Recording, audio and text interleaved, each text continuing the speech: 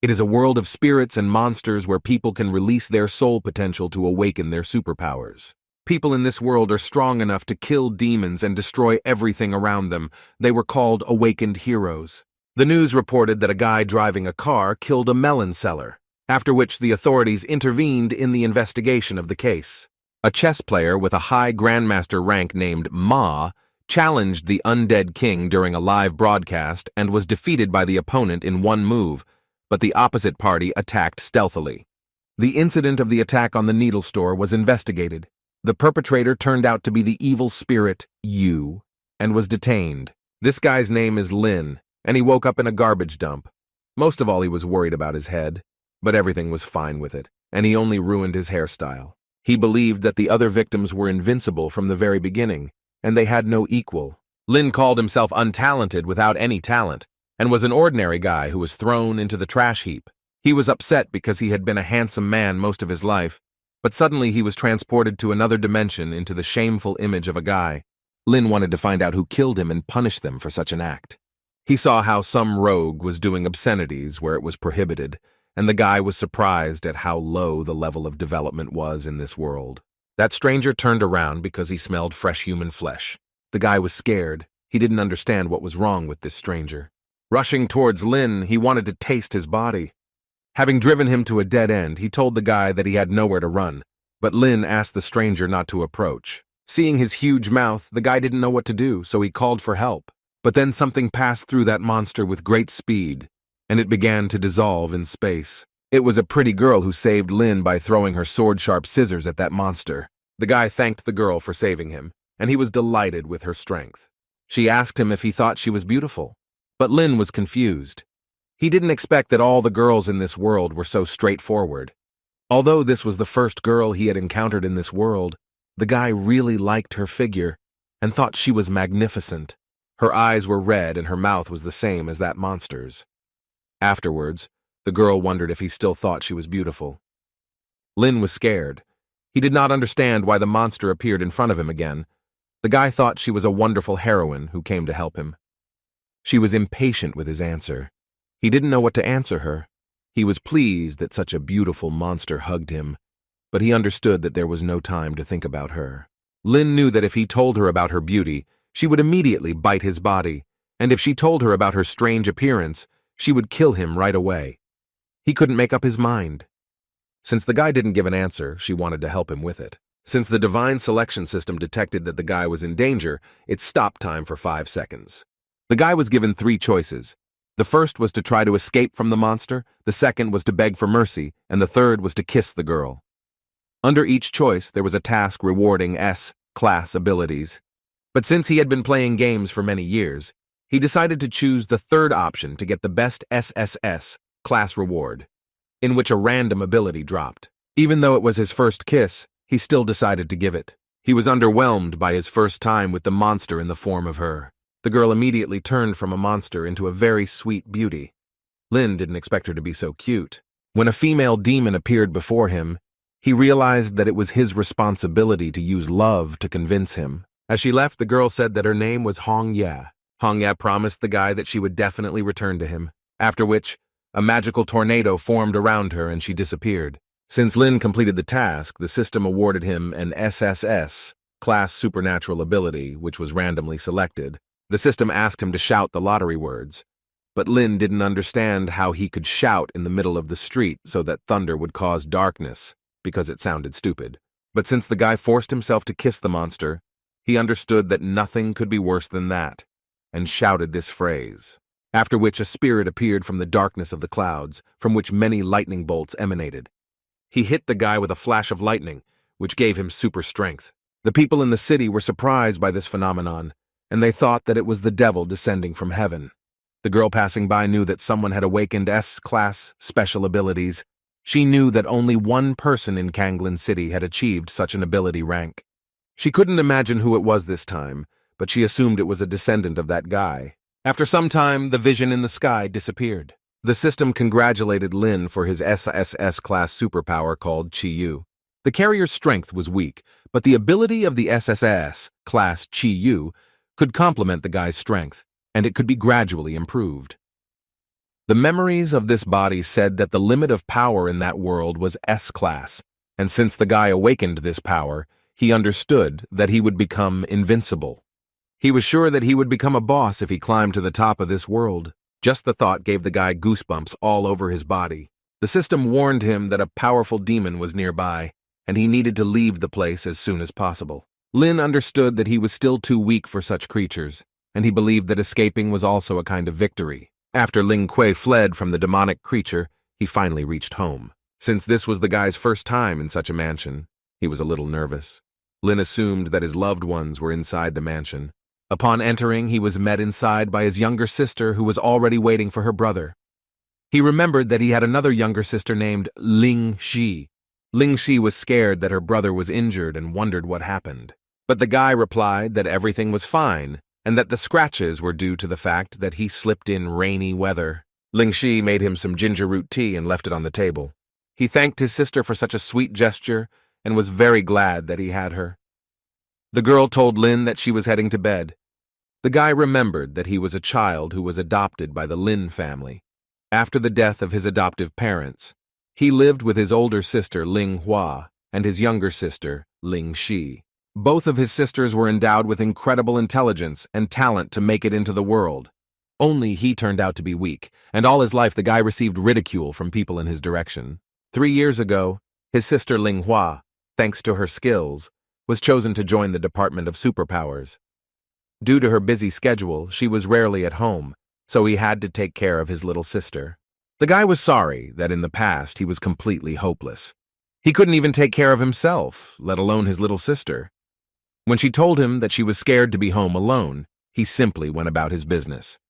In this life, he really believed that his little sister was very good. Suddenly, his tea drinking was interrupted by a loud scream throughout the house. The guy didn't understand who dared to break in and scare him while he was drinking the broth. Entering the room, the 2-room apartment said that she was not going to look for him anymore. It was Chu Junyao, which the guy knew since childhood. Lin asked her why she came. The girl was at a loss. She didn't understand how he had the audacity to come home after he confessed his love to her in front of the whole class in the morning, and she demanded an explanation. Lin did not understand how his death outside the school and Chu Junyao's declaration of love were connected. He decided to play along and said that it was all pampering, and he would never fall in love with someone like her. The girl decided to take revenge for such words, but Lin was not taken aback and managed to dodge. She was mad at him for looking up her skirt when she jumped. But Lin said that he didn't mean to, and that it was her own fault for not covering up. Chu Junyao accused him of this and called him an impudent person. His younger sister got into this conversation. The girl told Chu Junyao not to raise her voice against his brother and asked her to stay away from him. She was not happy with what the child was ordering her to do. Chu Junyao reminded Ling Kuei that they had an aptitude test tomorrow, and only students with C-class abilities and above were eligible to enter Kanglin Academy. She said that she had awakened the A-class ability long ago, having secured a place in the academy in advance. Thus, having opened all the paths for herself, the girl believed that Lin would enter the worst university and would be an ordinary person. Her words hurt the guy, and he believed that with an SSS class ability, he could not be an ordinary person. The system gave the guy a choice: remain silent and receive a reward, +2 to dexterity, or apologize, admitting she was right and receive, +10 to strength, or apologize and swear that he will awaken his abilities, receiving, +5 to strength. Although the second reward was much better, the guy chose the third option. He told her that he would not only gain the ability, but also enter Kanglin Academy. Lin was proud of himself for answering her so pathetically, and for this he received a reward for the task, +5 to strength. She did not believe his words, saying that real strength was more important than his empty promises. The guy told her that she would regret it. Lingxi told her brother that she believed in his abilities and wished him success in his endeavors. While he was sleeping, the demoness Hong Ye flew into his room. She believed that since he stole her first kiss, he was obliged to take responsibility for it. He had to eat breakfast on the go since he was late, after which his sister wished him good luck, and the guy promised her that he would pass the aptitude test.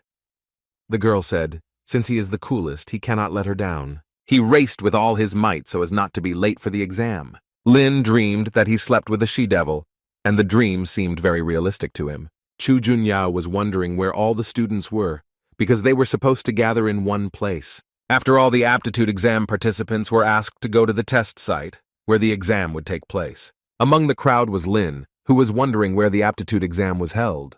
There were many students in the crowd, and one of them asked Lin not to touch him. He looked carefully at the guy.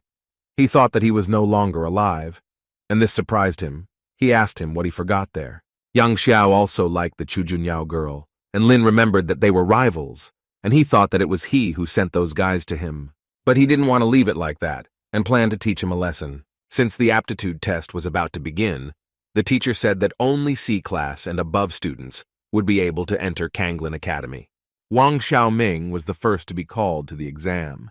The guy really didn't want to disgrace himself in front of everyone. But he made the mistake of taking an F-class frying pan and was unable to pass the exam, which disappointed him greatly.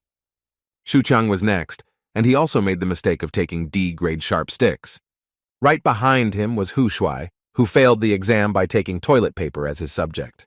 When Yang Xiao came out, all the stands were noisy, since he was the favorite of many. The guy awakened the abilities of an A-class hellhound beast. Many were not surprised by this. After all, it was Yang Xiao himself. Chu Junyao was impressed. She didn't think that this guy would be so strong and awaken an A-class ability. Ling Kui was next. She was surprised that he came to the exam. The guy considered himself a boss, and thought that he would show everyone a masterclass when he went on stage. The teenagers laughed and did not believe that the guy had any ability, and they thought that he only came to entertain them. Yang Xiao believed that in this way, Lin decided to say goodbye to the last drops of his dignity. The guy thought that this reaction from the audience was because he was cool. The teacher told Lin that his fly was undone, which he definitely did not expect.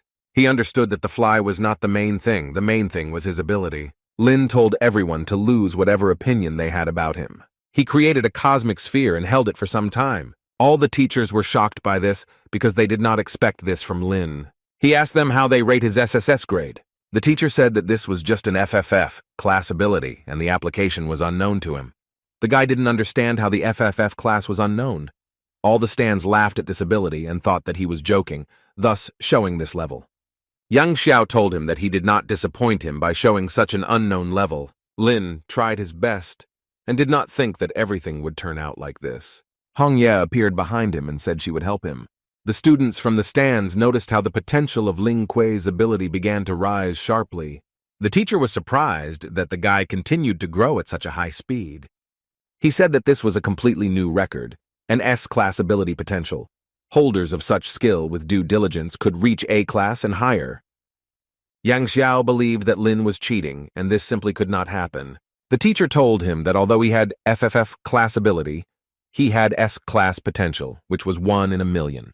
10 minutes later, the students were in the waiting area for the second stage participants. Yang Xiao came to tell Ling Kui that he would not survive the second stage, and even his potential would not help him. The guy understood that he was simply jealous of him, so he decided to ask him about it directly. This infuriated Yang Xiao, and he told the guy that he would not envy someone like him, and asked him to prove his strength. He was again faced with a choice: ignoring him, receiving +3 to agility, satisfying his desires and giving what he deserved, receiving +3 to strength, and hugging him, receiving a reward +3 to intelligence. The guy chose the second, and taught Yan Xiao a lesson because he could not ignore his request, for which I received a reward for completing the task, +3 to strength. Yang Xiao didn't understand how he dared to do this. Even his father didn't treat him the way he did.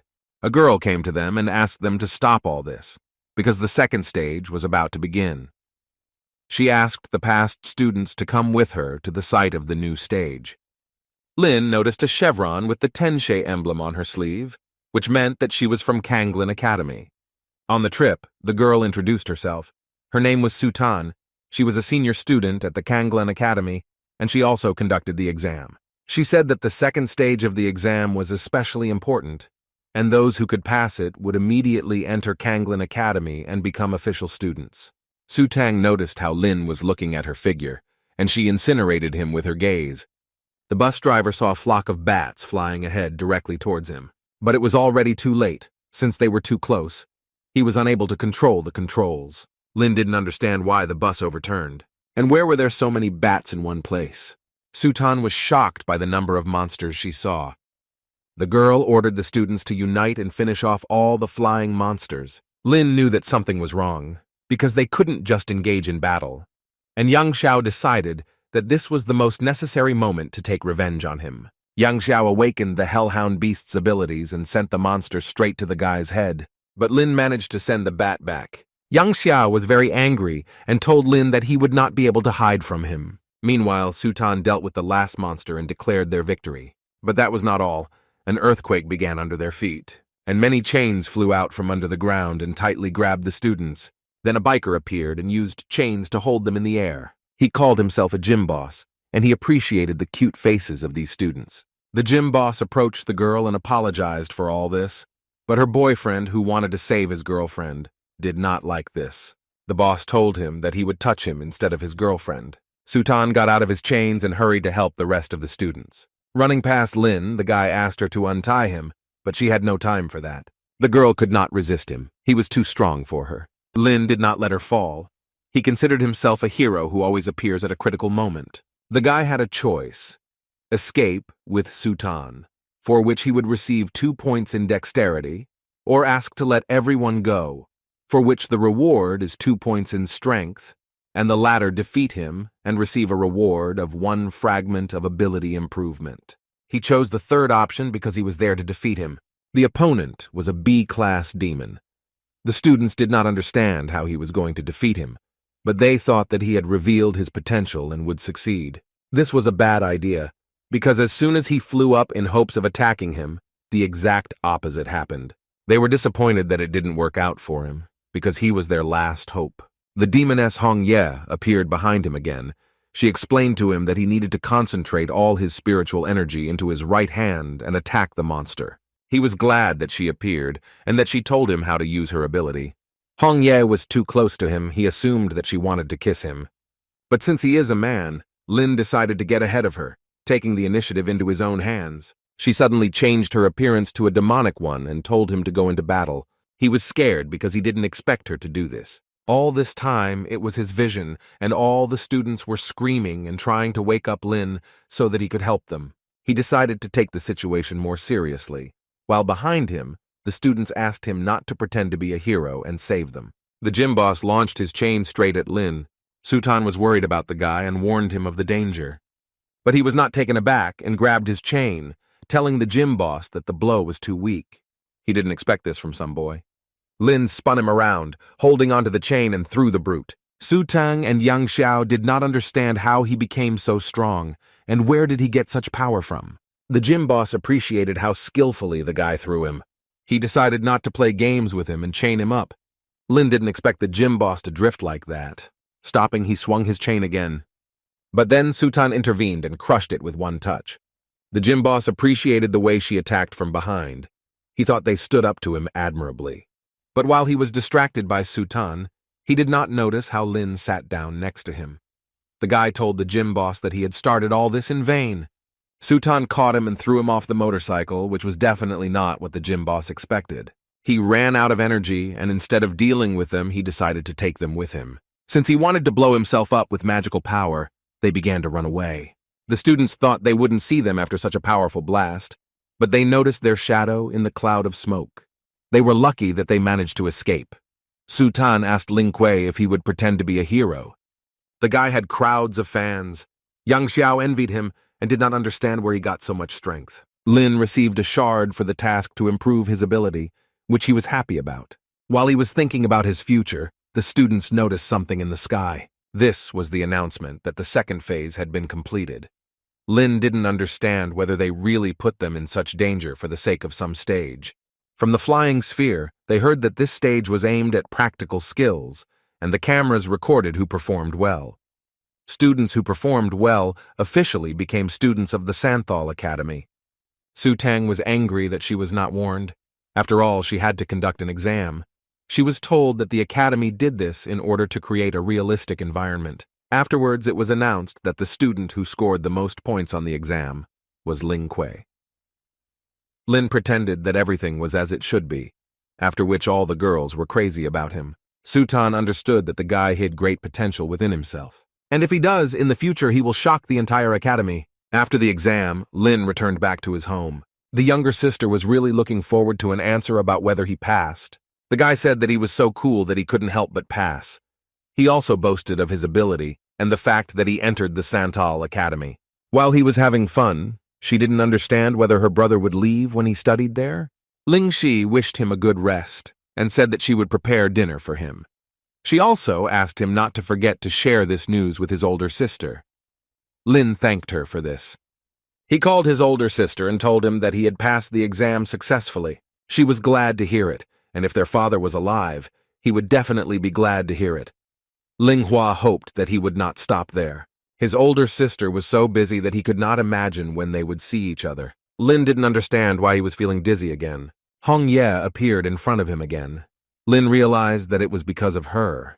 He asked not to behave so provocatively.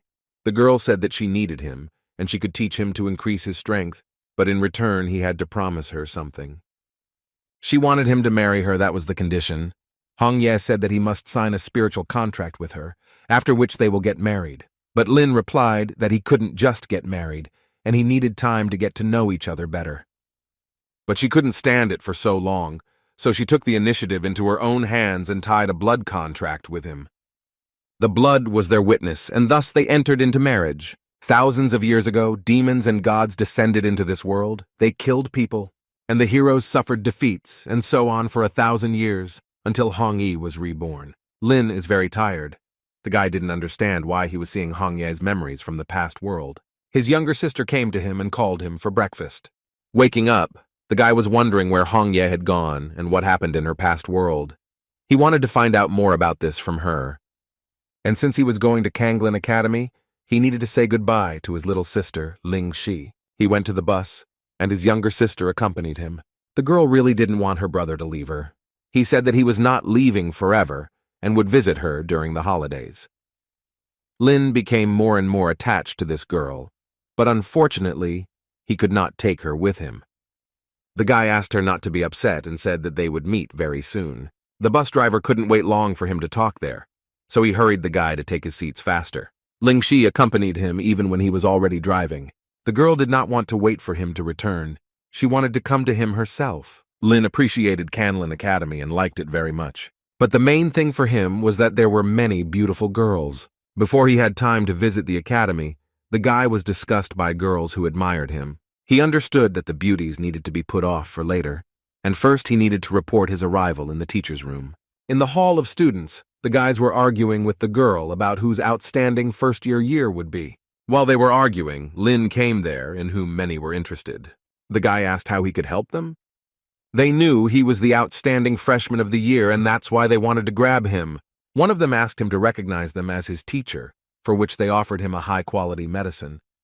Others suggested making him popular throughout the school for this. Lin asked them to calm down and resolve this issue normally. The teacher told Van not to mention his super medicine because he couldn't even prepare a pill, let alone the medicine. They argued about who would train the guy. Lin was not surprised by this, because Kanglin Academy had its own traditions. The girl turned to Ling Kuei, introducing herself as Tang Ling's teacher. She suggested that he go to her, but other teachers heard this and told her not to touch their student. Tan Lin asked not to listen to those uneducated teachers, to which the guy agreed with her because he liked her. She said that she would provide him with a better hostel and a special place in the future if he accepted her as his teacher. The teachers understood that they would not be able to provide equal competition to Tang Ling. After which Lin asked to accept him as a student, which she was happy about. Kissing him on the forehead, she asked him to practice well and not let her down, adding that if he lets her down, he won't feel good. Their conversation was noticed by Yan Xiao, and he was not very happy about this turn of events. Lin liked the fact that there was a separate dormitory there. A neighbor, on the contrary, noticed Lin and wanted to get to know him. The guy asked to call him Xiang Chang. He was also a student of Tang Lin, and according to the teacher's orders, he was the highest in rank, so he would help him with advice. Extending his hand, he asked Xiang Chang to take care of him. The guy said that you don't have to call him that formally, but you can call him Fatty. Lin noticed that the guy was quite cheerful. The fat man asked Lin what he thought about teacher Tang Ling. The guy replied that he liked her.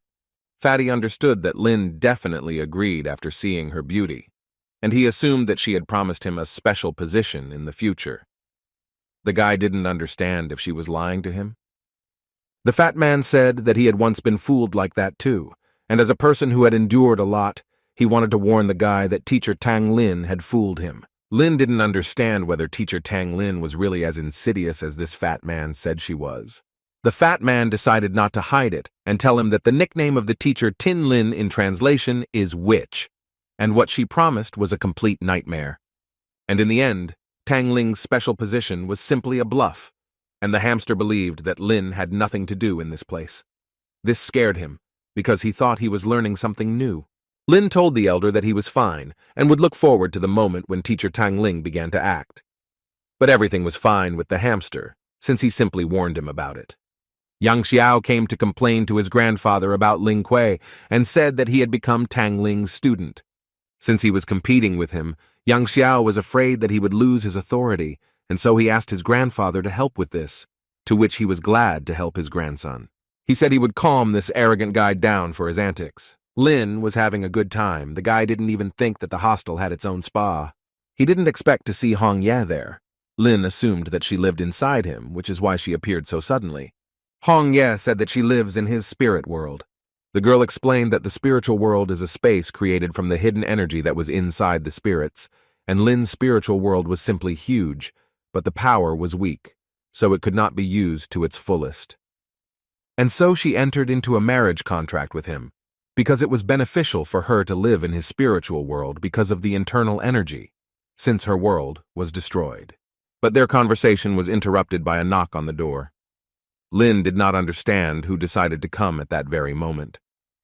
The guy warned that for the fact that they distracted him from such an important matter, he could punish them. But there was no one even in the yard. It was a very strange joke from someone unknown. The guy noticed that someone was hiding in the bushes. He dodged something that flew into the house at breakneck speed. It was the yellow ferret who believed that Lin was not entirely weak since he managed to dodge his attack, and he wondered if the guy thought he looked human. Lin knew about the legend when a talking yellow ferret came to people at midnight and asked them questions. What the person would answer was that he would turn into it. The guy didn't understand why he needed it, because he took on the form. The ferret saw that the guy was confused and decided to attack him. But he immediately received scissors from Hong Yi. The girl did not understand how the rat dared to attack his husband. The guy considered this a very vile act on the part of the ferret. The girl decided to get rid of this pest, but Lin asked his love not to do this. Hong Ye was very pleased that he called her his beloved.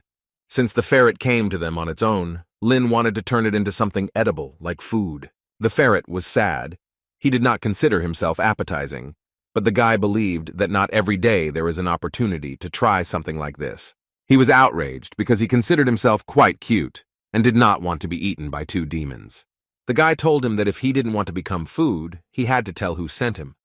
But he wasn't going to talk because ferrets don't give up.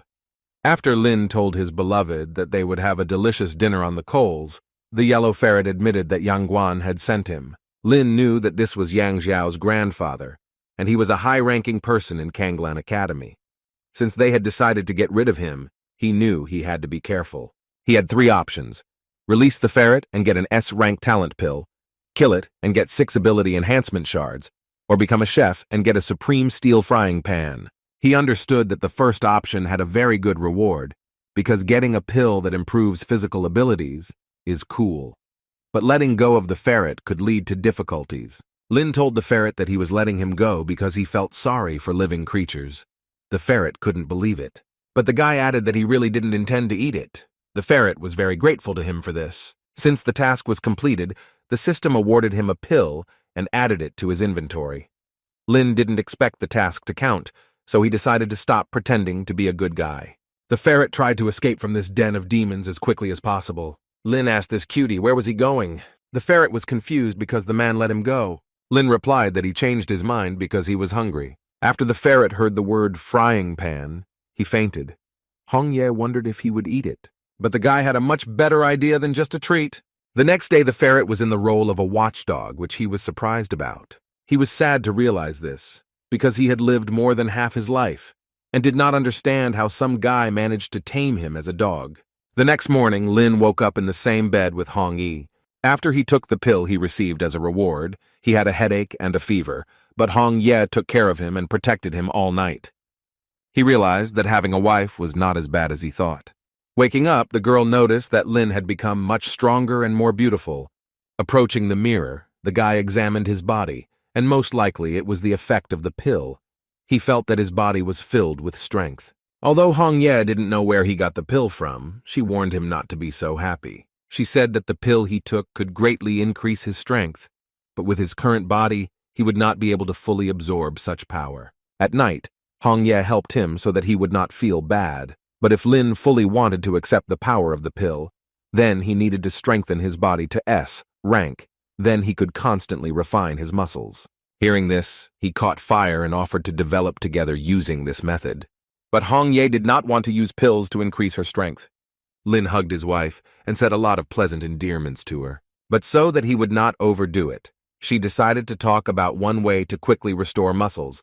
It was to constantly receive physical pain. In simple terms, he needed to spar daily to keep his muscles challenged. At Kanglin Academy, a ceremony was held to honor the freshmen, and all students were asked to come onto the field. Lin doubted the method that Hong Ye advised him. There he met the hamster, who noticed that the guy was in a bad mood, and he told him that he had a ceremony soon, to which Lin replied that his mood was due to a lot of attention. The female students looked at Lin as he passed by and commented on his beauty. In their opinion, he was the cutest freshman. He was offered all sorts of juices, and the guy was pleased to be the center of attention, but he decided to remain cold to everyone. Lin found his teacher among the crowd. She never thought he would come. She introduced him to his senior ranks, a girl named Murong Qingyue and a guy named Hu Teng, and also Su Tan. She was also in his group. He could see the girl earlier. She was conducting an exam for beginners.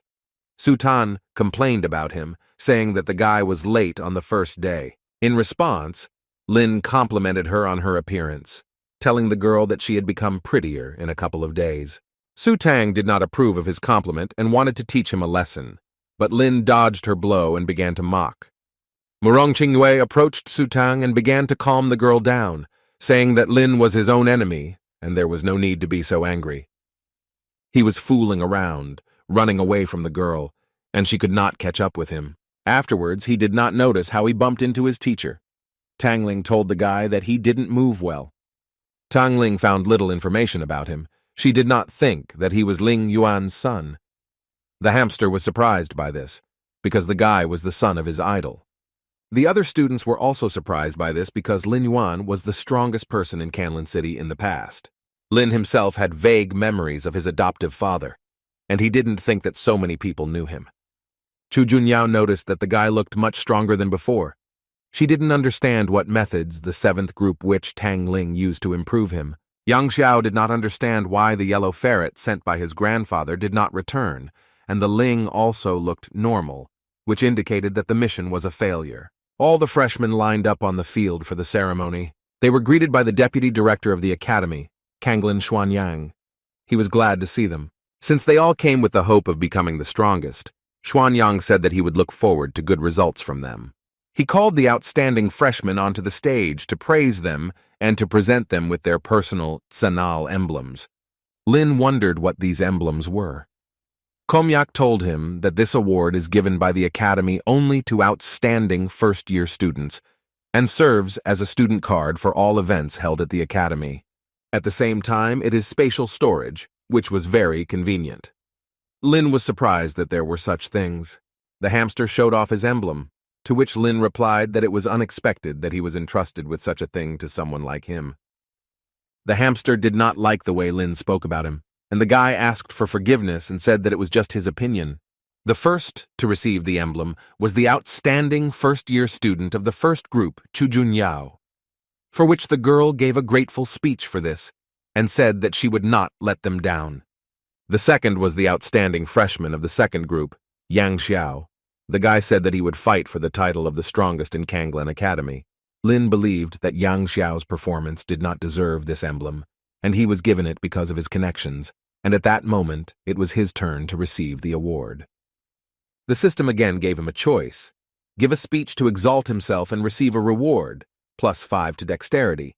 Give a daring speech and receive, +5 to strength. Or give a positive speech and receive, +5 to charm. Since charm glasses appeared this time, the guy realized that he could attract more attention to himself, so he wanted to become the most charming. The guy chose the third, and gave a speech saying that he was unusually glad to accept the title of Outstanding Freshman, but he believed that he was not worthy of it. Chu Junyao didn't understand why Lin talked about himself like that. The guy said that he was just a worthless weakling with no strength, and he could not feel the greatness of the academy.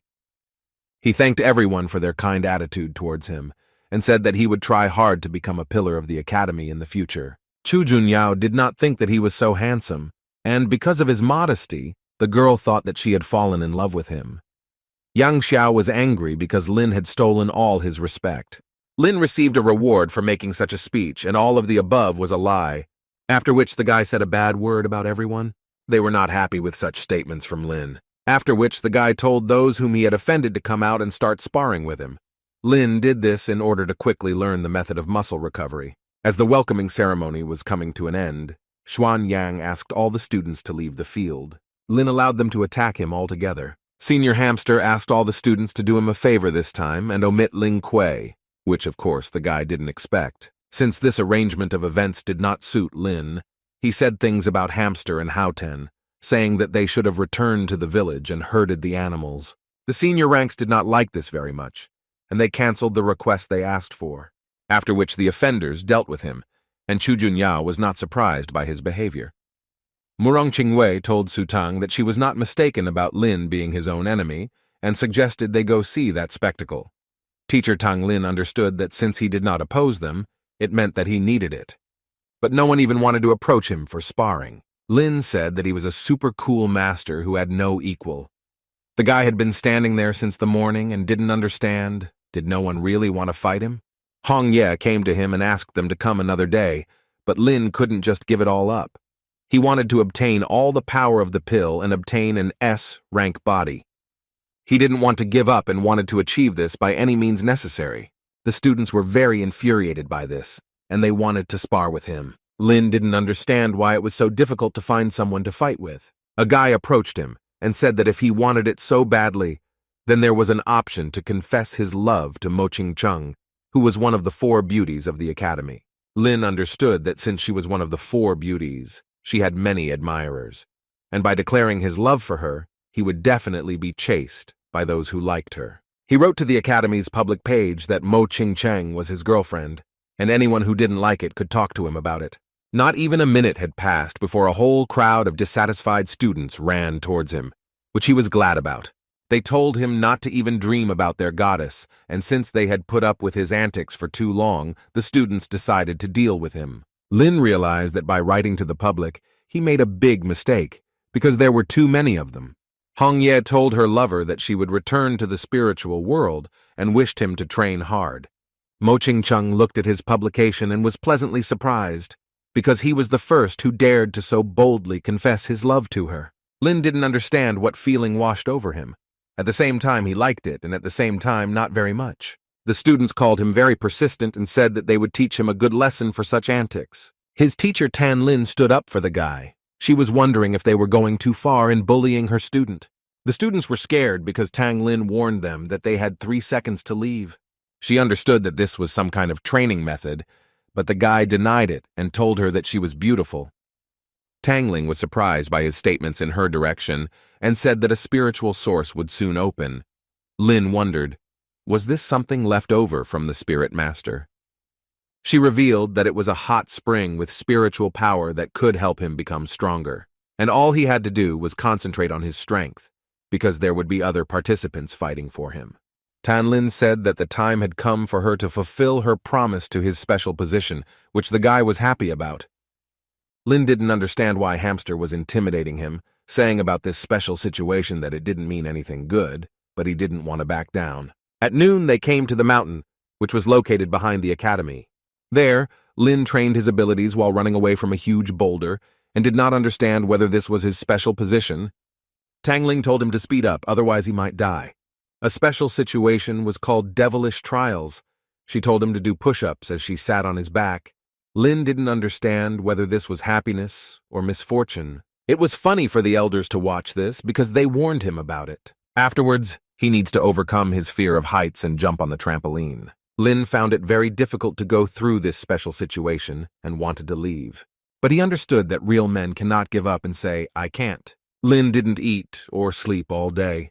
He thought she was a devil who came up with her crazy training sessions.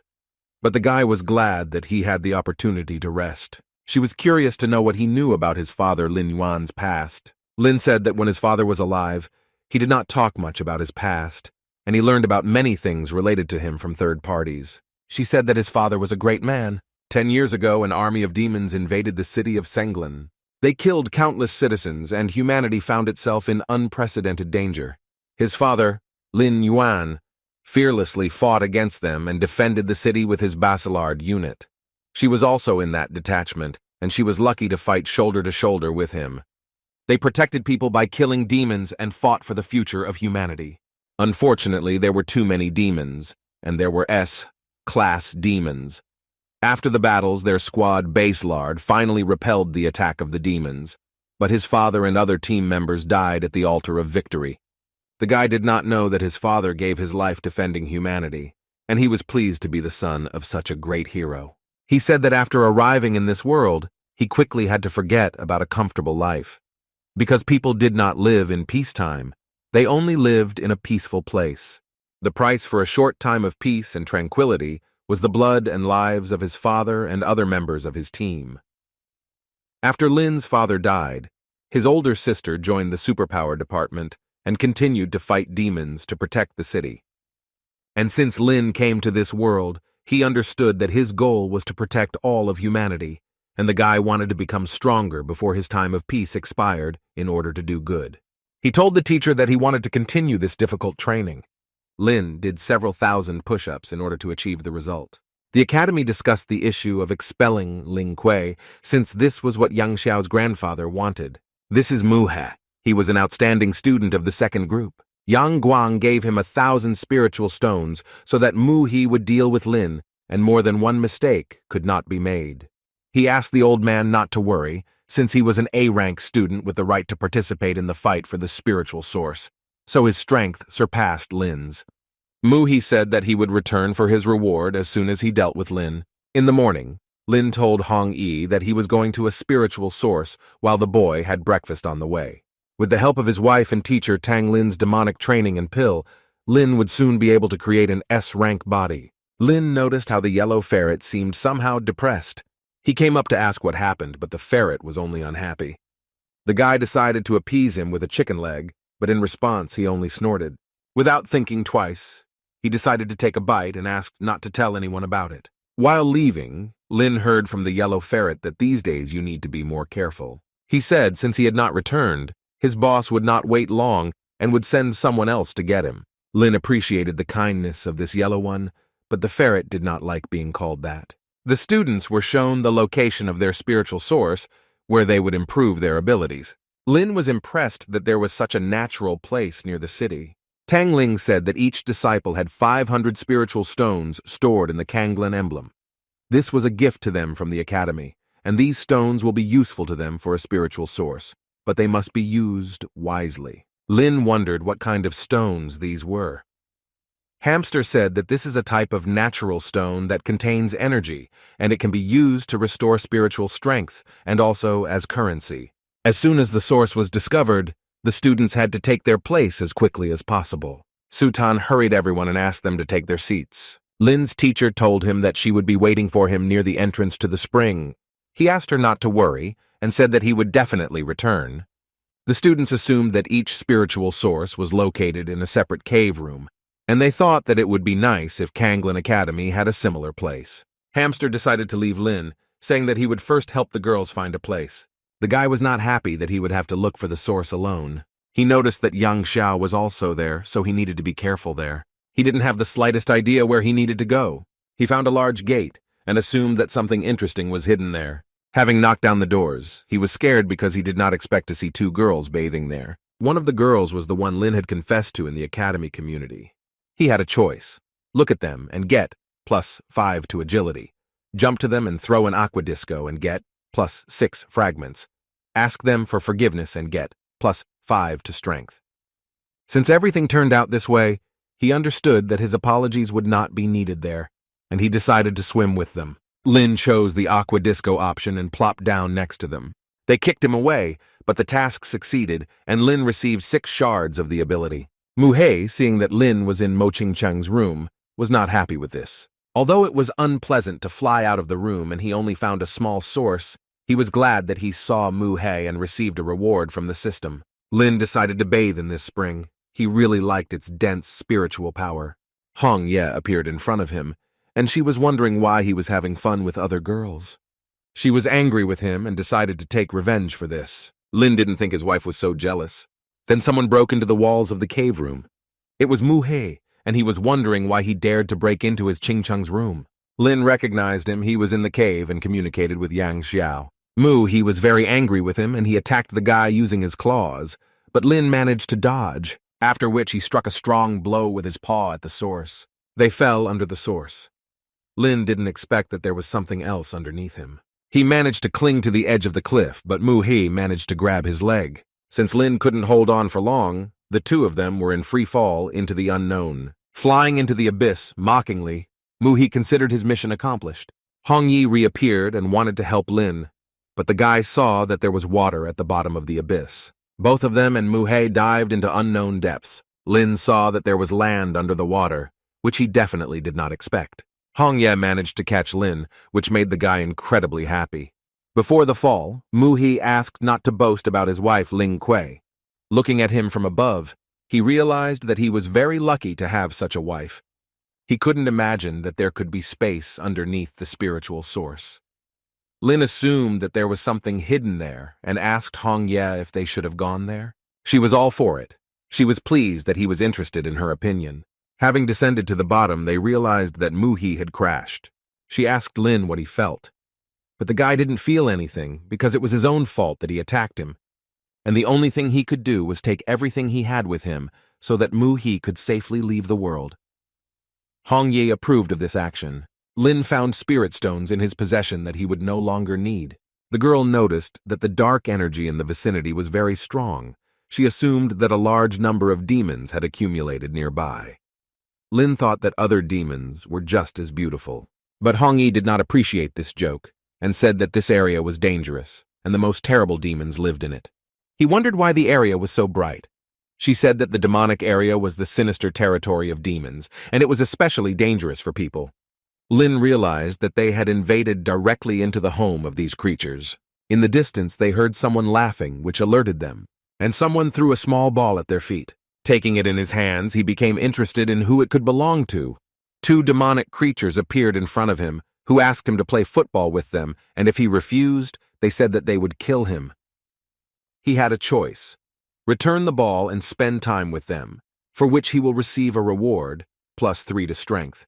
Refuse and piss them off, for which he will receive, +5 to strength, or kill one and become the enemy of all demons with reward of +8 to strength. Looking at these 2 cute little devils, he wanted to play football with them. They were very happy that Lin agreed to spend time with them. He fired the ball so hard that it began to glow with a bright flame, and he hit one of the demons straight, after which he fell after such a strong serve. The imp saw that it killed the second one. He did not expect that football could turn out like this for them. He began to cry bitter tears, blaming the man for this, and saying that he had invaded their territory, for which Lin received 8 strength points for completing the task. Hong Ye warned the guy that the imp was calling others and he had to leave, but Lin didn't want to. Since he had almost completely mastered the pill, the guy considered this an excellent opportunity to finish it off.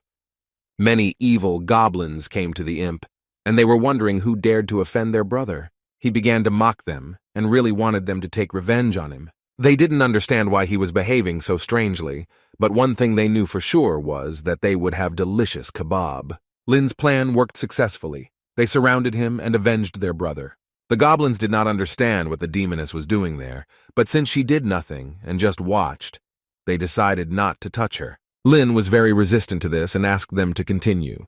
They understood that it was not that he was crazy, but that he had superpowers. And when they realized this, they were even more happy about it because these always tasted better. But the guy understood that this was not part of his plan. Hong Ye couldn't look at it. She understood that if this continued, they would eat him. The girl was already going to help, when suddenly she noticed a light breaking through the smoke. The line lit up with a bright light, and all the demonic creatures were thrown away from it. The guy found the S-rank body he had wanted for so long. He told Hong Ye that they needed to team up to defeat all the remaining goblins. Ahead, they had to fight with a considerable number of demonic creatures. After Lin found the body he wanted, he began to fight much more confidently. Hong Ye congratulated him on his new S-rank body.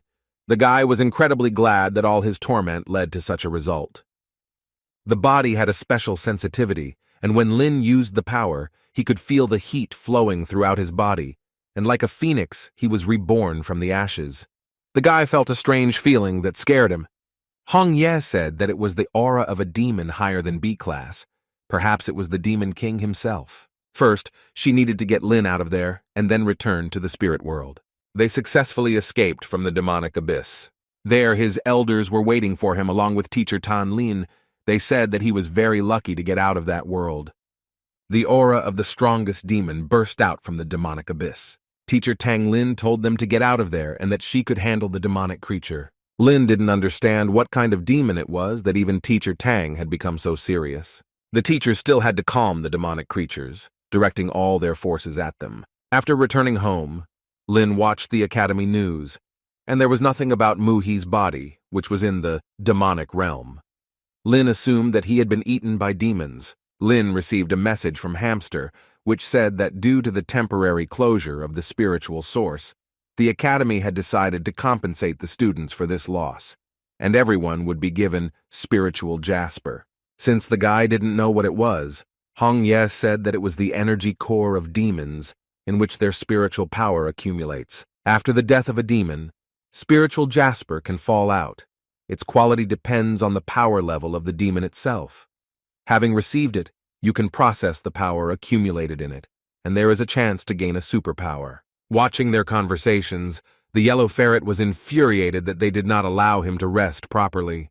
The guy warned Hong Ye that he needed to go. Before leaving, he decided to feed the yellow one some chicken soup. The ferret didn't really believe that Lin Kuei's conscience had awakened, and he decided to feed him. Lin was thus grateful to the yellow one, because if he had not warned him about Yang Xiao, he most likely would not have returned.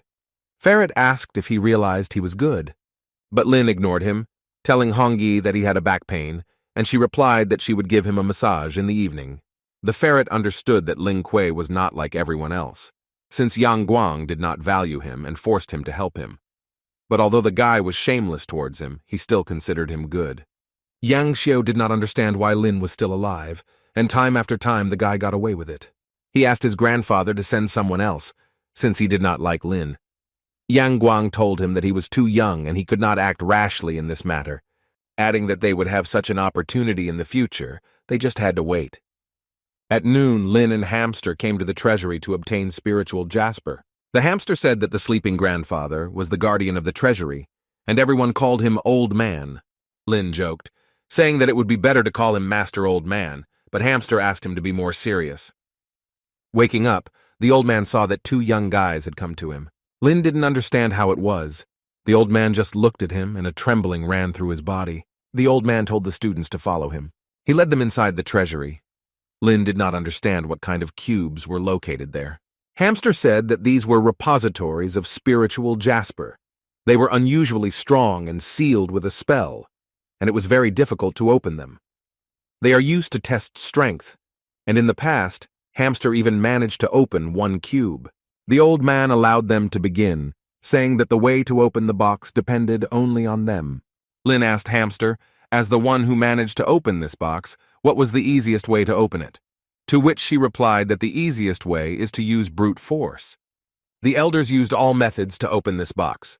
While others were racking their brains and not understanding how to open it, Hamster used the brute force of magic, and he did it. He was able to open the box, which surprised Lin. After all, the guy didn't expect that he was so strong. The hamster was not happy with the jasper, since it was very ordinary. Lin was thinking about which box to choose. It was a familiar feeling. It reminded him of a lottery from a past life.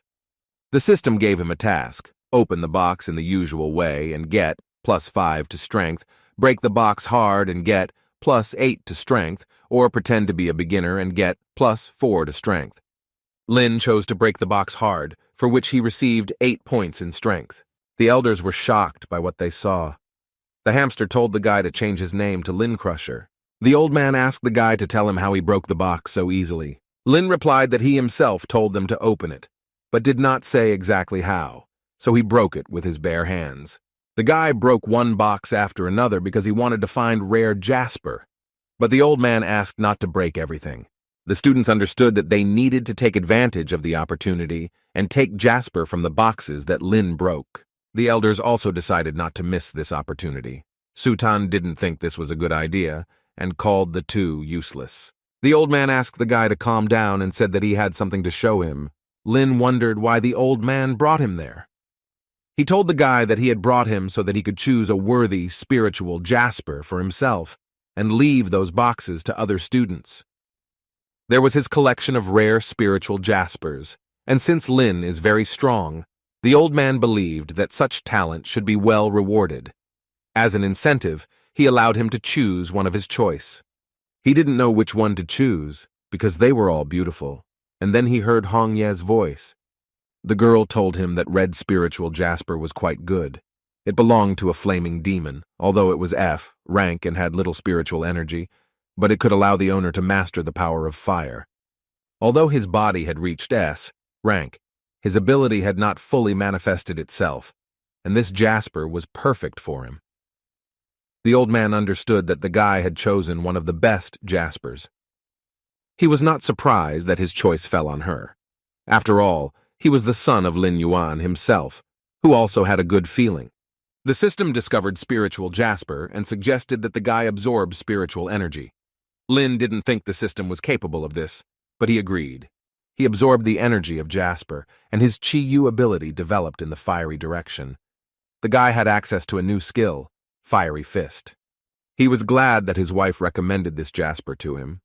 The old man was shocked to see that Lin was able to absorb spiritual energy directly into himself. Because of his existing ability, the fire element had awakened, and he urgently needed to unlock the skill on his left hand. The old man could not understand where the guy got such an ability. The system congratulated him on acquiring the new ability Chi-Yu on his left hand. He thought he was cool because now the guy had abilities on both hands.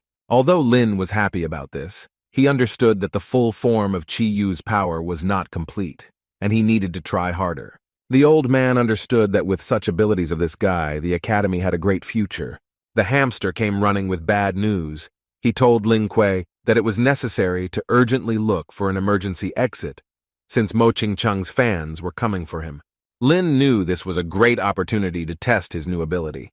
But the hamster warned him that this time the main bully Breeze was there, and he was very strong. But even such news could not stop him, because the desire to test a new ability was much higher than this. At the entrance there was a crowd of Mo Ching-chung fans waiting for Lin. The guy told his brother Feng that if they didn't wait for Lin, it meant he was chickening out. After not waiting long, the guy left the treasury. Lin asked them who was in charge among them and controlled all the youngsters.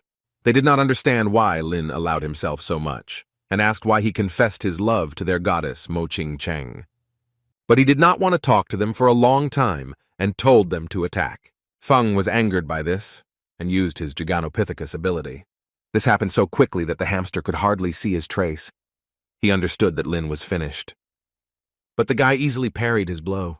Since he didn't hit it, Lin started teasing him. Feng was angry, and to double his chances of winning, he began to call his brother for help. His brother had the ability to summon a cannon. They were shocked when they saw such an ability. Lin guessed that it was an Italian cannon. He decided not to hesitate and attack them first, showing off his new ability. But while the guy activated his fiery fist, they combined their powers to accurately hit the target. Hamster was surprised when he saw Lin's new spiritual jasper ability. The students heard a strong explosion and did not understand what had happened.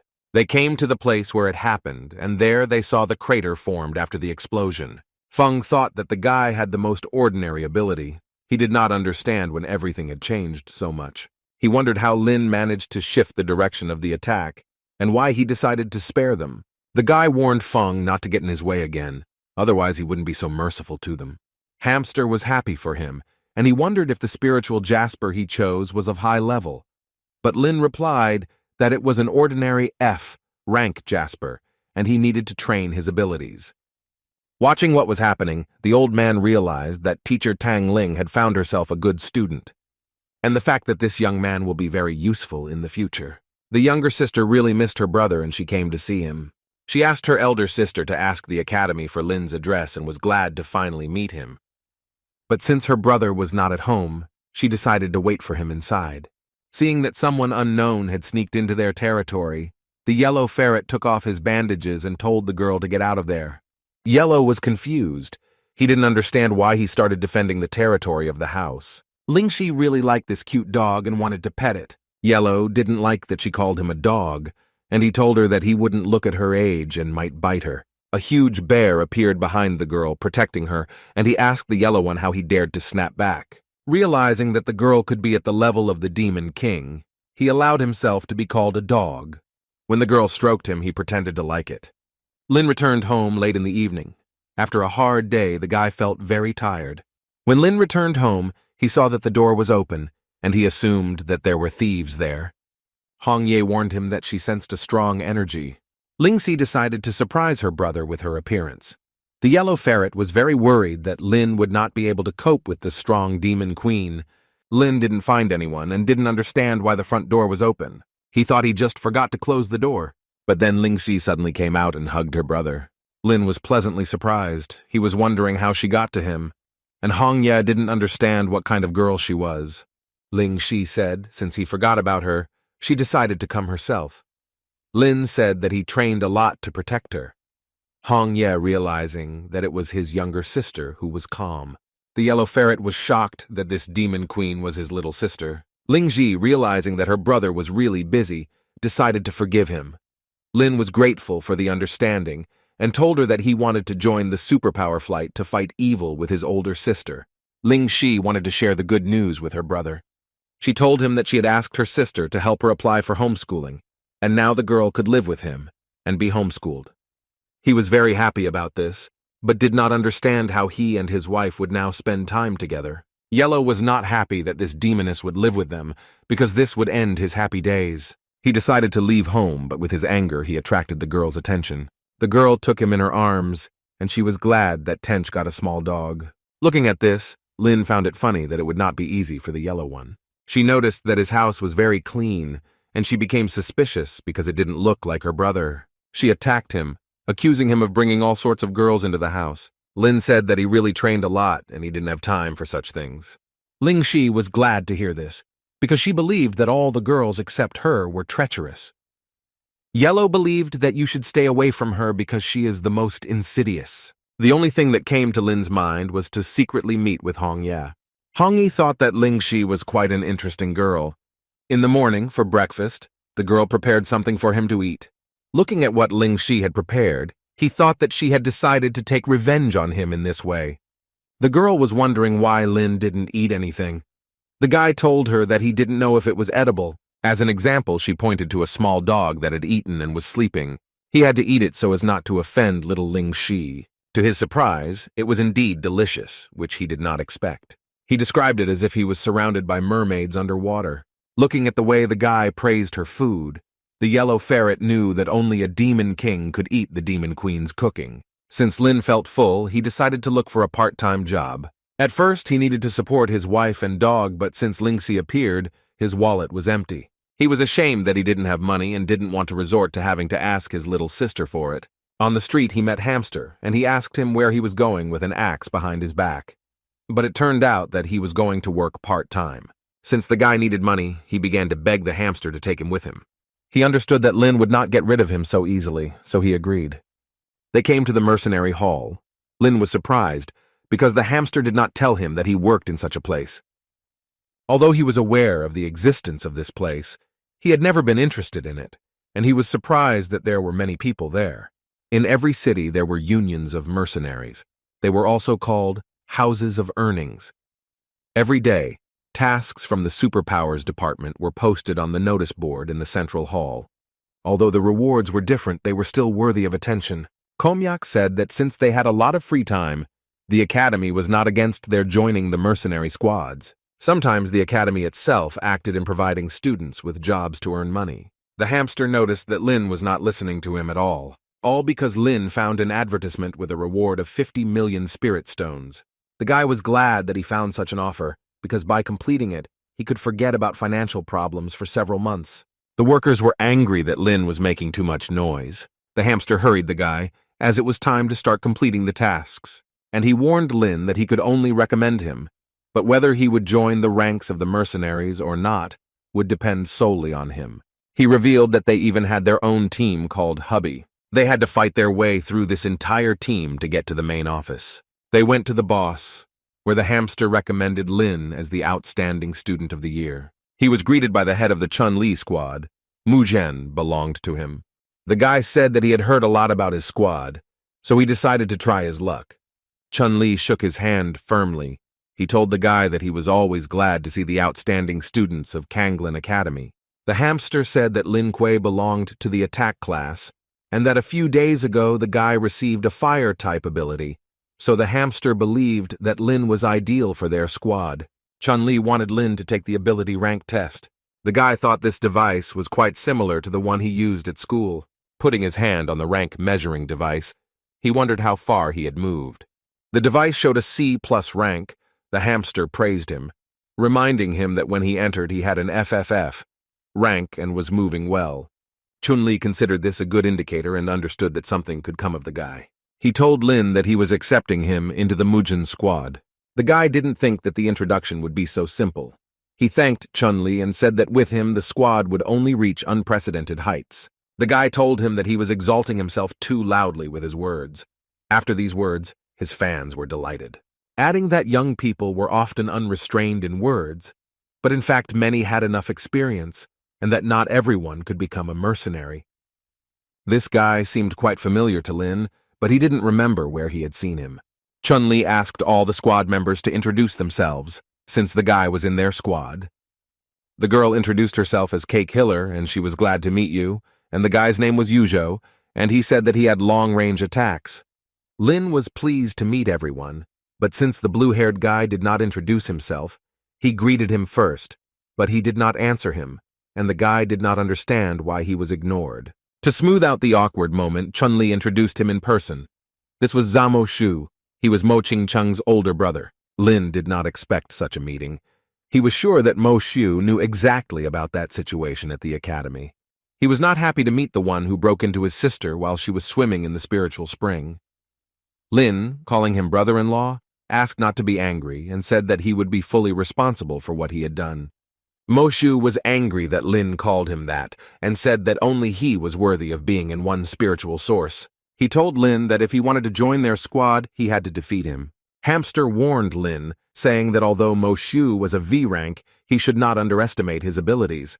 Lin Yum had a choice: ask him for forgiveness and receive, +5 to agility, teach him a lesson and receive, +5 to strength, or convince everyone that he was right by loudly announcing his refusal and receive, +5 to soul. Lin assessed his abilities and understood that he did not need glasses for his soul yet, so he chose agility. Mo Shu didn't understand why Lin didn't attack him. He thought that the guy was chickening out. But Lin chose the first option because he needed agility points. His body succumbed to the system of completing the task and began to flutter like a butterfly through the air. Bowing before Mo Shu, he asked for forgiveness and said that from now on he would not dare to approach his sister Mo Ching-cheng, and only he was worthy of his sister. Mo Shu was glad to hear these apologies, and the guy understood that Lin was dumbfounded from fear of him. Lin wondered if Mo Shu would forgive him. Mo Shu thought he was too pathetic. But still, he showed mercy to Lin and forgave him. After which the guy completed the task and received +5 to agility, after which he hit him with such speed that Mo Shu did not have time to react. His detachment leaders were very surprised by this. Lin was glad that his agility had greatly increased due to the system's reward. Mo Shu was angry at Lin for that vile blow, and he understood that the guy was on a completely different level than the C rank. Lin announced his victory and told Mo Shu that they had an agreement that if he won, he would get on the team. He said he wasn't done yet, but the head of Chun-Li told him to stop making noise. Moshu did not understand why the head left this matter unfinished. Chun-Li told him that they had more important matters to deal with, and they could resolve personal grievances a little later. Pointing to Lin, he asked the head if he was sure that he had made the right decision by letting him into the squad. The guy had already managed to come up and boast to the team that he was the one who defeated their deputy, but they did not appreciate it. Moshu blamed himself for being too relaxed and causing him to miss the blow. Kiki Hiller said that Lin Kuei is quite cute. The hamster said that although the guy is not perfect, he can get used to it. The head of Chun-Li announced to everyone that the support was moving forward on a mission. Lin stopped taking Moshu seriously and joked about him, which he did not like. But Moshu appreciated his fearlessness and understood that Lin was stronger than C rank, and it was in vain that he underestimated him from the very beginning. Not long ago, a group of 7 people were exploring an abandoned estate in the western suburbs. It would seem that this is a dark and frightening place, but who would have thought that they had to stay there forever? The head of Chun-Li said that this is what was written in the task of searching for the missing. Lin did not appreciate this story made up from the internet. Chun-Li said that according to the Department of Superpowers, 2 ghosts of an E-rank cannibal lived in this estate. Their task was to expel them and rescue the missing. Chun-Li asked Moshu to give everyone a communication device. Receiving the communication device, Lin did not understand why the task was so easy, because he believed that he could defeat these ghosts with one blow.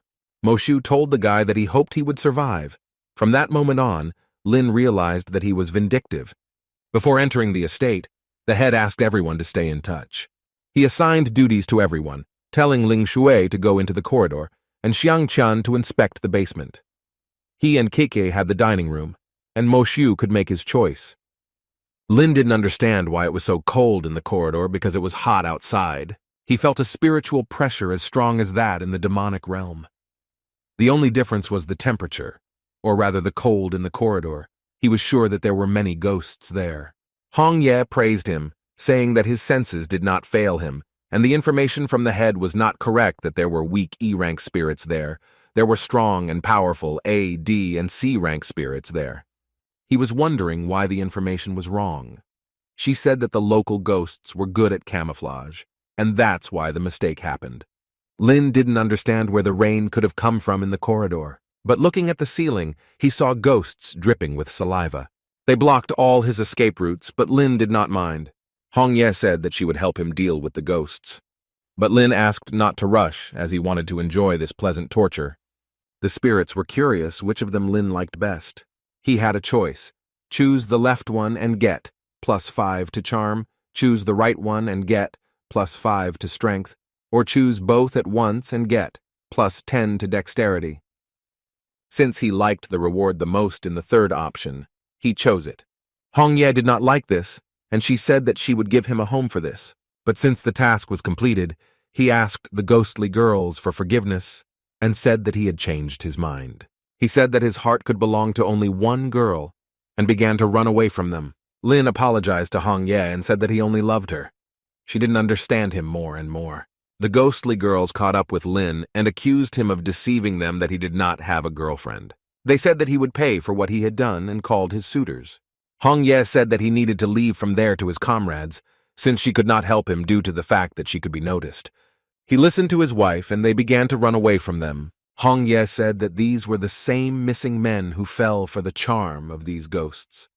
Lin said that there were many more missing people than what was stated in the mission. The head asked Moshu if he had found anything.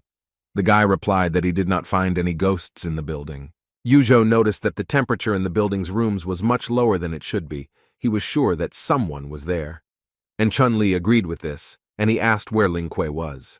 Xiang Qian thought that the guy had returned a long time ago and was with them. Cake Hiller heard some kind of incomprehensible scream, and she did not understand where it came from. Lin ran into their dining room shouting that they needed to run. Chun-Li was shocked because he did not understand what kind of ghosts they were. All these ghostly creatures came to their dining room. Seeing the army of demons, Xiang Qian yelled at Lin for bringing them to them.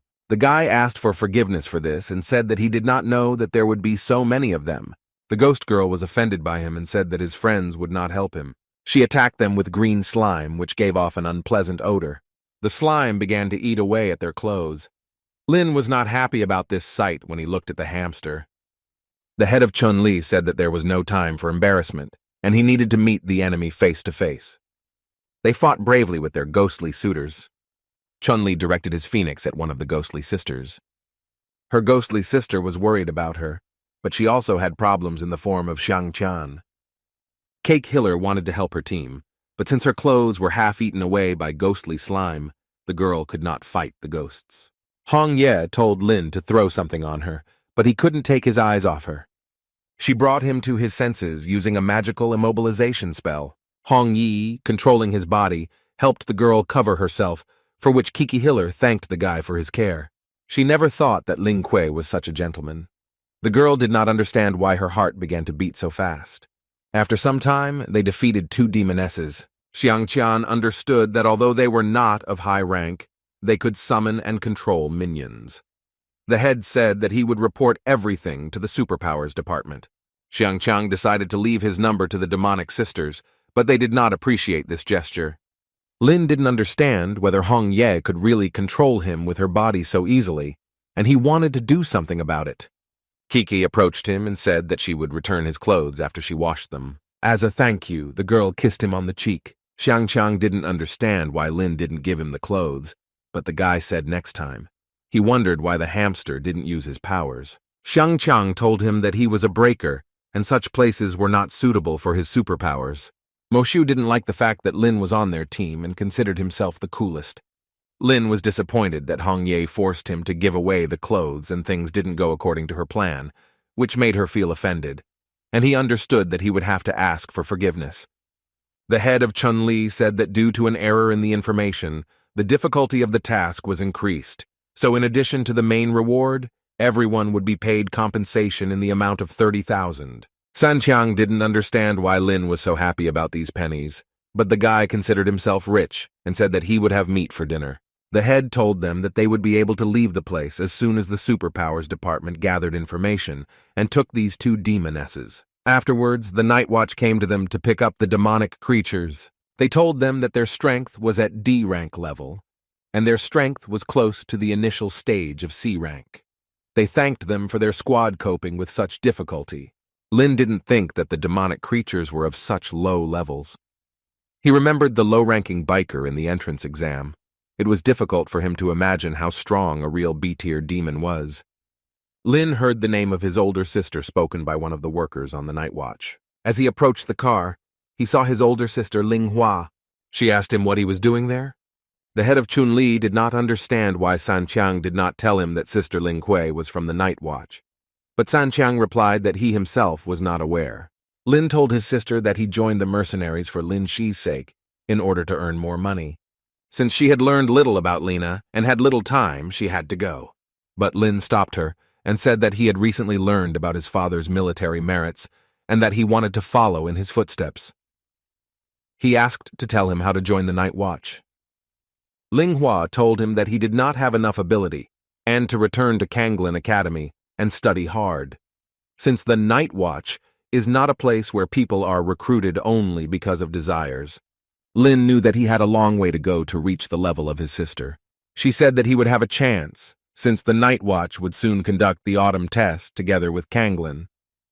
And if he takes a good place there, it will undoubtedly bring him a good investment in the future, and someday she will tell him about her father. Finally, Ling Hua gave him a gift, which he was happy about, and said that he would do everything possible to become like her. She was pleasantly surprised at how her brother had changed. Since the night watch had taken 2 demonesses, they could go home. Xiangqiang praised him for being from a family of heroes, but Lin asked not to attribute the merits of his family to him, since he believed that he was still far from reaching their level. Since Mo Shu learned that Ling Kui was Miss Hua's younger brother from the night watch, he wanted to warn his sister not to be fooled by his family's status. As soon as Lin returned home, the younger sister showed how she had dressed up Xiao Huang. Lin boasted that he met his elder sister, who gave him a gift. Ling Shi thought it was unfair that the gift was only for him. He asked her not to be upset and said that next time he would bring her a gift. Opening it, he saw Spirit Jasper.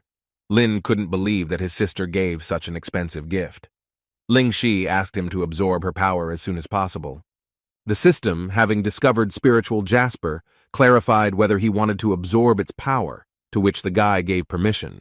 He concentrated on taking away all the power of this item. Ling Shi was surprised that Lin was able to directly absorb energy, because only great masters could do this. The ferret wondered who his sister was, since she was capable of such gifts. The girl was happy for her brother that he was changing so quickly for the better. This time, Lin's absorption took much longer than usual. The guy strengthened his Chi-Yu ability and unlocked the additional skill Absolute Defense. He could cover his body with energy and turn it into a protective layer. With an S-rank body and a new ability, he could single-handedly take on a warrior above the C rank. Lin was crazy about the gift. The younger sister congratulated him on his new acquisition. But Lin said that this was all thanks to the help of Linhua. He promised to make every effort not to let her down. In addition to this, he needed to take care of Ling Shi and prevent anything from happening to her. Hong Ye, seeing how rapidly her husband was developing, she decided to forgive him this time. Since classes were over, Tang Lin dismissed all the students. Lin told the teacher that he wanted to take part in the fall test. Tang Lin didn't think he knew about it. She told him that she would have added him to the list of participants even if he didn't want to. Since he had a special situation, she suggested making emergency preparations. He agreed to give him training. The elders approached him, and since Lin also knew about the autumn test, they suggested that they give their best together. Two girls came into the classroom and were not happy with Lin, and they asked him to leave. The guy understood that this was the same Mo Ching Cheng with the girl with whom she was at the source. He assumed that they had come to take revenge on him. She was indeed very beautiful. He was not surprised that Mo Shu was so protective of her. Her friend screamed his name loudly. He told them that they were mistaken and called himself San Qian, pointing to the hamster. The guy said that he was Lin Ke. But the girl said that she remembered his face, after which a magic whip flew at Lin. Since he had a new absolute defense skill, he didn't even feel the blow. The girl was surprised, because she put in 90% of her strength, but there was not a scratch on Ling Kuei. Lin joked about this and told her to continue massaging him because he did not feel her attacks at all. Su Tan decided to protect Lin and told Tianyu that she had crossed the boundaries of what was permitted. Although Lin Kuei deserved it, he was still part of their group, and she didn't want anyone to dare to touch him just like that. Tianyu said that a little thing like her wouldn't be able to do anything to her. Mo Ching Cheng considered her friend very unrestrained, because they came there for Lin Kuei, and she did not understand why she began to quarrel with Su Tang. Xiang Qiang told Lin that the girls had been fighting since first grade, and they couldn't stand each other. And Su Tang didn't like it when someone barged into her class and caused problems. Lin was on Su Tan's side, and supported the girl in every possible way, coming up with all sorts of jokes in the background. A wanderer in a robe got into their fight and asked to join them, which the girls did not expect. Lin didn't know this person either. Hong Ye warned him that this wanderer had a demonic aura. He told them that he was a ghost in the darkness. All he knew was to bring misfortune. Mo Ching Cheng assumed that he was from the afterlife. Xiang Qiang knew that this was the strongest demonic force. He wanted to find Tang Lin as soon as possible to tell her about the danger. Approaching the girl, the ghost of darkness told her that she was right. He wasn't surprised that she knew this since she was from the Mo family. After which he grabbed her, saying that she was his target, since the power of their family's blood was very attractive. Tian Yu saved her friend Mo Ching Cheng by knocking down his magic with her whip. She took her side and said that he could only take her if he won the duel. The Phantom of Darkness was surprised that the girl managed to offend him. He invited her to follow him, saying that she would be his maid. Lin interrupted their conversation because he had a question. He was wondering what the afterlife abyss was and whether it was edible. The Phantom of Darkness did not like that he was interrupted, and he could not understand how someone could not know about this. Su Tang told him that the afterlife was a powerful demonic organization, and some of its members were human beings. And most of them were people who sold their souls, who helped demons in order to gain power, after which Lin made a strange joke about the Ghost of Darkness. The Phantom of Darkness did not appreciate such humor, and he congratulated Lin for managing to piss him off, and so he said that he would not let him go. The entire sky above their heads was covered with a purple dome, in which the Ghost of Darkness imprisoned them. Then he unleashed a magical snake lair on all of them. Lin did not understand why the Ghost of Darkness did this to him. Su Tan told him that it was all theirs because of his strange jokes. The Ghost of Darkness warned them that they would be imprisoned with the snakes until they fell from powerlessness. Lin called the superpowers department and reported that they had some crazy person talking to the snakes. But he realized that there was no connection. The Phantom of Darkness said that in his formation, they were locked away from the entire outside world. Lin began filming this, talking about what was happening and making fun of the Ghost of Darkness. These jokes really pissed him off. The girls didn't like Lin Kei's behavior. They didn't understand why the guy did this. He was faced with a choice. Leave everyone and escape alone for a reward of +5 to agility. Betray the academy and go over to the Ghost of Darkness and get a life pill, or fight him and get +8 fragments of the ability. Lin didn't understand why there was only one choice available. After all, he could complete several at once, but only one reward was given.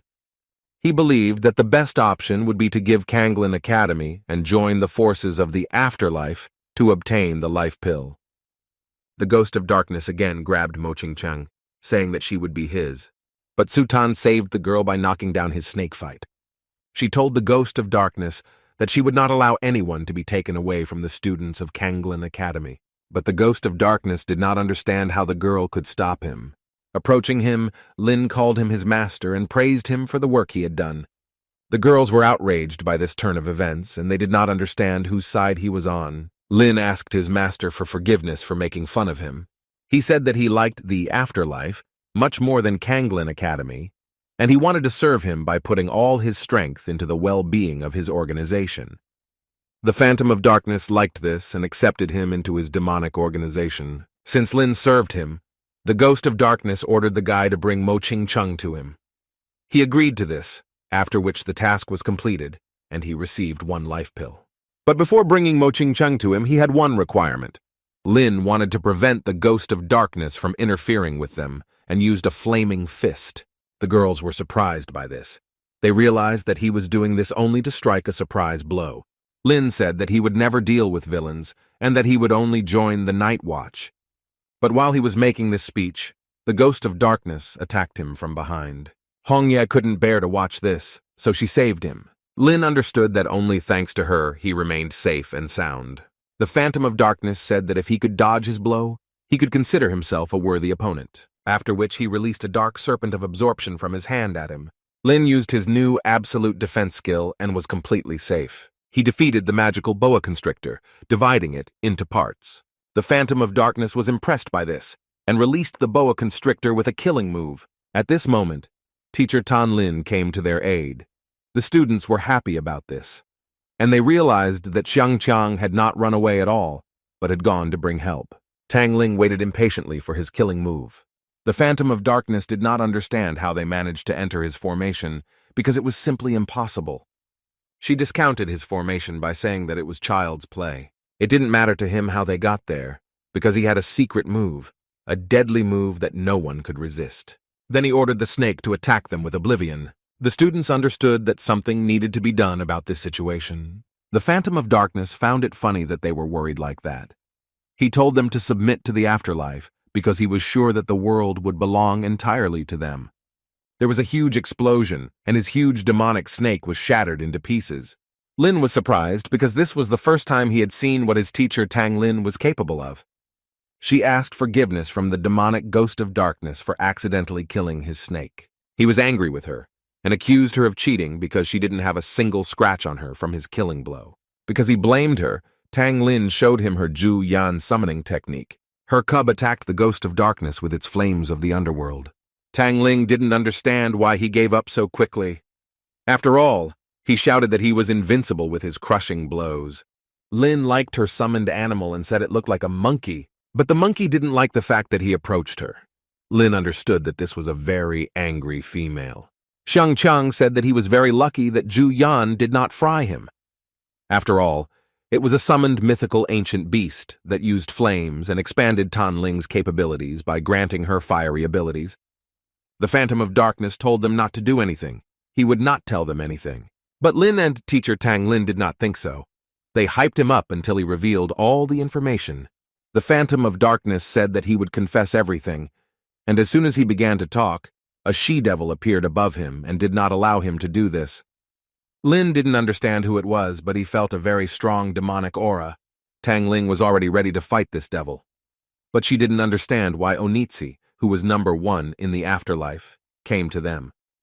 The devil Oniji asked them not to strain themselves so much, after which she suddenly appeared behind Lin Kuei and said that she had come for him. The girls were shocked by the speed of the devil because she literally teleported behind the guy's back. Lin didn't want to be kidnapped. He asked to take Mo Ching Cheng instead. It happened so quickly that Teacher Tang Lin was unable to help him. The guy didn't understand why he was the only one in all the extremes.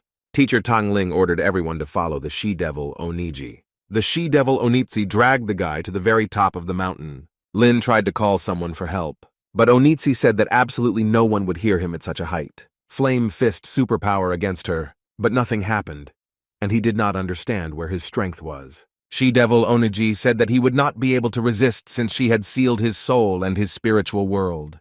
He was wondering what she was going to do with him, because initially the goal of the afterlife was Mo Ching Cheng. Oniji admitted that initially everything was exactly like that, but she secretly watched everything that was happening, and he, with his Chi-Yu ability, turned out to be more valuable than that girl. Since the demoness sealed the spirit world, Hong Ye could not help Lin. Lin could not understand how the demoness could find out about his potential, because to everyone he was an ordinary guy, and his Chi-Yu SSS rank ability was not yet fully revealed. She said that if he was an obedient boy and accepted demonic blood, then she would not touch him, and would even reward him for it. He had a choice, refuse and get, plus 15 points to strength, listen to everything she says and get, plus 5 fragments of the ability, or stall for time and run away, getting plus 10 points of agility for it. He liked the first option with 15 power points. Lin told her no matter what she did to him, he would never accept demon blood, for which he received 15 power points for completing the task. Oniji said that one way or another she would still find a way to force him to drink it, so he would still have to accept the demon blood. He understood that there was nothing to do and would have to listen to her. The she-devil said that she would reward him with an additional reward for his obedience. Oniji transferred the demonic blood to him through a kiss. Lin didn't know what the demon blood was and didn't feel any changes. Teacher Tang Lin found the guy at the top of the mountain. She-devil Oniji was impressed by how quickly she was identified. After saying goodbye to Ling Kuei, she slipped away into the portal. Xiang Chang was concerned about Lin's condition, and he began to check to see if he was okay. But Lin told him not to give up. The assistants asked Teacher Tang if they should have continued the chase. Tang Lin replied that this was unnecessary, since she did not know what that she-devil could be capable of. Tang Ling praised Ling Kuei for performing well and told him to have a good rest when they returned. The guy told them that it was not difficult for someone as tough as him to stand up to such a petty demoness. Upon returning home, as promised, he bought his younger sister Ling Shi something tasty. She was very happy that her brother bought her so many goodies. The girl offered to share candy with her brother, but he said that he was very tired and did not like sweets. When he took the demon blood, he didn't feel anything, but at home he had a sharp pain all over his body. Lin now realized that Oniji had bad intentions, and suddenly the guy remembered that he had a life pill that could remove any negative effect. Hong Ye saw that Lin was not feeling well and she was worried about it. Lin told her that he needed to take the medicine, but he felt that his spirit was weakened and he did not have the strength to get the item out of the system. She said that the demoness gave him a catalyst that reduced his physical strength, and she did this in order to cultivate demonic strength in him. But he was weak and could not overcome her. She understood that there was only one thing left, and after that she opened her shoulder. Lin didn't understand what Hong Ye was going to do. She said that to help him with this, they needed to merge their yin and yang to distribute the entire load between them. They then merged their spiritual energy into one. Lin woke up in the morning feeling much better. He felt only a spiritual experience with Hong Ye and understood that the living and the dead have different ways for this. In the future, Lin wanted to find a way to restore her material body. Going down to the first floor, he was met there by his younger sister, who said that she had prepared a delicious breakfast of rice porridge and meat for him. He praised Ling Xi, saying that each time she cooked better and better. The girl was wondering what kind of strange sounds were coming from his room at night, as if he was fighting with someone. He said that it was her imagination, and that it probably wasn't him. She suspected something and grabbed his hand to interrogate him about it. But to avoid conversation, Lin said that he urgently had to go to class. Ling Shi didn't understand what it was, and the yellow ferret wondered how long Lin Kuei could hide his demonic wife. Lin understood that he was finished, and if this continued, his sister would sooner or later find out about it. At the academy, he met elders who were looking for him. Xiangqiang noticed that demonic energy was seething outside his house in the evening, and in the window of Lin's room, he saw the silhouette of a girl, and he was curious if he had met the demoness. But the guy pretended that he didn't understand what he was telling him. Xiangqiang said that these are not just unfounded rumors. In the academy community, there was a person who walked past his house at night and filmed strange sounds on his phone. Lin was angry with them and asked them not to spread false information. Looking at this, Sutan believed that men were nothing but problems. During the lesson, Tanlin said that there was only half a month left before the autumn test. She gave them forms and said that she had signed the 5 of them into one team. And since there was little time left, they needed to train harder. In the forms, they could familiarize themselves with what would take place during the training. She asked everyone to gather on the mountain so as not to waste a minute. When they looked at the tasks that Tang Lin had come up with, they were shocked.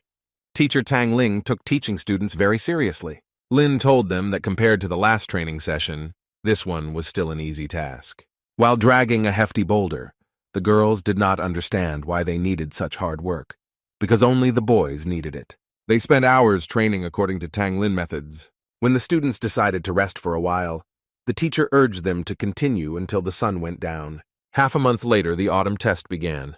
When they came to the test, they were very tired because they had been studying with teacher Tang Lin for days. Looking at their appearance, other students believed that they were the walking dead. These half a month passed like half a year for them. They trained day and night, spending time on the mountain.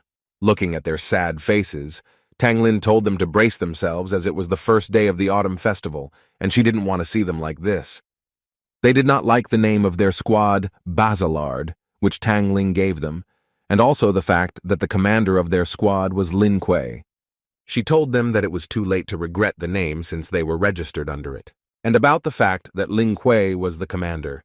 She thought that although he was not serious, he could take control of the situation at a critical moment, and was able to lead the team to victory. The event was just beginning, and Deputy Director Xuanyang was beginning to announce the teams and their commanders. The Berserker Squad was announced, and their commander was Qin Feng, who said that they always come first. Next was the Flywheel Detachment, in which Yang Xiao was the commander.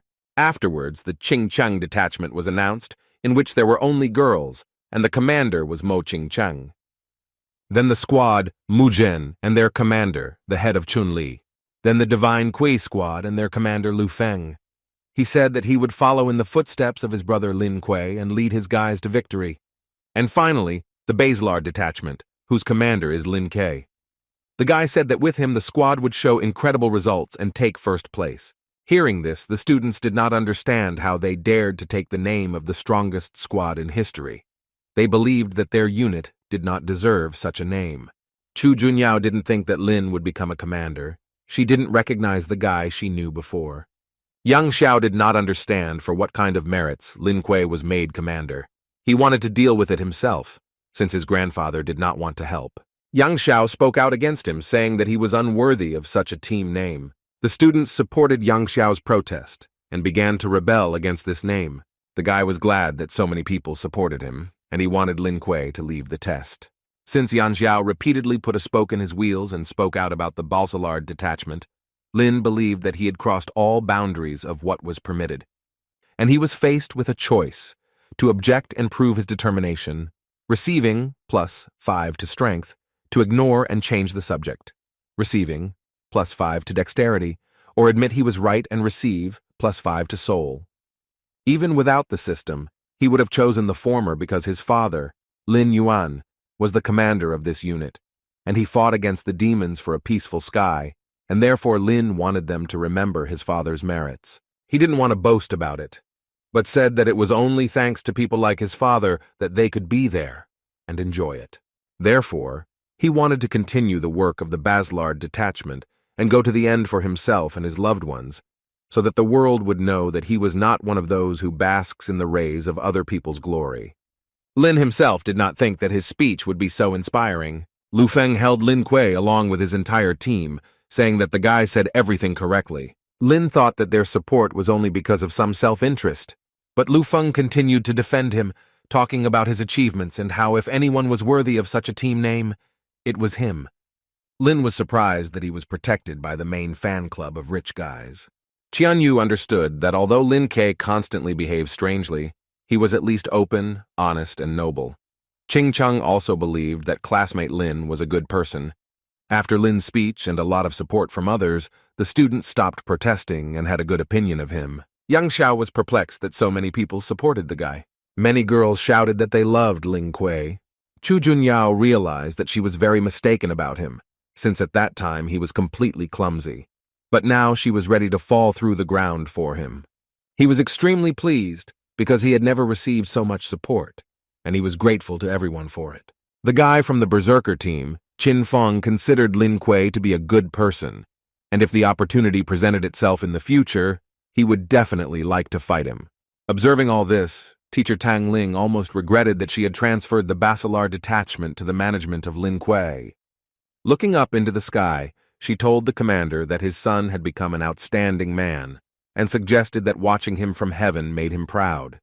Yang Xiao was angry with him and wanted to take revenge on him. A large number of students approached him and wanted to get his autograph. The elders did not understand why everyone praised him so much, because nothing unusual had happened. Everyone was welcomed into the Red Demon Theory battle arena, and the students were asked to prepare for the opening. They were amazed at how lively it was there. Lin said that from such serious organizations of the Night Watch, and from the Kanglin Academy, nothing less was expected, and everything was at the highest level. Lin wondered what it was. Xiang Cheng said that many students were allowed to earn money before the test began, and if they were lucky, they could find a map of the demonic territory there. Some even sold photos of beauties Kanglin Academy. It was unclear to Lin who would even buy such a thing. But for now, Xiang Cheng turned away and went up to the cellar to buy photos. Lin said that in order to save the reputation of his classmates, he had to buy all the photos. Xiang Qiang asked to share one collection in a friendly manner, but Lin wanted to resell it and earn even more. Lin saw Chun Li, who was selling a limited edition photograph of Mo Xiu and Mu Zhen. They came closer to greet the former head of the Mu Zhen team. Lin asked Chun Li what he was doing at his age in the student squad. Chun Li told him that although he looked much older than his age, he was a student at Kanglin Academy. Lin wondered what Chun Li was selling, other than exclusive photos. He told the guy that in his hands was a map of the Red Demon's territory. It was not so easy to obtain such a detailed map on which all the dangerous places and warnings were marked. And since Lin was a former member of the Mu Zhen squad, Chun Li offered him a 10% discount. Xiang Chang began to whisper something in Lin's ear, saying that he had a good idea. While running away from Chun Li, Lin said that he would return her as soon as he studied her. Chun Li was outraged. He did not understand how someone could be so shameless. K.A. tried to reassure the head, saying that he had known the guy for several days and that he would definitely return the card to him. The head was not upset because the guy only stole the wrong copy, but he had the original. Lin was glad that he could run fast and said that it was a joint robbery. They were greeted by the chief examiner of the autumn tests, and he informed them that the rules of the competition would soon be announced.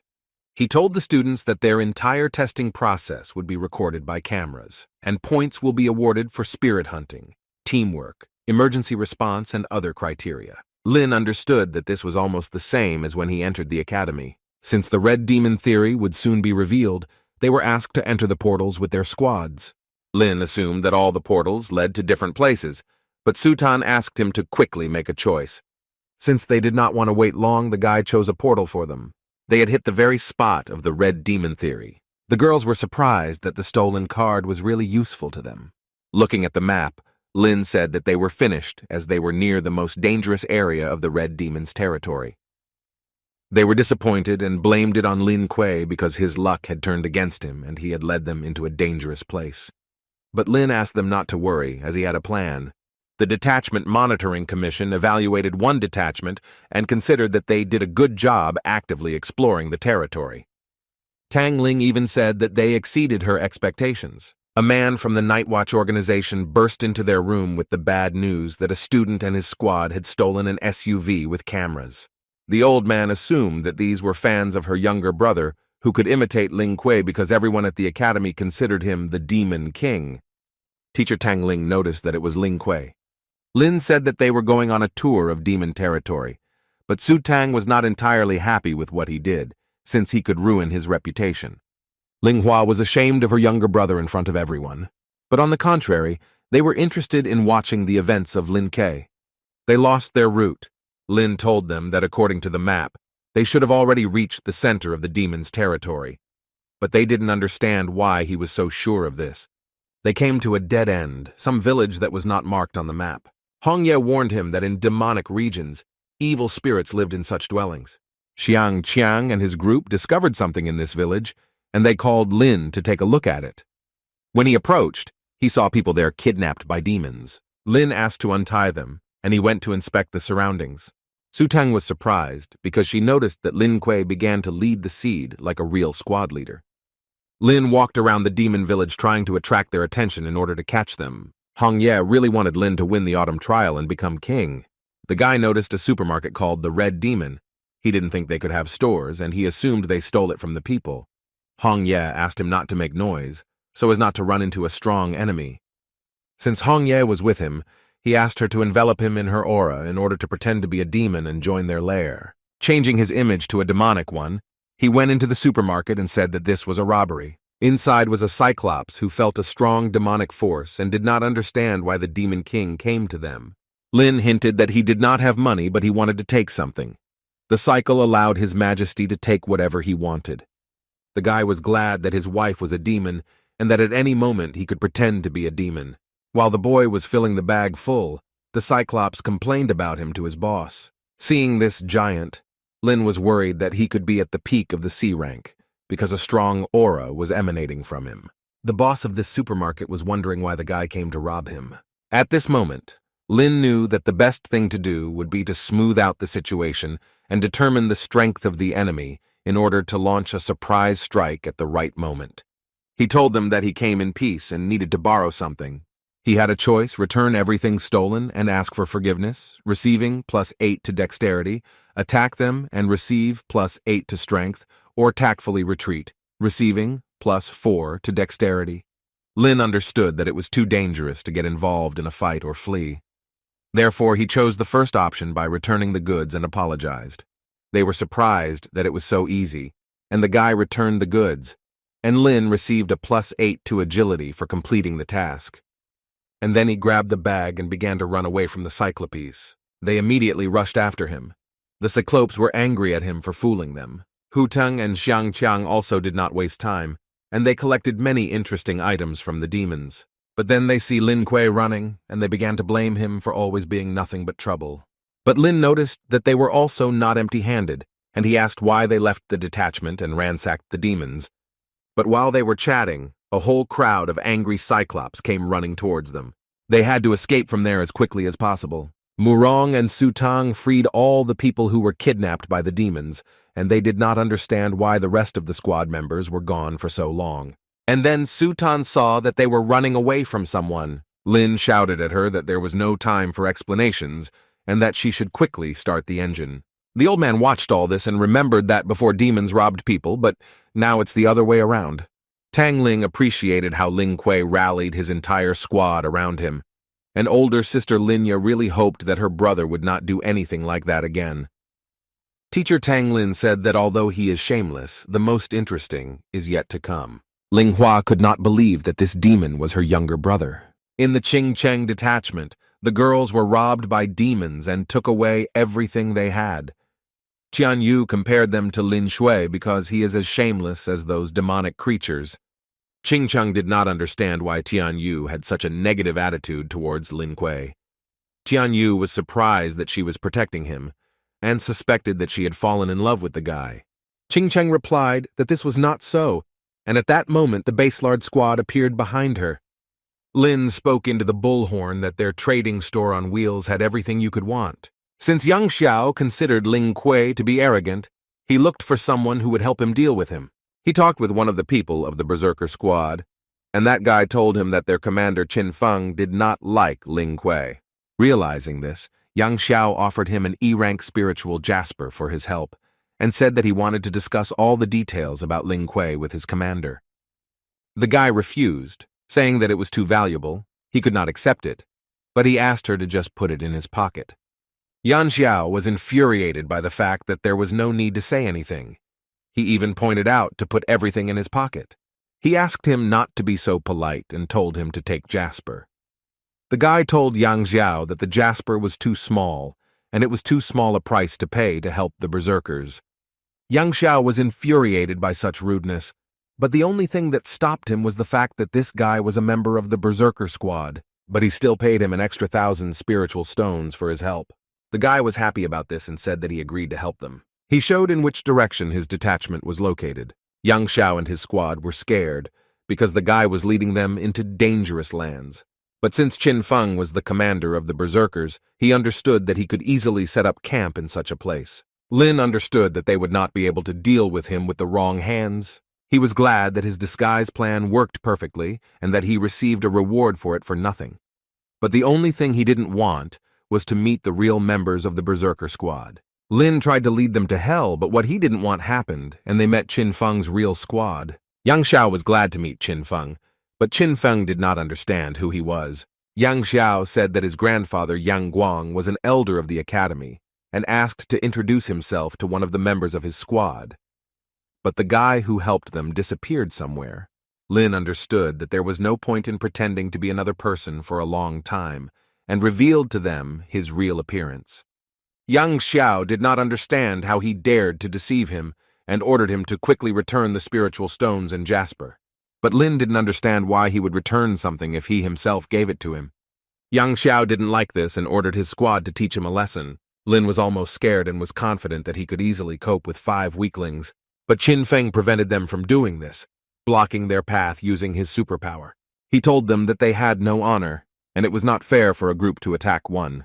Lin was faced with a choice. Together with Qin Feng, confront Yang Xiao and receive, +6 to strength. Apologize to Yang Xiao and receive, +2 fragments of the ability. Or escape after receiving, +8 to agility. Qin Fei was ready to defend him, because he considered the guy to be quite fair, but Yang Xiao thought the opposite. Since the system told him to run away, Lin decided not to argue with it and stick to the rules. He told Commander Qin Feng that he was leaving Yang Xiao entirely to him. Qin Feng did not think that Ling Kuei trusted him so much and was glad about it.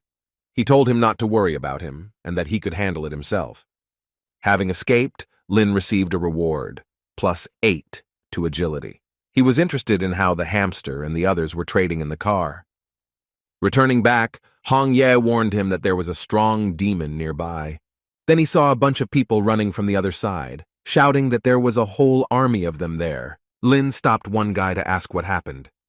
The guy told him that someone had discovered a cave with demons and brought them all there. He understood that he urgently needed to find the hamster and the others. After finding them, he wondered what happened to the car. They told him the car had broken down, and the only option was to walk. Lin understood that they did not have time and the demons were already too close.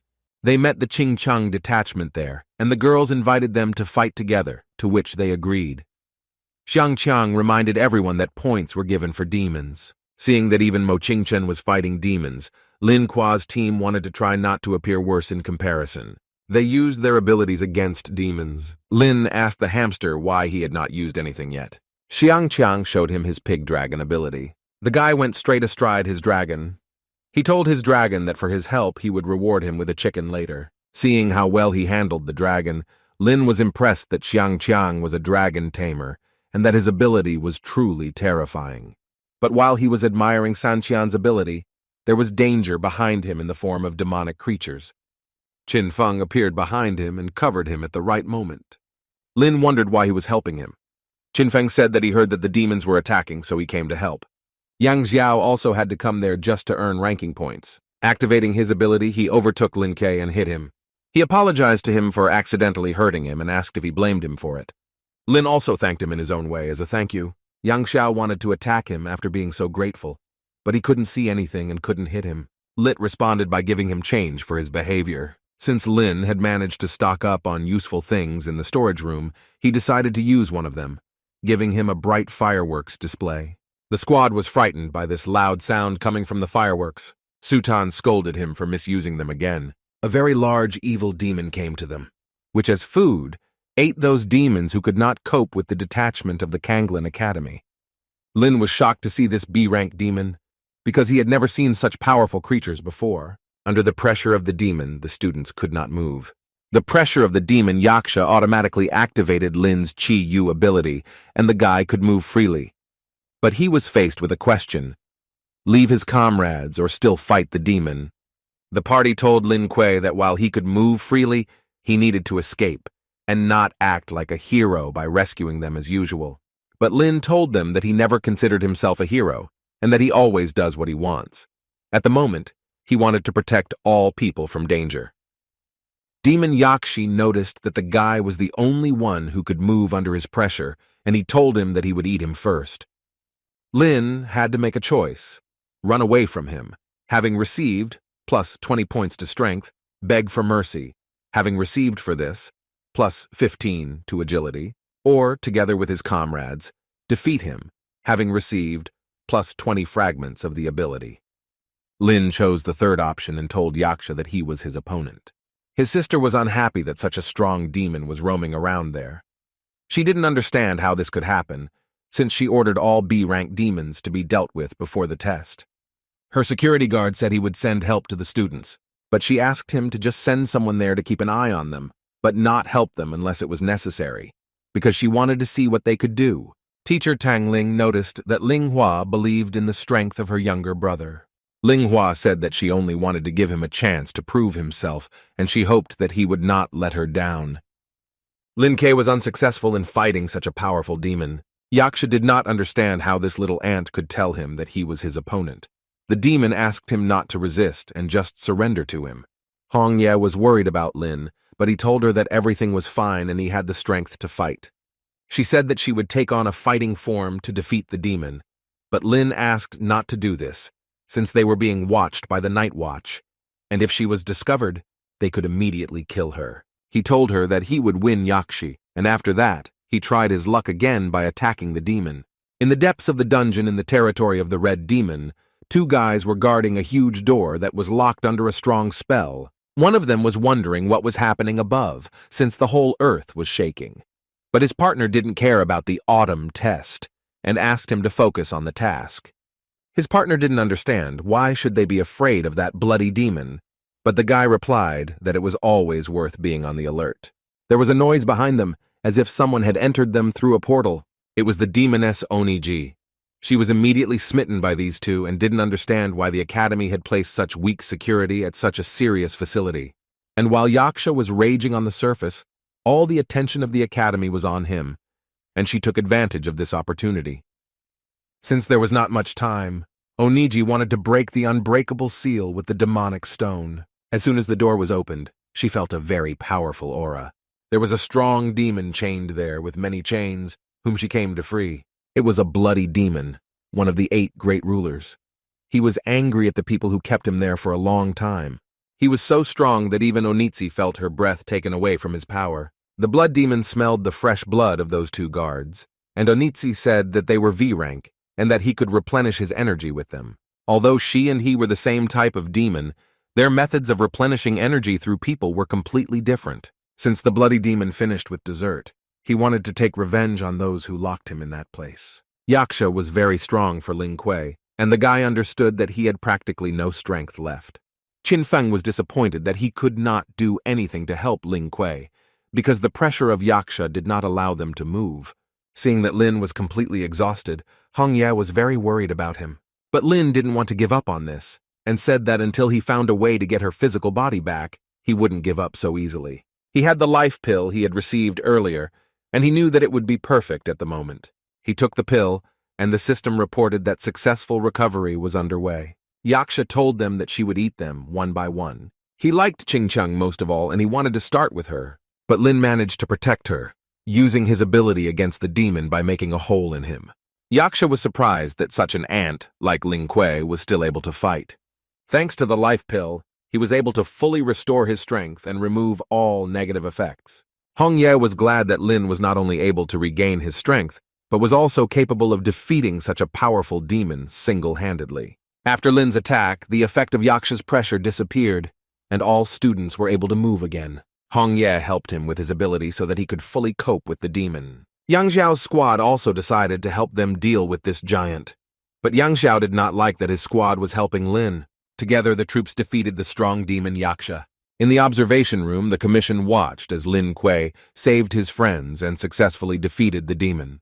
And teacher Tang Lin was glad that she was not mistaken in choosing him.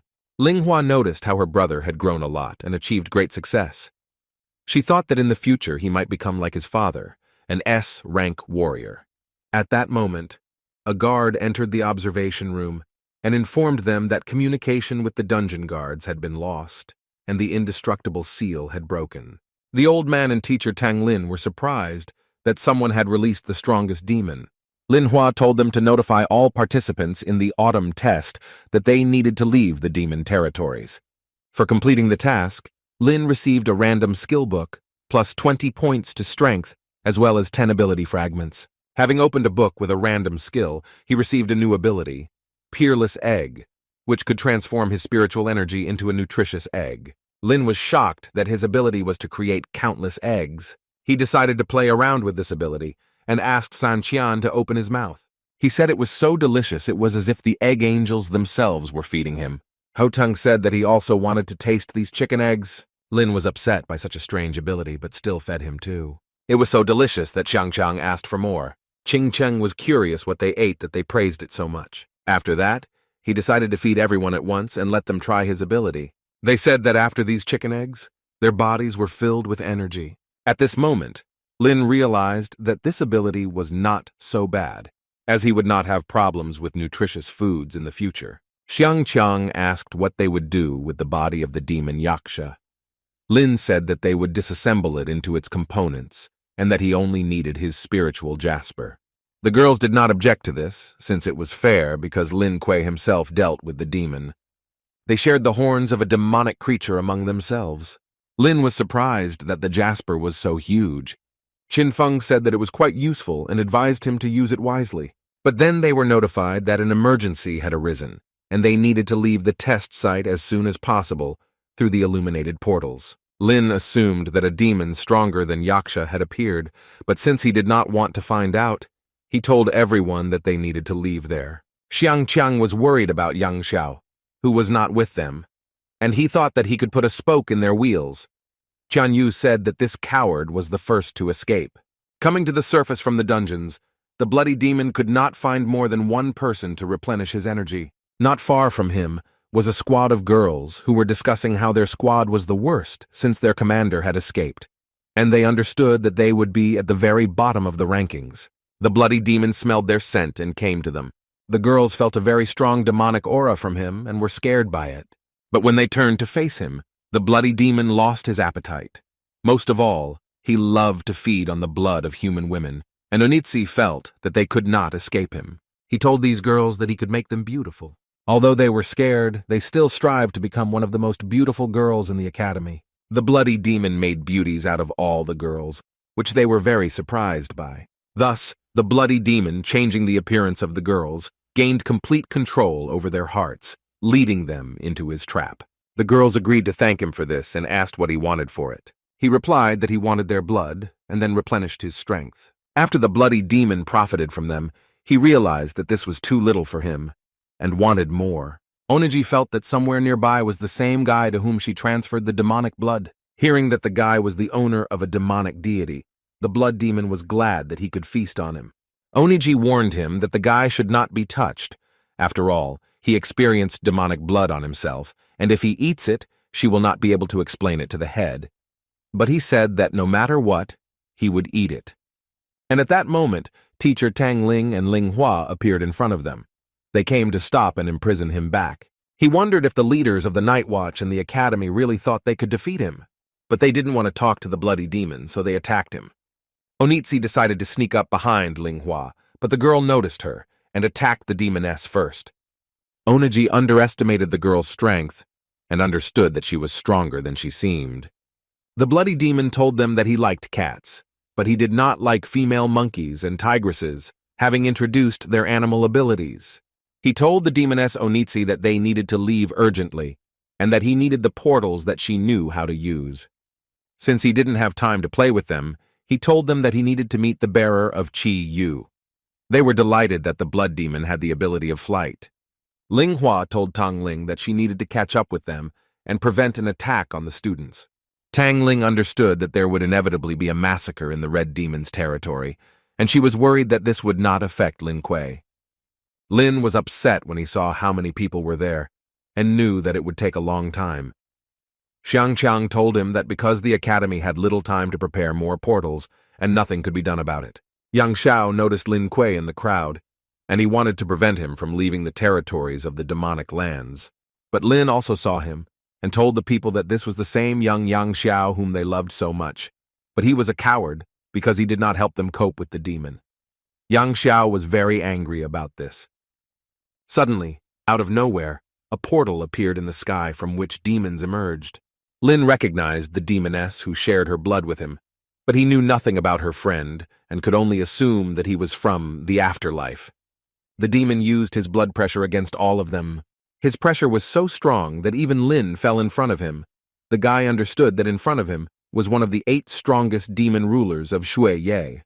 He was shocked that such a strong demon king would come to them. Lin understood that he was at least A rank. The demon king told the students that they would all become his food. Hearing this, Qin Feng was scared because he still wanted to become a great warrior. The demon king found Lin Kuei by smell and grabbed him. He knew that it was this guy who possessed the power of Qi Yu. He was surprised that an ordinary guy had such power. Onitsi asked Shui, not to touch him, because if he takes away his Qi Yu power, the head will not forgive him for this. Lin asked why the head of the afterlife abyss might need him. But the demon king said that the food did not need to know this information, after which they went with him to another dimension of the black hole. His squad did not understand what to do because they did not know flight techniques. Meanwhile, teacher Tang Ling and Ling Hua arrived to them, and they were wondering if everything was okay with them. But among all the students, they could not find only Lin Kuei. Ling Hua could feel her little brother's aura emanating from the blood sphere. She understood that this was a personal space created by a demon, and if someone from the outside entered it, it would immediately collapse. And she said that they could only wait for them to take them by surprise. Inside the blood sphere, Lin fell from a height, and if not for his S-rank body, he would have crashed. The demon king welcomed him to his dimension. Oniji did not understand Shui because he did all this in front of so many people. While the demon king was telling Lin Kuei that he was his food, the guy threw eggs at him. Lin told him that what he dislikes the most is narcissistic villains like him. In the entire 1,000-year history, no one had ever thrown eggs at the demonic king, and he did not want to tolerate such an attitude towards himself.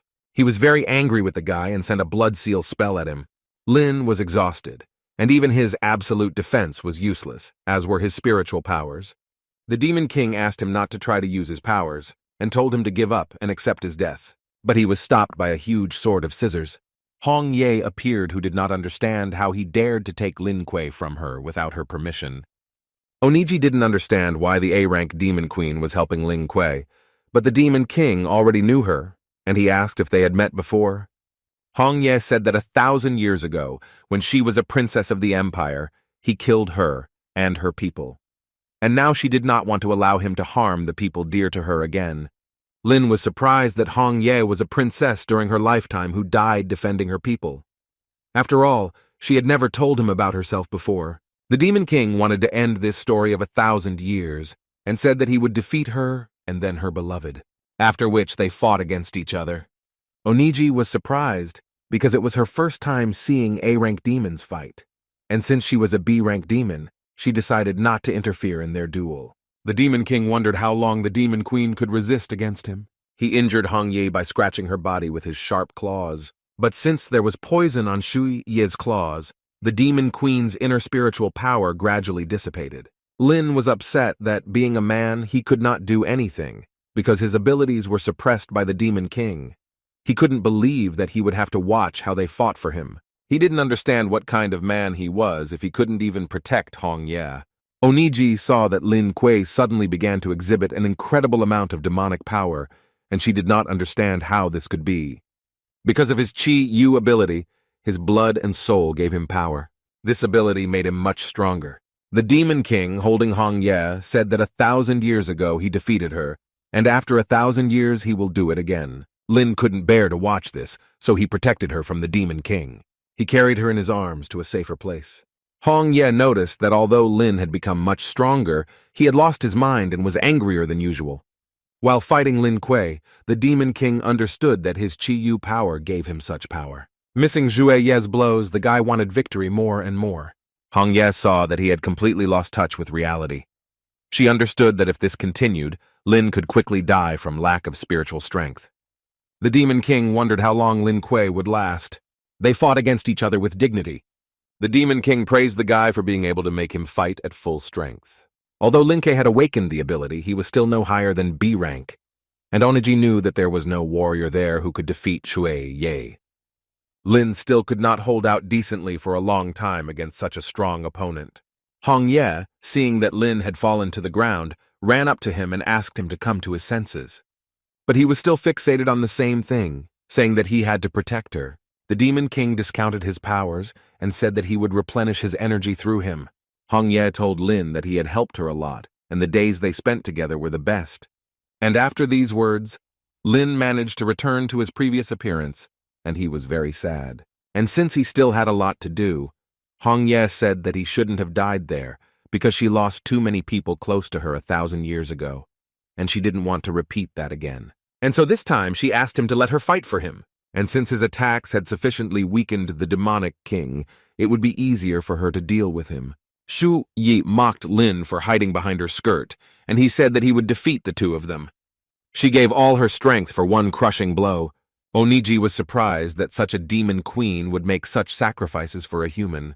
The Demon King wanted to stop her, but it was beyond his power. All her strength was concentrated in one powerful blow. The demonic king had nowhere to run, and she defeated him. Approaching Lin Qi, she told him that she really didn't want to part with him, but there was no other way. The last thing she asked him was for him to take care of himself. Afterwards, Hong Ye disappeared, and the wind scattered the golden petals to the very top, and the core containing her soul fell from them. He said that he would try to find a way to revive her. Seeing that the Demon King was in serious condition, Onitsi said that she would take him with her to the afterlife, and there he would be helped. Zhue Ye said that she would not have time to do this, and asked her to become his food so that he could restore his strength. He was glad that he had it, otherwise he would not have been able to recover. Although he managed to escape from the situation, his wounds were too serious, and he had no strength left to fight. Lin decided to finish the job he started and kill the Demon King. But he managed to fly away from the guy, saying that sooner or later they would meet again. Since the Demon King pushed away from the sphere to increase its speed, from such a strong push, it began to crack. Teacher Tang Ling saw that the sphere of space was collapsing and told Lin Hua to save Lin Kuei, and she would go after the Demon King. Lin Hua moved forward to help her younger brother. Lin saw that the space had been breached from the inside and understood that he needed to get out as quickly as possible. Looking at the demoness Oniji, he saw that she had taken the form of a young girl after Zhue Ye took away her powers. Lin knew that she must know where the Demon King was going and how to get his wife back. Therefore, he decided to save Oniji by transporting her to his spiritual dimension. Since standing under the spatial sphere was dangerous, Xiang Qiang asked everyone to leave this place. Lin Kuei managed to get out, but because he was too weak, he could not do anything and was in free fall. But his sister was just in time, and she saved him. Ling Hua was worried about him and did not understand what was wrong with him, but Lin said he was just tired. 3 days later, Lin continued to train hard again. Ling Shi noticed that after the autumn test, her brother became like a different person. As soon as his wounds healed, he spent time every day in training. Since the yellow ferret had not seen his demonic wife for a long time, he suspected that something had happened to her. Ling Xi's attention fell on the glass, which fell and broke. It was little Oniji who asked forgiveness for her clumsiness. Ling Xi was unhappy that Oniji ruined the breakfast she was preparing for her brother. She didn't understand why her brother brought this girl here, and the yellow ferret was glad, because compared to him, the girl was not even close to him, because when he was a servant, he did not make such mistakes. Ling Xi said that since she lived with them, she must do the job well. Little Oniji said that she would improve and prepare breakfast for Mr. Ling Kuei. Ling Xi reminded her not to forget about them. This infuriated Oniji because she agreed to serve only Lin Kuei, as a token of gratitude for saving her, but not to these two. The yellow ferret really liked the new servant, and he had not felt so good for a long time. While training, Lin thought of only one thing: how to get his wife back. His studies were interrupted by his younger sister, who brought him breakfast. Lin thought that perhaps the demoness knew how to restore Hong Ye's soul. After having breakfast with everyone at the same table, he called Onitsi to follow him. When she entered his room, she wondered why Lin Kuei called her. He said since she was a member of the afterlife, she should have known a way to restore the soul and how to return the body to his wife. Onaji was very grateful that he left her, but there was one but. Lin didn't understand what she was talking about. He thought that Onizi was still faithful to the afterlife, but she was simply not entirely sure of the reliability of the information. The girl said that Shui Ye absorbed most of her power, and therefore most of her memories were lost. And the only thing she remembered was that the soul of the Demon King was unusually strong, and if you get his spiritual jasper, then there is a chance to return his wife. Lin said that he would believe her this time, but warned that if she deceived him, it would be the last time, and that no matter the circumstances, he wanted to fight the Demon King. Onaji was surprised that he really loved Hong Ye so much, because she did not know the feelings of a demon with a person. Arriving at the academy, he met with San Qian, who noticed that something was wrong with him. He told him that when Yang Xiao learned that the Baslard squad had taken first place, he was very surprised, but Lin did not appreciate this story, and Xiang Qiang did not understand what was wrong with him. There was a good reward for first place, and he said that teacher Tang Lin asked him to tell him that he needed to come to her. And since she gave Lin a day off, San Qian was wondering what he would do. All Lin wanted was to find one demon and deal with it. The demonic king returned to the castle of the afterlife. He told his master that he had sent his subordinates in the form of people to deal with the traitor Onitsi, and at the same time to catch the younger sister, Lin Kuei. The chief praised him, but said that his target was not the guy with demon blood, but the entire Kanglin city. The demon king was surprised that his master was preparing an invasion. The head said that due to the fact that the Academy's forces were growing greatly, they were a threat not only to all demons, but also to the afterlife and the plans of their state.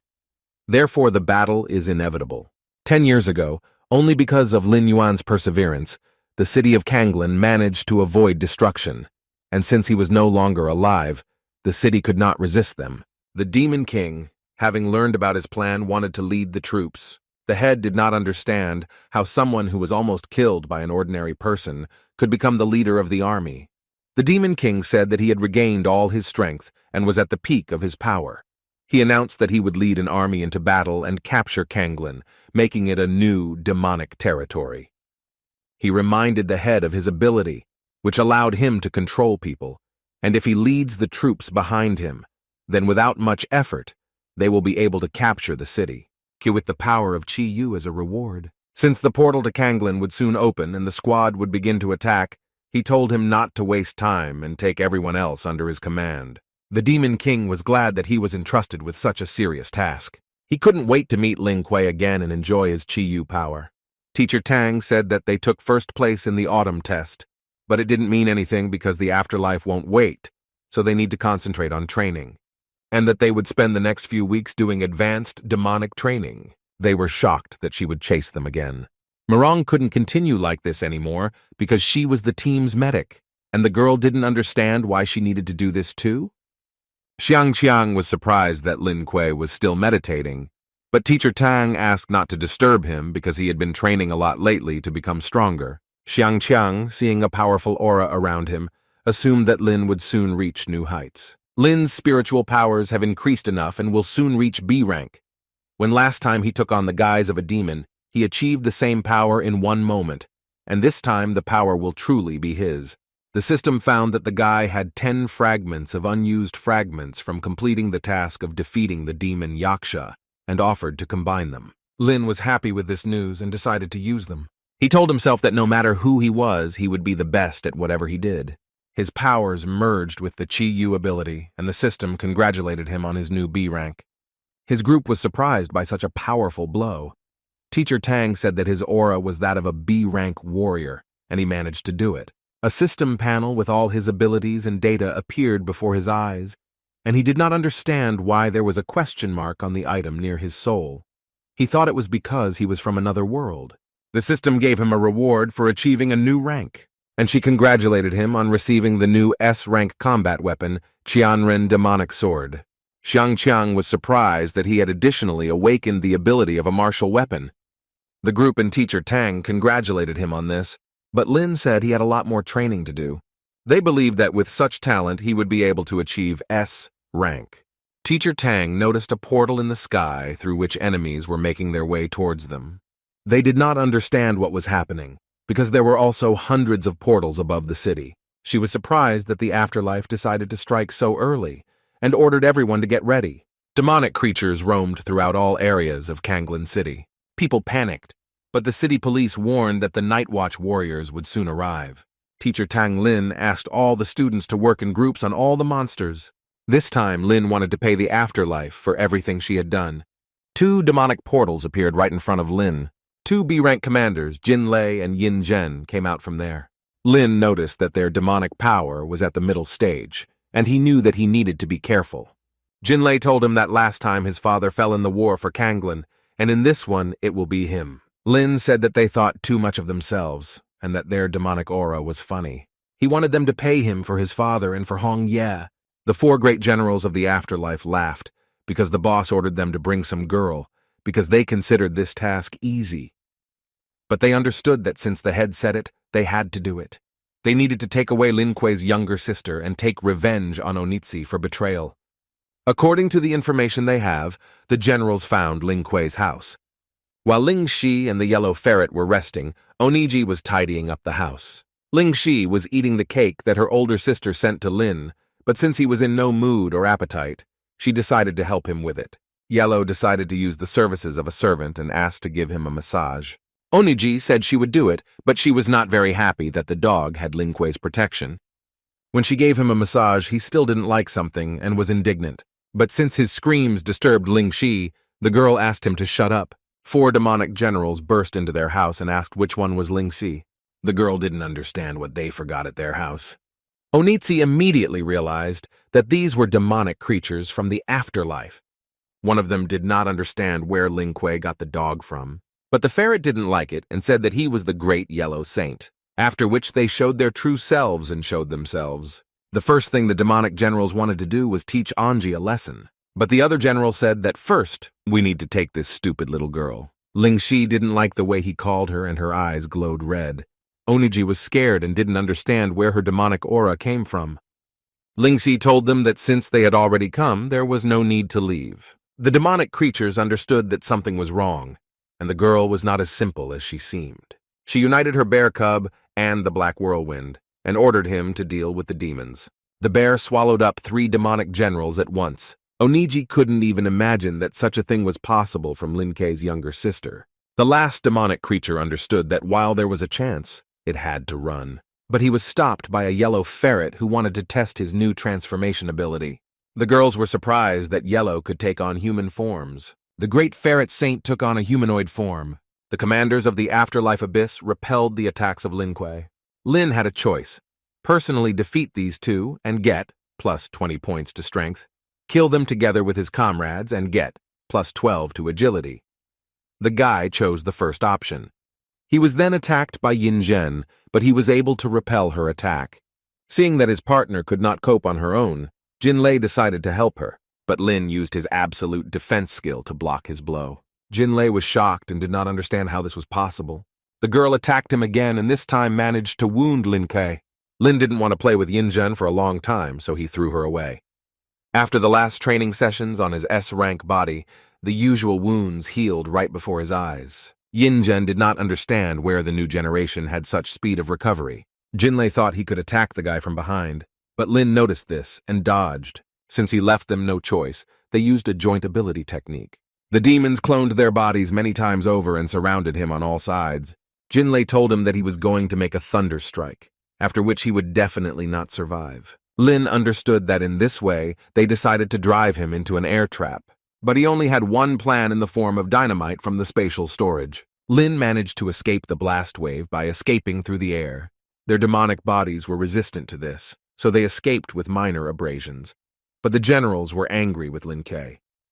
Lin understood that he should not underestimate his enemies, and he decided to deal with them in one blow. He scattered them to smithereens and received 20 power points for completing the task. Meanwhile, Ling Xi dealt with the demon invasion and told the Yellow One and the servants that they must cover their tracks before her brother returned. Yellow thought that, having become a man, he would be able to get out of the position of a servant, but he was very mistaken. Portals appeared above them, from which evil creatures emerged. But little Ling Xi calmly continued to eat the ice cream and told the Yellow One and Oniji that they would have to dig a hole deeper. They were angry at these demonic creatures because they gave them jobs. In the sky above Kanglin Academy was the guardian of Kanglao Academy and the deputy director of Xuanyin. Xuanyin defended the academy's airspace by using his blade against the demons, and Kanglao used his dragon ability against them. They exchanged warm words with each other about their skills, just like in the good old days when there was a similar demon attack, after which they continued to fight with demonic creatures. Meanwhile, Teacher Tang and her students also cleaned the academy grounds. Seeing that Xuanyin and Kanglao had crawled out, she understood that a war had begun between humans and demons. They could not find Lin Kuei and thought that he had fallen behind the group. Lin appeared and said that he fought 2 strong demon commanders alone. They were glad that he was okay. Teacher Tang noticed 2 V-rank spiritual jaspers in his hands, and she understood that he had dealt with serious beings. So she praised him for the work he had done. Lin was pleased to be praised, and since there were no more demons in the area, Tang Lin allowed everyone to return home. Returning home, the guy noticed something in his yard. There, his younger sister commanded that they do their work quickly. Seeing her brother, Ling Xi immediately ran to talk about how she was terrified by the visiting demons. She asked him not to worry and said that she and the bear had sorted them out. He was surprised that his little sister was capable of such a thing, and he knew that she would no longer need his protection. Yellow told him not to stand, but to help them clean up. He didn't understand why she was in charge and who she was. She was angry that he did not recognize her, and she taught him a lesson for this. And then she said that she was Great Yellow and holy. Lin did not believe that it was Yellow, because he thought it was a dog. But because he was so strong, Lin assumed that he was still a guy. Oniji wondered, once Lin Kuei recognizes her, will she be able to join everyone? And the girl really hoped that he would be able to defeat the demonic king and return his Hongyi. Xue Ye ordered the demonic creatures to turn the city into his servants. Bats, under the influence of the demonic king, flew around the city in search of victims. They attacked the girl and bit her on the neck, after which she developed fangs and her eyes turned red. Xiang Qiang came to Lin, who urgently needed to tell him something important. Lin wondered why he was making so much noise since the morning. Xiang Qiang said that an opportunity to make good money had arisen since another attack by demons had occurred, and the Night Watch had deployed the forces of the academy with a good reward for their help. Looking through the academy's posts, Lin understood that the afterlife was serious about getting their city. Xiang Qiang told him to hurry because Teacher Tang had an important task for them. Although the Yellow One took on a human form, he still had his old habits. Ling Xi didn't think that her brother would leave so quickly, and she wondered when he would return. Lin asked her not to worry and said that he would just walk around the city and come back. The younger sister asked him to be careful and said that she would not leave the house anywhere. They saw off Lin Kuei and wished him good luck. He was glad that his sister had become more mature and wiser. Right after Lin left, Lin Xi told Yellow to get ready because they were going into town. The girls' plans were to walk around the city and destroy the demons. Yellow was glad of this because he had not gone out for a long time. In the city, Lin's squad met the former commander of the Muzhen squad, Chun-Li. The commander did not expect them to be on the same team again. Also with him were Kei and Moshu, who was not happy to see Lin Kuei. Kei couldn't understand why every time Lin spoke to her, she began to worry. Chun-Li reminded Lin that last time they took his card, but the money was never returned. Lin said that at the moment, their goal was to exterminate all the demons, and the rest could wait. Xiang Qiang noticed that there was a strong demonic aura nearby. They saw many zombified girls who were their target. Chun-Li said that the zombies were not demons. They are simply people who have fallen under a demonic curse.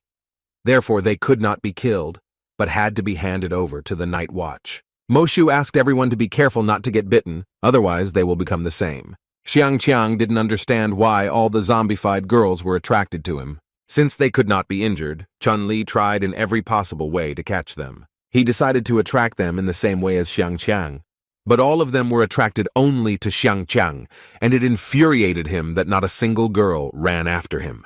The only ones whose attention he attracted were the zombified men. It was difficult for the squad to deal with them, because the main task was not to harm them. These zombies did not approach Lin, and he assumed that it was because he had the demonic aura of Hong Yi. Xiangqiang was in danger and called for help, as he was attacked by one of them.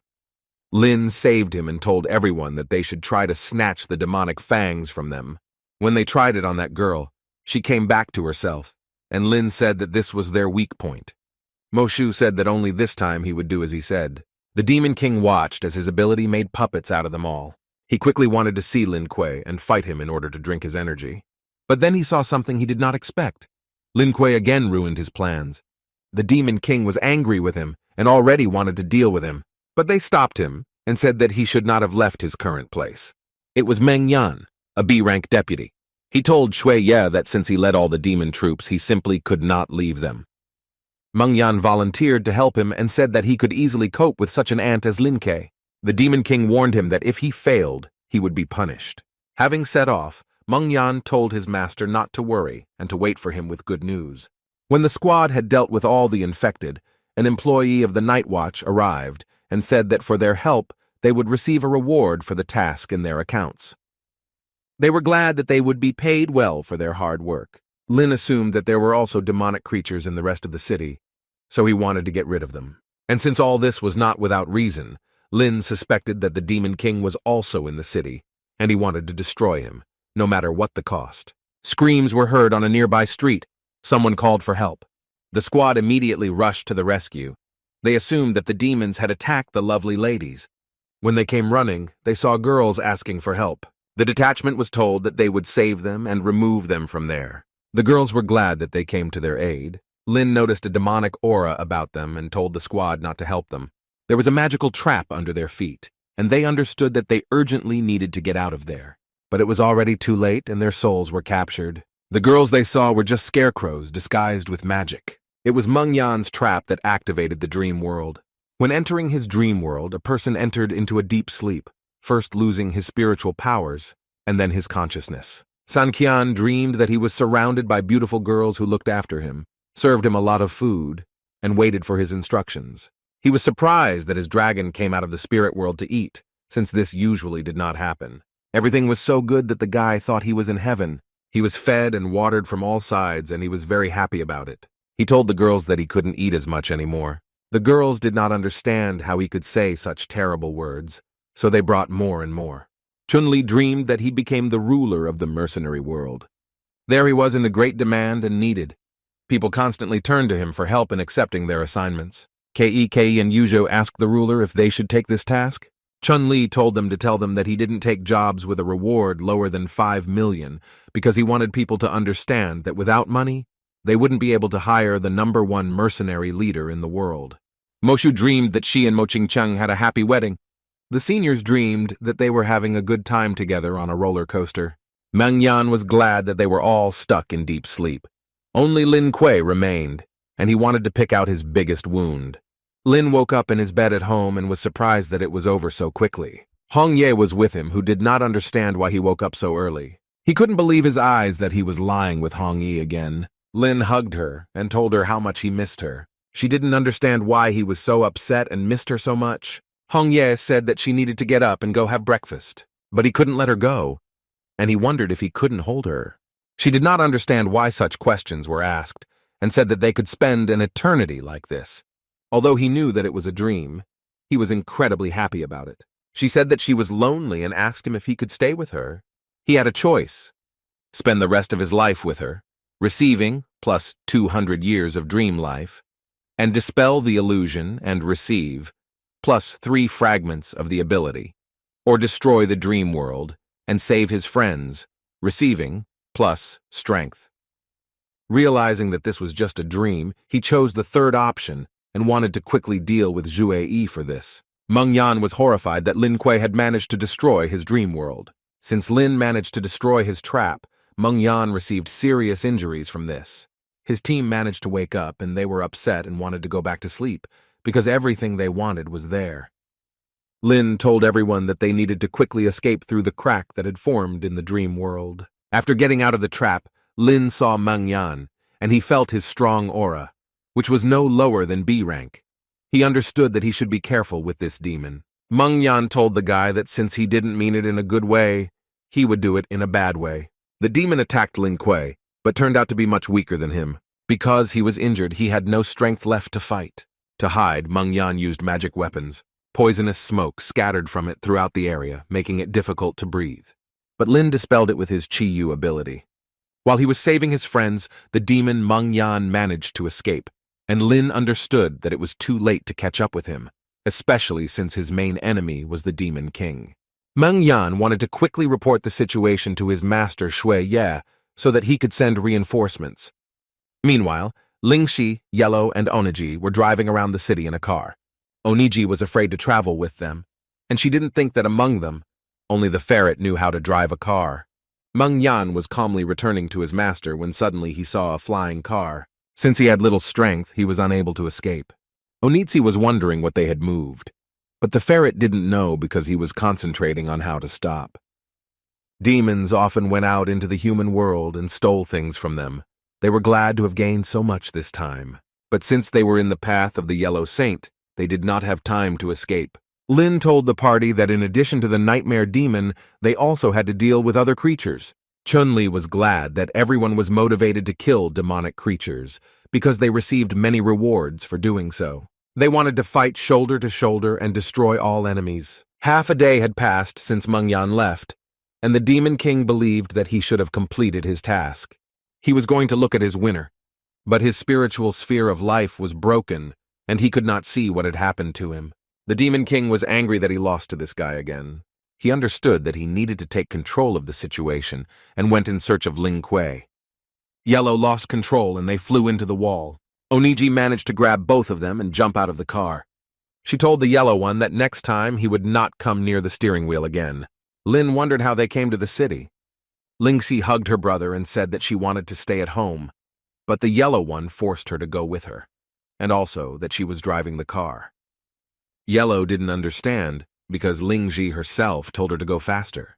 Lingxi didn't like the fact that she passed her, and she taught Yellow a lesson. Chiang did not know earlier that Lin Kuei had not only a younger sister but also a demonic girl. Lin knew that these two would create chaos in the city, and he sympathized with the demons. Chun-Li informed everyone that he had received an emergency notification that Shui Ye had launched a full-scale offensive, and his army of demonic creatures had occupied the city center. The demonic king ordered his army to level the entire city in its path. Teacher Tang and Ling Hua, as soon as they found Shui Ye, immediately came to take him back into custody. The Demon King said that he was thirsty and would quench it with their blood. They told Shui Ye that he would not be able to escape from them this time. The Demon King awakened his blood dragon. Teacher Tang Ling told her monkey Juyan to transform. They fought bravely against this fire-breathing red creature, using all their abilities and skill. The Demon King understood that they were at the mid-rank stage, and he told them that they would not be able to defeat him. He used his weapons technique well against them. Tang Ling attacked him from behind using the Flame Fist technique, but the Demon King was too powerful. He immediately blocked her sneak attack. They understood that in order to defeat Shu, they could not give him a second of respite, and they attacked him from all sides, not allowing him to recover. San Qian wondered where Chun-Li's grandfather and his boys were. Lin said that they had a few tasks left, so they had to leave. And he was also wondering if he was sure that the children would stay in the city. Lin said, since there were demonic creatures everywhere, it was safer for them all to be together, and asked not to underestimate their abilities, since they could be stronger than him. On their way, there were demons who blocked their path. Lin told everyone to prepare for battle, as there could be even more of them ahead. Lingxi told her brother that she was very scared. Yellow and Oniji didn't understand why she was acting this way, and said that she had fought them fearlessly before. But Lingxi didn't like this, and she asked them to shut up. Since his sister was afraid, Lin asked the squad to take care of her while he dealt with the demons. But Lingxi told his team that she did not need their protection, and then she activated her bear and black vortex abilities. The squad understood that if the younger sister Lin Kuei was fighting, then they could not stand aside, and they also needed to go into battle. Yellow couldn't stand it anymore and decided to help them fight the demons too. Oniji couldn't stand by while everyone around her saved the city, so she joined the yellow one. There were more and more demonic creatures. The system discovered 2 unused B-rank spiritual jaspers that could grant abilities, and she asked if Lin would like to use them. Lin wanted this, so he absorbed Jinlei's spiritual jasper and gained the Thunderstrike skill, after which he could release lightning.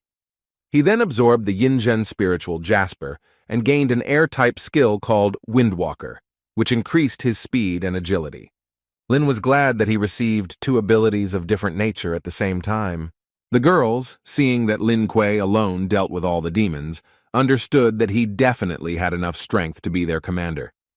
In front of them, the entire street was blocked by an entire army of demonic creatures. Lin felt a very powerful aura from them, but he understood that if he could not defeat this small group of weak demons, then there was no question of defeating the Demon King.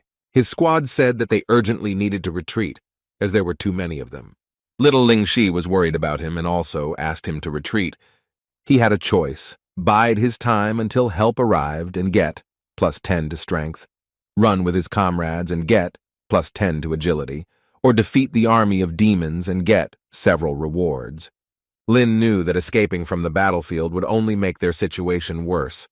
Due to such retreats, these creatures were taking over cities, and so he chose the option of fighting to the end. He wanted to cut through all this darkness and destroy them with lightning. Lin attacked them using his new Thunderstrike ability, frying the entire army of monsters. And since he destroyed all the monsters, he wanted to kill one of the strongest demon kings. The blood dragon used the strongest attack of its poisonous breath. Ju, Yan cut this fiery blow in half. Tang Ling realized that while the demon king was distracted, this was a good chance to strike him. This knocked Shui Ye out of the air, but the blood dragon saved him from falling. Ling Hua attacked him with her Thunder Tiger power. A strong electric shock ran through the Demon King's entire body. This was the most powerful blow that Ling Hua had ever made. She had no doubt that after this, the bloody night ghost would die. The Demon King was angry and he didn't understand. How dare she hurt him? To restore his strength, Zhue Ye fused the blood dragon into his essence and transformed his body, and he turned into a huge demonic giant. It was the first time Tang Ling and Ling Hua had seen such a strong aura. The Demon King told them that he always has a backup plan. He didn't understand how 2 low-level beasts dared to attack him. Since he became much stronger, it became much more difficult for them to fight him. Lin Kuei came to their aid, which surprised them. And with him are his partners and little Ling Shi. Ling Hua was delighted that her little sister was not afraid of anything. Marong helped heal the pleasures of teachers Tang and Ling Hui. Lin told the Demon King that he was his opponent. He was surprised that Lin Kuei had become much stronger than before. Lin had a choice: escape with the team and get +10 to strength, defeat Shui Yi and avenge Hong Yi, get improved performance, or find another way out of victory and get +10 to agility. He chose the latter and reincarnated into a demonic form. His team and Master Tang were surprised that he had such an ability. The Demon King told Lin Kuei that she would not give him a single chance to win. Lin used a powerful Fire Fist attack. They all united against the Demon King and attacked him from all sides. The Demon King found it difficult to fight all of them at the same time, and they were almost able to knock him down. Little Ling Si and Oniji also helped Lin Kuei win. Shui Ye sacrificed his blood to open the prison and immobilize everyone. This was also a problem for Lin because he could not move. The circle caused by 2/3 of his blood was truly powerful. He said he would eat them all. Lin managed to get up and told the team that they could rely on brute force to break his pressure. The Demon King didn't understand how Lin Kuei could move.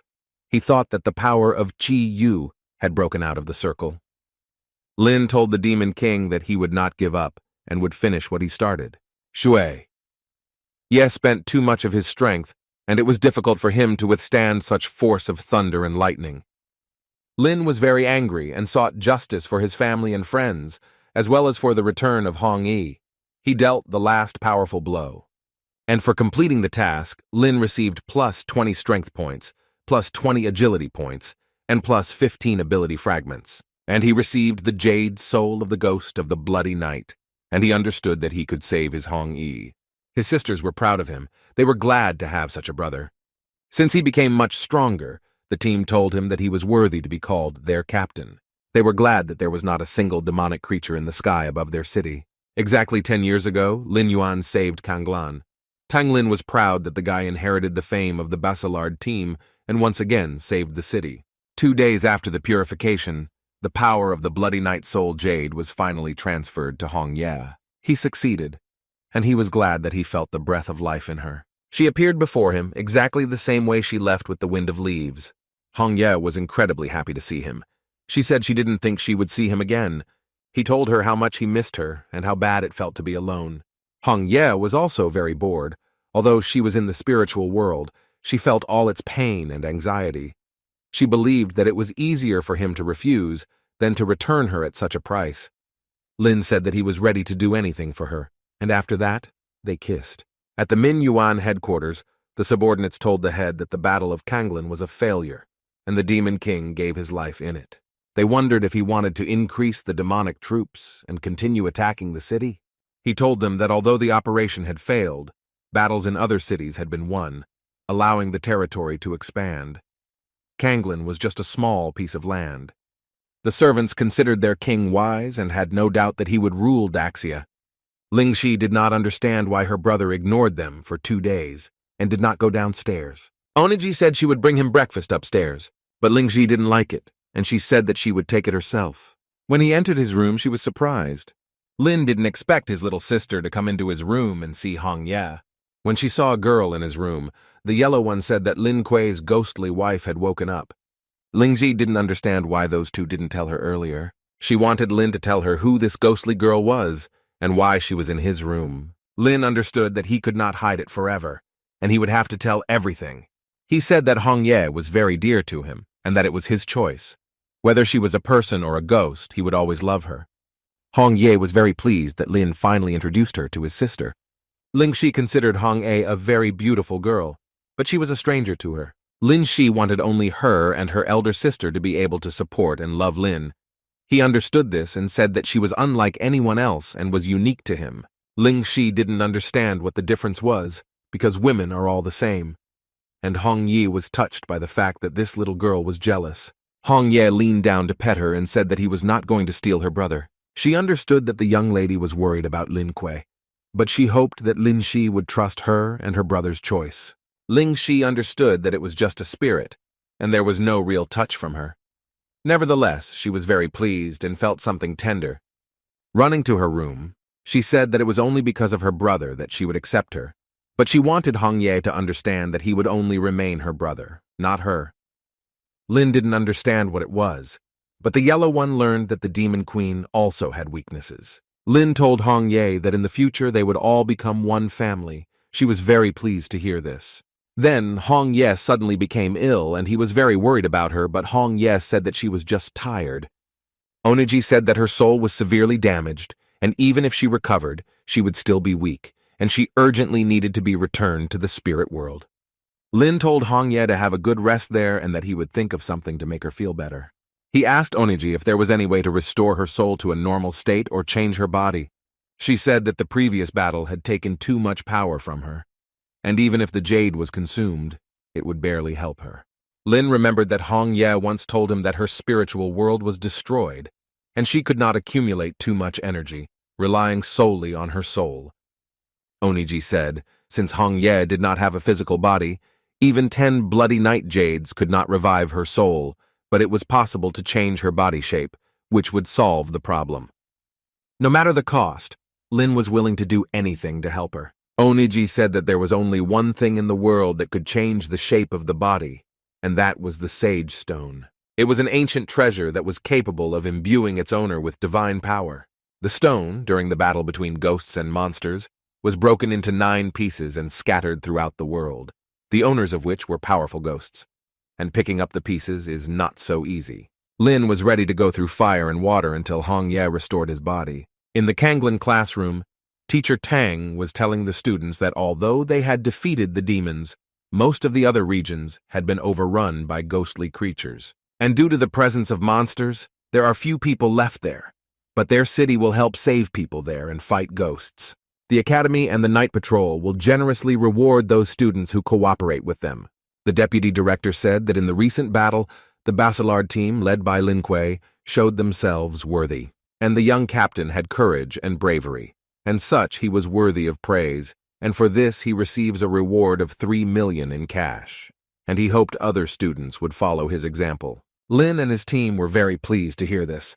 The guy could not even dream of such a reward for saving the city. Many girls at the academy loved him and considered him their idol. Their team was presented with ribbons of honor for their achievements. Qing Chen, watching Lin Kuei, considered him very handsome, and her friend thought he was funny in this ribbon. Qin Feng was happy for him and wanted to follow his path to become just as strong and respected. Yang Xiao was unhappy with his success and still wanted to find a way to take revenge on him. Teacher Tang wondered if Lin Kuei would participate in this mission. Lin responded that since Yuan was an enemy of their city and the entire people of Daxia, he wanted to get rid of him as soon as possible. Tang Ling said that he was undoubtedly worthy of being the star of Kanglin and that every day he became better and better. Lin understood that by going to this battle, he could try to find the sage's stone. When he came home, Ling Shi showed him the letter and said that she had passed the primary school entrance exam. Lin was glad that she would study there so she could go to school in the future. Elementary class was an educational class for minors. He considered her very talented and understood that she would be popular in the class. Oniji and the yellow one also wanted to be like her and go to school. The yellow one thought that it was not fair because she was a ferret and could not go to school. Seeing Lin leaving, Ling Shi wanted to go with him. Lin said that she should study, and he hoped that when he returned, she would please him with her results in her studies. They saw him off, and Ling Shi promised to please him with her academic success. The city of Haimu was taken over by a void ghost that had control over the inhabitants there. Lin and his team came there to protect the city from this ghost. They came to the local residents and asked to tell them about the whole situation. He told them that the people in the city had told him that the void ghost from Ming Yuan was a subordinate of the Red Sword, one of the 8 ghost kings. Lin hoped to meet and capture this ghost in order to find out from him about the sage stone. The grandfather said that the ghosts were fierce. They often came in search of girls and children.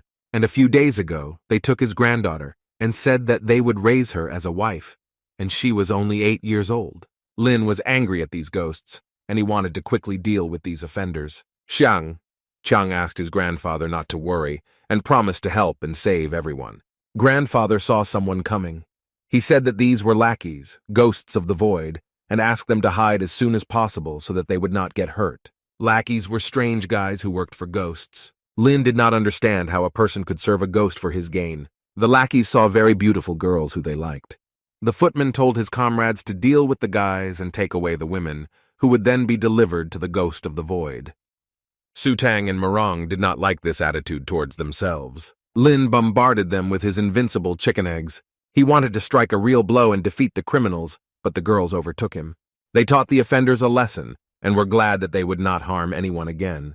The grandfather understood that they had special abilities, but he warned them that the ghost was not an ordinary one, so they needed to be careful. Lin said that they would save all people and defeat the void ghost. Lin had a choice: attack the void ghost headquarters and get +10 to strength, dress up as a woman and sneak in unnoticed and get several rewards, or lead the residents out of the city and get +8 to agility. He didn't understand where he could get women's clothes, and was surprised that they even gave charm points for it. Qian with him so that the 3 of them could be in female form.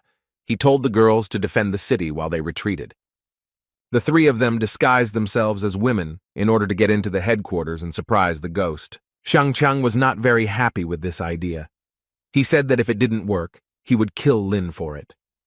But Lin didn't understand, even though it was his idea. But where did they get the costumes? Since they were already approaching the headquarters, Lin asked them not to make any noise. The demonic creatures really liked these girls. They told them that they had come to the king of the void ghosts. They happily let these lovely ladies pass. Lin knew that these ghosts had very strange taste. They told the ghost of the void that they had heard about his attractiveness, and that is why they came to him. He was glad that there were 3 more such beauties in the city, and invited them to his room. As soon as they entered his room, they took off their disguise and showed this ghost their true colors. But the ghost quickly disappeared as he had teleportation skills.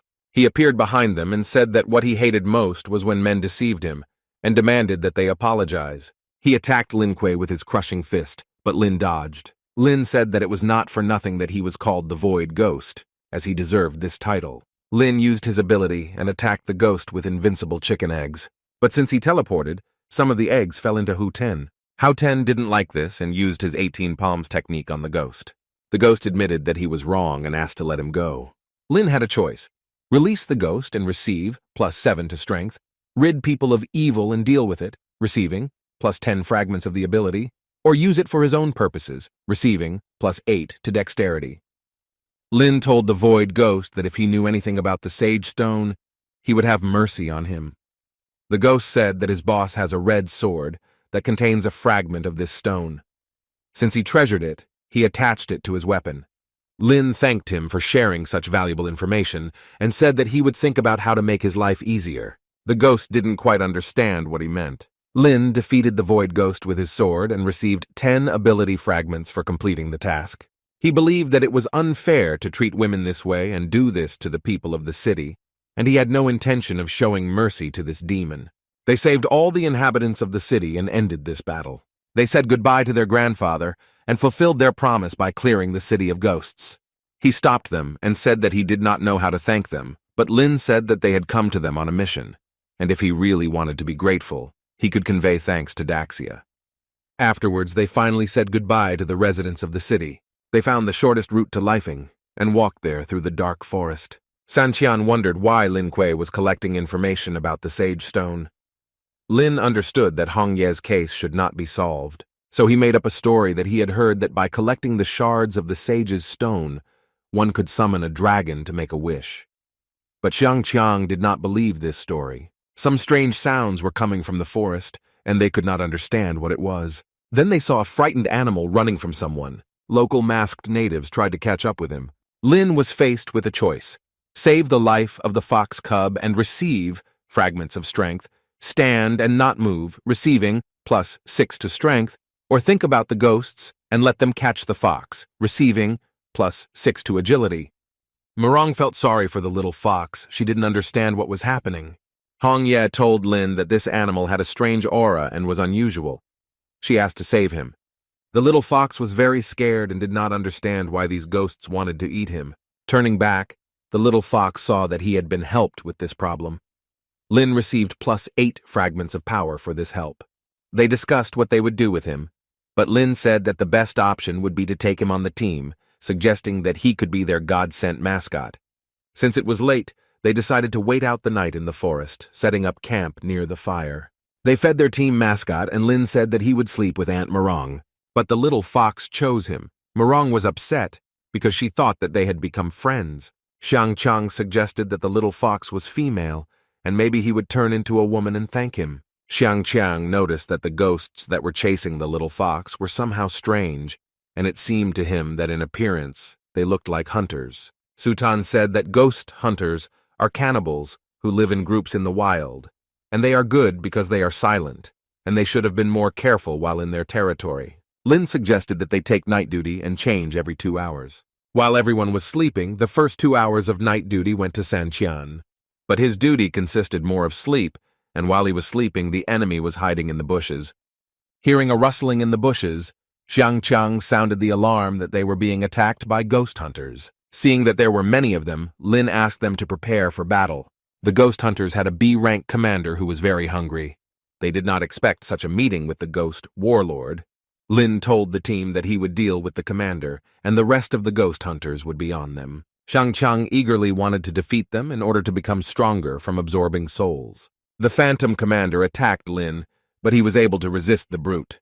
The commander noticed that the guy was very brave, so he used his main trick. Lin was surprised that this ghost had the power of killing spirit transformation. The system suggested that he learn the abilities of the ghostly jade called spiritual compulsion. These skills will transfer into the physical aura. Since he agreed, the study was completed successfully, and he used the spiritual compulsion skill. The Phantom Commander was shocked that this man was able to compensate for the skills he didn't have. The monster realized that he could not avoid this collision, so he attacked with a triple blow from the spears, but Lin was maneuverable and was able to dodge his attack. Approaching the ghostly commander, he delivered the desired blow, defeating him outright. After much training, he found it much easier to fight B-tier enemies, but he knew that each ghost had different abilities, and he should be more careful next time. His team was glad that he was able to defeat such a ghost. Lin was pleased to hear compliments in his direction, and he said that it seemed difficult, but in fact, defeating a mid-level ghost was easy. They told him that they had defeated all the ghosts and received a lot of soul jades, with the help of which they could gradually become stronger and reach heights. Xiang Qiang was worried that ghost hunters might be nearby, and he wanted to deal with all their tribes. But Lin didn't understand how they could find them in the night forest. The little fox, hearing their conversation, tried to tell them where the ghostly hunters lived. Since he knew the route, they decided to follow him. The little fox turned out to be right, and by morning they dealt with all the ghostly hunters in this forest. They freed all the people who were in the custody of these ghosts. People told them that recently in their city of Lifing, there was an invasion of the ghosts of the Red Sword, which captured their homes, and those who failed to escape began to serve the king. Therefore, they had to leave the city to save themselves, but they could not expect to meet the ghostly hunters. Lin told them that there was a city called Kanglin nearby that was safe, and he offered to take them there. Lin saw how dangerous the Red Sword ghost was to the people, and he personally wanted to go to Lifing to see what was wrong with it. Hong Ye warned him that he was one of the great ghost kings, and his power was comparable to that of Bloody Knight, and therefore he should be careful with him. Lin told her that he had the shards of the Sage Stone, and for her sake he would get them. His team did not understand what Lin Kuei was doing with the air. They assumed that it was self-deception. Of Lifing, where they were heading, was already visible from behind the hills. Xiang Qiang was tired of following the navigator, and he could not find a shorter route. Lin sensed that there was a spiritual aura nearby, and he asked his team to be careful. The girl assumed that this was another group of minions and ordered her squad to arrest them. Lin didn't like the fact that they called them ghost minions and told his team that they were dealing with robbers. And so he told his team that they must catch the thieves first, and he used the windshoe attack. But since the girl was not simple and had abilities, she paused it. Lin appreciated her ability and realized that she could stop time, which was a very rare phenomenon of such power. The girl felt his very high mental strength, and she understood that she could not keep him in one place for long. Lin came out of her time dilation and snuck up behind her, which she definitely didn't expect from him. One of her comrades approached Kanya and asked what she was doing, but she asked him to leave, saying that she herself wanted to fight him one-on-one. Qin Feng recognized Lin and asked if he was also planning to go to Lifing. Lin wondered where Qin Feng was from there, and if he knew that girl who was slowing down time. Qin Feng revealed that she was a student at Lifing Academy, and he met her by chance during a battle with ghosts. Lin thought this situation was a very funny misunderstanding. They stopped for the night outside Lifing at Lintu's camp. Kanya told them about the whole situation that was happening in the city. Lin realized that although the Red Sword Ghost ruled the city, it did not destroy the city completely, but he did not understand why the demon allowed the ghosts to subjugate people. Kanya said that the Red Sword Ghost did this on purpose. Thus, he became stronger by absorbing negative human energy. Lin realized that dealing with this ghost would be much more difficult than dealing with the Bloody Knight. He wondered if humanity wasn't trying to deal with this. She told him that it would be difficult to do this, even if people knew that the Red Sword was powered by energy.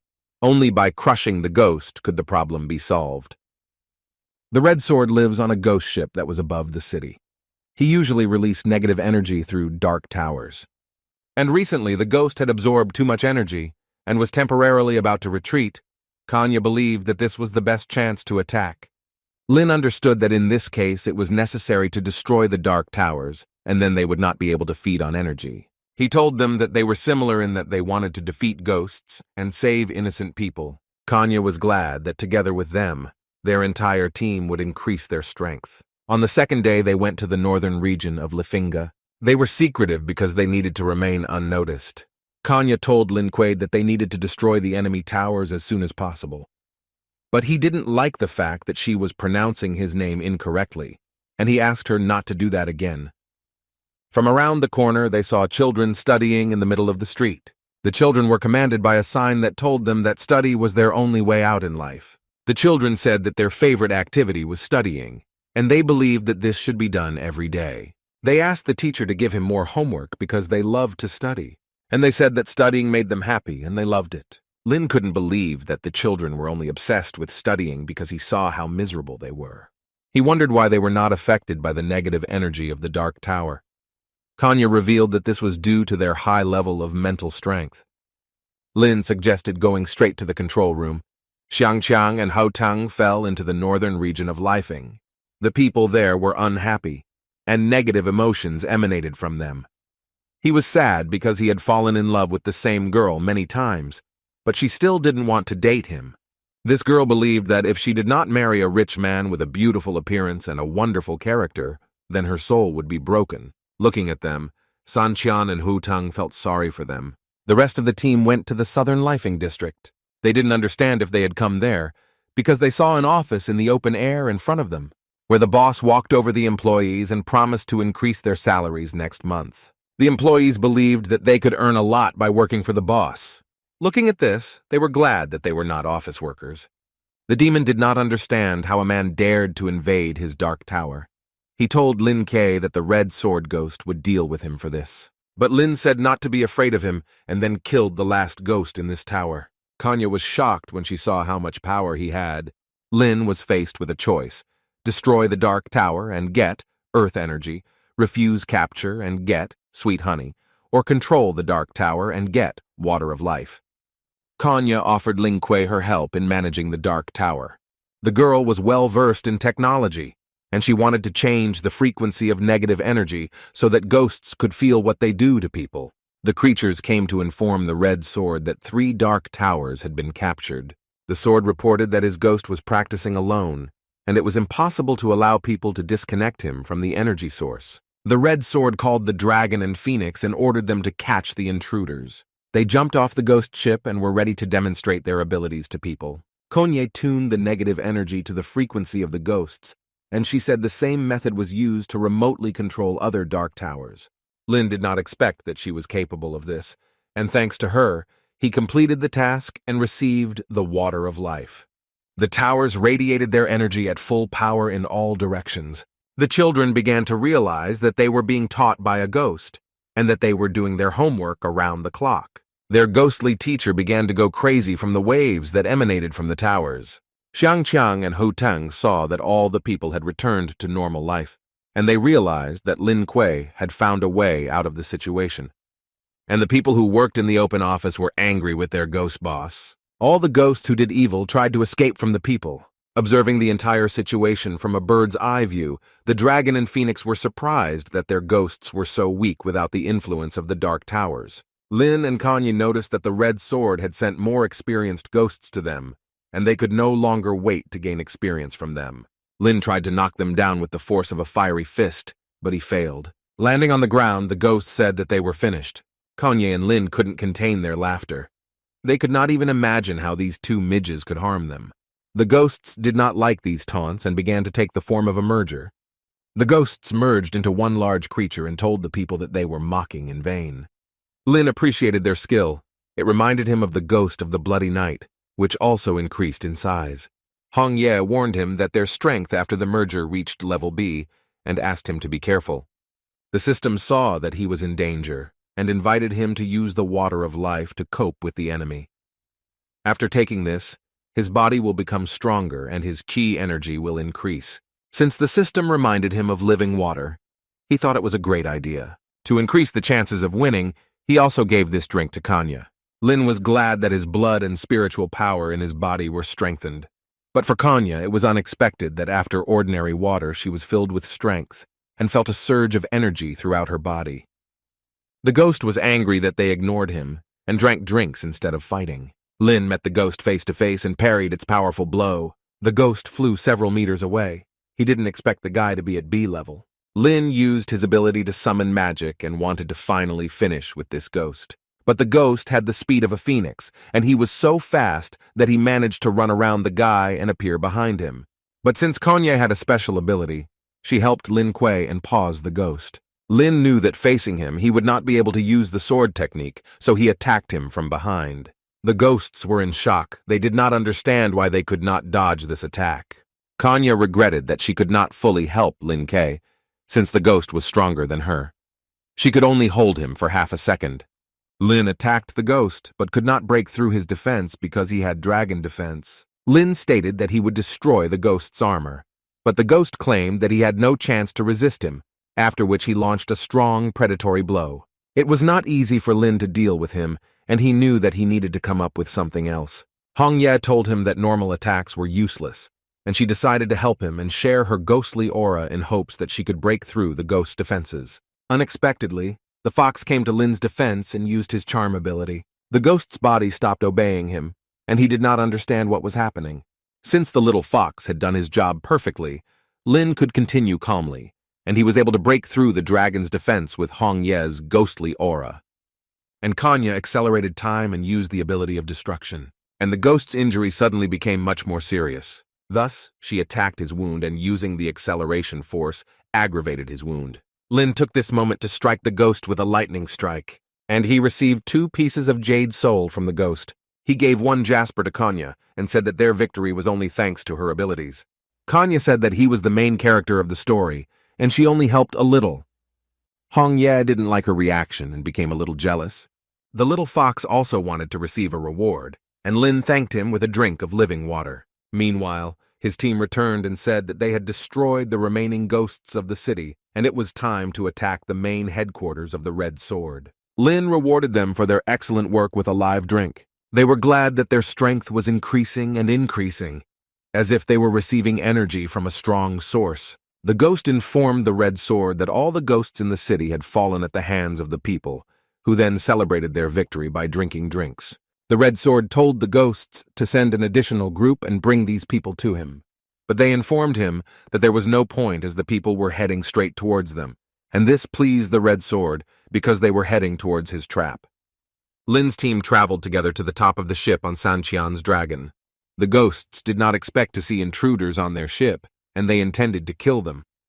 Xiangqiang asked his dragon to activate the bomb mode and roll across the deck of the ship, knocking down all the ghosts in its path. Qin Feng helped them and fought bravely against the ghostly creatures using his 1,000 troops attack. His team was also excellent and did their job well. They dealt with all the creatures, and there were no more ghostly creatures left on this ship that could fight. But a red sword appeared in front of them, eager to take revenge on them for causing a pogrom on his ship. Lin felt a strong breath from the wisdom stone that awakened the consciousness of life. And Hong Ye told him that the sword had vitality and could give strength to everything that exists. So she asked him to be more careful. Lin asked her not to worry and said that he would get her a sage stone fragment. The red sword summoned ghosts to deal with them. Kanya said that the ghosts were people who were consumed by negative energy, and since this was not a problem for them, they wanted to eliminate all the ghosts immediately. But as soon as Lin began to confront the ghosts, a red sword appeared behind him, which told him that he was his opponent. He had to leave the ghosts to his team and fight with the red sword. Since his opponent was strong, he knew he needed to keep a close eye on him. Kanya told Lin Kuei that if he breaks the wisdom stone, the red sword will break into pieces. Red Sword used a shadow combo, cloning himself many times, but Lin was fast and agile, allowing him to dodge the attack. Sneaking up to him, Lin broke the steel of his sword with his strong blow. But this did not stop the sword, since it had the ability to recover, and it could only be won by breaking the stone. Lin used the absolute defense skill. He understood that he could not wait another second, because if an additional batch of ghosts appeared, the situation would become much more complicated.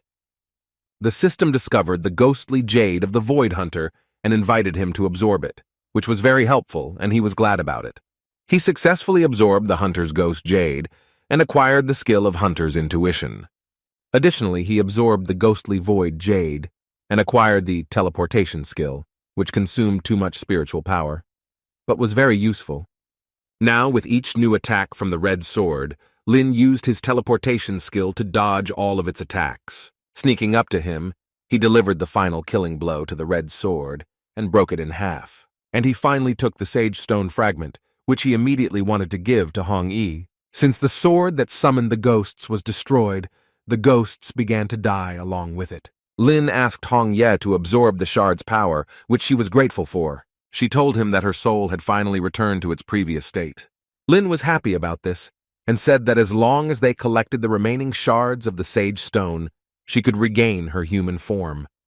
San Kan became alarmed because he noticed that the ghost had returned. It was the ghost of the red sword who returned to take revenge on them. He was angry at them for attacking his base. In an attempt to summon his red sword, he failed. When the Ghost King saw that the sword was broken, he was furious. They agreed to fight against him side by side. Lin thought that without the sword, the ghost's strength should be much lower, and its abilities were somewhat similar to those of the Bloody Knight. The Ghost King opened the entrance to his kingdom of 10,000 swords. He dragged them into his world without even touching them, using only the power of magic. Lin didn't understand why these portals were always located in the sky, but he was glad that his body was S level, otherwise he would have crashed long ago. Sankan really liked Kanya and wanted to help her get up, but the girl was independent, so she refused. High-level ghosts had other worlds, and Sutang assumed that this ghost's ability was spiritual power suppression. It was a world created from negative energy, a place where pain and anger were concentrated. The Phantom King created a new weapon into which he placed thousands of grievances of fallen souls. Lin had a choice: surrender to the Red Sword Ghost after receiving one skill, kill the ghost after receiving summoning ghosts to help in battle, or flee his kingdom after receiving weapons. Lin did not want to retreat, and so he chose the second option, to arm himself to the end. His team wanted to help him, and they tried with all their might to defeat the Ghost King. Kanya used a temporary pause, but the Ghost King was too powerful for such childish tricks, and he blocked her pause with his charm. In his world, he was so strong that they could not get close to him because he blocked all their blows. Lin understood that they needed to look for another way that would help them weaken the suppression of spiritual power in his world, as a result of which it would be easier for them to defeat the King of Ghosts. He remembered that Sanqian's dragon could absorb anything, therefore he told him to let his dragon absorb all the negative energy of this world. It worked, and the suppression was lifted. Now they could use their spiritual power as before. Since they became stronger, the Ghost King used his sword key, which could create indestructible armor around him. The system discovered Soul Jade and invited Lin to absorb his dragon power. He was glad that the system's proposals always came up on time. Lin successfully absorbed the Dragon Jade and gained the skill of Dragon Strength, which could ignore the enemy's attack by 15%. The Ghost King knew that this could destroy both him and his sword. They did not give a second of rest for the Ghostly King to recover. Lin understood that since the ghost was weakened, it was time to strike a crushing blow, and Hong Ye volunteered to help him with her demonic power. This surprised the Demon King, because he understood that the power of this attack was at A level, just like his. In addition, Lin used a powerful lightning strike. The Phantom King tried to resist his strong attack, and when he saw a spiritual body next to the guy, he realized that his chances of winning had become much less. The Phantom King was unable to resist for long as his attack was absorbed by the killing blow. Lin received a Jade Soul, and for completing the task he received a technique for summoning ghosts, as well as plus 20 fragments of abilities. They were happy with this victory. Lin thanked Hong Ye for such help. His team thought he did a great job, but Lin told them it was a team effort. Looking into the sky, they noticed strange cracks that were forming at breakneck speed, and they understood that they needed to escape from this world. They successfully escaped from the ghostly world on Sanqian's dragon. Peace reigned in Lifing. People began to gradually restore their homes and improve the city. Since the mission was over, Lin told Kanya that they needed to return back to the city to report the results of the battle. But Kanya didn't want him to leave. Kanya was grateful to him for saving her city, and she considered him a hero. She thanked him for everything and said that the days spent together were dear to her. In addition, she promised to come to him as soon as Lifing stabilized. Hong Ye was glad that he had even more fans. Sanqian was offended that his goddess was grateful not to him, but to Lin Kuei. When Hong Yi appeared in front of Lin, he asked to understand him correctly, and said that he was forced. In parting, Lin said that they would be waiting for her in Kanglan, as there would be many more missions to save cities. Sankan was angry with Lin Kuei for hugging Kanya. Afterwards, they had a long road ahead to the city of Kanglan. While studying, Ling Shi could not think about anything except her brother. Yellow was wondering what happened to her, as she noticed that Ling Shi wasn't herself lately. She told the Yellow One that she missed Lin very much, since he had been away from home for almost a month, and she didn't even know if he was okay. One of her classmates noticed that she was sad, and he decided to please her with a piece of cake, but the girl did not appreciate such care. Her classmates were afraid of her and considered her a hooligan. Students burst into the classroom wanting to talk to Ling Shi and teach her some manners. Her classmates heard that some bully had a fight with the punks from the graduating class, and they came to deal with him. Monster could do to them. She didn't like the way he called her, and she taught him a lesson for it. The high school students apologized for starting the conversation in the wrong way and promised not to do it again. As soon as a boy came into the class and announced that Lin Kuei had arrived at school, Jier was immediately happy that she would see her brother. A crowd of fans were waiting for him near the school and were happy to see him. Lin didn't understand why there were so many of them there. Ling Shi was glad to have such a meeting with her brother. She told him that she studied hard every day and became friends with her classmates. Lin wondered who the children were talking about when they whispered about bullies. He was worried that she might have been hurt while he was away. Ling Shi said that she was fine because she is an ordinary student who likes to study hard. Yellow confirmed her words and said that everything was fine with them. Ling Shi noticed that he had a little animal, and she was wondering where he got this little fox from. Lin decided to introduce them closer, but the little fox sensed her strong demonic aura and was afraid of her. Ling Shi gave the new family member the name Snowball. Yellow also really liked the new family member. Arriving home, Lin decided to cook a delicious dinner for everyone, and they were surprised that this was the first time he had prepared something for them. Lin allowed Oniji to have dinner with them since she did a great job and was able to take care of his sister while he was away. In fact, Oniji herself didn't understand how she managed to withstand these two monsters. They were delighted with his masterpiece in cooking, as it was very tasty. Lin wanted so badly to feed Hong Ye, but unfortunately he couldn't do it because she was still a ghost. Ling Shi couldn't look at them because she was still jealous of her brother for Hong Ye. She asked that it be better to give that piece of meat to her rather than to some ghost. When Lin fed her, the girl was happy. Yellow also wanted such care and asked to feed her. Lin fed her too, but he didn't understand why he had to feed them. Yellow was delighted. She couldn't understand why the food tasted so much better in his hands. Oniji and the little ladder could not be ignored, so he fed them too. They were glad that he showed such concern towards them. Unexpectedly, Teacher Tang called him to her office. Lin assumed that this was another task with ghosts. Arriving at her office, he wondered why he was called. Tang Lin said that even though he only attended college for 1 semester, the management highly appreciated his achievements.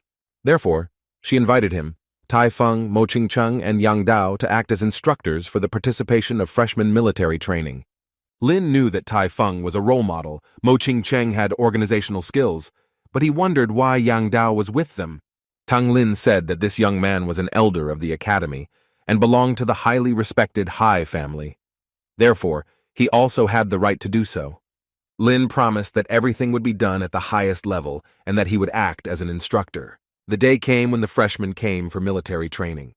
All the instructors were happy to welcome the new recruits. The guy introduced himself to his students and said that he would be their instructor. The students did not understand why someone who was recently a freshman was teaching them. One of the students volunteered to ask how someone who was about the same age had the right to command them, since they did not believe all the rumors about his achievements. Lin faces a choice: finish training them and receive +8 to agility, show his strength to them and receive +8 to strength, or explain everything in detail and receive for it, +10 fragments of abilities. Lin told them that with such arrogance and ignorance, they would not become excellent fighters, because a truly capable person must clearly assess his capabilities and constantly train. The students realized that the instructor was right in their overconfidence. They realized that having moved to a new level, they cannot stop and need to move on. Lin did a good job as an instructor. He motivated them and built up team spirit. Lin received the reward +10 ability fragments, and the next step immediately began training his students. They started with 10 kilometers around the stadium. Teacher Tang told the deputy director that she had appointed Lin Kuei as an instructor, and she was confident that the guy would do a good job of this task. The deputy director wanted to make sure that the guy was up to his task. He saw Lin leading the freshmen who were running without shirts, burning off their fat folds. The deputy director did not understand what this strange teaching method was and how she allowed him to become an instructor. Ching Chung asked her students if they wanted to take a break after practice, but the students were insistent on continuing. Qin Feng trained his students as true warriors, teaching them courage and greatness. Yang Xiao told his students that it was important to pay attention to speed and accuracy, and also emphasized that in order to win, it does not matter how you achieve it. The two students made sure that teacher Ling Kuei was comfortable teaching them. His students were very resistant to such strength training, and they really liked such a teacher. Yang Xiao didn't like the fact that Lin Kuei's team was so motivated, and he didn't want to lag behind him in this regard. They trained for hours on the sports field, running hundreds of laps. They also had more serious tasks, such as walking along a tightrope to test their balance. Other instructors were impressed with these teaching methods. The instructors led their students to the next stage of testing on Mount Kanglin, where teacher Tang Lin told them about the rules of the test. According to the rules, the instructor will send the team into the forest, where the participants must catch ghosts, each of which has a collar. The team that collects the most will win. Qin Feng told his disciples that each of them had the blood of a king in them, and they should not bow their heads. He asked them to try to win. Qing Cheng told her students that they should pay attention to safety first and be united. This way there will be a greater chance of victory. Yang Xiao told his students that only winners are noticed, so if they don't win, they can forget about fame. Lin, in turn, fed the students and said that this way they would gain strength. Teacher Tang was not happy with the way Lin Kuei taught his students, because compared to other instructors, his methods were like those of a small child. When Qing Cheng led her students to Mount Hu, she asked them not to disperse and said that ghosts would soon appear, and they would need to attack them as a team. The students felt a ghostly aura coming straight towards them. Grouping themselves together, they waited for the ghosts to come straight to them. Suddenly, they saw ghosts running away from Lin Kuei's disciples who were trying to catch them. The ghosts did not understand why they were chasing them, because they had already given up their collars, but Lin said that they needed their soul jades. He ordered the disciples to grab ghosts, since kindness to ghosts is cruelty to humanity. Kuei's methods and her students were surprised by how his team dealt with the ghosts. Lin came over to suggest to Qing Cheng that they unite teams to capture all the ghost jades together. Qing Cheng did not understand why he wanted to capture the jades, because the purpose of the task was to collect collars. There they met Qin Feng, who was delighted at this unexpected meeting. Lin proposed the idea that the three of them work together so that their teams can easily cope with all the challenges. Qin Feng suspected that something was fishy, but he still accepted the offer so that his team would get more benefits. Since they approved of his idea, Lin distributed nutritious eggs and life drinks to all the students so that they could raise their strength levels. The students were happy that they were given food and were motivated to track down all the ghosts as quickly as possible. The three teams surrounded Yang Xiao's team to take all the collars they had collected from them. But Yang Xiao didn't like it, and he drove away the intruders from other teams. After the water of life and the eggs, the students who united were no longer so afraid of ghosts and calmly caught them. This day reminded the ghosts of the fear that once possessed people. After the test was over, teacher Tang declared Lin Kuei's team the winners, and Qin Feng's team took second place. But he was not upset, because he knew from the very beginning that Lin Kuei would be the winner. Yang Xiao blamed Lin Kuei for his failure to take first place. Lin had a choice: respond kindly and receive, plus 10 points to strength, teach him a lesson, receiving plus 8 points to strength, or act wisely and ignore him, receiving plus 4 fragments to ability. Lin did not understand why the rewards for the first option were so large, but he still asked Yang Xiao not to be angry and admitted his guilt and allowed him to take revenge for this. Yang Xiao was not against it, especially since Lin Kuei himself allowed him to do this. Lin was surprised that it worked, as he thought it was a bug in the system. And since the task was completed, Lin decided to teach him a lesson. He told him that by doing such things he had harmed his students, and he would be punished for this. Lin suggested that everyone have a celebration in honor of the end of military training. In the evening, Lin returned home, and Oniji was happy about his victory with his students. Lin smelled the scent. He assumed that it was Ling Xi who tried and prepared something tasty. The girl prepared chicken broth according to her secret recipe. Ling Xi knew that he was tired from military training, so she prepared soup for him to recuperate. He was glad about this, since he had lost a lot of weight in recent days, but Hong Ye did not understand where he lost weight if he was eating like he was not himself. Lin was amazed by his younger sister's culinary skills, but the taste of the soup seemed somehow strange to him. Ling Xi thought she had gone overboard with something, but she said she followed the recipe. He thanked her for the delicious dinner, but he had a strange feeling about the soup. Before going to bed, his temperature rose, and he realized that there was really something wrong with the soup. Hong Ye was worried about Lin, and she didn't know how to help him. She found a way to alleviate his condition.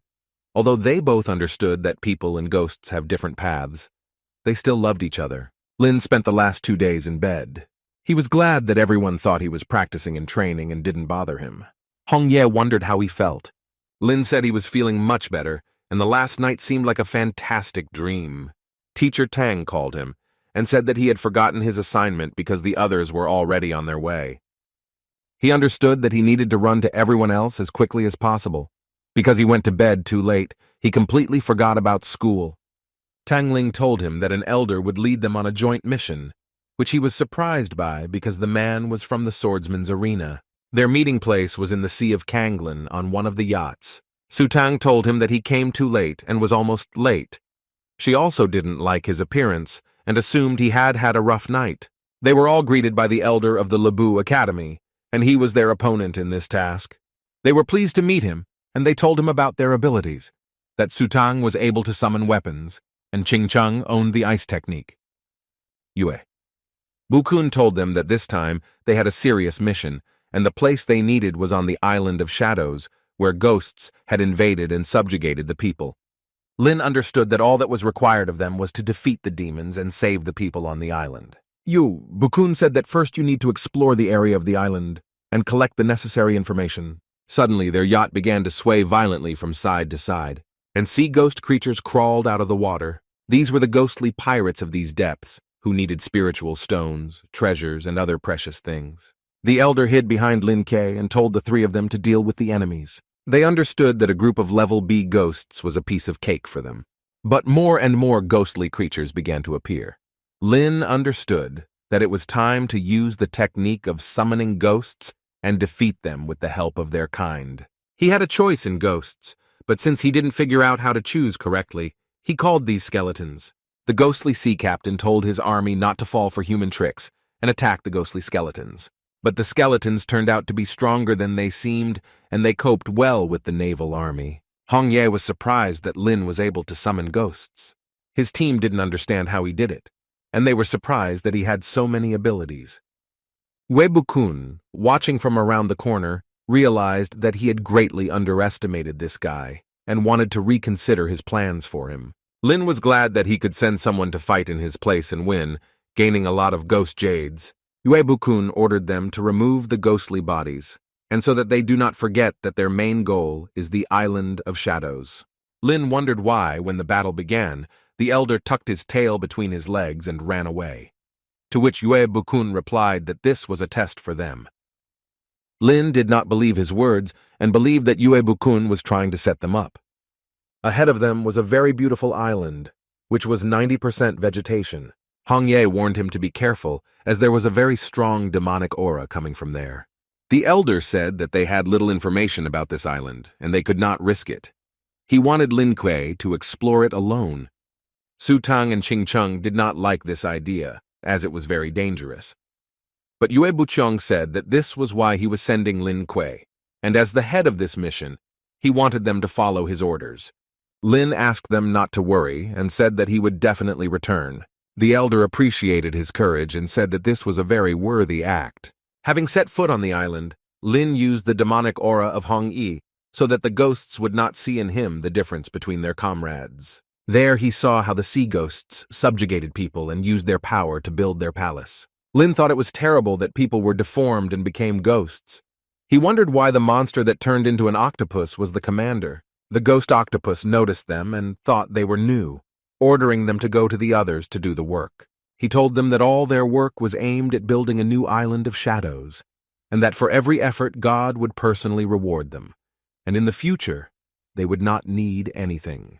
Lin was faced with a choice: join the creation of the island and receive SSS rank card, fight against the monsters after receiving 4 fragments of energy, or escape from there after receiving grade C soul jade.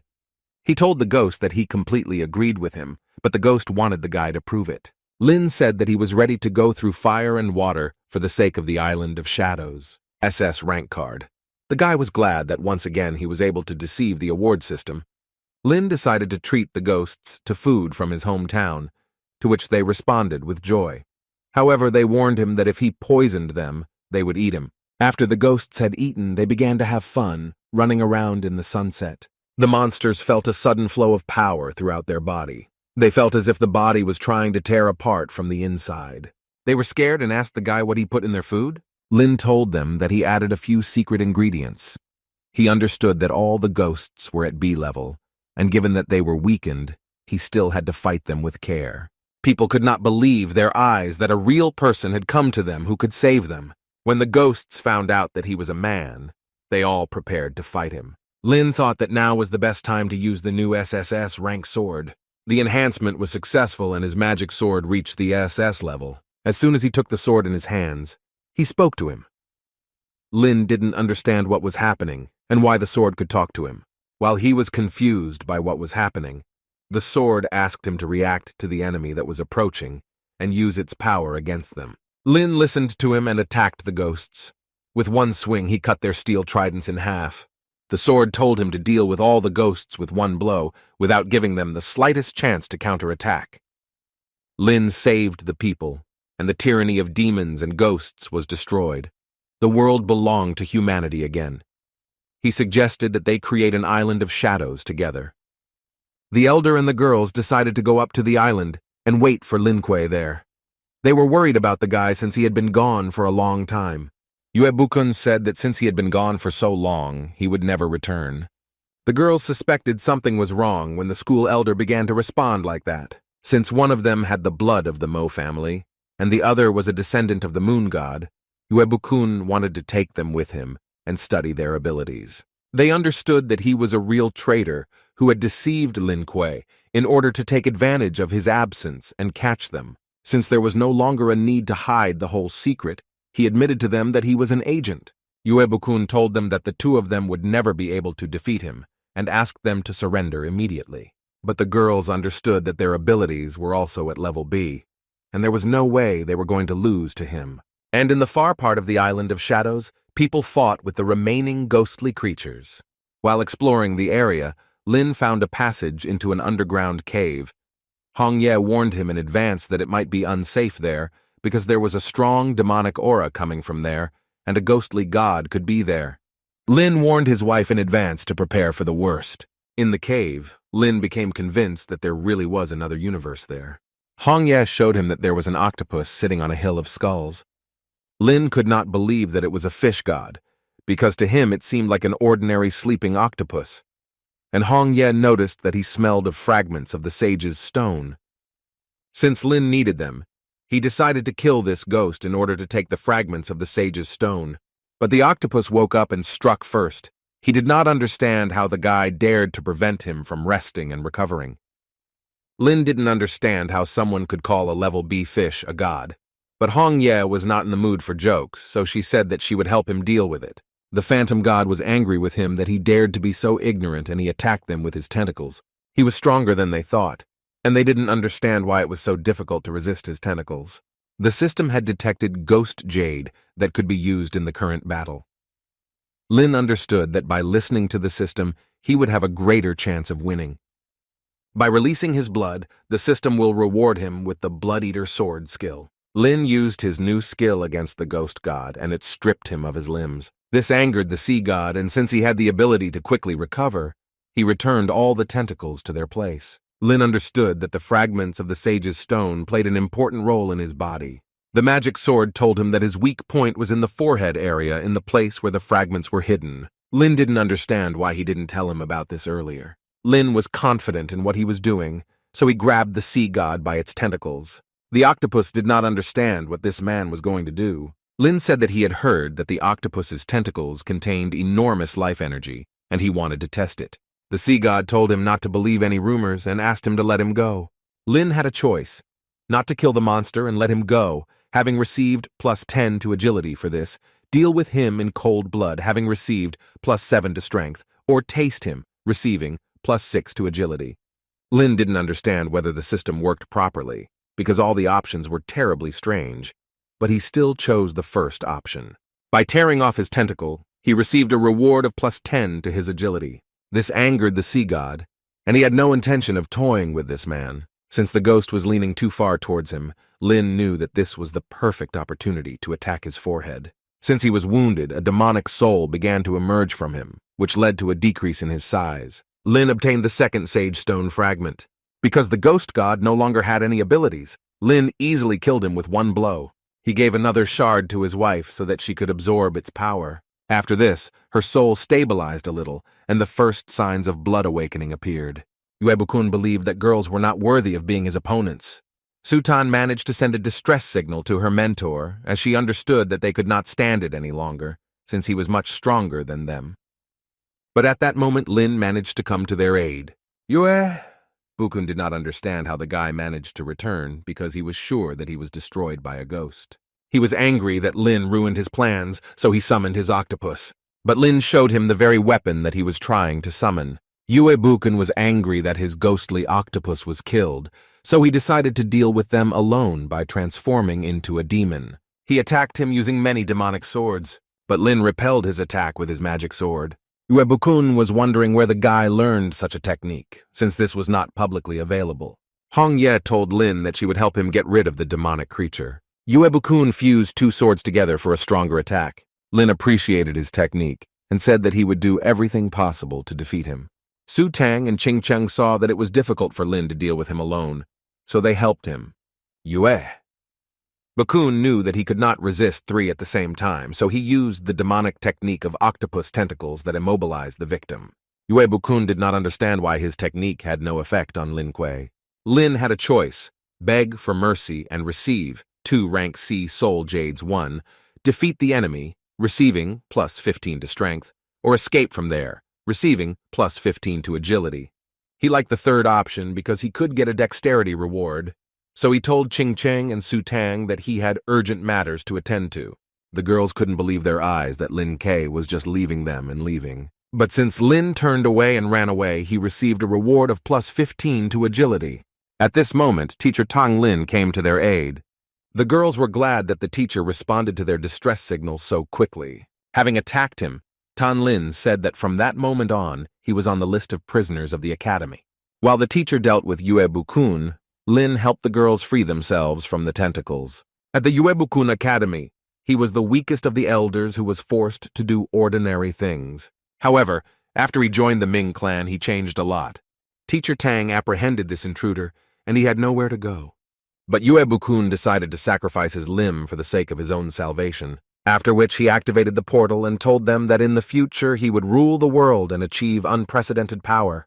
Teacher Tang tried to catch up with him, but it was too late. She was upset by this, because she knew that if he returned to the Ming clan, he would definitely come up with a new plot. Lin wondered why the elder attacked them. The girls told because one of them had the blood of the Mo family, and the second was a descendant of the Moon's heritage. Lin thought that he alone could cheat, but this turned out to be far from the case. Hong Ye tried to calm him down, saying that he was her best, and she would always be there. Returning to the academy, Teacher Tang told them that they had done a great job, after which she dismissed them and asked them to be careful in the Ming clan area. Lin was happy that he was able to receive so many rewards while fighting the ghostly creatures. Returning home, Lin put out all the jewelry he had gotten on the island on the table, and he told the family that they could take anything.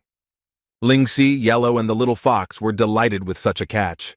Oniji was also delighted with what she saw, but most of all she liked the silk fabric. Lingxi suggested to her brother that the excess jewelry could be put up for auction. Lin couldn't even think of it. He was glad that she gave him such an idea. Hong Ye praised his sister, which made the girl very pleased. Lin, coming to the auction, decided to disguise himself so that no one would recognize him. But he was told that in order to participate, he needed to register in advance and provide the appropriate document. Lin said he just came to eat and look at the items on display. But he was told that with such requests, he simply could not enter the hall, and he was asked to leave this place. The director of this auction was interested in why the guy was kicked out. The employee responded to Mr. Wu that the guy had not registered before and was therefore prohibited from entering. Even if he had goods, the rules prohibited him from passing further. Mr. Wu noticed that the guy didn't look like he wanted to cause problems for him, and since he had an item that he wanted to show at the auction, he decided to make an exception this time. Since the director seemed like a sincere person to Lin, he wanted to show him something interesting. He showed him a bag of low-level soul jades and allowed him to do whatever he wanted with them. Director Wu was shocked as it was the first time he had seen so many C-rank soul jades. He offered the guy 6 million won and said it was priced above market value. Lin was surprised when he heard such a large sum for these jades. and he knew that this was a very good deal. Direktov noticed that the guy had become somewhat gloomy and thought that the price tag needed to be increased.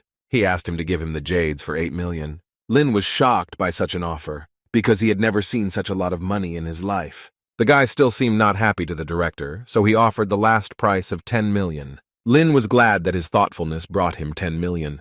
He agreed to sell them, so he said payment first, then delivery. The director was happy about this, and he said that he would write it down and bill him immediately. To brighten up the wait, I invited him to a personal auction. At the auction, they announced that they had a special guest and asked to welcome Lin K. Lin showed everyone the drink of a happy life as a lot.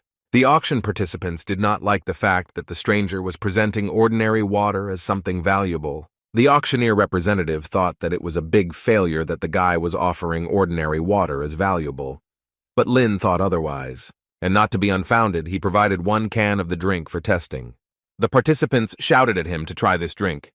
He didn't understand what was special about her, but he still decided to try the water of life. When he drank it, he was taken back to his bright youth, to a place where he enjoyed a happy moment with his lover. These memories came flooding back with sadness, and he wanted his girlfriend back. All the people there wanted to try the water of life to experience it for themselves. They felt a powerful force and a burning aura within them that erupted like a volcano. People were glad that they met an unusual guy at the auction, and everyone wanted to buy the water of life from him. It was a real sensation, and journalists wanted to show it on TV. Lin said that his drink was enough for everyone, since he had 200,000 bottles. Returning home, Lin was glad to have such a productive day, and if the opportunity arises, he would like to attend similar events in the future. Lin unexpectedly gave a gift to his wife. He said that when she was distracted, he bought a bracelet for her. Afterwards, he helped her put it on her hand, and she was very glad that he showed attention. Yue Bukun came to the headquarters of the Ming clan to inform the head that he was unable to obtain the blood of the Mo family and the descendant of the moon, which he regretted. The head was angry with him because he wasted a lot of time and did nothing as directed. Yue Bukun blamed Lin Kuei for everything and asked him to be spared this time.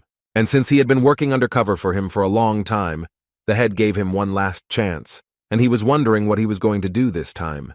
Yue Bukun said that he wanted to use the person from Kanglin to prepare for the next espionage. The head approved of this and looked forward to his success. Yang Xiao trained hard under the night sky to achieve the result of a beautiful body shape. He knew that he was still too weak and that he needed to train more to surpass Lin Kuei. But he did not like such thoughts, and he knew that all the power was in his hands. The guy believed that Lin Kuei was simply lucky to achieve such results. While he was training, his old acquaintance Yue Bukun appeared behind him. The guy was not happy with his appearance, since he knew that the entire academy was looking for this man. Yue Bukun said that the head of his Ming clan appreciated his abilities and wanted to reward him with the power of darkness. Yang Xiao didn't believe it and wanted him to prove that they had good intentions. Yue Bukun showed him the jade of the soul of the night devil of one of the 8 great ghost kings. With his help, Yang Xiao can become as strong as he wants. The guy was ready to do anything for this thing and join their circles. But first he had one task: he had to deal with the old man. He was ready to do anything just to become stronger than Lin Kuei. It was the deputy director of Kanglin, and Yang Xiao completed this task. Yue Bukun was convinced that the guy was a man of his word, and he handed him the jade of the soul of the night devil. The guy felt like he was filled with incredible power. It was very difficult to endure, and many did not succeed the first time. Yue Bukun wondered how the guy would bear it. Yang Xiao managed to combine his abilities with the power of jade, what Yue Bukun was surprised by, and he realized that he had greatly underestimated the guy. Yang Xiao managed to accept this, and his body was filled with power that had reached its limit. Yue Bukun understood that the guy who received such power immediately wanted to go fight. However, he warned that his condition was unstable and instead offered to go with him to the boss. But Yang Xiao disobeyed him and ran away to prove to everyone his superiority. Upon arriving home, Lin decided to buy gifts and make all the sisters happy. Since Lin earned a lot of money, he finally handed over the salary to Oniji, which made her very happy. I also didn't forget about the little fox and treated him to tasty and juicy meat. Hong Ye suddenly sensed a strong demonic aura behind the door and warned Lin about it. Then the door suddenly opened and streams of dark smoke began to fill the room, and Yang Xiao flew into them, eager to take revenge on Lin Kuei. But Lin was not at a loss and attacked him first. His sisters appreciated this strong blow, and they could not understand where it flew. Lin was surprised that Yang Xiao turned himself into a monster for this. Yang Xiao was annoyed that Lin Kuei was talking about him like that, so he attacked him using his Hellhound Beast abilities. Hong Ye warned Lin not to underestimate his opponent, as she noticed from his performance that he had Night Devil Jade. Yang Xiao summoned the Wolf King to attack Lin Che with his powerful claws. Although he grabbed with his claws, Lin repelled his attack. Lin was faced with a choice: defeat Yang Xiao, receiving plus 15 ability points, arrange an exciting quest, receiving plus 20 to strength, or forgive him and receive plus 10 ability fragments. Lin chose the option with an exciting quest and turned Yang Xiao into a mummy. Ling Shi also wanted to play this game, so she launched her teddy bear. The bear cub crushed Yang Xiao, which Lin did not expect because he did not complete the task, but he did not mind joining forces. Yang Xiao asked to be released because he believed that this was not a fair battle. Lin replied that it was all because he came suddenly and attacked, although Lin wanted to fight one-on-one. Oniji decided to do a good deed and take out the trash. Yellow believed that if you play, then play together, and she asked to call her first next time. She used a secret aroma mist technique. Lin didn't expect that she was capable of such a thing. Yellow said that this was her new development. Lin did not understand why the mummy began to run away, and since he had not completed the task, he wanted to catch up with him. Yang Xiao regretted being part of the demon group. If he could turn back time, he would not act so rashly. Yue. Bukun heard the sounds of victory behind the fence. He knew that Yang Xiao had been victorious over Lin Kuei. At that time, the sounds were from the screams of Yang Xiao, who did not like having his heels tickled. Lin was glad that after so much time the system considered his task completed, and he received plus 20 fragments of the ability. Yue Bukun couldn't bear to watch this, so he saved the guy. Lin told these two traitor wolves that it was useless for them to stick together, since they would not win anyway. This angered Yang Xiao, and his body increased significantly. He wanted to take revenge on Lin Kuei for everything. Yue Bukun understood that although he had become stronger, his physical abilities were still weak, and if he continued like this, he could die. Hong Ye wanted to help Lin deal with him together, but Yue Bukun had other plans for him and decided to save him. Lin was determined to catch up with him and end this once and for all, but he didn't have time as they slipped away too quickly. Since the situation is quite serious, he wanted to inform Teacher Tang Ling about it. The next morning, Lin was reading the Academy's public page, where it was said that Elder Yang Guang had been killed, and it was done by Yang Xiao, a student who had joined the Ming clan, on whose head a reward was offered. He understood that Yang Xiao was willing to do anything to increase his power, and every day he would become stronger and stronger, so Lin had to be careful. His talking sword had absorbed enough soul jade power. Lin saw that a very bright light was emanating from his sword. His magic sword evolved and took on a human spirit form. Lin was surprised by this, and Ling Xi was happy that she had a little sister. Oniji and Yellow were surprised that she was so small. All she wanted was to become the best martial artist. Hong Yi found it funny that Lin had many sisters, but Lin was not happy about it. As the head of the family, he felt a lot of pressure. Lin received a call from Teacher Tang, who said that due to the emergency situation in the city, a drill was being held to boost the morale of the students, and she wanted him to be part of it. And his task was to create his own team of 3 people. All students were welcomed to the ceremonial competition. They were informed that they were soon planning to send student teams to help in other cities, but first, they needed to improve their physical performance. 2 groups were presented in the first round of the competition. One of them were representatives of the Guhan Ho Academy. The second were representatives of the Kanglin Academy. But the Lin Kuei team did not share something among themselves and began to fight right in the middle of the broadcast. The first group decided to take this chance and launch a surprise attack. But the second team was waiting for the perfect moment to unleash a triple combo on their opponents. Lin Kuei came up with this trick for them from the very beginning, which worked perfectly, which made them happy. The presenter announced a clear victory for the Kanglin Academy team. Next were representatives from Chenin College, who were confident that they would not fall for such cheap tricks. Lin decided to summon a magic sword for this competition and give complete control into her hands. Representatives of Chenin were surprised that he invited someone to fight in his place. But Lin said that the spirit was not a replacement for a person, so the rules did not prohibit it. The spirit understood that with such light opponents there would be no need for weapons, so she decided to win with her bare hands. The students did not want to give in and decided to be ruthless, showing all their power. The spirit didn't care how many there were, because she was good at martial arts. Lin was shocked. He didn't expect her to be so strong. The next participants were strong and independent representatives of the academy. Lin understood that he would have to work hard against such serious opponents. But since the opponents did not take the fight seriously, they easily defeated them. His sisters were watching the live broadcast, and they were in awe of his martial arts. With their victories, Kanglin Academy motivated other students who wanted to test their strength. Sutang was amazed at how, in just a couple of fights, Lin Kuei had ignited their fighting spirit. And Qing Cheng believed that it was all because of his charm. Kanya promised him that she would visit him soon, and she came to his training so that she could finally see him.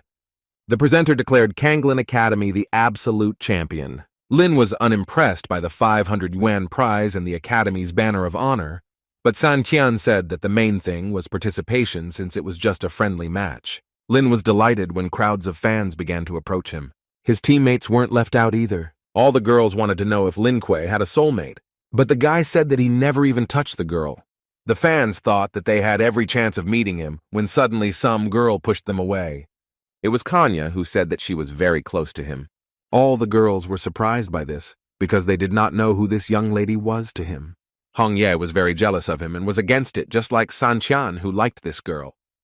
Lin did not expect such a meeting and was wondering how she was doing. Kanya said that her city of Linfeng was completely safe, and since she had nothing to do there, she arrived early. She was still glad to see her other old acquaintances. Xiangqiang missed her very much and wanted to kiss her on the cheek. But she didn't even know who he was, and this upset him, and he believed that there would be no more love in his life. Mo Qingcheng was furious. She couldn't believe that some girl was hugging Lin Kuei. A crowd of his fans were wondering why he had such a close relationship with this girl. Kanya beat him to it, calling him her brother, which frightened Lin Kuei. After all, he really didn't want to lose his popularity among the female audience. The next morning, Kanya came to Lin Kuei. The girl heard that he had other sisters, so she bought food for everyone and tried to get to know them over a delicious breakfast. Although the dishes were prepared for everyone, no one wanted to eat, and Lin understood that this meal would be his last. Yellow said that by feeding them a regular breakfast, she would not be able to bribe everyone. But Kanya decided to go to the end and win Yellow's trust by making her happy with a gift. Ling Shi asked Kanya not to try to please them since her brother already had a girlfriend. Hong Ye came down from the second floor and greeted her friend Lin Kuei. Kanya complimented her on her beautiful figure. Lin was shocked that Hong Ye was able to restore her body, and he knew that she was very angry with him. Hong Ye extended her hand as a sign of respect for Lin Kuei's new friend, and she introduced herself as his fiancée. Kanya didn't understand why Lin said at the competition that he didn't have a girlfriend. She realized that she could not compare with this beauty. Hong Ye kindly asked her to warn her about her arrival next time. Kanya hoped that there was no misunderstanding between them, because Lin Kuei is like a brother to her. Ling Si didn't like this and didn't want anyone to take her place. The sisters tried to console her so that she would not be so hot-tempered, but she didn't want anyone to stop her from standing up for her rights, and she wanted to teach these two a lesson so that in the future they wouldn't mind their own business. Previously, Lin was angry about this and tried to keep everything under control, but now he was completely devoted to the family and did not try to stop them. Kanya was surprised by his family, and she understood that it was difficult for Lin Kuei to live in such an environment. Unexpectedly, Lin was written by his elder sister, who had business with him and wanted to meet him. When they met, she remembered how they had a good time as a child as a family, and she missed those days when her parents were alive. Then she and Lin Kuei were ordinary, carefree kids. She remembered the moment where Lin and Ling Shi were trying to keep up with the butterfly. But since they were in a hurry, they stumbled due to their carelessness, and she ran to their aid. She supported them, saying that by eating the candy, the pain would go away. Their parents were happy that their children grew up caring for each other. They fought bravely against monsters to protect the city and their family. Their father took on most of the monsters, and it wasn't easy for him.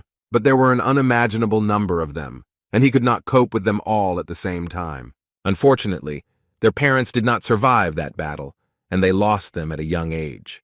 It was then that Ling Hua, as an older sister, promised to protect them. Lin didn't expect that past memories would move her to tears so much, but his sister said that everything was fine. She just remembered the old days, and she wanted to walk hand in hand with him, like when she was a child. She wondered why he was so embarrassed because as a child it was normal, to which Lin replied that they had grown up that way, and it was unusual for him. She called him to tell him who he was, since she understood that it was time for him to know about it. She said that he was an orphan whom his father brought from the land of ghosts, and since his parents could not abandon Lin, they decided to adopt him.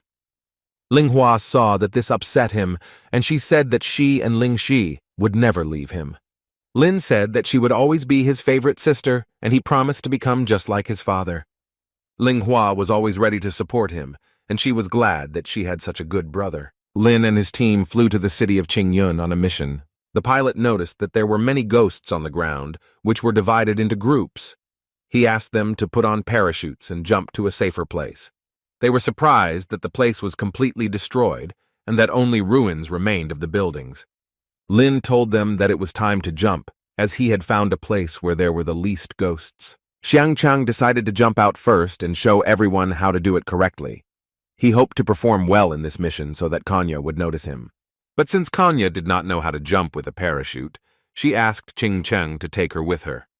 Qingcheng said that she didn't know how either, so she asked Lin to take the two of them. Since they trusted a man's shoulder, Lin helped them with honor and dignity. He overtook his comrades, which surprised them, because Sanqian liked Kanya, and he was upset that she did not choose him. On the ground, Lin discovered ghost slime that was everywhere, and at that moment they noticed many ghosts flying straight towards them. These were ghostly insects, and they understood that if one of them bit, they could not avoid dangerous swelling. They defended themselves with all their might from this swarm of insects. The ghosts attacked Mo Qingcheng with their sticky mucus. As they fought side by side with the ghosts, Lin wondered why there were so many insects there. Xiangchang told him that initially this city was captured by many different ghosts.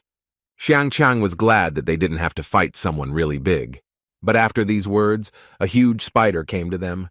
Lin was angry with Sanqian for bringing them trouble. They tried to dodge the attacks of this giant spider. Kanya told the team to go first, and that she would take on the spider. As soon as they managed to escape from his clutches, they began to attack him from all sides.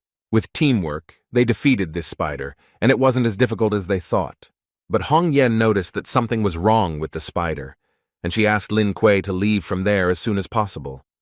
The spider was torn into pieces, and some strange insect crawled out of its belly. They realized that a fly-like creature could parasitize living organisms and control them by controlling them from the inside. They noticed that the fly began to call upon its own kind, and they wanted to destroy it as soon as possible. But it was already too late, and there were already hundreds of them. Lin understood that if they really could parasitize, then they would be finished. Hong Ye told him that their boss was one of the 8 ghost kings called the Demon Fly Ghost. His team did not understand what to do, but Lin said that all they had to do was exterminate all the ghost insects. But suddenly a stranger came to them and was shooting these creatures. Lin did not understand where the person came from there because they were told that there was no one there. Since it was too late and there were more and more insects, they had no other option but to go with him. In the evening they came to his temporary shelter, which was lined with weapons all over. The stranger was glad to see them since he had not met people for a long time. They were grateful to him for his help, and as it turned out, he was completely alone there. The stranger told them that 6 months ago, Qingyun was attacked by insects, many people died, and the rest were mutated by the clutches of these monsters. He lost his family and was depressed for a long time, but then he discovered that he had an unusual ability. He could bless bullets with spiritual power. All he wanted was to exterminate all insects and restore his city. Lin asked him not to worry about it and said that he and his team would help him with this. The girls found large cockroaches there, crawling right on them. The stranger asked them not to worry and to just deal with these cockroaches. He said that these were armored cicadas that were pawns of the ghost cockroach. They couldn't believe that cockroaches could be ghosts. Hong Ye revealed that the ghost cockroach was one of the 8 ghost kings. And there were 2 ghost kings in this city. Mo Qingcheng really did not like insects, and she asked her team for help. Lin was faced with a choice: ignore Qingcheng, having received washing liquid, help and go to the king of insects, having received plus 8 fragments of abilities, or eat a cockroach, having received S-level skill.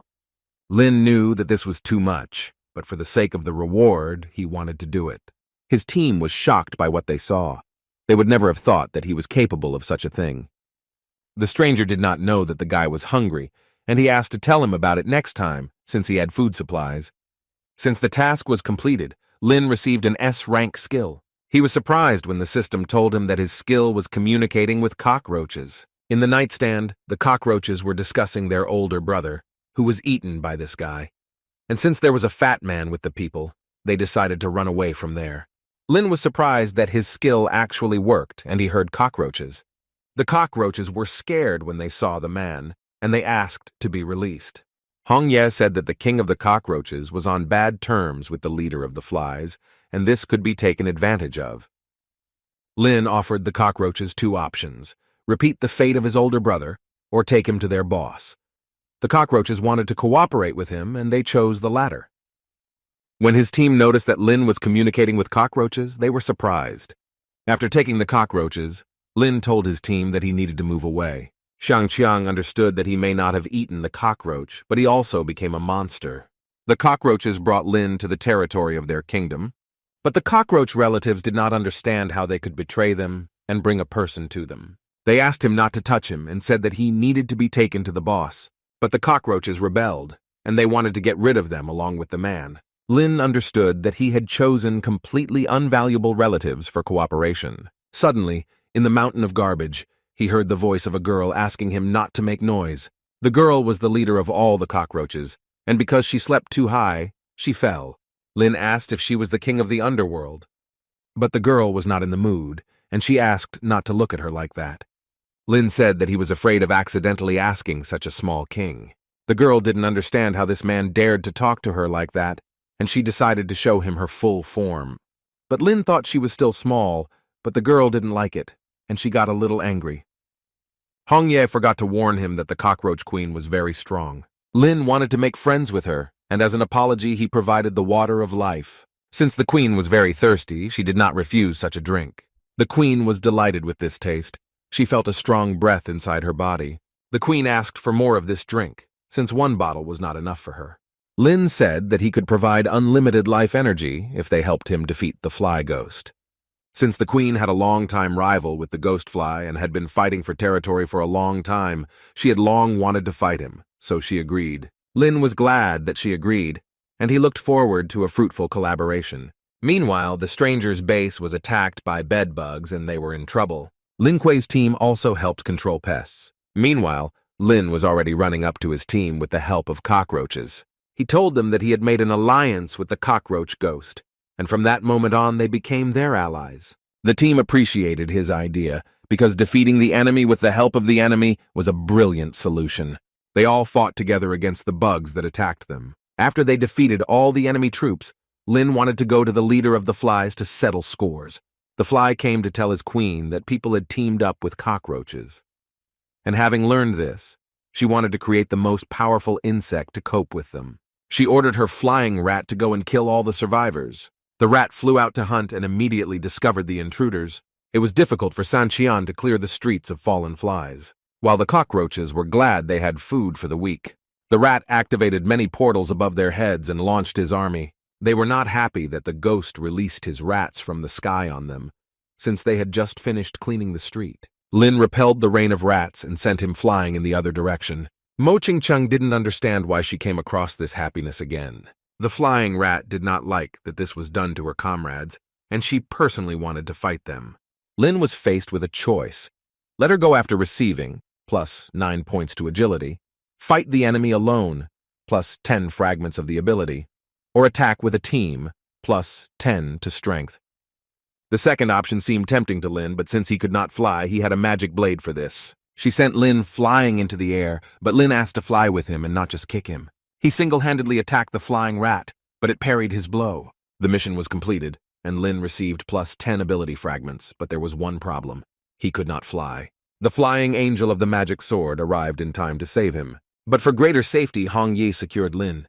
Hong Ye told him that she sensed the aura of the sage stone in the flying rat. She helped him fly to the rat, and Lin attacked it with his magic sword.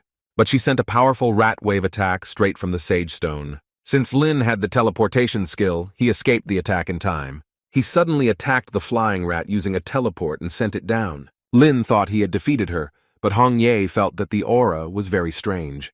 The demon rat was very angry, and she used full transformation. She attacked his comrades with her powerful jump. Kanya decided to help Lin Kuei and set a time pause, but for the rat it was a cheap trick, and she easily broke through her time barrier.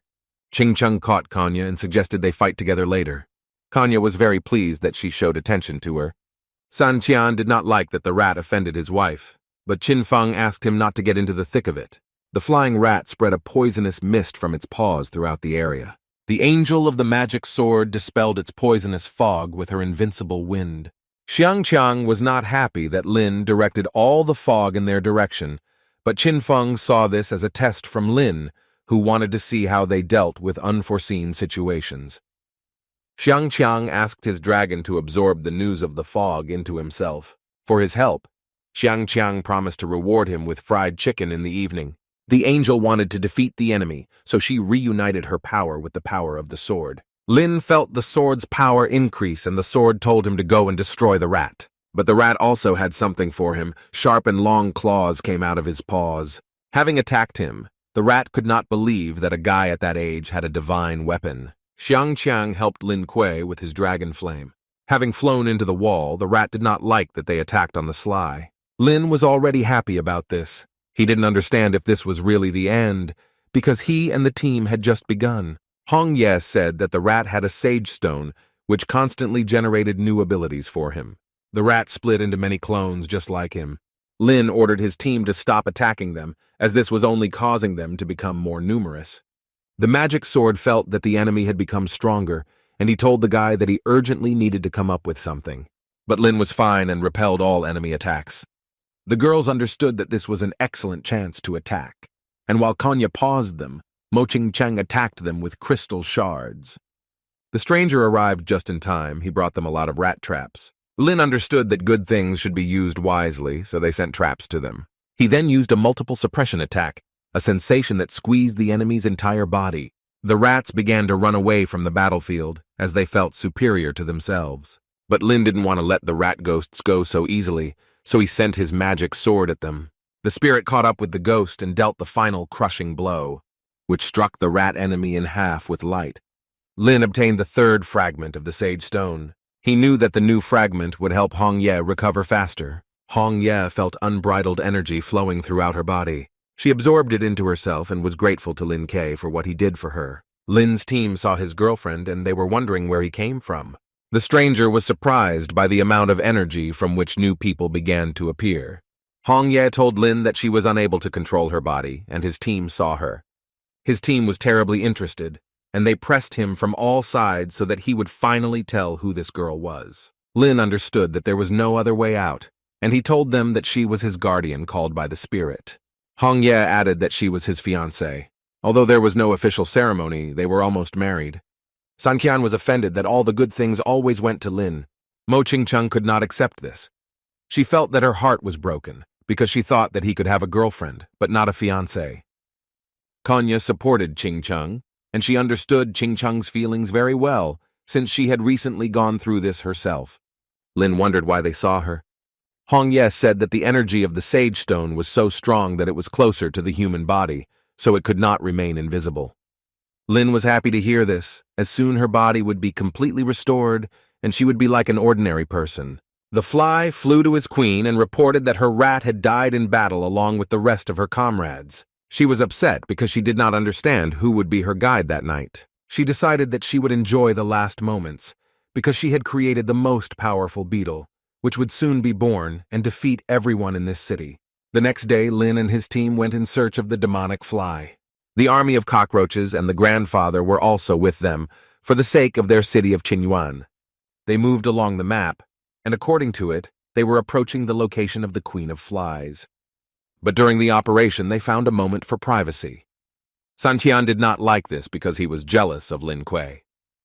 San Qian wondered where the stranger and the army of cockroaches were, because they were supposed to go with them to find food. Qin Feng didn't like the fact that he was always hungry and didn't try to lose weight. Meanwhile, they were being watched by a high-level third-grade mantis ghost. He jumped out in front of them and blocked their way. It seemed harmless enough to the team, but Lin warned them that it was no ordinary mantis. Mantis endured for a long time and watched as his comrades, one after another, left this world at the hands of people, and he did not intend to remain on the sidelines.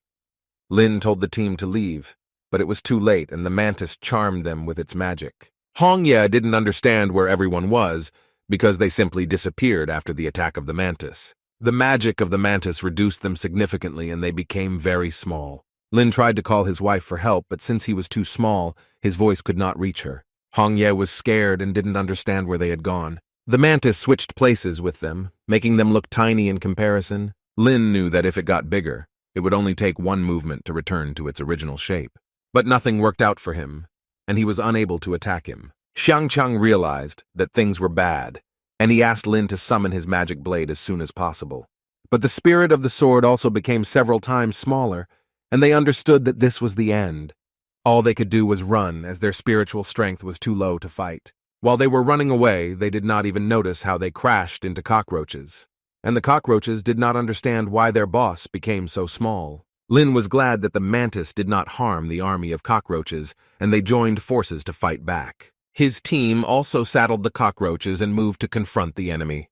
Kanya was very worried, and to calm down, she hugged Qingcheng. Mantis attacked them with his 10 powerful strikes. Lin responded with 10,000 blows with his magic sword. Suddenly he heard someone from behind asking him to move away, as they had thrown a sharp twig at the mantis.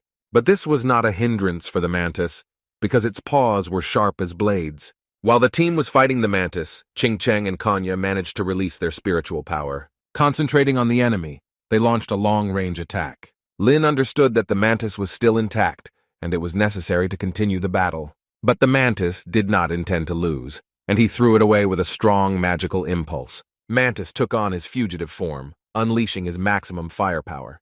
But suddenly a dog came running and stepped right on him. The stranger didn't realize that his dog was eating again, after which Lin and his team returned to their original form and were glad of heavenly justice. Lin told Hongye that they had fallen into a trap and that everything ended well. Mo Qingcheng still couldn't accept that Lin Kuei had a fiancé, but Kanye supported her as best she could.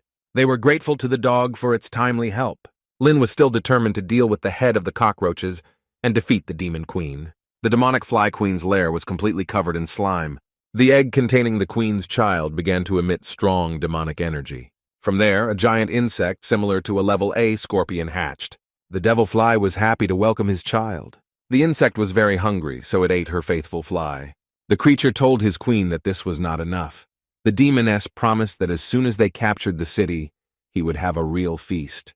The queen of cockroaches and her army came to the devil fly. She was glad that she visited her, as she was looking for someone to help her warm up before the fight. The demoness took out her magic sword, which was capable of disintegrating into hundreds of parts, turning into some kind of whip. But the queen of the cockroaches was sure that she would not have time to attack, since she had already transformed into her full form. The devil fly sent his army of black flies at her. But the queen cockroach did not pay attention to the black flies and instead attacked their queen. Their battle was very bright and colorful. There were many magical flashes in the air. Their armies, watching the confrontation of their bosses, were impressed. Devilfly believed that after so many years, the queen cockroach was still as weak as before. After that, they began to quarrel, and the queen of the cockroaches thought she was too rude. She reminded the queen of flies of the past, where she lost to her in a ghostly beauty contest. The devilfly said she just wanted love, but the male ghosts despised her because she was too sloppy. Their armies began to quarrel among themselves, and the cockroaches did not like the fact that the flies spoke ill of their queen, and they decided to teach the black flies a lesson for their ignorance of their boss. The devilfly attacked her with his magic sword, but the cockroach queen easily avoided her attacks. Then she attacked her, and she gained superiority over the devilfly. The queen fly knew that the queen cockroach was strong, so she called her giant insect for help. The insect attacked the queen cockroach, but she managed to avoid the attack. She knew that the ghost created by the magic fly actually had the strength of an A-level rookie. The insect attacked her with its sticky mucus, which began to eat away at her armor with incredible speed. Devilfly didn't like that the cockroach queen was #1 in beauty and wanted to defeat her to become the #1 ghost queen in the underworld. But at that moment she heard a car driving behind her, but it was too late and she did not have time to escape. It was Lin Kuei's team that came to the queen of cockroaches to help. But since the little queen froze in front of the car, Lin had to save her. Lin was disappointed that Hong Ye was jealous of him again, since he just wanted to help. The devilfly liked this blue-haired guy and wanted to catch him to eat him. The queen of the cockroaches did not like this and came to Lin Kuei's defense. The demonic fly attacked them with its magic sword. They all stayed together and resisted her attacks. She summoned her giant worm, which was Tier A, against them. This time the attack was too strong and they were unable to withstand its attack. Lin knew that something had to be done, so he transformed into his demonic form and unleashed a powerful lightning strike. The ghosts filled the space with their breath, which could not be breathed because it was poisonous. And since Lin could not navigate in space, the insect grabbed him with its claw, and the demonic fly attacked him. The spirit of the sword was worried about Lin as he had a hard time withstanding this blow. But with the protection of his S-level physical body, it was safe to live. At this critical moment, his body strengthened its capabilities, and the supernatural fragments accumulated in the body made themselves felt. The body of his demonic image began to transmit strong bolts of lightning, and he realized that he could awaken a new ability. A very powerful aura emanated from him, and they understood that he had awakened. Lin received new SSS-level abilities. Fight against Sun Wukong. They were delighted by his awakening. As his strength reached a level, the demon fly was not happy that the guy's abilities had awakened, and she attacked him, but Lin easily blocked her attack. Since she couldn't cope, she asked her insect to deal with the guy once and for all. But the new ability gave Lin a lot of strength, so he easily won her insect. Since her monster had fallen, she wanted to fight Lin one-on-one, but the Cockroach Queen's boomerang stopped her attack. Hong Ye and the Cockroach Queen told her that they were her main opponents. Since the black flies began to attack, Ching Cheng asked the team to help. They were bloodthirsty and very hungry, and Xiang Qiang could not resist them.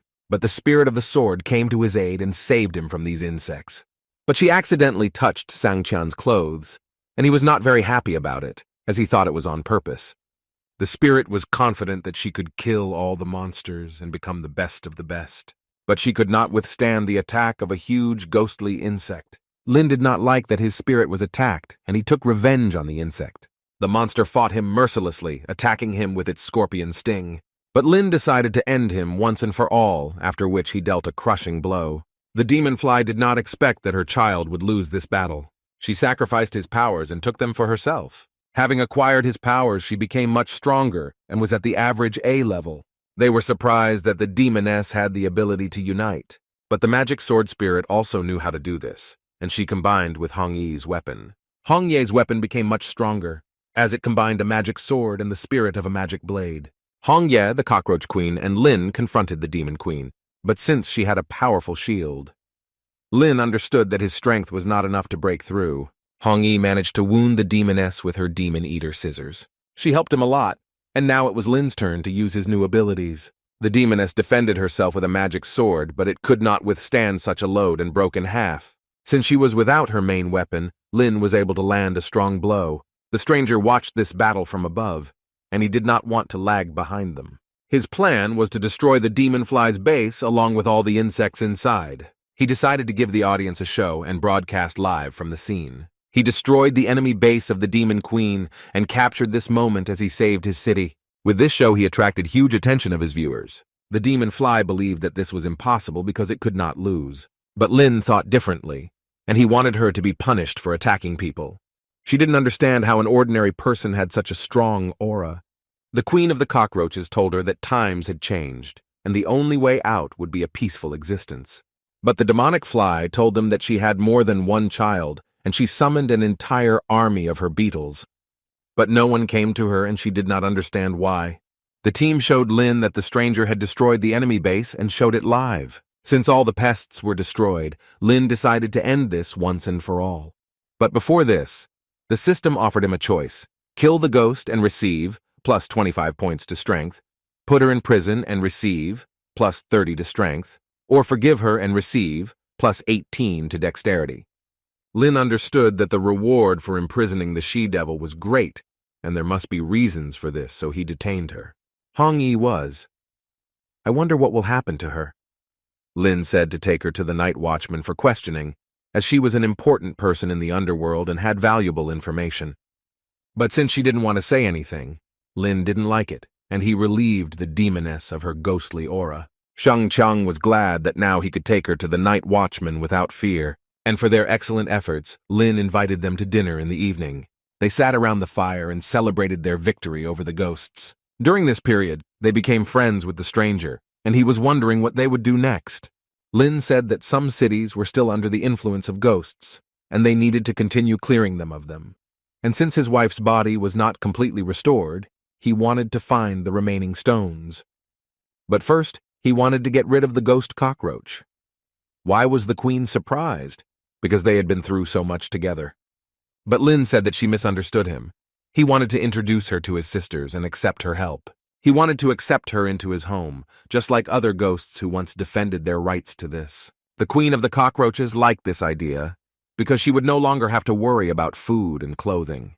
Lin promised that if she joined them, he would often bring her food and clothes, which she was happy about. However, he had been away from home for so long that he didn't know how Lingxi was doing. He managed to miss his home.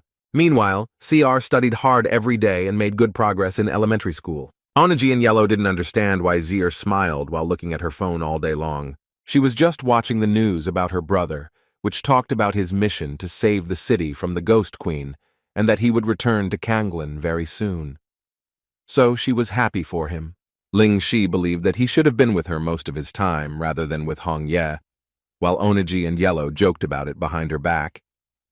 But Lingzi heard these conversations, and she decided to teach these two a lesson. Suddenly, she heard students from parallel classes talking about her. They said that she was a little schoolgirl who was always hiding behind her brother. Lingxi decided not to be provoked and not to interfere with them. They didn't like that she didn't respond to them.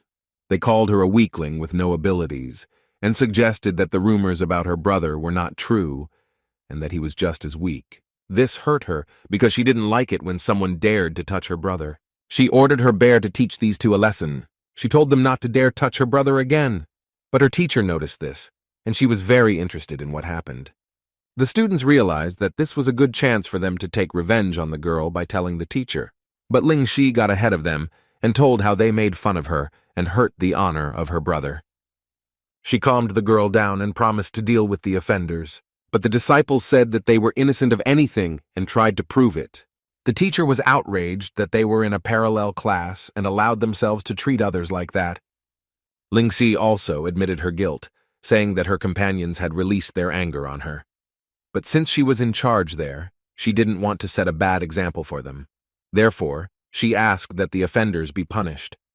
The teacher asked not to worry about this and said that she would definitely punish the culprits. Lingxi was glad that the offenders got what they deserved. Her classmate came up to her and reminded her of the corporate party that was on the playground.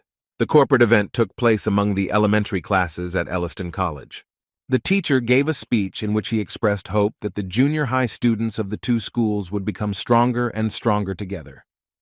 Lingxi, Yellow, and Onaji came there to eat because they were hungry. Their classmates were surprised because this was not a cafeteria to behave like that. Lingxi was recognized by students from a nearby college and decided to approach her. They heard that the girl was a hooligan. One of them asked to call him Master Tiger. He came to fight her and become the main bully among the two schools. But Lingxi was all right with him, and she asked not to distract her from such an exquisite dinner. He didn't like that she was ignoring him, and he decided to knock the sandwich out of her hands.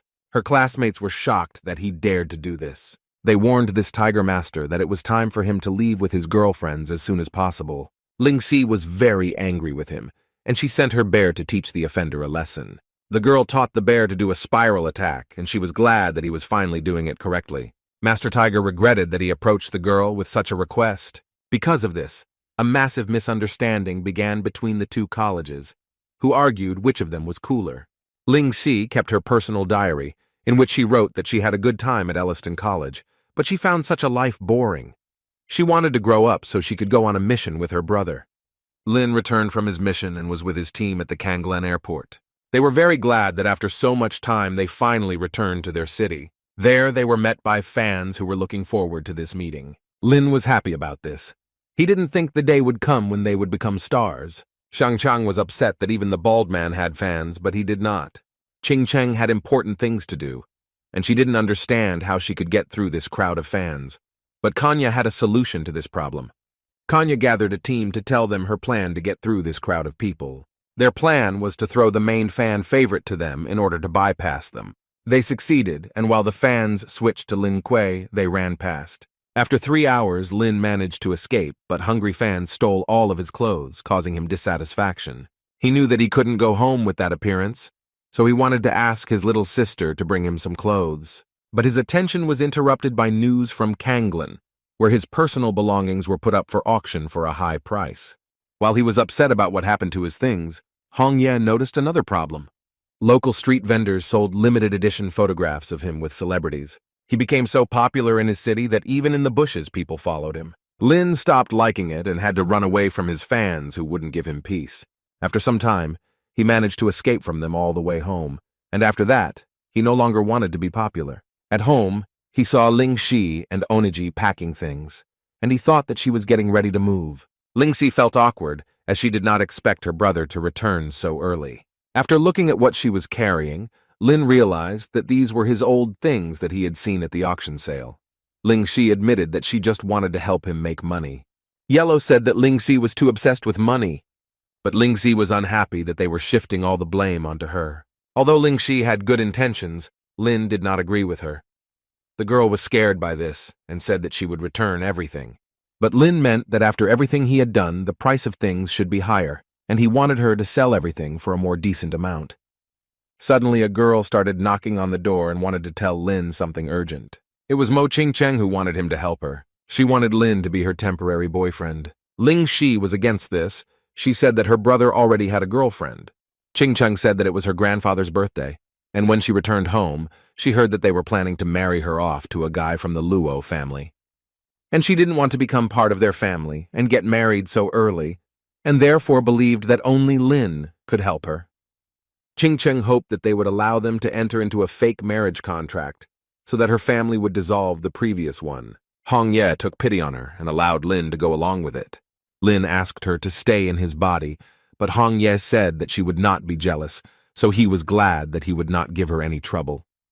Lin picked out a beautiful wedding suit and came to the Mo family's house. Qingcheng also put on her wedding dress, and she was delighted with how well Lin Kuei had prepared. Kanya was grateful to Qingcheng for the invitation and for the dress she gave. Lin liked how the girls dressed up beautifully. He thought that they became even more beautiful in these dresses. But Hong Ye did not appreciate this, since he promised to pretend. Qingcheng asked Lin to go to the meeting place and get into character so that her family would believe it. They came to the banquet hall where all the invited guests had gathered.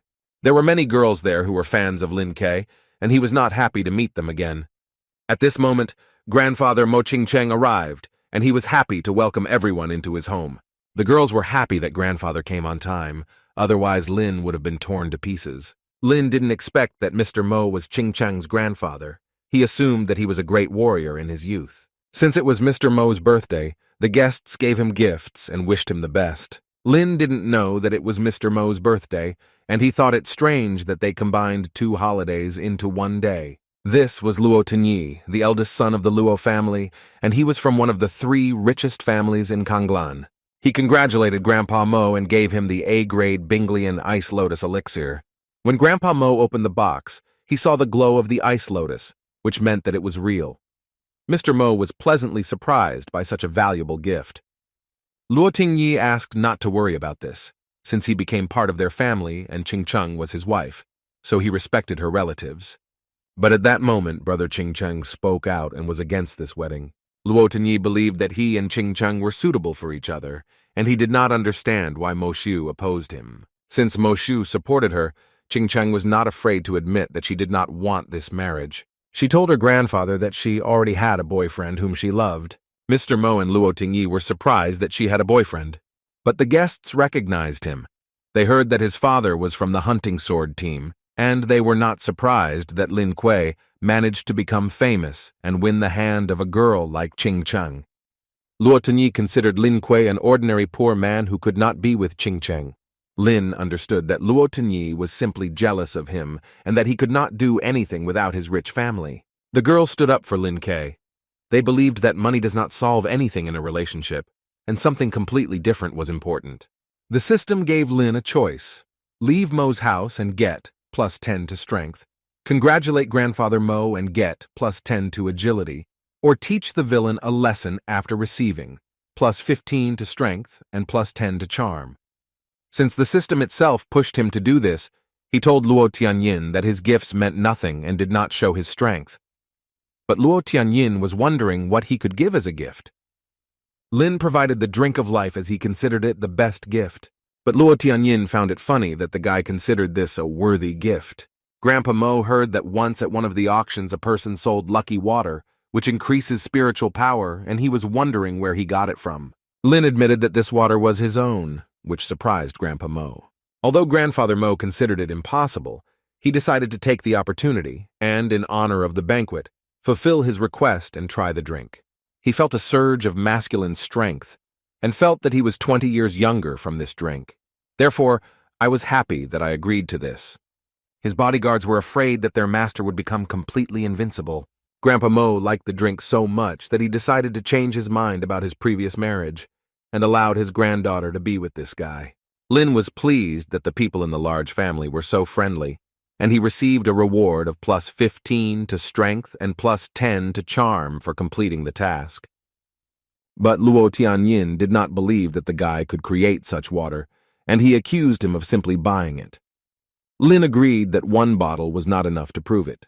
Therefore, he distributed this water to all the people and was able to win the hearts of many at this holiday. Brother Qing Cheng did not like Lin Kuei, so he was angry that he managed to get his sister's heart. Grandfather Mo told Luo Tianyin that his granddaughter's husband would be Lin Kuei, and he wanted to settle on this decision. Luo Tianyin was angry that Lin Kuei ruined his wedding, and he told him that he would not stop and would pursue Qing Cheng. Lin asked him not to be so arrogant and said that he would not succeed.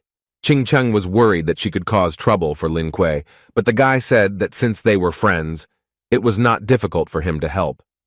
In fact, Lin did not like such families because they oppressed the people by simply wasting their money, and he wanted to change that. The next morning, Lin received a call from Teacher Tang, who told him that ghosts were rampant in the Kanglin Mountains area, and she wanted Lin to lead a team to fight them. After hearing that it was for a reward, Lin was happy to help with it. Therefore, Lin informed Hong Ye that he had been called to an urgent mission to fight ghosts, and that he needed to move out urgently. The guy was upset that the mercenaries did not have days off, and he did not understand why they were deprived of this. Lin, Qingcheng, and Konye arrived in the area of the city of Kanglin, where there was a large crowd of people. Lin didn't understand why it was so busy there. He thought that everyone there was also on a mission. Qingcheng knew that the Night Watch department sent its specialists who usually carried out tasks in another area, and that they were only there for the money. But the Night Watch people were unhappy that these teenagers also took part in this task. They said they were doing their job not to make money, but to protect people. But Kanya didn't like it that they objected to their presence, and she wanted to speak out about it, but Lin stopped her. The people from the Night Watch sensed the terrible aura of a level B ghost on the mountain, but this did not stop them, and they decided to deal with the ghosts first of Lin Kuei. The ghosts fooled people, and there was not a living place left of them after the battle with the monsters. Lin was not surprised, because this was a real battlefield, and since the people of the Night Watch were stubborn and did not listen to the advice of others, he did not want to interfere in it. The Night's Watch believed that the first wave was always the most ineffective and risky, so they decided to team up to defeat the monsters. On the mountain, they saw beautiful girls who were happy to greet them. They did not understand where the ghosts were, but since the girls fooled their heads, they completely forgot about them. Looking at this from the outside, Lin understood that they had been misled. Beautiful girls began to turn into ghosts, which was definitely not what the organization of the Night Watch expected. They were ruthless and bloodthirsty towards them. Lin decided to fight the ghosts by summoning his personal army of ghosts. He told Konya and Qingcheng that this was the best time to attack them with all his might. In the same area in the Kanglin Mountains, his team was fighting monsters. They understood that if this continued, they would completely exhaust their spiritual power, and they hoped that Lin Kuei would come to their aid. Xiang Qiang realized that Lin had previously helped them in every battle and led the team. But he didn't like that they were always secondary participants in the battle, and he wanted to become stronger.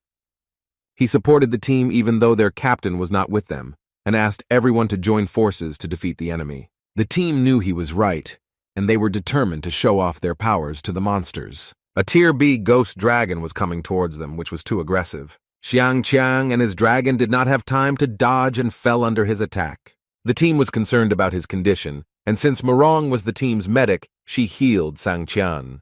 Having risen, Xiang Qiang understood that it was just a level B ghost, and that he could not defeat them. He attacked the dragon alone, because he believed that he could defeat it, and everything depended only on him. Yang Xiao was on the same mountain, and he was feeding on spiritual energy from magical sources.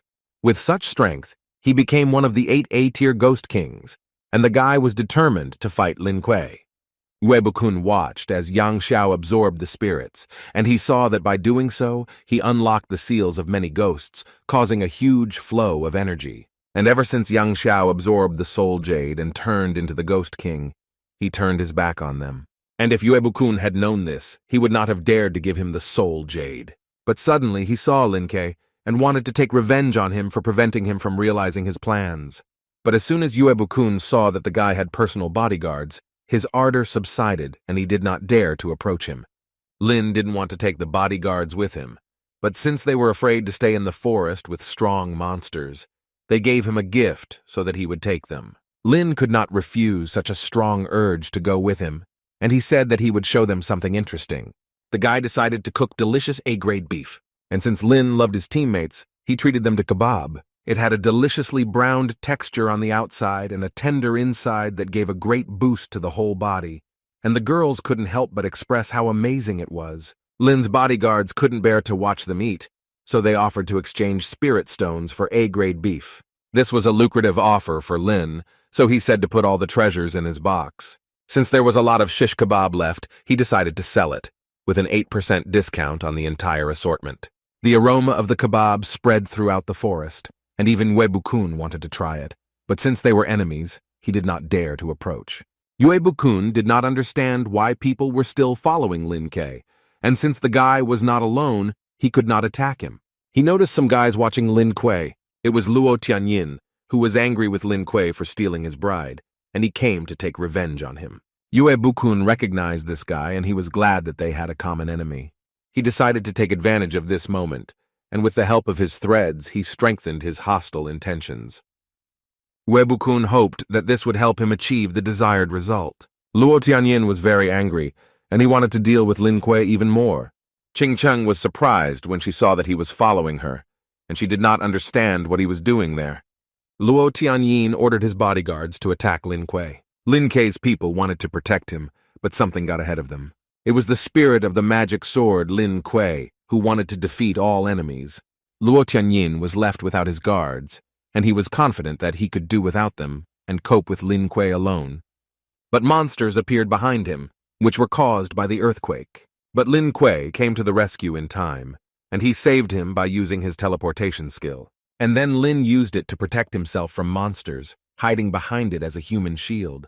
Qing Cheng and Kanya helped him fight the ghosts. They used time acceleration and an ice shield against them. The ghost of the magic sword dealt with monsters using the technique of flight. Lin told Luo Tianyin that his pride had been trampled by monsters, but the guy still asked him to return Qing Cheng. Lin saw his efforts to find a girl, so he gave him water with special properties that could increase the level of his pheromones, which attracted girls. After this, Luo Tianyin was noticed by a ghostly gorilla who liked him, and since she really liked him, she decided to take him with her. Yue Bukun couldn't understand why that guy couldn't handle Lin Kuei, and he thought the best solution would be to ask Yang Xiao for help. Meanwhile, Yang Xiao could no longer absorb the mountain tree's aura. The tree began to emit rays of light very brightly in all directions, and a little girl appeared from there, and Yang Xiao felt that the aura of the Kanglan Mountains had become very pure. He introduced himself to the ghostly girl as his brother and offered to go with him. This girl called herself Lulu, and she said that she would not go with him as she felt that he was a villain.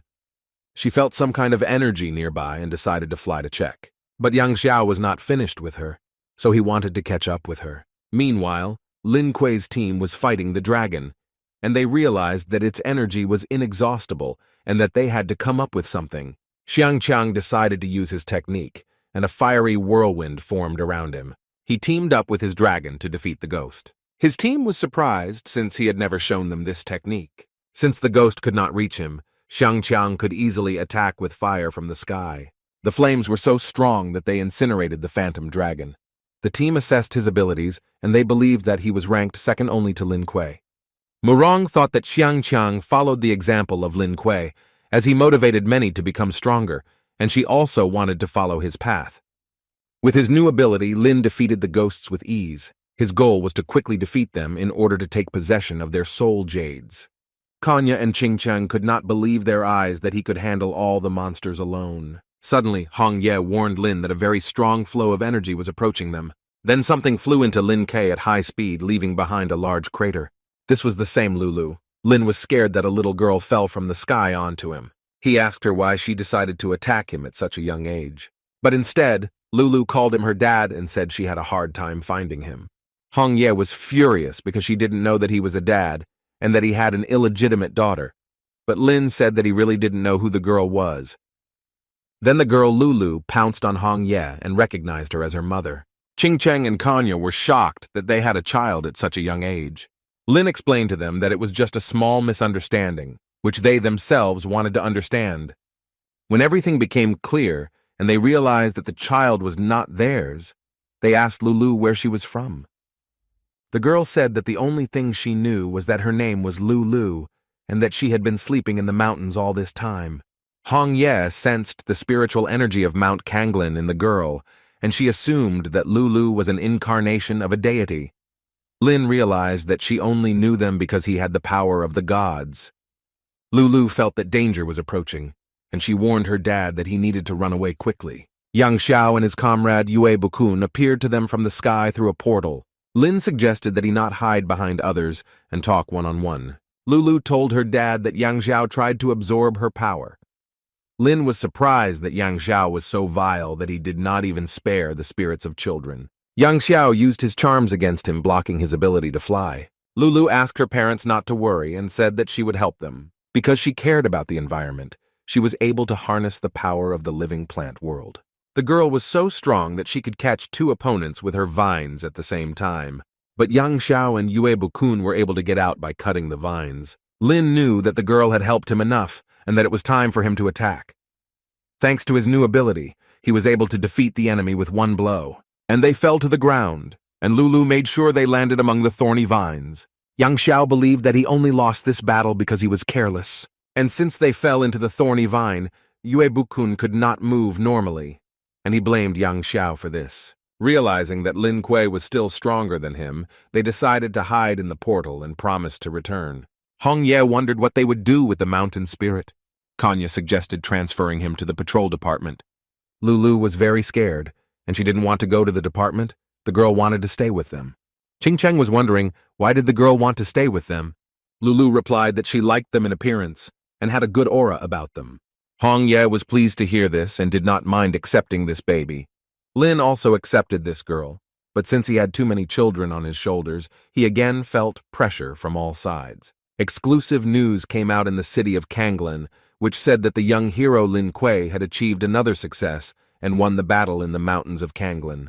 And the fact that the head of the Luo Tianyin family fled the scene and was frightened by ghosts, after which he became mentally unstable and was sent to the hospital. Since the mission with the monsters was over, Lin and the team took the day off and went to the beach to relax. Qinfeng suggested that Lin go surfing, but Lin had plans to spend time with his family. Qiang wanted, just like Lin, to have a beautiful wife and relax with the girls, but he understood that first he needed to lose weight. Afterwards, Sutan approached them and suggested they go surfing together. Qiang didn't even know that he suddenly liked surfing so much, and he was glad that his teammates invited him. Meanwhile, Lin and Hong Ye accustomed Lulu to water and taught her to swim. Hong Ye wanted to spend as much time with Lin Kuei as possible, but due to the fact that her body was not fully restored, she could not stay in the sun for too long. Lingxi was jealous that her brother spent most of his time with the new child and did not spend any time with them. But then Lulu approached Lingxi and she brought the most beautiful shell that she found on the seashore and wanted to give it to her. Lingxi was surprised that she became an older sister so quickly, and she was happy. Afterwards, Lin suggested we have fun and take cool live family photos. Lingxi quickly hit it off with her new little sister, and they had a good time together. After so much time, Lingxi managed to get used to Hong Yi and showed care for her by sharing kebab with her. They all spent the evening together on the beach near the fire, cooking a wild boar carcass there. Before starting to eat, Lin suggested that everyone make a wish and write it on paper, and then fly it into the wind in the form of an airplane. Thus the wish will come true. Lingxi did not believe in these fairy tales, and she wanted to try at first to be convinced of this by her own experience. But since the children did not decide among themselves who would be the first to write their wish on a piece of paper, they began to quarrel, and Lin understood that they were far from complete idle. When everyone wrote down their wishes, Lin was interested to look at them and was delighted that everyone had such wonderful wishes. But what interested him most was the desire of the fox cub Xiao Bai. He was wondering why he wanted to become a mount. The little fox said that all this time he was learning to grow and become stronger. Lin did not expect to hear this from Xiao Bai because he thought that all this time he was just playing and having fun. But suddenly he began to take shape and glow very brightly. The fox showed them his enlarged form, which is what he had been training for a long time. They were surprised because they did not expect this from Xiao Bai, that he would learn to speak and progress in development. Xiao Bai said that he decided to follow his master, and after that, his strength increased. And if he continues to train, he can become an adult fox. Lin understood that such a large fox was very useful when traveling on horseback, but a small one was much easier to carry with him, and he wondered if he could return to his original size. Xiao Bai said that he could easily change into his original form, and Lin was happy about this. The children saw Lin cuddling the little fox cutely, and they also wanted it, but Xiao Bai didn't want to play with them. Observing the family idol, Lin realized that they were more and more like a real happy family.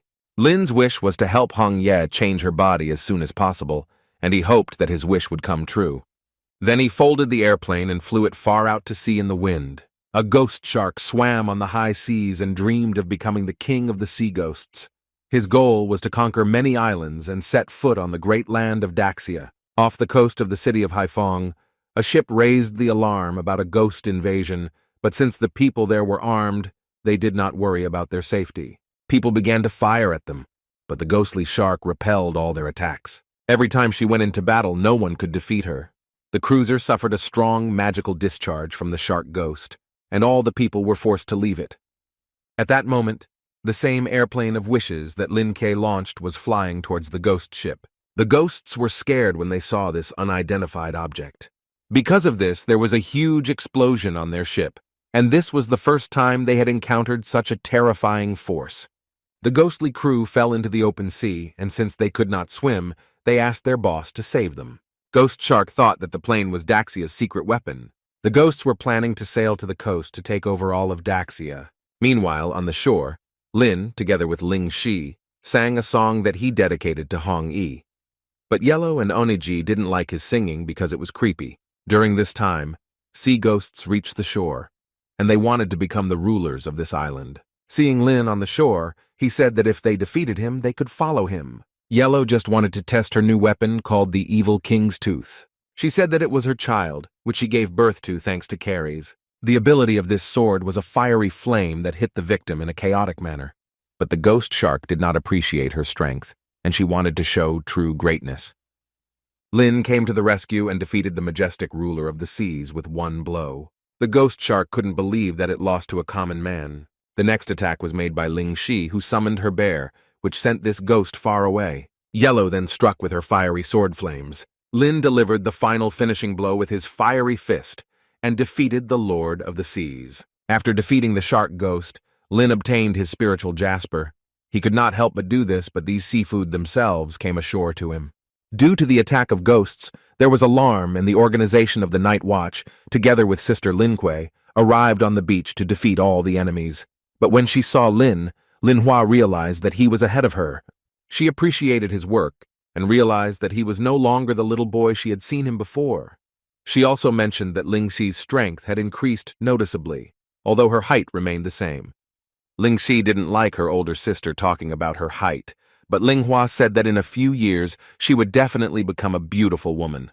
She also couldn't help but notice Hong Ye, because Lingxi had told her about the spiritual body that was eternally with Lin. Manhwa was surprised at how quickly they made a child with Lin. Lin knew he couldn't keep it a secret any longer, so he explained to his sister that this was their adopted child.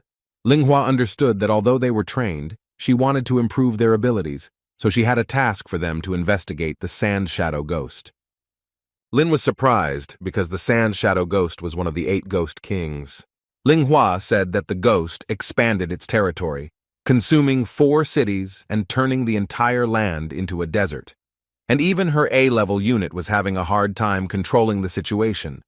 Lin knew that the task was difficult, and that he should not underestimate a ghost that could be temporarily suppressed with the help of a few A-level people. Most of all, he was interested in whether the aura would be increased from this task. Linghua revealed that she had been promoted to advanced level A. This surprised Lin, and he thought his sister was very cool because she had surpassed many. She believed in her brother and said that he would achieve the same sooner or later, but it would take a lot of work. As she said goodbye, she hoped that when they next met, Hong Ye would have fully recovered his body. Lin saw how lonely his older sister was because she had no support and always managed alone. He wanted to become as strong so that she could rely on him. In recent days, everyone had awakened their fighting spirit and worked hard to continue living their lives. Qin Feng continued to train to reach such heights as Lin Kuei. Xiang Chang awakened new abilities and attended dangerous training. His whereabouts were unknown as there were rumors that he had returned to his family and was trying to lose weight. And Lin was assigned to work as another member of the Cocoa Division, and together they went to investigate the ghost of the Sand Shadow on the western edge of the desert. Kei didn't expect to be appointed as his partner, but Lin knew that it was all because she was a water mage. This opportunity to meet Lin Kuei and go on a mission with him was a blessing for Kei. Since they had not seen each other for a long time, she did not expect Lin Kuei to adopt someone. Kei had once formed a team to exterminate evil spirits. Hong Ye wanted to maintain her invisibility and secretly observe them to make sure of Lin Kuei's loyalty. Meanwhile, Lin did not understand why Hong Ye had not appeared for so long. He thought it was all because she was jealous. Kei was surprised by what she saw, since this place used to be a city, but it turned into a desert. She said that the Sand Shadow Ghost was seriously injured, and he was hiding somewhere to recover. But Lin asked her not to think about it too much, and continue to move gradually. He then asked Lulu to prepare to green the desert, as he wanted to make it more lively. Together they began to sow plant seeds throughout the desert. Kei could not understand why they sowed grass seeds. After all, the task was completely different. Since Lulu controlled the power of the living world of plants, with her help, the sprouts quickly began to sprout. But this was not enough, so Kei made it rain to fertilize the earth. Due to favorable conditions, the desert was transformed and looked more lively. Lin praised everyone for their work, and he was glad that everything turned out the way he wanted. Cars appeared on the horizon, saw the oasis appearing, and drove straight towards them. Kei warned Lin that they were thieves from the desert. These were muscular guys with weapons who immediately demanded that we give them valuables and surrender without a fight. They were also very clumsy. As soon as they got out of the car, they immediately slipped. They then showed off their good physical condition, hoping that Lin and Kei would be afraid of them. Lin had a choice: punish the thieves and receive plus 15 to strength, re-educate them by allowing them to give away their property after receiving plus 20 to strength, or submit to them and receive plus 10 to dexterity. Lin understood that as a teacher he had to convince them not to engage in looting, and since they were very rich, he demanded that they give up their jewelry. Since the thieves understood everything perfectly, they ordered their men to carry the treasure. But it was a deceptive trick, and they simply brought weapons, and they again demanded that valuables be given to them. Since Xiaobai became bigger and stronger, he wanted to deal with them instead of Lin, crushing them with his weight. Since they captured the thieves, they got their valuables, and Lin was happy to make money for nothing. The thieves were upset because they were not used to being robbed. Lin showed them by example that having robbed them, he did the same thing they did, and explained that this was not good. And since he completed the task, he received plus 20 points in strength, and was glad that his efforts had paid off. Lin said that he would let them go if they told them about the ghost of the Sand Shadow. But they did not understand what he was talking about, since they did not know any ghosts. Since they didn't want to talk, Lin asked Lulu to show them something interesting. They said that the ghost of the Sand Shadow was being restored in the capital of sins. However, the road to the city was very dangerous because there were quicksand and ghosts. But this did not stop Lin, because they were entrusted with a responsible task, and be that as it may, it will remain on their conscience, so they wanted to complete it efficiently. Kay asked if it seemed to Lin that it was all an illusion. Lin understood that she was hinting that she liked him, and he said that he was used to girls declaring their love for him. Kei appreciated his humor, and she didn't understand whether he could like her. Lin told her that he had a fiancée, and he asked Hong Ye to appear and introduce himself to his old friend.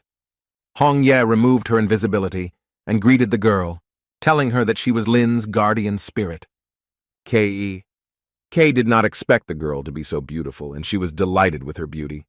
Lulu was very happy to see her mother, and Hong Ye told the girl that she had been observing her behavior and was glad that she was obedient even despite her absence. Looking at this happy family, Kei understood that only Hong Yi was worthy of being Lin Kei's bride. Hong Ye said that she watched her work all the way on this trip and called her a good girl. Afterwards, I wished her good luck to continue in the same spirit. Kei was embarrassed, and she was pleased that Hong Yi turned out to be so caring. Lin didn't understand what it was and why Kei blushed. He felt superfluous at that moment. Suddenly the weather changed, and a sandstorm began to cover them. These turned out to be ghost soldiers who created the effect of a sandstorm. Due to the strong wind created by the ghostly soldiers, they began to spin in different directions, and then were completely pulled underground. The danger passed, and they found themselves deep underground in the treasury of former soldiers. The first thing Lin wanted to do was open the treasure chests, but Hong Ye sensed trouble and told him not to touch them. But it was too late, and eyes began to appear inside the chests, and hands appeared outside. The same ghost soldiers who had chased them at the top fell on them from above. Taking advantage of the opportunity, Lin decided to throw chests at the ghosts, and since he noticed another path ahead, Lin decided to escape from the ghostly creatures. Since Kei was running slowly, the fox decided to help her with this and save her from danger. The monsters in the chests absorbed the soldiers and became one. Hong Ye said that she had been there before and knew the way out. She asked him to pull the string as there was a mechanism there. Afterwards, the floor began to collapse under the soldiers' feet, and they could not go any further. But this was not the end, and Hong Ye warned that there were other traps there. By clicking on the wall, rockets appeared from underground, which were aimed directly at the ghostly army. This helped, and most of the ghosts were defeated. Since Lin accidentally stepped on the trap, a wall of thorny objects was activated, which hit the ghost soldiers straight and struck them down. Afterwards, the doors began to close automatically and oppress the ghosts who tried to squeeze through them. After a while, they dealt with all the remaining ghosts and were glad that it was over. Hong Ye said that too many traps were working at the same time, and the place was preparing to self-destruct. Since there was no way out, Lin could not believe that their story would end there. Luluo didn't want Dad to be disappointed, so she summoned a beanstalk that took them to the top of the desert. When they went upstairs, it was already deep night, and they decided to wait it out and celebrate their victory over the ghosts. Kei did not expect that Lin had the ability of the spatial dimension and that he could defeat the ghosts alone. Lin was pleased to hear this, and he said that she could learn such a trick when she became stronger. They were also glad that Lu Luo appeared in their lives, because the girl was very talented, and she helped them get out of the trap. The little fox was upset that everyone around him was praising him, but they forgot about him. But they could not leave Xiao Bai without affection, and were grateful to him for his skills in high-speed movement. Lin noticed that Hong Ye was sitting on the sidelines, and he invited her to join them for barbecue. Hong Ye said that she had not seen the desert for a long time, and that she missed this night atmosphere there. Lin wondered how she knew about the traps in the underground palace. Hong Ye said that once this underground treasury was part of her empire, and more traps were created by her. And 3,000 years ago in the western desert, there was an empire of sand that existed in the world, and gradually grew, increasing its lands. However, ghosts invaded the human world and attacked them, and like a princess, she fought with everyone, but was still defeated. Their empire was brutally destroyed, and her father, brother, and she sacrificed themselves, and her soul reincarnated for thousands of years, gradually losing itself. But this time she woke up as a ghost in the modern world. Therefore, Hong Ye was very grateful to him for everything he did. Hong Ye considered him a gift from heaven, since thanks to this acquaintance, she was gradually able to restore her human appearance and remember everything that happened. They were glad that they met each other, and it was the best thing that happened in their lives. The next morning, Kei was the first to wake up and noticed that their food and other things were missing. Lin found this strange since they had not met anyone in this desert. The little fox realized that this couldn't just happen and that the thieves had to be nearby. He sensed that there was someone underground, so he decided to find them. There he found a sand dog. It was a creature that was hiding under the sand. After examining it, Lin noticed that the dog looked like it had sunstroke, and he wanted to put it on the sand. Lin decided that he might know something, so he intimidated him and told him to tell him everything he knew about the desert. The dog was scared and said that he would tell everything. He offered to help them and told them about the local city of sand sculptures, which he could take them to. The dog then led them to this place, where some buildings were half buried in sand. Lin was surprised that the entire city was built of sand, and even the inhabitants were made of sand. Walking around the city, sand walls suddenly rose up under their feet, trapping them. Lin realized that the dog had deceived him, and the enemy who had set this trap seemed to him a completely unusual person. This was the Sandmaster of Vengaso, the city of sand sculptures. His ability was to control sand. He told them that for trespassing on his desert territory, he would turn them into sand sculptures. Kei was scared and she didn't understand what to do in this situation. Lin had a choice: fight with Vengaso and receive, plus 17 to strength, sit quietly and receive for this, plus 10 to agility. Or win him in the sand sculpture competition and receive, plus a coin of good and evil. Lin liked the idea of getting a coin of good and evil, so he suggested to Vengaso that they organize a competition for the best sculptures, Kei. Kei said that if they were going to compete, they should have neutral judges. Vengaso said that the competition will have 3 stages consisting of different themes, and if he wins, his condition will be to turn them into sand sculptures. And Lin's condition was to tell everything he knew about the desert. The judges were creatures caught on the side of the road. The first stage was the theme of the embodiment of plants, and Lin asked Lu Luo to help him with this. Vengaso devalued their work and believed that they were not capable of anything in the field of sand sculptures. Once the time was up, Vengaso asked the judges to also evaluate the speed of the work. In his work, he decided to combine plants and love and called this sculpture Cupid of Plants. Afterwards, Lin submitted a joint work created by him and Lu Luo called Child of Nature. The judges gave Lin's performance 95 points and Vengaso's 90 points. Vengaso could not believe that his masterpiece was not appreciated. Lin realized that the aesthetics of their masterpieces were closer to animals, and he was proud of it. The second stage was the theme of the image of a large bear, and Vengaso created a large, furious beast, and was confident that this time the victory would definitely be his. But Lin was sure that the animals would like his sculpture of a bear more. The judges scored Vengaso's work with 70 points and Lin's work with 99 points. This angered Vengaso because he was sure that he had created a miracle, but Lin told him that it was necessary to understand the true desires of the animals, since this was extremely important. The third and final stage was the theme of human love, and since Vengaso was a narcissist, his current love was himself. Lin made the sculpture of Hun-E because it was his only true love. The judges gave Lin's work 100 points and Vengaso's work 95 points. Lin wondered why Vengaso created a sculpture of himself. The guy assumed that he didn't love anyone if he did that, but Vengaso was heartbroken over the loss, so he didn't want to answer. Although Lin received the coin of good and evil for completing the task, he was concerned about the old man's condition. Vengaso said that once this city was prosperous and everyone lived in harmony. But one day they were attacked by an army of ghosts who destroyed all the inhabitants of the city. In desperation, Vengaso awakened the ability to control the sand, and he was the only one who managed to survive. He was horrified by the fact that all the ghosts were attracted to strangers, and his girlfriend also died in that battle with the monsters. That is why he disliked strangers so much, and he promised himself to protect this city from ghosts, no matter what the cost. And since Vengaso was lonely, he changed the city and the townspeople. Lin understood the old man very well, since his relatives also died at the hands of ghosts, and so he came there to fight the Ghost King Manhwa. Lin wanted to cheer up Vengaso, so he recognized him as a true master of sand, which the old man was pleased with. Ki was wondering, when he had a girlfriend, did he create a statue in her honor? Vengaso was not going to show it to anyone, but since he recognized them as good, the old man decided to show them his old love.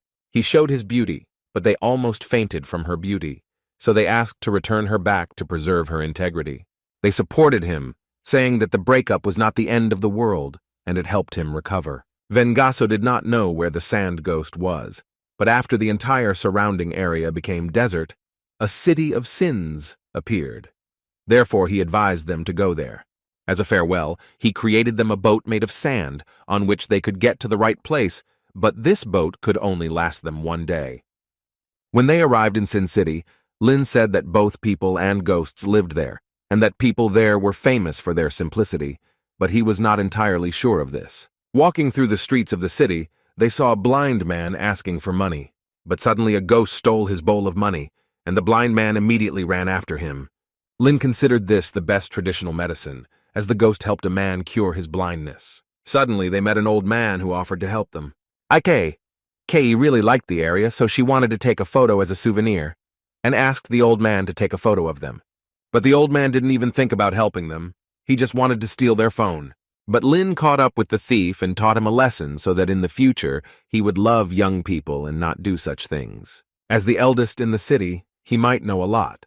So Lin asked to tell him about the sand ghost. The old man said that the ghost came and went without a trace, and he knew nothing about it. But there was a man named Bard from a nearby tavern who was in touch with the sand ghost and could help. Lin decided not to bother his wife and give her the opportunity to rest, so he asked to find a hotel and rest there. He found the Moonlight Tavern in this city and visited there. There the guy found that same Bard. Since he did not know how things were in the city, he decided to be restrained and not use force to find out information. Lin approached him and said that he knew about his communication skills, so he had a question that he did not know the answer to. But the Bard claimed that there was nothing to which he did not know the answer. Lin inquired about the sand ghost, to which he received the answer that the ghost was a terrible person. From his reaction, the guy realized that Bard had met him live and that he had hopes of finding out everything in more detail. The Bard invited the guy to play a game, and if he won it, he would get the answer to his question. Lin knew that if he decided to confront the god of gambling, he would be doomed to defeat. Therefore, he invited him to bet on a coin, which he received from the system as a reward. It was a special coin with angel wings on the front side, and by knocking out this side one could get enough power. But on the back of the coin was a demon's head, and knocking out that side would result in a lightning bolt. Lin offered to bet on who would get the angel first, but since Bard was a gambler who always won, he could not help but agree to this proposal. Many of the town's parishioners gathered to watch Bard win the newcomer. The Bard was the first to toss the coin. He knew that tossing a coin so that the angel came up was not that difficult.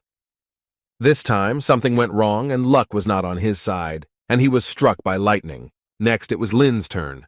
After tossing a coin, he also got a demon's head on the coin and was struck by lightning. The guy was upset that the system deceived him. The second round was announced, and the Bard tossed the coin again. Since God had blessed him with luck, and he always won, he was sure that this time he would succeed. But it came up heads again, and he didn't understand what was wrong with this coin. They competed for a long time by tossing a coin. Everyone made over 100 attempts, but nothing worked. And finally, Lin lost his wings, and the coin completely cured him from lightning strikes. The Bard did not want to count this victory to the guy, and wanted to play something else. People invited them to write a poem, and whoever came up with it better would win. The Bard started first, and he described how the coin was round and big, and that throwing the coins turned out to be dangerous, since the enemy was quite difficult. When he finished, he began to praise his poem, and said that the guy was far from such talent. Lin started next. He talked about a young guy who had the strength of a god, who never missed a target and could easily deal with any ghost. The Bard certainly liked this heroic poem. He had never heard anything like this in his life, and was amazed at how creative the guy was. He called him his idol and admitted defeat, but Lin did not appreciate this behavior and asked him to tell him about the sand ghost. Bard said that the sand ghost took over his house and ordered him to go outside and gather information, so he was forced to do so. Lin understood that the sand ghost was regaining its strength in the Bard's house, and the moment was right to deal with it once and for all. He was approaching the main entrance of the house where the sand ghost lived. It was not the first time for him to dress up in women's clothing, since he had no other way to get into the house. Therefore, he decided to repeat the old, proven method. Lin told the guards that he was the maid summoned by the sand ghost and that he needed to meet with him urgently since he could not be late. The ghosts were impressed that such beautiful girls visited their boss. Lin knew that this was a great chance for him to strike at them. As soon as he dealt with the two ghosts, the passage to the house was cleared. But since he attracted too much attention, another group of ghosts ran up to him. Lin tried to get out of the situation and continue to play the role of a girl who did not appreciate their strange greeting to the guests and was scared by such an attitude. But this sounded unconvincing, and the ghosts were determined to kill the enemy. Lin saw no point in hiding his identity, and they left him no choice but to show who was really in charge. He summoned the elf's magic blade, but the girl was offended that he only remembered her during the battle. Lin understood that he urgently needed to come up with something for her to help him. And he said that he didn't call her only because he didn't want to disturb her over trifles and wanted her to rest.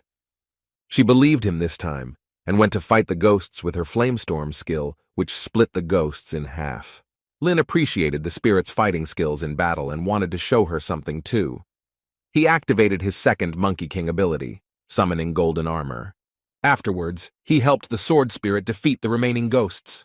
But that was not all. The captain of the ghost soldiers, Snake Spirit, who was at the highest B level, came out to him. She asked the guy to surrender voluntarily, and in return she would leave him alive. But Lin did not intend to do this voluntarily, and he wanted to do it his own way. The captain of soldiers considered this to be ignorance on his part, since she did not like it when someone dictated their terms. And with every second she wanted to eat him more and more. But while she was talking with the guy, the sword spirit attacked her from behind. The snake spirit did not expect such an attack because it had completely forgotten about the elf, but it appreciated such a desire for victory. Her ability was the ability to charm people with her love illusions. She enchanted Lin and his magical sword spirit. Lin had a vision that he was with his wife Hong Ye, who was constantly moving away from him and calling him to her. And the magical spirit of the sword imagined that she was in paradise, where there were many weapons. At that moment, Hong Yi came and saved them from the spell of this ghostly snake. She told Lin that she was uneasy and felt that he was in danger, so she immediately came to help.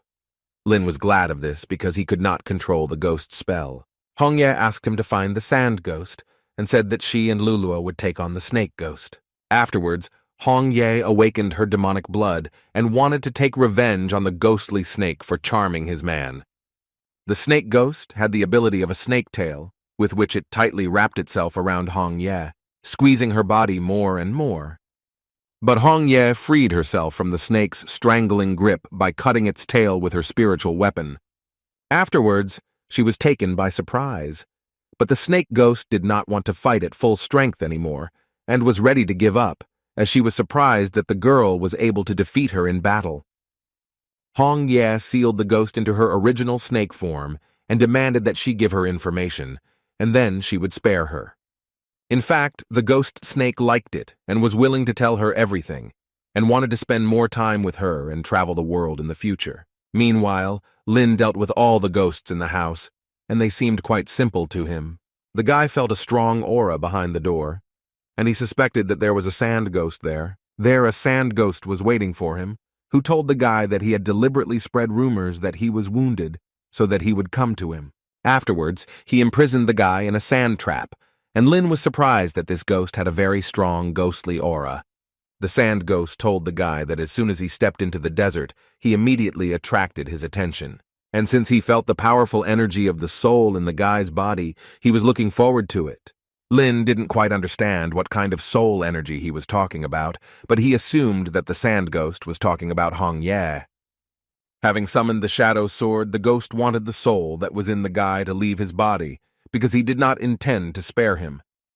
The sand ghost then freed him from the sand circle to fight him one-on-one, and when Lin attacked him, absolutely nothing happened to him. Since the sand ghost was resistant to such attacks, they did not harm him. Lin didn't understand why all the ghost kings pretended to be weak, and only then showed their strength.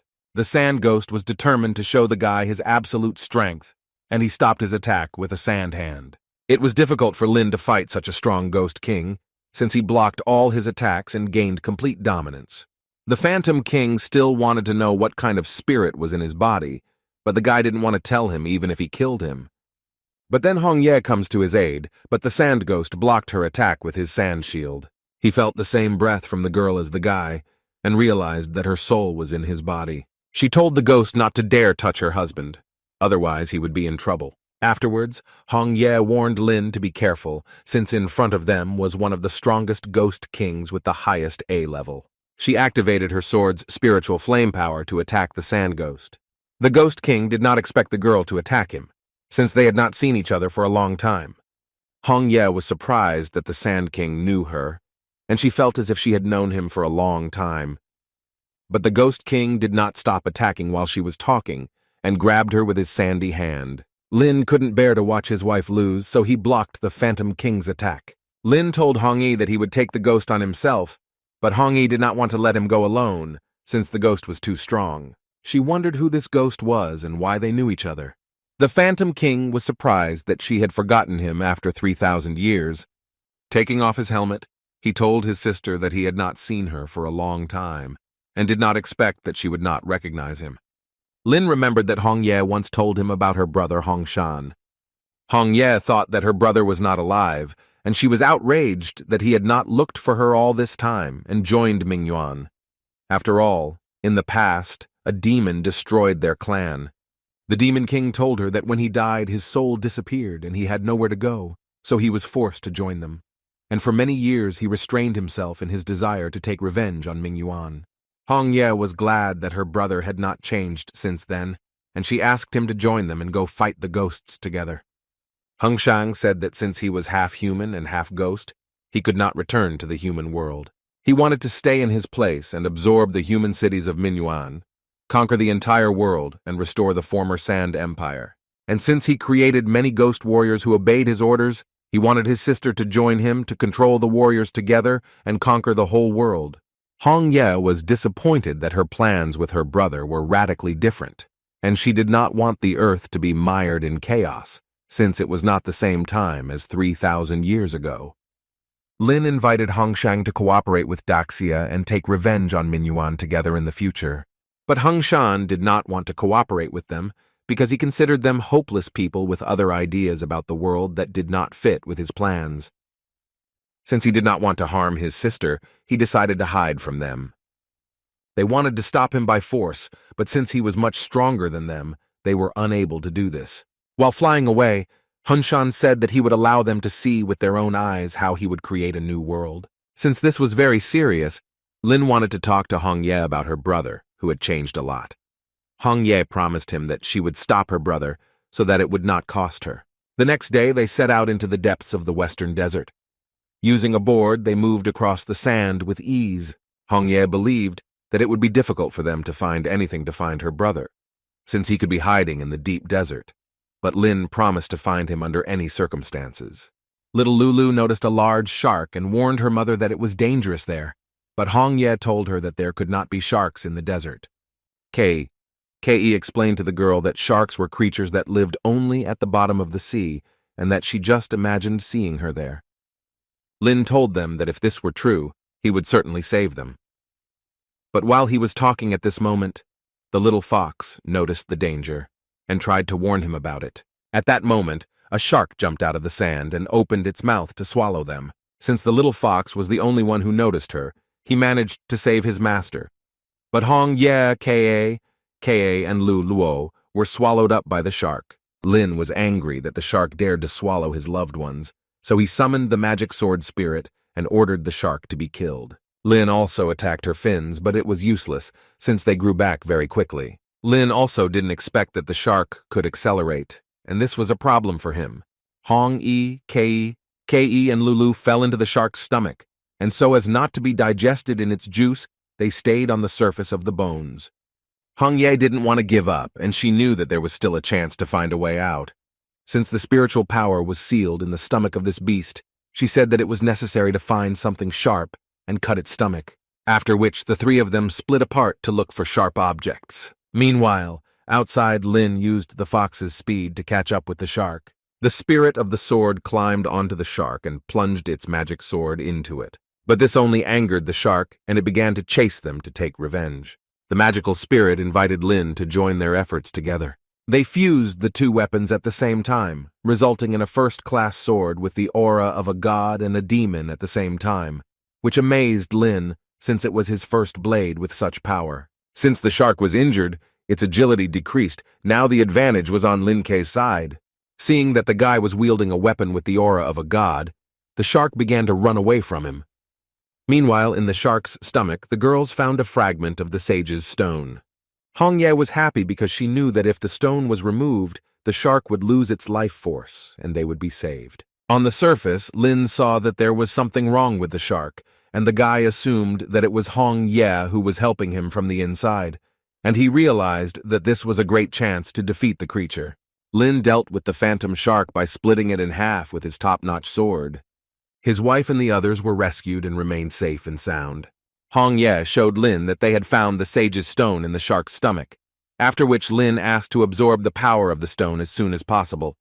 After she absorbed the stone's power, she felt that she only had one stone left to absorb to completely restore her body. Lin was glad to hear this, and he promised that after her final recovery, he would make her his wife.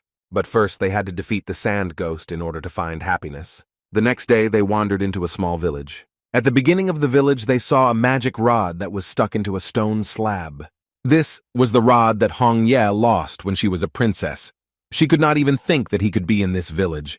She remembered the past when this rod had great power and shone, but at the moment it was just an ordinary piece of wood, and this upset Hong Yi. Seeing that strangers had come to their village, dissatisfied residents came out to them who did not like it when someone was hanging around on their territory.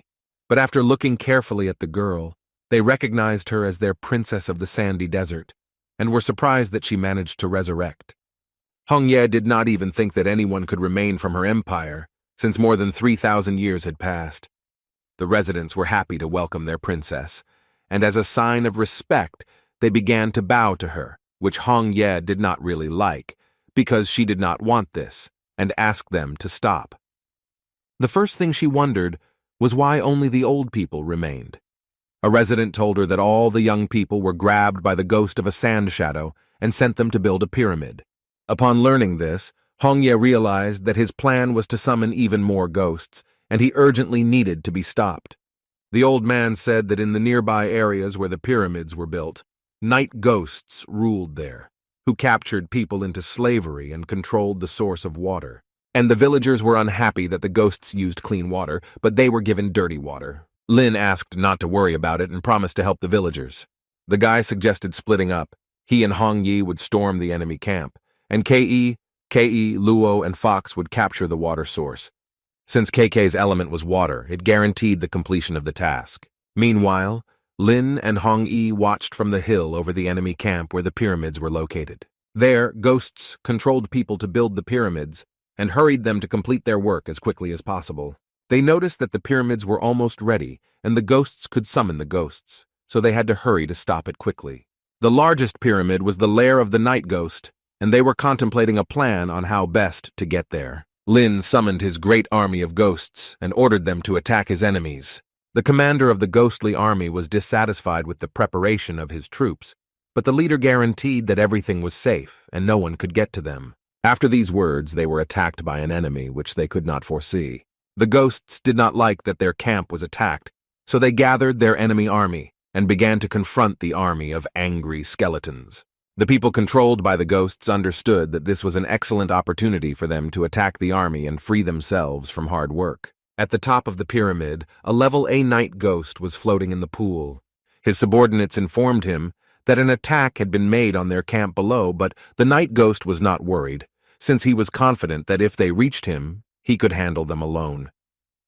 Hong Ye and Lin decided to get to the top using the ability of flight, and the guy was surprised that the night ghost was a chicken.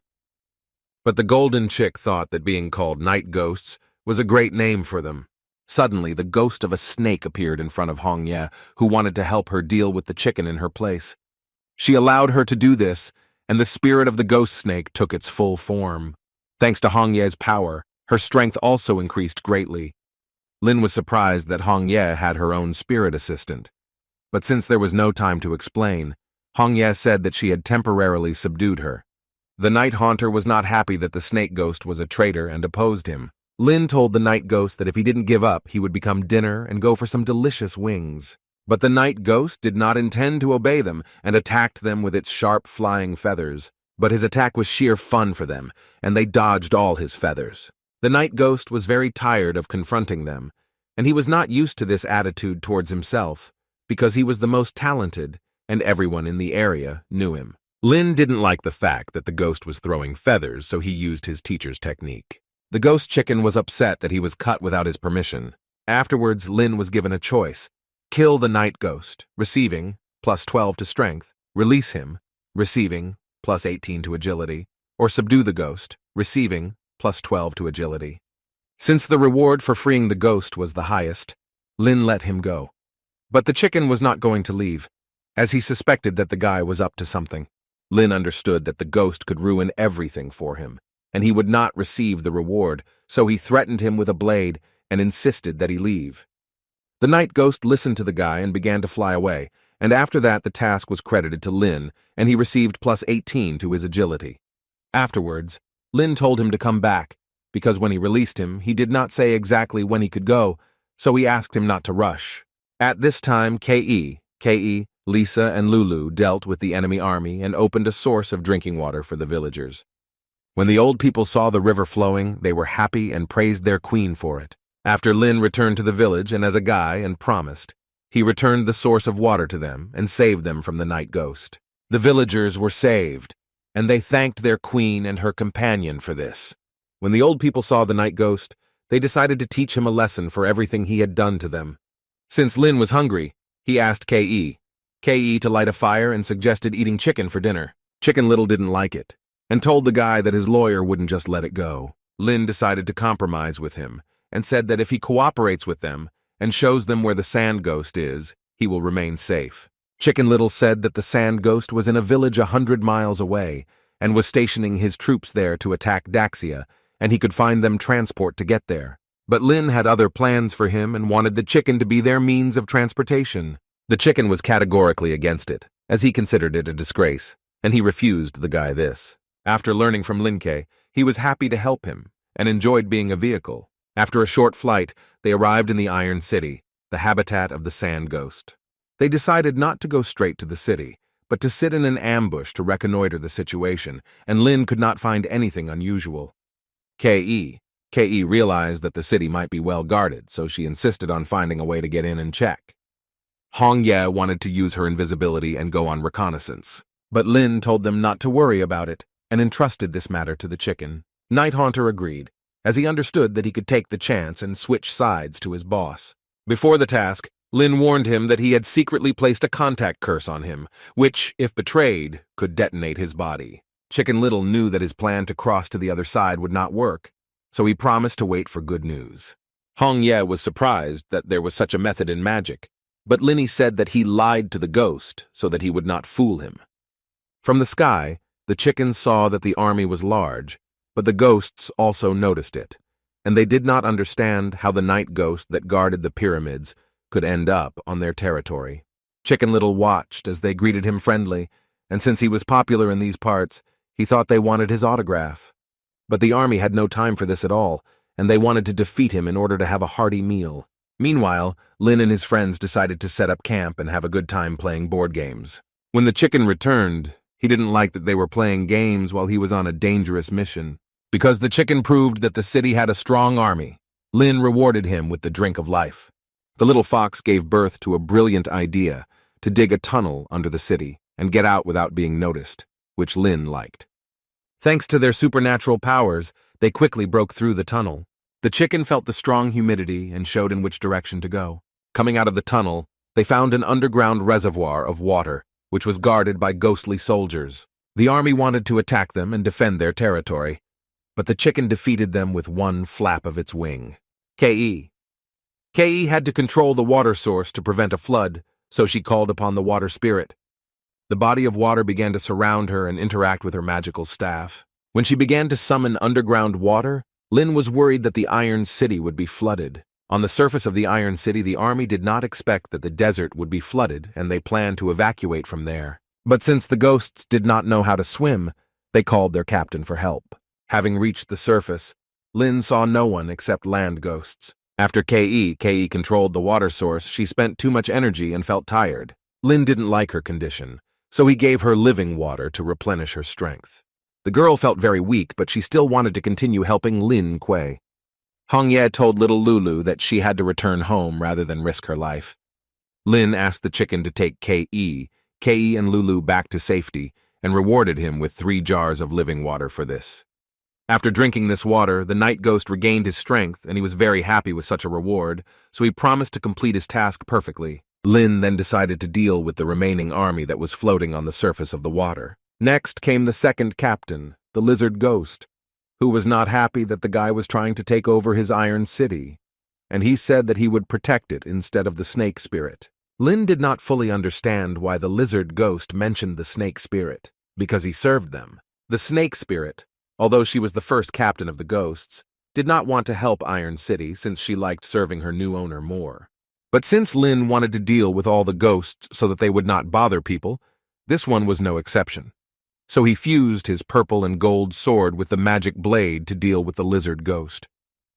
Although the first captain surrendered to them as a servant, the lizard ghost did not intend to follow in his footsteps, so he was determined to win. As a sign of respect for his enemy, Lin gave him a chance and threw coins of good and evil at him. And since the skull fell out on the coin, the ghost lizard was struck by lightning. Lin didn't expect to see such a punishment effect from the coins, so he wanted to use it as a secondary weapon in battle in the future. Because the ghost's defense was destroyed by lightning, this was an excellent opportunity for Lin to deal with it, so he separated it with his golden sword.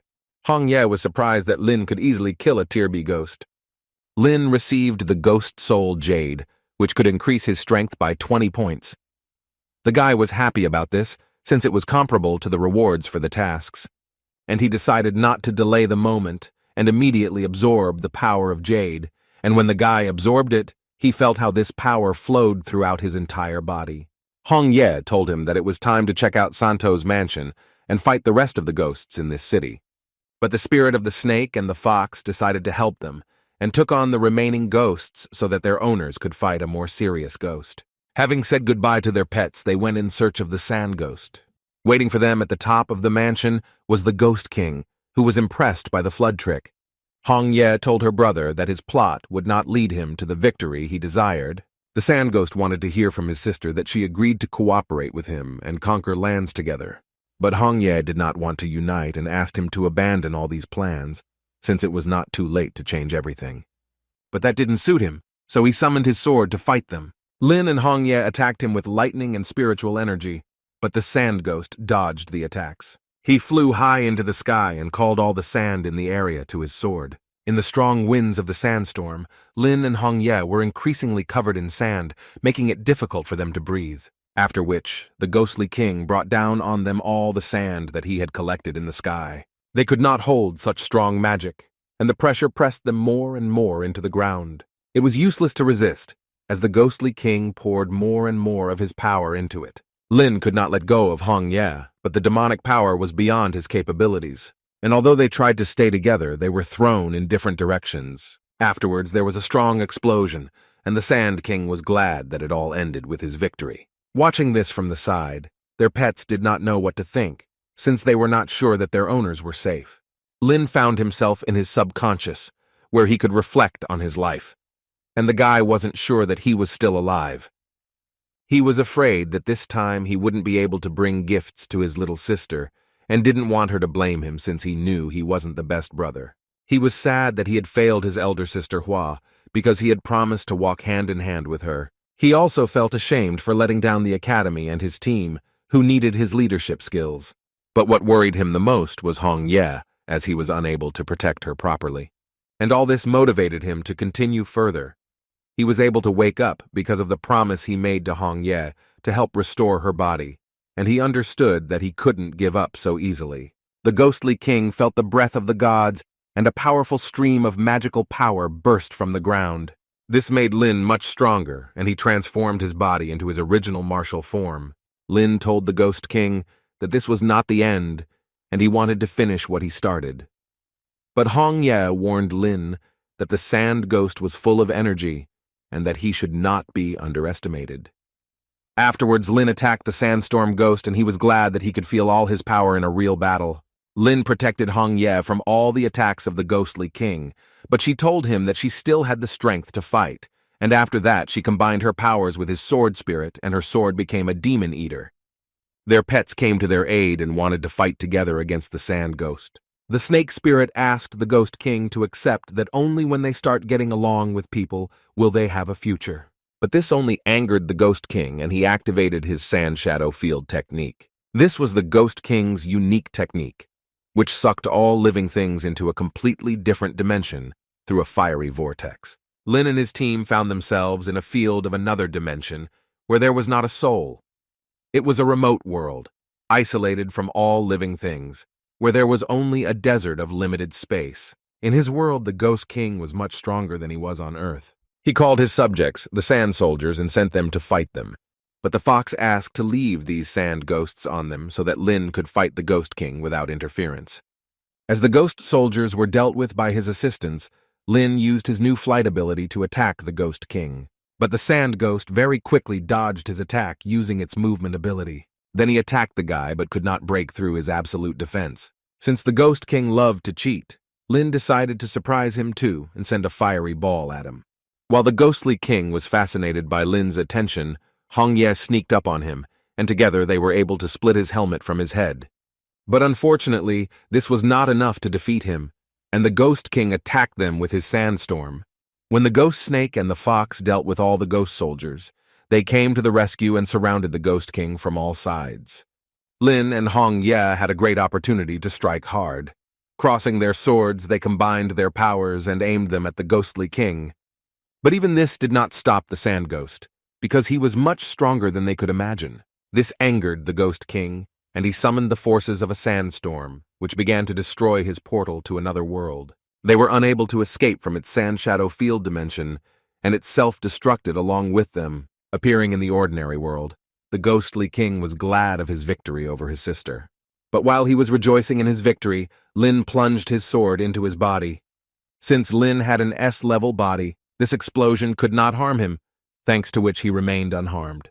But the Ghost King was resistant to such severe wounds, and he retaliated by thrusting his sword into Lin Kuei and said that his sword had the power to pierce any defense. But Lin was in no mood to lose. He attacked the Ghost King with demonic power. He then pulled out his sword, and since his body was S-tier, it was capable of healing wounds quickly. The Ghost King did not understand how this was possible because during the transformation, the guy was no higher than A-level, but his performance in battle was very different. But Lin said that he had overcome level A long time ago and was simply pretending to be weak. The Phantom King did not like that the guy underestimated him, and he did not intend to give up until real peace came. But Lin did not appreciate that the Ghost King considered the destruction of the earth to be peace. The Phantom King believed that humanity had many flaws, and he did not want them to stop protecting the world they lived in. And he could no longer endure this pain since ghosts used to be people, but they became disillusioned with the human world. And that is why there were more and more of them. But Hong Ye intervened, and she thought that his opinion was that way because he only saw darkness. The Phantom King wondered what kind of light she saw with people. She told him that he had never felt warmth because he had never had a loved one, so he would not understand what light was. The Phantom King didn't like that his sister lectured him because he was the older brother. Hong Ye believed that he was not worthy to be her big brother because strong people protected the weak by sacrificing themselves on the battlefield, and because of the ghosts, many lands were destroyed. And since he was to blame for this, she asked to look around and see that under his rule, people were in terrible conditions. His sister's words touched him because he had not noticed this before and only did as he wanted without taking into account the wishes of people. And Hong Ye believed that there was no difference between the result her brother achieved and the demon who once destroyed their empire. Since he did not understand human happiness, he wondered whether his sister was really happy living with people. She said that when she woke up as a ghost in this world, she lived in darkness. But with the appearance of Lin Kuei in her life, light opened before her. And since he didn't care what happened to her before, and he sincerely helped her, she felt his love, and with the appearance of Lin in her life, darkness no longer consumed her. That's why she liked Lin Kuei, and he was the one with whom she wanted to live her life forever. Hong Shang wandered alone for too long, and he never had the life that Hong Ye told him about, but deep down, based on his past life, he understood this feeling. Hung Shan decided to give her 2 sage stones that he had once picked up. At first, he wanted to absorb them and turn into a human, but he believed that his sister would need them more. But Hong Ye did not want to accept this gift. She asked him to absorb the stones to return to human form, and together serve Daxia, defeating all the ghosts in their path. Hunshan could not return, so he himself gave her the power of the stones, as he wanted her to restore her former human form. After Hong Ye absorbed the power of the stones, she felt unwell and fainted. Hung Shang understood that they wanted to live in a world without ghosts, so he decided to give it to them. The artifact in his hand was used to control the ghosts, and he destroyed it to rid the desert of them. Lin didn't expect the Demon King to destroy his ghost army for his sister. Afterwards, Hung Shan said goodbye to them and said that he was going on a journey around the world, as he wanted to explore it completely. But if the future turned out to be a disappointment, he promised to take over the world again. Lin was very worried about Hong Ye's condition. She told him that the sage's stone helped her restore her human form, but since its energy was too strong for her body, she found it difficult to cope with it. Since she was very weak, Lin supported her and helped her walk home. 4 days later, Lin bought an apartment in Sin City. The guy spent all these days near his beloved's bed, keeping an eye on her condition. Hong Ye did not expect that all these 4 days he was near her, and she was very pleased. But Lin was not bothered by sleepless nights, because he was glad that she woke up. The others were also very happy to see her healthy and joyful. When Lin held her gentle hand for the first time, it was a feeling incomparable to what he had felt before when she was a spirit. Hong Ye was surprised that he became so shy after her transformation, and the guy couldn't understand why he was embarrassed by her, because they had known each other for a long time. Suddenly, Lulu shouted out that she wanted to see their first kiss, but Lin didn't like it since he was already embarrassed by Hong Ye. Kei also insisted on this because it was very romantic of her. But since Lin did not dare to take the first step, Hong Ye kissed him first, since she herself really wanted it. In the evening, they decided to have a party and eat delicious kebabs. Since it was already late, Lulu fell asleep in Kei's arms, and the girl notified Lin that she would take the baby upstairs. Afterwards, Hong Ye called Lin to look at the moon, and at these moments the guy was very embarrassed because she was his first love. The girl had long wanted to show him this, so that he could feel the sky up close with her. It was a surprise to him that after the transformation she could fly freely. Hong Yi told him that since her powers reached level A, flying became one of the features of her abilities. This impressed Lin, and since his elder sister was also at this level, he knew that he should work hard to catch up with them in the future. Hong Ye brought him to the top of the stone to look at the stars from there. This was Mizuki Hill, the highest point in the desert. She wanted the moon and stars to witness their love. It was their first time, and she asked him not to be shy and to believe in himself. After 4 days of practice, Hong Ye said that they needed to go back to everyone else. Returning back to the city, Kei told Lin that they had guests.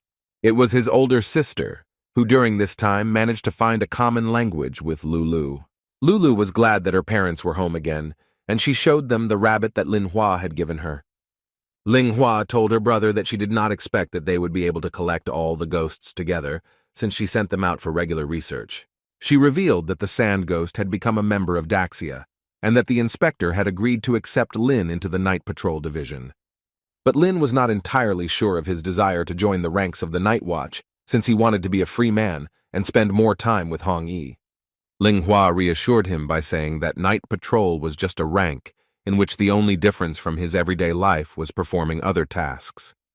Hong Ye knew that this was his long-time dream, and she insisted that he agree to this proposal. Lin decided that he would go on night patrols since the objectives had to be met. And since Lin chose this path, the sister believed that he was worthy of knowing several secrets of the world. She said that the news showed only a small part of what was really happening, since the world was more dangerous than before.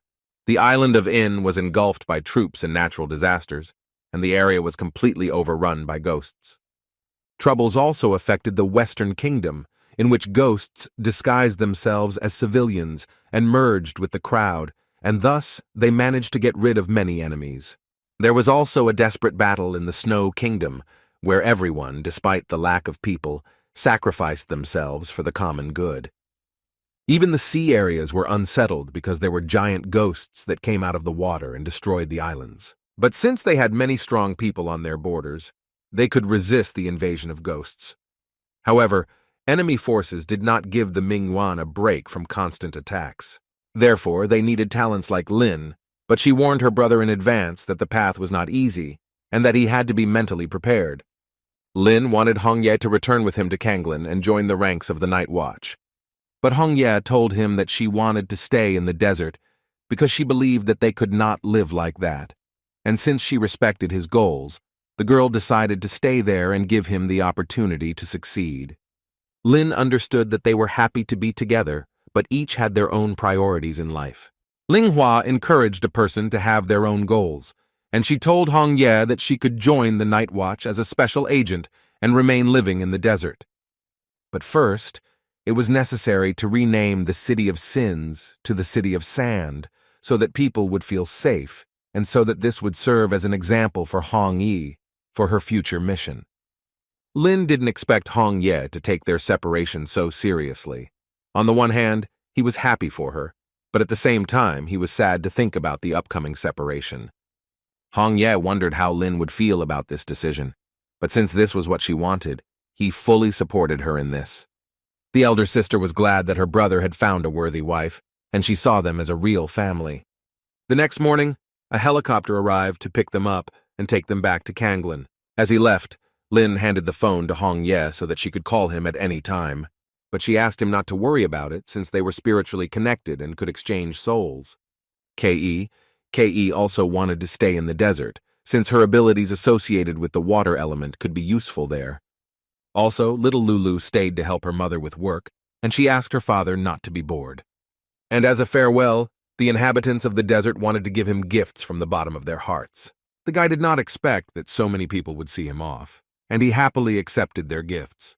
Hongye told him to take care of himself and asked him not to worry about her, but Lin was no longer the little boy he used to be, so the guy promised that everything would be okay. In parting, she said that he was the only one she loved so much, and that she would wait for him with all her heart. They then went back to Kanglin to defeat all the remaining creatures. Hongye was sure that their feelings were eternal, and that nothing could separate them. And she thought that Lin would be a completely different person the next time they met. In Minyuan, the head of Daxia headquarters was angry at the sand ghost for pretending to be missing. But Yang Xiao served him obediently, and he asked the head not to worry since he had a plan. The guy said that his people were hiding in all cities, and they began a large-scale undercover operation. The Nightmare King was happy to hear this, and Yang Xiao showed great promise. Yang Xiao wanted to become stronger, and thought that he would soon surpass the King of Nightmares and take his throne. The King of Nightmares said that his clones were abroad, and their task was to capture all territories, and the ultimate goal was world domination. Yang Xiao didn't expect that the Nightmare King had clones, and it was hard for him to imagine how powerful he was. While wandering, Hongye's brother accidentally ended up in the city where his sister lived, and to his surprise, the infrastructure and technology there were much better developed than in the desert. Since there were many people there, he could easily hide his ghostly aura and disguise himself as an ordinary person. Walking around the city, he heard all the people passing by discussing him, because his image attracted too much attention, and since he didn't like their ignorance, he decided to fly away from them. Hung Shang was surprised that there were many moving iron boxes, because in the desert he had rarely seen them. He was also shocked by the height of the buildings, but still in the desert they sympathized with him most of all. The local police didn't like the guy standing at the traffic lights, and asked him to get down immediately. When Hongshan began to fly away, people were surprised and began to film this moment on their phones, because they did not often see people with superpowers. A girl was running between the alleys, pursued by ghostly creatures, and she was calling for help in every possible way. Hung Shan passing by and asked him for help. The ghosts told the guy to mind his own business if he didn't want to be eaten. He did not like this attitude towards himself, and he finished them off with a sand blow. The girl was surprised that the guy dealt with these monsters with one blow, and she was grateful for such help. Hung Shang let her go because he didn't like human hugs. Since he helped her, Hung Shang told the girl that he had to go on errands, but the girl asked him not to leave because she wanted to invite him to dinner. but suddenly she stopped and cried from the pain in her ankle. When she was running from the ghosts, she twisted her ankle, and now the girl did not know how to get home. And since there was no other option, Hunshan decided to help her again and take her home. At that moment, the girl felt her heart begin to beat faster, and she did not understand why this was happening. She thanked him for this help, since she did not know what the consequences could have been if he had not saved her. But Hunshan did not answer her anything in return. She asked him if he was from the Night Watch, as she was admired by his strength. But Hunshan asked her to stop asking questions because he didn't like it. Although he was not talkative, she did not miss the opportunity to find out something from him. But again, she heard nothing. His unusual style and long hair reminded her of a character from an anime, but Hunshan said that he was an ordinary wanderer from Sin City. Since she completely forgot to introduce herself, the girl said that her name was Xia Shui and she was a student at Baicheng High School. The guy also introduced himself in response, but he didn't really like that she asked so many questions. He would be pleased to answer something more reasonable than stupid questions. When he brought her home, Xia Shui asked him to put her on the sofa, and this was the first time that a guy was in her house, which she was happy about. Hunshan then decided to examine her bruise on her leg, and he saw that it was quite serious. Xia Shui did not see any particular problem in this, and believed that one tablet would be enough to make the leg go away. But Hunshan said that she did not need medicine since he could heal her leg with his magic. The girl was surprised that the pain in her leg suddenly disappeared, and she did not think that this seemingly stern guy would be so caring. Now Xia Shui felt completely fine, and in order to thank the guy for his help, she invited him to dinner, but Hunshan refused. The girl insisted that he stay, as she was sure that he was hungry, and Hunshan decided to agree only so as not to upset the girl. Xia Shui prepared 2 dishes for him at once, and although it did not look delicious, she said that it would be very tasty. She watched closely as the guy ate, and she was interested in how he assessed her culinary abilities. Hunshan said that for him, food was a source of energy, and the taste was not important to him. Xia Shui knew that he liked the food, he just didn't say it because of his modesty. She said that her classmates, having tried the bento, said that it was the worst dish they had ever tried, and since he continued to eat it, the girl was happy. Hunshan thanked her for the delicious dinner and said that he had to go, but the girl asked to be allowed to accompany him home. Hunshan said since he didn't have a home, she couldn't take him anywhere. And when the girl found out that he lived in a tree in the park, she was very surprised. The girl considered Hunshan a good person and could not allow him to wander on the street, so she allowed him to spend the night at her place. And since she was uncomfortable and could not sleep, Xia Shui decided to inquire about his parents, or rather, where they lived. But Hunshan said that he had not had them for a long time. And since the girl did not know about this, she felt embarrassed, and she asked not to be angry with her. Xia Shui said that the only relative she had left was her father, and he spent days fighting ghosts, so she rarely saw him. And since she didn't have superpowers, she couldn't stand up for herself. Xia Shui was jealous of Hunshan because she also wanted to be strong and confident. But Hunshan did not see the point of envy because he believed that being an ordinary person was also quite good. But the girl didn't like it, and she wanted to become stronger. And since she herself showed a strong desire for this, Hunshan said that he could teach her something. At school, the students heard that Ling Shi had taken over as the chairman of the disciplinary committee, and that the girl would be patrolling the school, so they were scared. Ling Shi and Yellow were surrounded by a group of high school students who stood in their defense. The students bowed down to her since she was a low-ranking demon queen, and they were surprised that the junior high school students were so strong.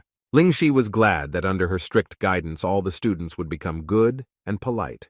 But high school students opposed her, who were not happy that she began to control them. Ling Shi did not like this behavior, and Yellow said that she would deal with them for her. The high school students were confident that the abilities of the baseball player, the king of slime, and the stool warrior would definitely be able to stop them. Yellow attacked them with her gas weapon, which they could not resist as there was a pungent smell. The disciples didn't expect Ling Shi's subordinates to be so strong, and from now on, they didn't want to break the rules. Ling Shi was wondering how things were going with the sales of her brother's things. Yellow said that the monthly sales income was 10,000. Ling Shi was happy with the result, and she thought that her brother would appreciate such financial help. The girl also missed him very much. since she had not called him for a long time, because she could not get a connection in the desert. At that moment, a car drove into their school grounds. Lin came out from there, and the girl immediately ran into her brother's arms, and she was glad that he was back.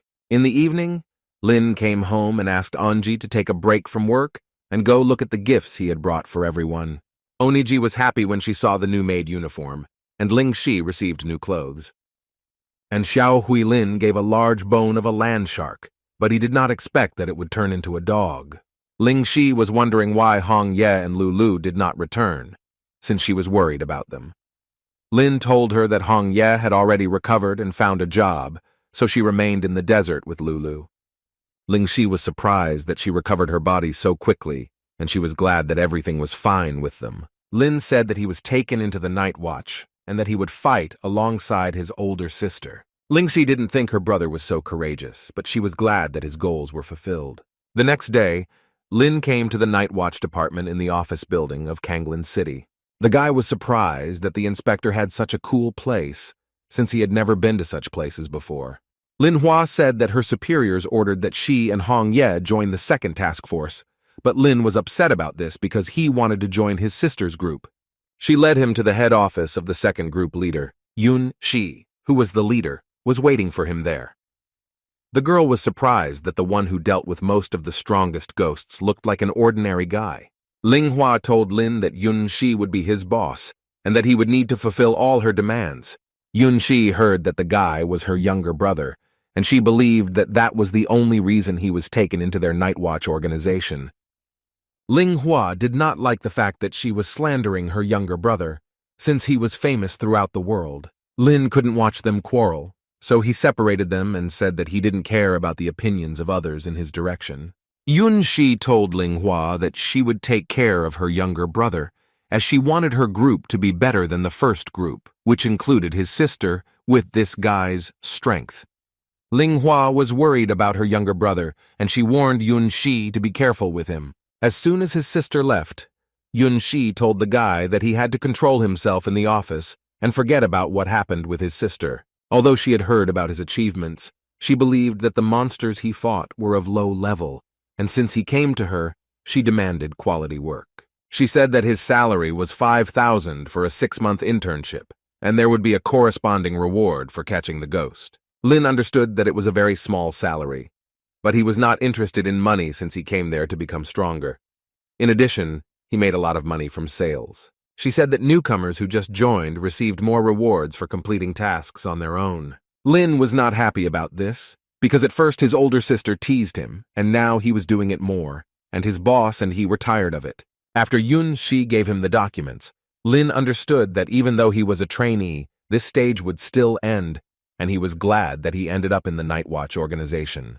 Yun Shi said that his first task was to investigate the disappearance of men near the road, and although they sent their people there, they disappeared, and she believed that it was the work of ghosts. The guy spent the whole day on the task in vain and did not find a single clue, although he was in the most criminal area, and he missed Hong Ye because before she was always there, but now he had no one to talk to. But suddenly, walking through the night area, he crossed paths with a girl who was interested in why he was wandering alone. At the beginning, he thought that he just liked the girl, but he noticed a ghostly aura about her. He had an option: take the initiative and spend time with her, receiving +20 to strength, not being provoked, receiving +25 to strength, or expose her, receiving +15 to agility.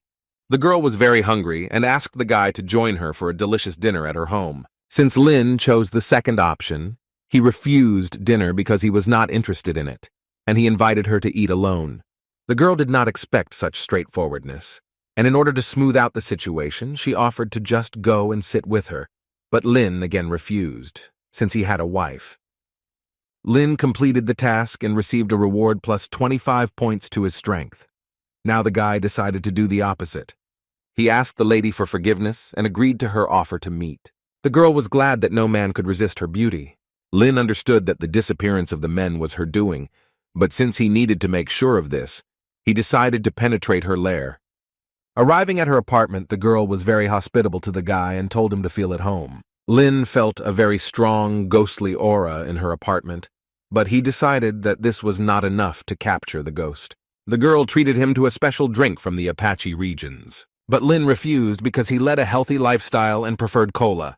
The girl was furious that he didn't like everything, but she tried not to show it and said that she would bring him a cola.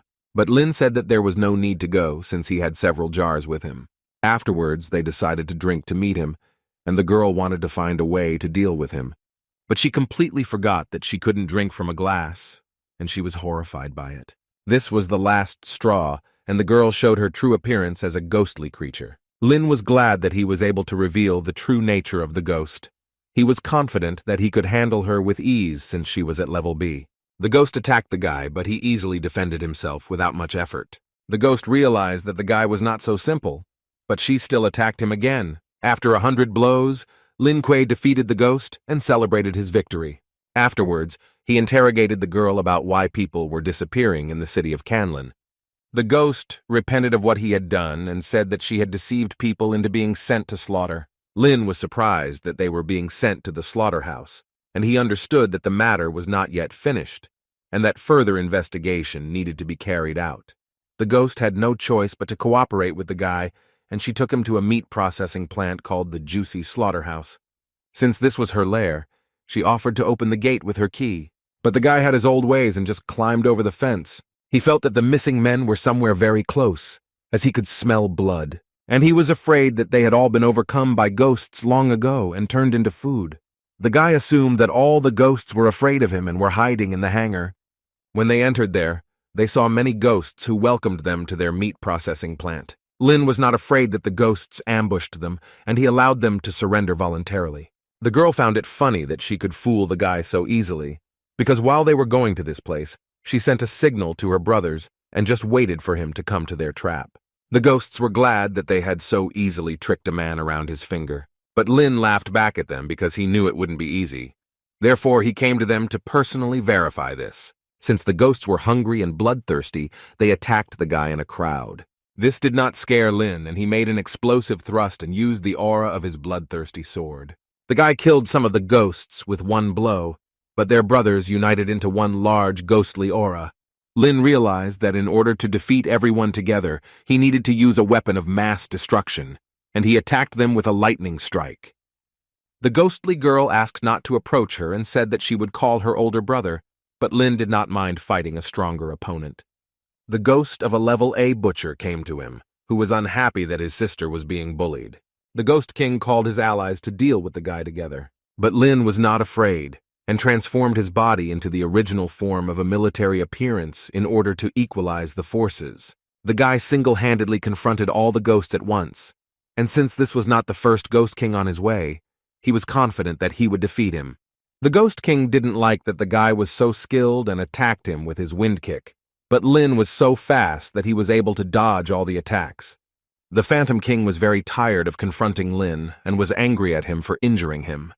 He decided to renew his powers and absorb all the ghosts to become more powerful. His comrades became a part of him. His level was above average A, and the Ghost King attacked Lin with his light wave attack. Yunshi saw that a strong ghost attack had broken through from the roof of the hangar, and she understood that Lin could barely cope with this ghost, so she decided to help him. She activated her artifact ability and summoned a ghostly mist. Lin realized that it was his leader's ability that was monitoring him and came to his aid. Yunshi controlled the fog from afar, and she ordered it to absorb the Ghost King. Lin was amazed at how his leader dispatched the Phantom King with just one blow. Watching her, the guy assumed that she had strength at the highest rank A level, and he understood that there was room for improvement, and that there was no limit to perfection. Lin wondered if his leader really cared about him, and therefore saved him. But the girl said that it was thanks to his older sister who asked to protect him. At the same time, at the other end of Canlin, Yang Xiao returned to the city, who wanted to take revenge on Lin Kuei. The entire Hong Kong family gathered at one table in the conference room. San Qian's cousin, Xiang Jie, gathered all the elders to discuss Hong Kong's performance and decide whether his behavior was worthy of his status as the family's heir. Since Xiang Qiang did not succeed in school and did not become popular like Lin Kuei, Xiang Jie believed that he was useless to the family, and he proposed to replace the heir. Conservatives believed that this was impossible according to the rules of the Xiang family, and besides, Xiang Gang helped in discussions on business matters and was on good terms with Lin Kuei. The reformists were also against this, because Xiang Gang became very determined and reached A level. And in this world, whoever was stronger had the last word, so they supported him. Xiang Jie did not care about their opinion, because he was determined to become the heir of the family. He told all the elders that he had all their relatives under his control, and they were locked up. And the only thing he wanted was for them to sign the papers, and then he promised to release everyone. Shang Qian entered, who was surprised that so many changes had occurred during the month of his absence. Xiang Se did not recognize his brother, since he had changed a lot and matured. But this did not change the situation, and he said that he kept the old people under his influence and wanted them to sign an agreement transferring the entire inheritance into his hands. Sanqiang told his brother that he knew about his plans and therefore defeated his men in advance. Xiang Tse did not like that Qiang spoiled his plans. Since he wanted to remain the only heir, he decided to deal with him on the spot and turned his hands into iron fists. But Xiangqiang turned out to be faster than his brother and attacked him first. Xiang Ji said that he would not forgive him for this, and since he had no equal at school, he believed that he would defeat Sanqian. And although they were on the same level, Sanqian's strength was more stable, and he used the imitation technique against him, which is how he defeated his brother. Xiang Tse could not believe that he had lost. The guy considered it a shame, and he was ready to accept responsibility for his actions. Xiangqian understood that his intentions were good. However, there were rules, and those who violated them had to be punished by imprisonment. At that moment, Xiang Tse remembered a moment from his childhood, how while playing on the beach, he cried because his toy was broken, and his brother gave him his car just so that he wouldn't be upset. These memories were very fond moments from childhood, and Xiang Jie realized that he was a bad cousin. Therefore, he asked for forgiveness for his actions and promised that this would not happen again. Xiangqiang wished him luck in this, and hoped to see another version of his brother in the future. At this moment, Lin Kuei was patrolling the city at night and trying to catch up with a ghost dog that was terrorizing the areas of Kanglin. But the ghost of a hungry dog did not intend to give up so easily. And as they moved further and further away from the ghost, they had to speed up.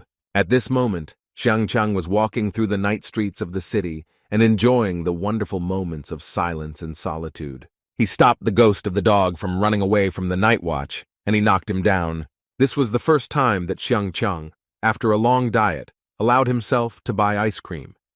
And since he didn't even have time to try it, the guy considered it unforgivable. Although the man seemed familiar to Lin and similar to Sanqian, he asked not to disturb him and get out of the way. Sanqian didn't like that even after dieting for a long time, he was still called fat.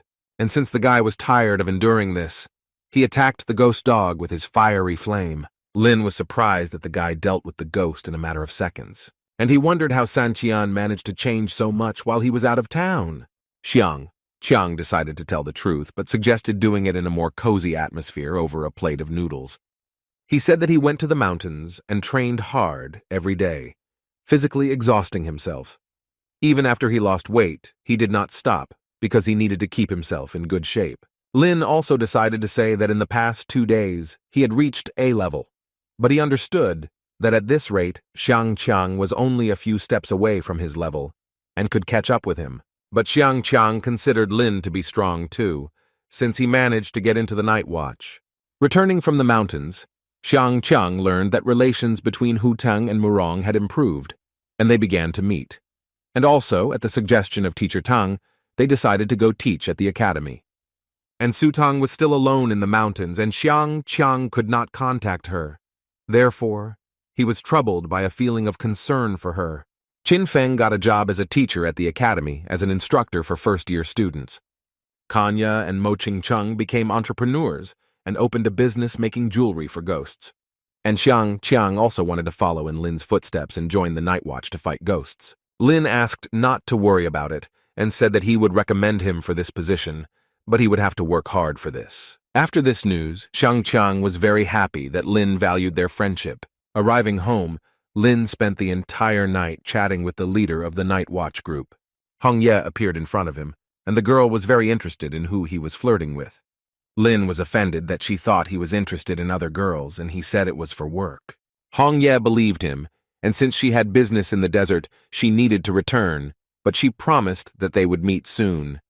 Lin was looking forward to her return and missed her every day, since such an unexpected separation was a difficult test for him. Afterwards, a picture appeared on his phone where Yang Xiao was talking about his new underground club of the Devil's Gang. Lin was surprised that Yang Xiao managed to get into his phone. Yang Xiao greeted everyone and told about his dream of becoming the ruler of Kanglan and living in the best mansion in the city. He also wanted to rid the world of crime and create a college entrance exam to give everyone a chance at education. And although he was hiding in the darkness, they planned to come out.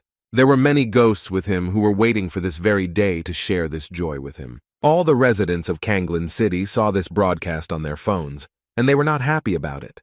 Lin realized that this was a carefully planned hacking job, and he decided to seize this opportunity and challenge Yang Xiao. Yang Xiao saw that Lin Kuei challenged him and lured all the people's attention to himself, and was surprised that the guy got into his plans again. Lin knew that this speech was a complete failure, and he was waiting for the day when he could shut down and destroy his ghost gang. Ling Shi burst into his room, and since she had the day off, she wanted to spend time together. She also wanted to eat and look for new outfits. Since Lin was in a great mood, he didn't mind spending time together and delighting them with gifts. Afterwards, they all went together to one of the largest shopping centers in Kanglan. They collected so much that Lin had to give away all his hard-earned savings. Afterwards, the guy took them to a children's restaurant, and he was not surprised that his sister was so short at 14 years old. After all, she only ate baby food and therefore did not develop. But Ling Shi didn't understand why he was so indignant, because adults dined there too. There, Lin saw Hong Ye's brother, and the guy did not understand that Hong Shang had forgotten there, and he suspected that he decided to deceive the girl. Xia Shui asked Hong Shan for forgiveness for bringing him to the children's institution. The girl just liked the food of this place. But this was not important to Hong Shan, since the main thing for him was to fill his stomach. When he noticed Lin, they exchanged fiery glances. Xia Shui did not understand why Hong Shang suddenly became so absent-minded, because just a couple of minutes ago he was normal. The guy replied that he just didn't like the way the people at the opposite table behaved. Lin was faced with a choice: to save the teenager and take her away from Hong Shan, having received +10 to charisma, expose his identity, having received +13 to agility, or ignore him, having received the Book of Summoning Ghosts. Since it was beneficial for him to receive the book, Lin decided not to bother Hong Shang and wished him bon appetit. He received a reward, a ghost summoning book, and the system warned him that he needed to carefully consider the form of the ghost before using the skills. When he accidentally thought of inflatable dolls, the system gave them to him and performed the transformation. Lin didn't expect that he would be followed by such a sad action. The ghostly gang of Yang Xiao burst into the cafe who came after Lin Kuei. Lin was glad to finally meet his criminal gang. But Ling Shi and Yellow were ahead of him, and he didn't like it because he wanted to gain more experience from the ghosts. Xia Shui was scared, and she asked Hong Shan what they should do in such a situation, but the guy planned to eat and watch the performance. The ghosts were confident of their victory, since their boss Yang Xiao gave them a piece of his power. Ling Si and Yellow were very unhappy that the ghosts prevented them from spending time with their brother, and they taught these criminals a lesson. From the underground room, Yang Xiao watched everything his ghostly hunters did. He considered Lin Kuei a coward because the guy left this job to his sister and the animal instead of fighting the ghosts himself. When he noticed the ghostly king in the cafe, he was worried that he might interfere with his plans. Meanwhile, at the cafe, Lin sent his army of devil dolls into battle. Hong Shang appreciated how Lin skillfully placed his work in the hands of the ghostly dolls. Since Lin noticed that Hong Shan liked this performance, he sent a ghost into it. But Hun Shan repelled his attack with his sandy hand. Afterwards, people in the shopping center noticed the leader of the night watch. Hung Shan immediately began hiding with the girl as he did not want to be caught. Although Yun Shi was late for the event, she decided to visit Lin Kuei to praise him for a job well done. She did not expect that such a young guy would turn out to be a hard worker, and moreover a caring person for his family. The girl told Ling Si that if she follows in her brother's footsteps, then in the future she will be able to join the night watch and fight the crime of this world. She came to tell Lin that there was a death list on the internet and that his name was on the first place. The guy did not like this news, and he quickly waited to meet Yang Xiao in order to save the city from his antics.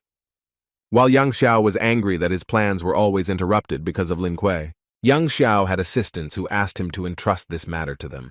The Joker led his squad of spirits, and he was their ghostly captain. Liu Meng, a worshipper of ancestors, was also interested in their plan to attack the city. Anime leader Zhang Cheng was too busy reading manga, so he couldn't listen to their evil plan.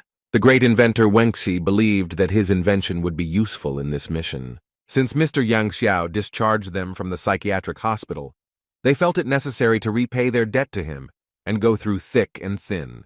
The leader from the anime world, Zhang Cheng, believed that the world they lived in was an illusion, and the real world was in another dimension. People agreed with him, and they supported the idea that the sinful world was long overdue for destruction. And because they were messengers of justice, they wanted to change the world. Zhang Cheng was their leader, and his first task was for them to destroy Lin Kuei. And since people believed in their leader, and he granted them eternal life for this, they were ready to cleanse the dimension and destroy Lin Kuei. Yunxi sent Lin to find this group of people, but after a long search there was no trace of them. Walking along Linyu Street, we were offered to watch an entertainment show at an anime festival. Lin didn't appreciate his image, but he understood that the guy might know where this mysterious group of people was, and that he could benefit from it. Lin decided to beat the guy, and said that he was not interested in this anime festival. But the guy didn't like Lin just leaving like that, and he said that he had something for him. He gave him a completely free VIP ticket to an anime festival where a beautiful sister dances at home since it was a popular manga. Lin did not refuse the free ticket because he needed to investigate. Afterwards, he borrowed a scooter from him, as he thought it would be useful for him to walk.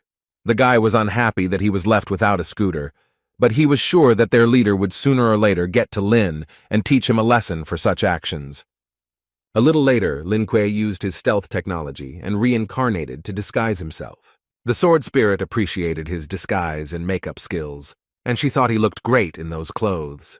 Suddenly he met Ching Cheng and Kanya, and since his image was incomprehensible to them, the guy was worried that they might think about it in the wrong way. The girls were surprised to see Lin like this, but he explained to them that he was on a mission and that he needed to remain hidden. Since they had not seen each other for a long time, they were glad to have such a meeting. The ceremony was just beginning, and Master Zhang Cheng stepped onto the stage to announce the start of the exhibition. When Lin saw this guy, he realized that this was the leader of the sect and a wanted criminal who had escaped from a mental hospital. Zhang Cheng talked about how they destroyed the third dimension, and it was time to save the world. To do this, he needed the power of universal love, and he was going to call upon the strongest creature who would obey them.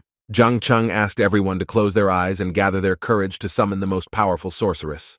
Kanya noticed that the people were going crazy because their minds were under Zhang Cheng's control, but Lin asked not to worry as he had a plan. The most powerful sorceress has already begun to wilt in front of them, but Lin decided to stop the summoning of the ghostly girl by attacking their leader. This did not help, since the magic circle automatically summoned the sorceress. A girl came out and introduced herself to Xiao Yuan. Zhang Cheng told his subjects that her appearance was due to Lin Kuei ruining their ceremony, so he ordered his men to punish him. Lin saw that they were zombified, so he saw no point in feeling sorry for them. The magic sword really wanted to help him, and she took on all the zombies with her deadly tornado. At that moment, the most powerful sorceress attacked Lin. But Kanya came to the rescue, speeding up time for Lin Kuei and attacking the sorceress with her icy wind. Zhang Cheng couldn't bear to watch them interfere with his plans, so he transformed into a second-dimensional anime character who possessed the body of a Minyuan County knight. Lin understood that it was necessary to also transform into the original form of the Holy Buddha in order to equalize the forces. This suited the special anime character completely, and he activated an area that had an absolute advantage. Entered this ghost skill area, Lin didn't understand why there was nothing there. But in fact, it was the absolute field created by the leader, in which all his power was concentrated, and the enemy could easily hide there. Suddenly, an anime character appeared in front of Lin and wanted to attack him, but the guy reacted faster and struck first. But the anime character didn't like this and retaliated by attacking Lin. Lin then used a new attack called Heavenly Crescent Nightmare Formula, which interacted very strongly with the enemy with its supersonic field, which the anime character could not resist. Lin was then given a choice: save Zhang Cheng and help him recover, receiving 38 in strength, allow him to plunge into the world of the second dimension, receiving 20 in strength, or deal with him, receiving 20 in agility. Looking at the rewards, Lin realized that the system wanted him to cure the anime character, so he teleported to him to help him. But Jiang Cheng didn't like that the guy thought he was sick, and he activated his healing strike ability to teach Lin Kuei a lesson. Lin was surprised that he had a knife with him, so he intercepted it, and taught the anime character a lesson for it.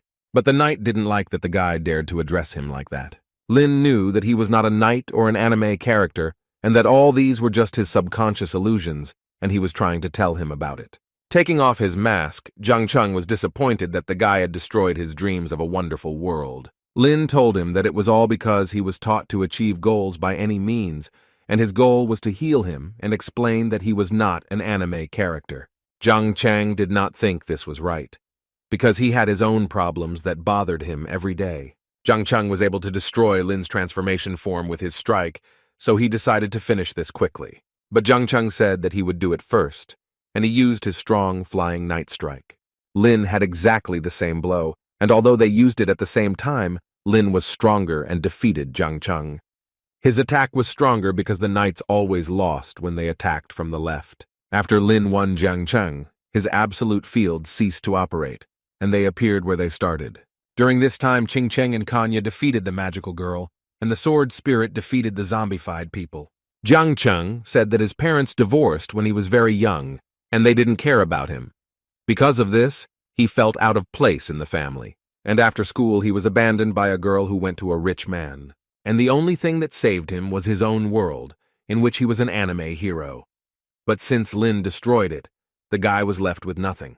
The system considered the task completed since Jiang Cheng spoke about his problem, so it awarded Lin 38 power points. Lin tried to hold the guy and said that his life was not filled with happiness either, since he was very susceptible to money.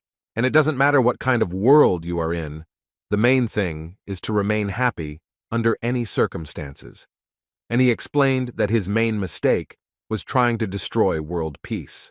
Jiang Cheng believed that since the guy tried to explain his problems to him, then he was a deity who wanted him to atone for his sins by understanding his mistakes. Liu, Meng, and Wengxi were sitting on the roof of the night city of Kanglan, and they planned to spray chemicals over the city in order to capture it. Since Halloween was soon, they decided it was a good time to take action.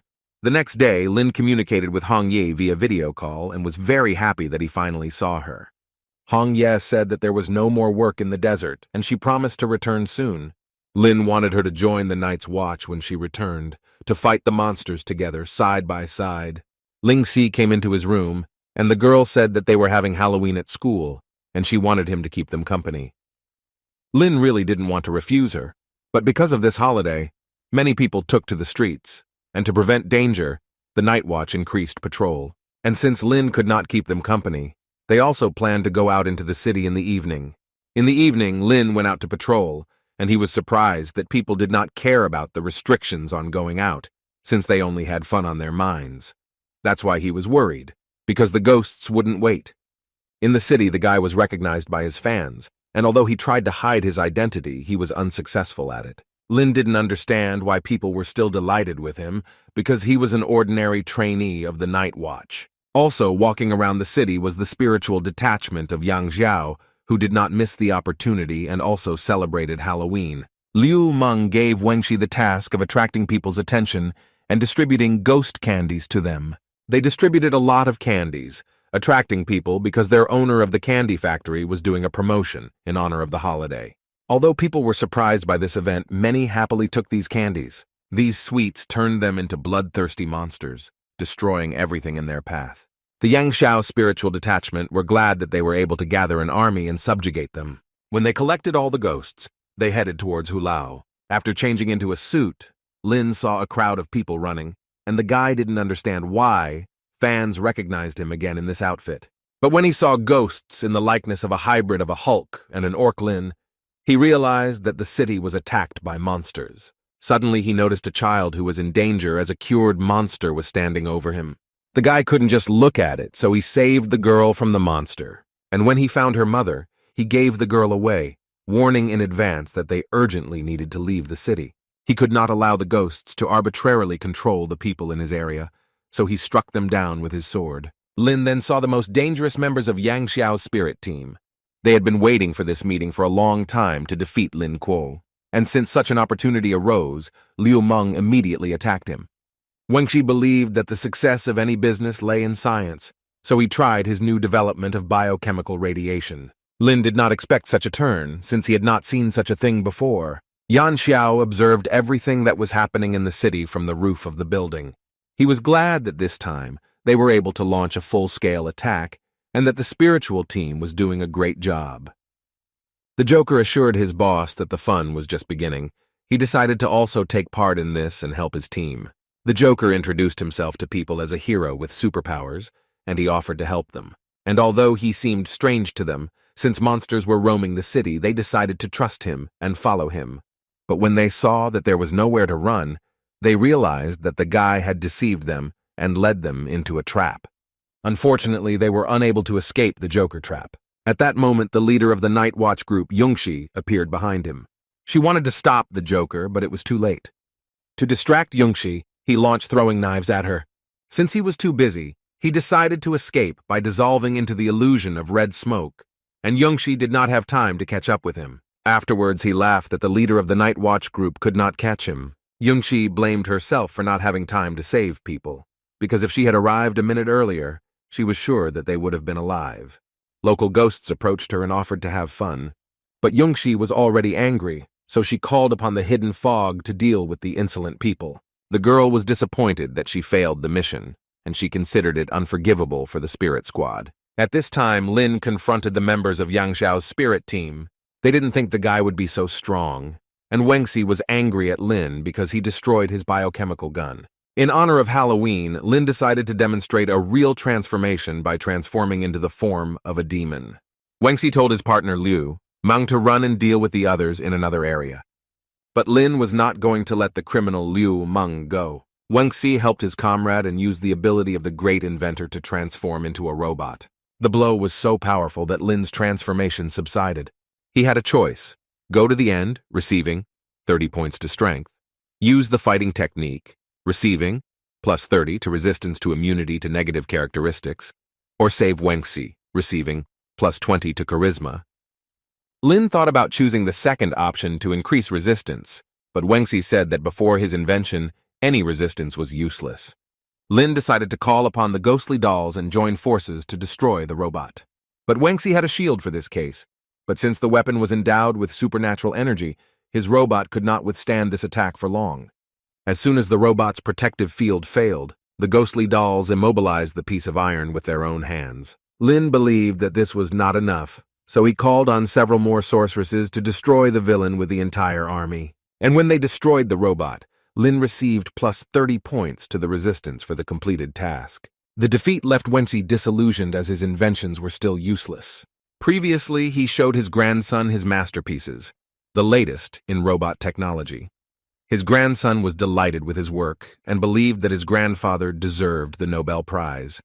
But suddenly the robot broke down, and Wangxi told his grandson and his father that they had to run away from the laboratory. Everything happened so quickly that except for him, no one in the research room survived the powerful explosion. Therefore, Wangxi no longer saw the point of being in this world, since he had no people close to him at all. Lin wanted to save him, but it was already too late, and in order to avoid being hit, he activated absolute protection.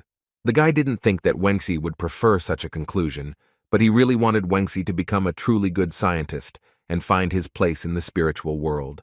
Liu Meng wandered the streets of the city in search of a worthy opponent to whom he could show his skills. At that moment, Ling Shi went out into the city to find her brother, but along the way she met ghosts, and she did not think that she would have to fight them. As Liu Meng was walking through the streets of the city, he met girls, and among them he discovered his rabbit, which he had lost as a child.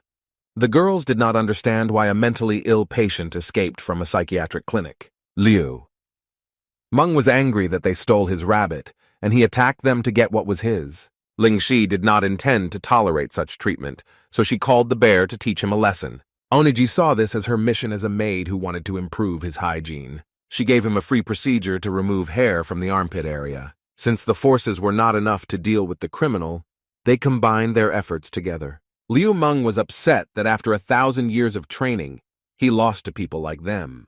And since he had almost no choice left, he decided to transform into the divine Lubu.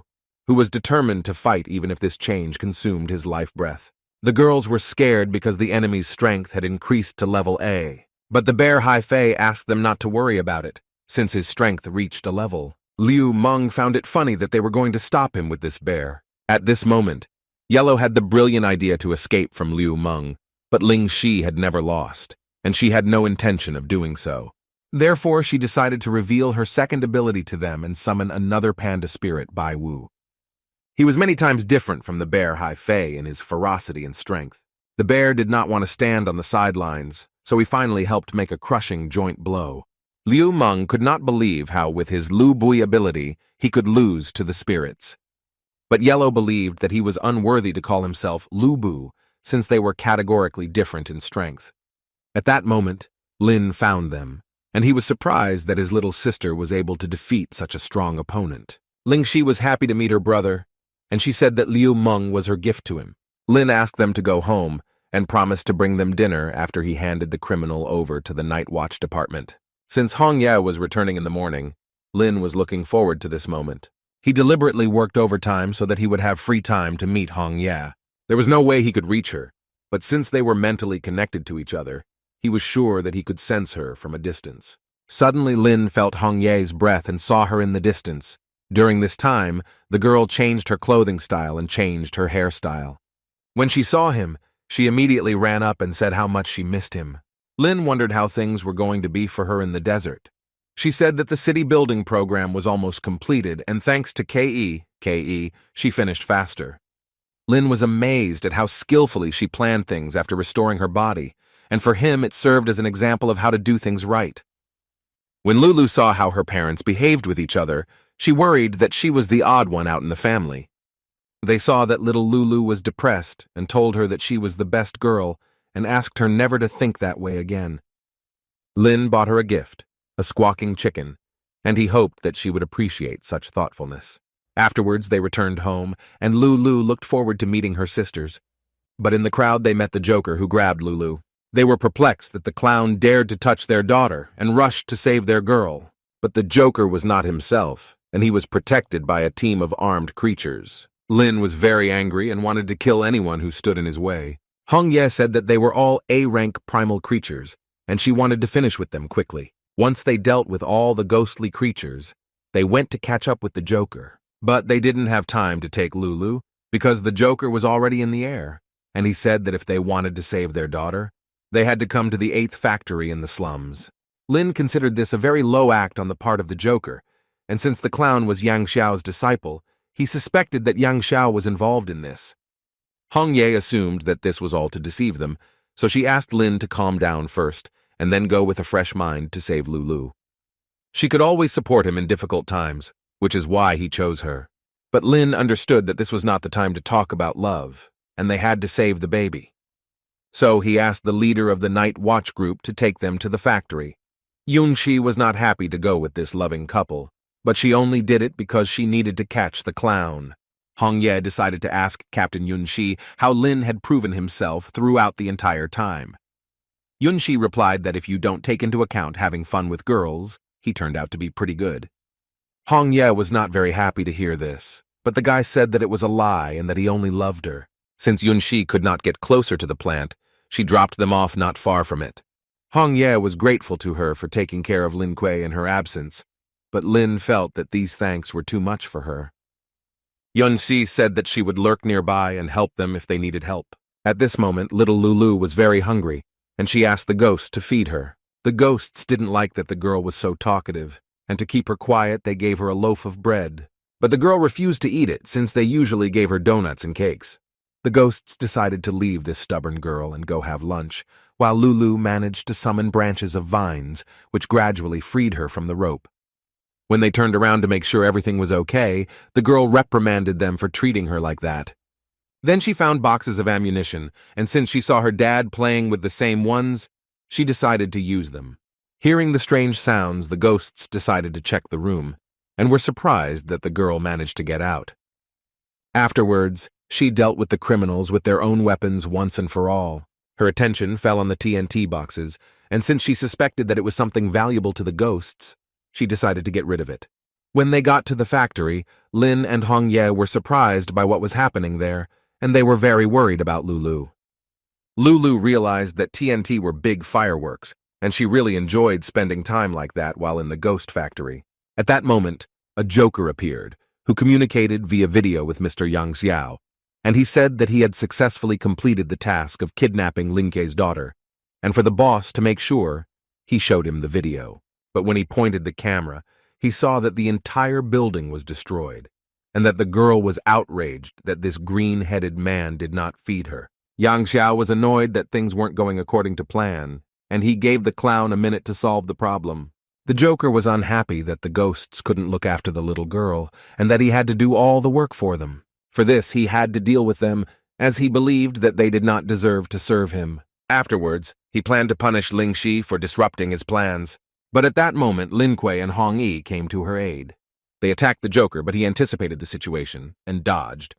Then he sent them to his circus world to enjoy an incredible crime together. While waiting in the car, Yun Shi thought that Lin Kuei had become too good over the past 6 months. She suddenly felt their strong aura and couldn't understand what happened to them.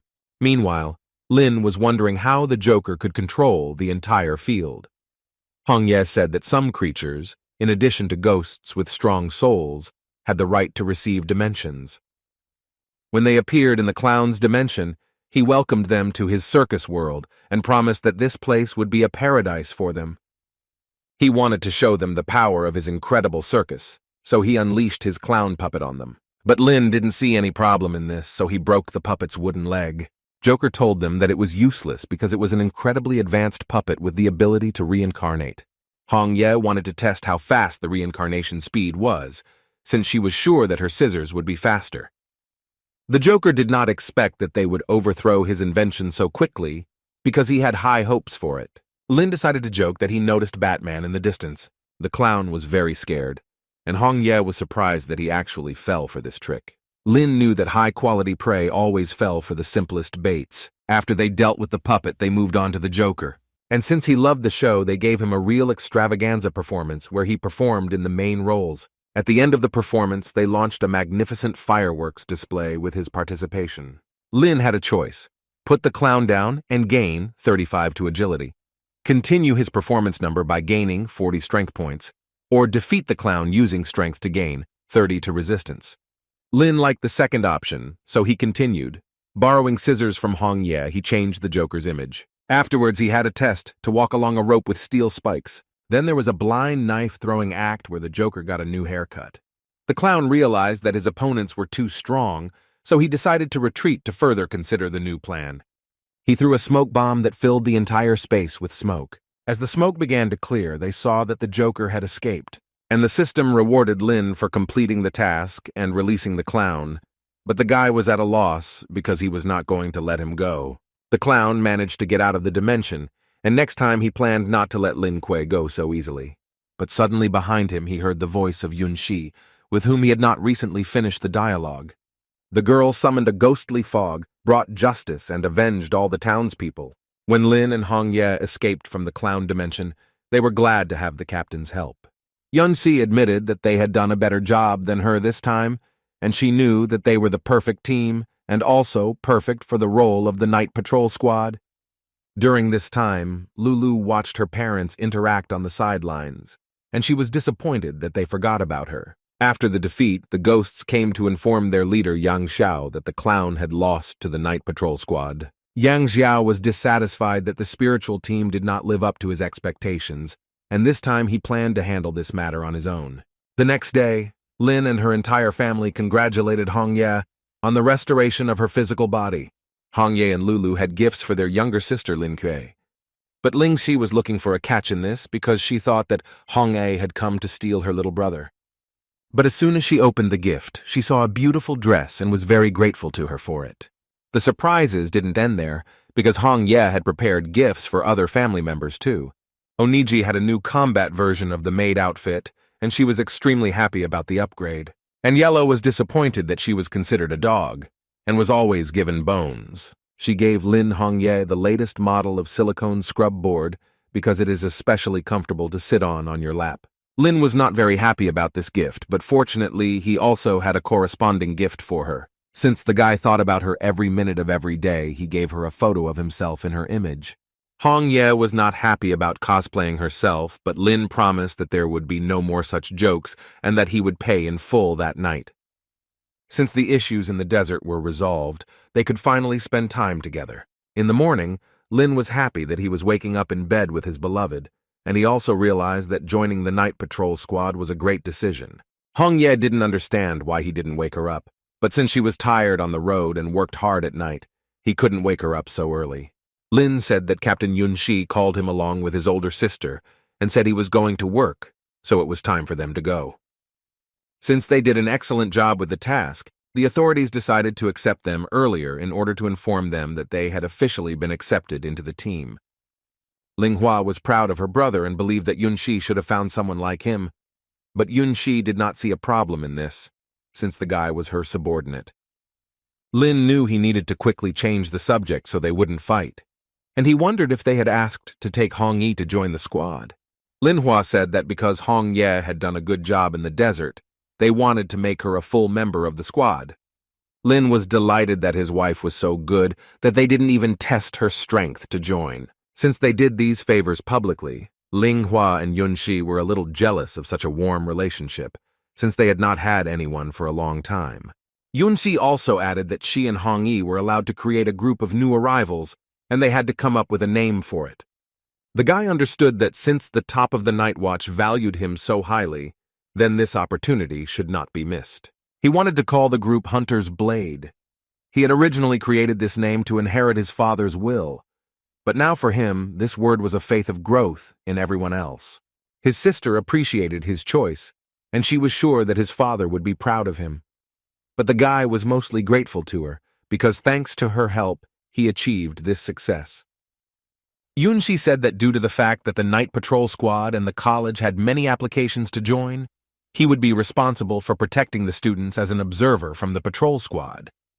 Linghua added that recently, quite a lot of ghosts from Ying Island have invaded the eastern part of Daxia, so this time he was given more people to get rid of these creatures.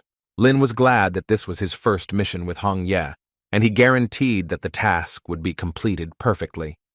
There were a lot of people participating in the fall tryouts this time, and all the new students were gathered at the entrance of the exam venue. Lin only wanted to participate in something like this to kill the night ghost, since he knew that a bloody night creature had been spotted there, which could drop a lot of spiritual power. There he met his old mentor Tang Lin, who acted as the head of the team. Tan Lin was also glad to meet his legendary girlfriend.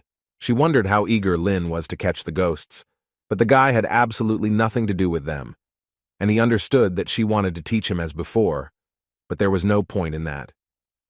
The students recognized him and were delighted that this same young hero was in front of them. Lin felt uncomfortable with this, but Hong Ye hinted that he should have thought about something else, because many girls liked him. He had a choice: walk silently past the crowd, gaining 35 to strength, let the students have fun in peace, receiving 35 to resistance, or force the students to cope with monsters, gaining a skill, somersault in the clouds. They took the students to the wild forest of Kanglin, and the guy was interested to know what dreams they had. They said that they wanted to become as strong and beautiful as his beautiful wife. Lin provided them with living water to replenish their strength, and since he really wanted to receive a reward for the task, he said that he would reward them with this water if they killed 100 ghosts together. The students were not themselves about such a prize, and they promised to do everything possible to get it. The students were followed by escorts from the Night Watch squad, and they also wanted to participate and defeat a couple of ghosts without anyone seeing.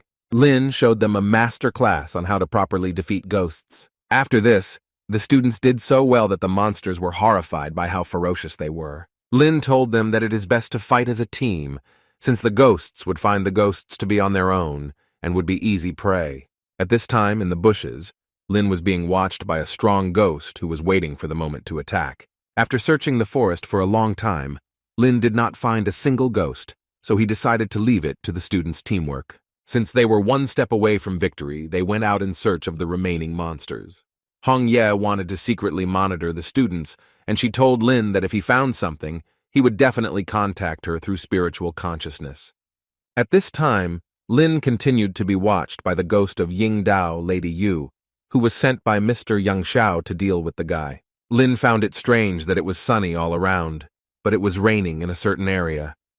He knew that this only happened when there was a demon nearby.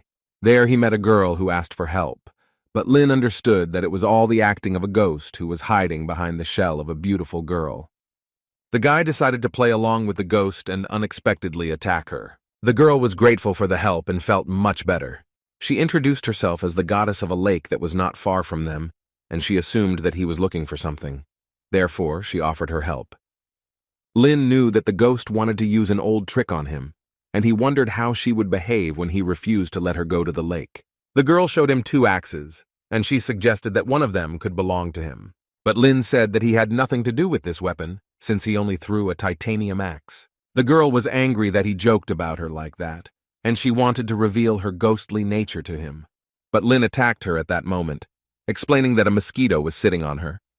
He was surprised that she was so weak to physical attacks, as he thought that she was a deity who could withstand such stress. The girl claimed that he did it on purpose, but Lin insisted that he helped her get rid of the mosquito, like a real man. Because the rain had gotten heavier, she suggested that he stand under one umbrella to enchant it, so that it would be easier to control in the future. And since the guy didn't want to get wet in the rain, he agreed to it. But he didn't expect that it would turn out badly for him, because her umbrella had a spell that was difficult to get out of. He couldn't believe his eyes that he had met the ghost of Ying Dao called Lady Yu. The guy assumed that its leader was Yang Xiao. Lady Yu wanted him to surrender without a fight, since he still would not have been able to get out from under her spell. Lin understood that since he couldn't get out, he needed to act differently and pull the ghost towards him. At that moment, the girl felt a strong heartbeat and some kind of love. Then Hong Ye came to his aid, and she was unhappy that the ghost was hugging his husband. Hong Ye said that for this he would stand on buckwheat, but Lin explained that in this way he controlled her magic and asked her to quickly destroy her umbrella from the outside. Hong Ye was not afraid of her umbrella, and she decided to use her umbrella to break the ghost's spell. Although she saved Lin Kuei, it caused a strong ignition and she was thrown back by the blast wave. Lin was glad that he was freed, and he decided not to give the ghost a second chance and immediately attack her with his special move. The guy was also grateful that Hong Ye was so on time. He said that the ghost fell on his beauty and locked him under his umbrella, but Hong Ye doubted this, since he was quite active with her. Hong Ye wondered where this ghost came from and why she was trying to steal her husband. Lady Yu told her that she and the other ghosts had killed many people in Daxia, and they were the tracking target. At that moment, the students saw that Lin Kuei had found the last ghost, and they decided to help him and catch her all together. By doing this, they angered the ghost and forced her to resort to the secret technique of Rain of Harmony, from which it was difficult to escape. This secret harmony was stronger than the acid, and it began to corrode their weapons and clothes. When Hong Ye saw that the students were retreating, she was sad because she wanted the students to improve their skills in real combat, and she didn't think that they would give up so easily. Hong Ye said that she would take on the ghost and asked Lin to help the students escape, but the guy believed that Hong Ye would need his help more. Afterwards, the system gave him a mission to help Hong Ye, having received 35 to strength, to help the students to receive 40 resistance points, or to inspire the students to leave on their own, having received 35 to charisma. Although Lin did not complete the mission with the ghosts, but since the system itself hinted to him, he chose to save people. The ghost did not like the fact that Lin Kuei was helping the students get out and she wanted to stop him. But Hong Ye prevented her from doing this by attacking her with her umbrella. Then Lady Yu tried to pour her water of harmony on her, but Hong Ye rejected her attack. The ghost was shocked by how skillfully the girl wielded her umbrella because she also had an umbrella, but such techniques were unknown to her. At this time, Lin had already saved some of the students and received 40 resistance points for this. In parting, the guy told them to do the same selfless acts as he did. But the girl he saved wondered if he would help the other students get to the safe zone. Lin was willing to help the others, but he also wanted them to learn to survive on their own without his help. His disciples admired his courage, and they wanted to follow his example. At this time, Lin was in a hurry to help Hong Ye, but when he arrived, he saw that she was coping well without him. The girl wanted to deal with the ghost. but Lin asked to leave him in order to find out the useful information that she possessed. But Lady Yu refused to tell them anything, so they decided to force her with the help of the devil's pepper. After that, she said that Mr. Yang Xiao sent the ghosts of Yingdao and said that the one who deals with Lin will begin to work in the underground abyss. The guy was tired of Yang Xiao meddling in his life and mixing foreign ghosts into this matter. And while they were puzzled by the new information, the ghost realized that this was her chance to attack suddenly. And since she decided to do this, Lin used his teleportation skill to attack just as unexpectedly as she did. With this, he completed 2 missions at the same time and received a reward: a spirit jasper of a ghost and a new divine skill of tumbling cloud. Lin was pleased with this skill and immediately decided to show it to Hong Yi. But when he summoned the cloud, it was not very pleased to be disturbed from its deep sleep. Lin wanted to quickly try flying on it, but the cloud was not going to ride him on itself. The guy didn't like that the summoned cloud did not fulfill his demands, and he had a preventative conversation with him. After a couple of minutes of peaceful negotiations, the cloud was ready to show off its flight capabilities. At that moment, Captain Yunxi called the guy and said that a gang of nightmares with Yingdao ghosts were tearing apart the streets, and many patrol officers could not cope with them. So she entrusted this task to him. Lin didn't expect to have to use the cloud so soon, so they set off for Kanglin in their new vehicle. Chaos reigned on the streets of the city, and behind it all was Yang Xiao, who came there to subjugate everything and place his ghosts there. This time he planned to take revenge on Lin Kuo and fight him. Besides him, there were other powerful ghostly creatures, such as Qing Xing, who made lanterns out of people. But Lin Kuei came to the rescue in time to free civilians from the ghosts. Ghost Qing Xing was absolutely not surprised to see another rogues of the Night Watch and planned to defeat them in order to make them her flame of power. The guy decided to send Hong Yi to save people's lives from other ghosts, and he himself planned to defeat this one. Qing Xing did not plan to attack first, so she waited for the guy to take the initiative and come into her hands. Although he surprised her with his ability to fly, she considered all the people of Daxia to be weak. Lin wanted to dispel this myth and show the ghost that she had too low an opinion of their protectors, since he was the exception. So he immediately attacked her with his flame ability. This angered Qingxi's ghost, and she summoned her devilish bull. This bull was part of the tribe of ghost bulls, and he was very strong and also had as many as 8 legs, like a spider. The ghost ordered her bull to attack Lin with its horn. Although the guy flew high, the cloud was ready for such cases. Lin cooperated with the cloud, and together they attacked the monster's limbs with lightning. But Qingxi had the ability to heal her ghostly being. At this moment, Hong Ye came to Lin's aid, and the girl immediately attacked the ghostly bull. The guy was glad that she always came on time. Hong Ye said that she had just finished evacuating people and couldn't leave him to fight crime alone. Ghost Qingxi was surprised when she saw this girl. Hong Ye told Lin that she was familiar with this ghost, because as soon as she appeared in this world, she met her on the island, and the ghost challenged her several times, but it was unsuccessful. The ancient ghost of Yingdao City did not want to admit defeat, and she believed that a girl like Hong Ye was not a danger to her. And to win and prove she was right, she directed her spell at them. But Lin was not going to wait for her to attack first, so he and the cloud struck back. Since the guy was a serious enemy, Yingdao mutated into one living creature along with her bull and began to spray cobwebs. The creature did not want to give in to its owner, so it sprayed the web with its 8 paws. But Lin was fine with their attack as he activated absolute defense. When the ghosts saw that their defense was over, they were glad that they would win an easy victory. But they rejoiced early because Hong Ye used her umbrella instead of Lin's absolute protection.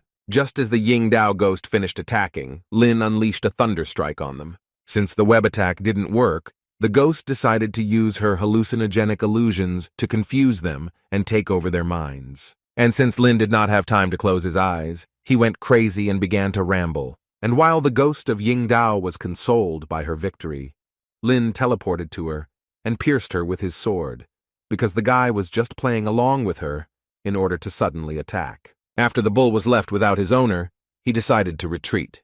But Lin and Hong Ye did not plan to let this dangerous ghost go. Kuei's house was invaded by the ghost of Yingdao Bony Lady. Her goal was to destroy the house so that her leader Yang Xiao would notice her and appoint her as his ally. But as soon as she went deep into the house, a trap fell on top of her. This trap for ghosts was prepared by the Lin Kuei sisters, who were waiting for them in their house in advance. When she saw these abnormal children, she decided to run away as soon as possible. But on the way out, she met Onitsi, who was not going to let her out. And then everyone else came up, who could not even think that ghosts could break into them. But since the ghost came to them on her own, they wanted to play with her. Then the children all taught the ghost a lesson because she dared to invade their house. Yellow was delighted that the ghost had become a real seed lady, but Oniji was not happy about this because all the cleaning of the house was on her. Lingxi was very bored at home knowing that her brother was outside. Therefore, she invited Yellow and Xiaobai to help their brother fight the ghosts. And Oniji had to stay home and look after little Lulu. At this time, Lin and Hongye continued to chase the ghostly bull through the streets of the city. But Yan Xiao came across the bull's path, and the creature was very happy about this, because now it could not be afraid of the Night Watch squad. Lin thought that he would never be able to find him. And since he himself came into his hands, the guy was glad that he could bring justice. Yang Xiao was not happy that the bull behaved so cowardly and could not properly deal with Lin Ke. So he believed that the best solution would be to absorb his power. Kui had once done to him. Lin told him not to relax as everything would be exactly the opposite, and victory would be his. And then they crossed swords with Hong Ye and attacked Yang Xiao, but he was stable and could withstand the two of them. Due to the large number of forces on both sides, they were all thrown back by the blast wave. Lin no longer intended to let the guy enslave the world, and the only thing he wanted was to defeat him once and for all. But Yang Xiao was confident of his victory, so he erected his magical wall of energy and sent it straight to Lin Kuei. But for Lin, this was a normal attack, so he overthrew her with his magic sword. The guy retaliated by attacking him, but Yang Xiao used his golden body skill, which protected him from such attacks. But Lin didn't care about his super skills, since he destroyed hundreds of criminals like him, so he and Hong Yi joined forces and struck a powerful blow with a magical tornado. The attack was so powerful that it left a huge crater in the middle of the road. Yang Xiao was disappointed that his long and hard work did not pay off, and that he was still weak to fight Lin Kuei. Since childhood, the guy was a proud son of heaven, who wanted to succeed together with Chu Junyao in order to reach the heights of this world. Key for all his failures, because he deprived him of everything he could be proud of. Therefore, Yang Xiao was not ready to face this. They noticed that due to Yang Xiao's anger, he began to awaken the Ghost King's true body, so they wanted to prevent it, but it was too late. A bright flash of light ignited in front of them, making its way high up and filling the space. Yang Xiao was willing to sacrifice all his energy to transform into a nightmare Ghost King with A-class supreme power just to defeat Lin Kuei. Although Lin was impressed by the heights Yang Xiao had achieved, he was ready to defeat him and return him to his former form. But the Nightmare King had no difficulty in repelling his attack with ease. For the first time ever, he felt a great advantage on Lin Kuei and was glad to test his true strength on him. At this time, an army of sea ghosts invaded the east coast of Kanglin Island, and since people had a hard time, a night watch detachment was sent there. There was also one of the largest sea ghost kings who had the ability to take the shape of an island in the water and suddenly attack the victim. On this mission, the Ghost King was confronted by Commander Yun Shi, and since there were many ghosts, Commander Lin Hua arrived to her aid. Yun Shi was surprised that they would have to fight side by side, since this was their first battle together.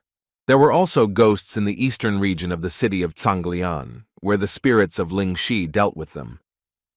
The girl was very glad that she finally left the house and that there was an opportunity to have fun, but her main goal was to find her brother. Kuei's former team took part in clearing the city of ghosts. There were countless monsters, and it was not easy for them, even with the help of teacher Tang Lin. They understood that the battle would be difficult. Suddenly, a magical moon-shaped weapon flew out of nowhere and killed many ghosts in its path. This was the skill of Su Tang, who returned to them after a long time of training in the mountains.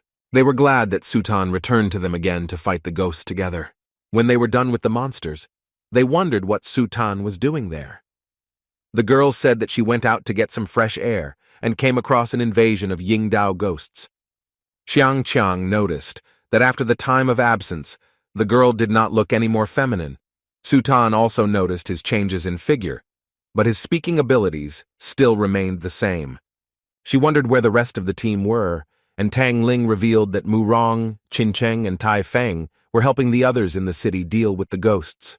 And when the girl found out that Lin Kuei had joined the night patrol squad, she was very surprised. While they were talking, a new wave of ghosts came to them. And since Lin Kuei was in the night patrol squad, this motivated them, and they were not going to lag behind him and wanted to show the ghosts the strength of the new generation of Daxia. At this time, in the eastern part of the city, Qingcheng, Konya, and Tianyu defended the city. With his new Nightmare King power, Yang Xiao unleashed many styles of different attacks against Lin Kuei. But the guy believed that even with new abilities, he would not be able to defeat him. Yang Xiao got tired of this empty chatter and opened the Nightmare Sphere skill. This skill imprisoned them in a closed space of dark magic. Taking a levitating pose, he wanted to put on a show for them and watch everything that happened with his own eyes. His sphere had the special ability to create an exact copy of clones of their bodies, and he wanted them to fight themselves. For Lin and Hong Ye, such a test was new, but it did not frighten them, and they rushed into battle. When they fought with their clones, they noticed that they completely copied all their skills and movements. Hong Ye didn't like that someone copied a beauty just like her, because the girl wanted to be the only one like her. Although Yang Xiao copied their movements, Hong Ye knew that he could not copy their thoughts, so she assumed that there was a way to deceive them. Lin agreed with his wife and had an idea, but he was afraid to implement it because the risk was too great. But when the enemy began to advance, the guy still decided to try. Since it was possible to combine weapons, he assumed it would work with physical abilities as well. He was able to combine the abilities of Qi Yu and Sun Wukong, after which his strength increased significantly. With one swing of his sword, he managed to destroy his physical clones. Now that Lin's strength was approaching A-class, Hong Ye considered him a worthy man. Since there were no more problems with the clones, Lin decided to bring justice to Yang Xiao. Since Yang Xiao was injured, and his body was capable of giving him the ability to endlessly change, he wanted to reincarnate into a new form to get rid of the endlessly injured body. Kuei's new strength, and the guy attacked him so quickly that he had no chance to change his body again. Hong Ye didn't want to give him the chance to leave after what he did. So she attacked him with lightning speed with her scissors, leaving many wounds all over his body. The Nightmare King, being the boss of the underground abyss ghosts, and the Nightmare Gang, did not understand how he could lose to them with such power. Lin knew that this would happen, because he had previously warned the guy not to do such things, so he decided to defeat him once and for all. But suddenly a double of the Devil God appeared in front of them, who decided to save Yang Xiao's fate. Lin Kuei didn't like that he dared to steal his loot, so he attacked him. The Devil God was impressed that the guy managed to injure his double.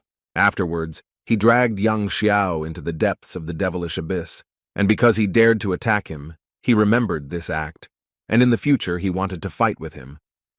Lin was angry that he managed to escape with his feet again this time. Hong Ye believed that it didn't matter, because they did an excellent job, and this could be considered a victory. But Lin still stood his ground and wanted to catch the criminal. Hong Ye asked not to worry about this, as they would still have the opportunity to catch him together. This support helped the guy a lot, and he was happy with such care. On the East Coast, all the ghosts were defeated by the captains of the Night Watch. The girls were very tired, and after such a mission they planned to return and fully recover. In the city, the Night Watch patrol also cleared the streets of all Yingdao ghosts. Because Ling Shi and Yellow showed courage and bravery at such a young age in helping to defeat the ghosts, the city residents rewarded them with a large supply of food. And despite the fact that Ling Shi did not find her brother, she was glad to receive such gratitude from people. Teacher Tang and her students also had good news of Daxia's victory, and they planned to celebrate with an overnight picnic. And the girls, their friendly trio, did a great job and for the first time took part in such a large-scale ghost invasion. One day later, the Lin Kuei family celebrated their joint achievements in completing the Daxia ghosts. Ling Hua's elder sister came to their family dinner and brought them gifts. Lin was wondering since she had free time. He claimed that she was done with work, but that was not the case at all. She came to tell the important news that the double of the Devil God had taken Yang Xiao with him, as well as 2 mystical kings to Ying Island. And their goal was to make the island the main base of the underwater world, so Daxia decided to send people to them in order to finally destroy the forces of the underwater world. And Lin assumed that he would do this. He understood correctly, and thus Daxia was sending him and Hong Ye on this mission, so they needed to pack up as quickly as possible and take 2 assistants with them. When Lingxi heard that time would separate her and her brother again, she was disappointed. Lin Hua suggested that he would probably choose the strongest, such as San Qian and Qin Feng, but she did not guess, and Lin preferred Qin Cheng and Konya. Hong Ye didn't like this idea of girls, and she started to get jealous of him again. But he had an explanation for this. Because Xiang Cheng and Qin Feng were physically strong, they were not suitable for this mission, and therefore the abilities of Konya and Qin Cheng were more suitable. Since it was logical, the girls admitted that he was right. Lin also did not miss the opportunity to ask Lin Hua for Xiang, Qiang, Qin Feng, and Su Tang to join the night patrol squad. And since the squad was recruiting newcomers, she was not against recommending them.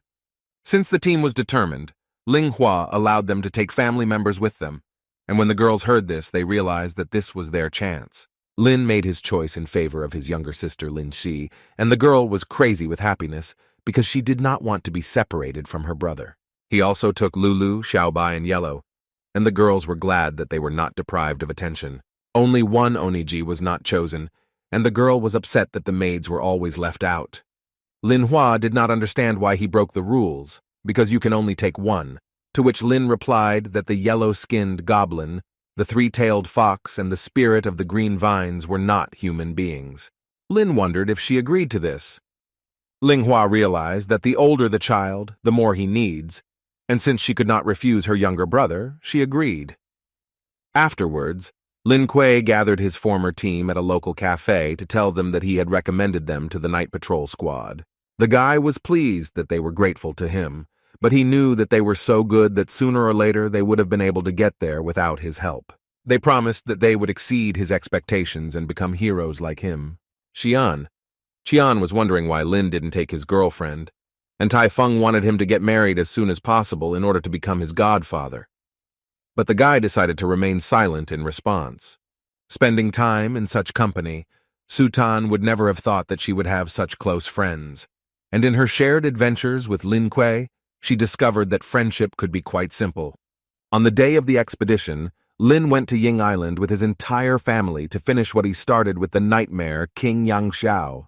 Lingxi and the rest of her sisters played tennis on the ship and had a good time, while Oniji spent most of her time preparing food for them. Lin didn't like the fact that they set up a real resort on the ship and acted as if they were going on vacation. But Hong Ye did not understand the meaning of his indignation because he himself looked appropriate. Afterwards, Lin decided to call everyone on deck to inform them that they needed to come up with a name for the ship. He came up with a naming game to encourage teamwork. Konya suggested calling it a goldfish as it was in harmony with youth and beauty, and Qing Cheng suggested calling them miles of sunlight so that they would be as bright as their journey. Ling Shi wanted to call her Black Pearl because she associated it with her brave and invincible brother. Hong Ye suggested calling it Titanic, as it symbolized eternal love and support on her part. Although these were romantic since the Titanic sank, Lin did not consider this an appropriate example. He put forward his proposal to name the ship the Virtues, since they were all respectable citizens who saved the world from monsters. After thinking, Lin realized that they were not worthy of being called virtues, so he liked lack of virtue more. And as soon as they decided on the name of the ship, they set off. But they were not the only ones who went to Yingdao Island. Hongshan and Xiaoshui were also heading there.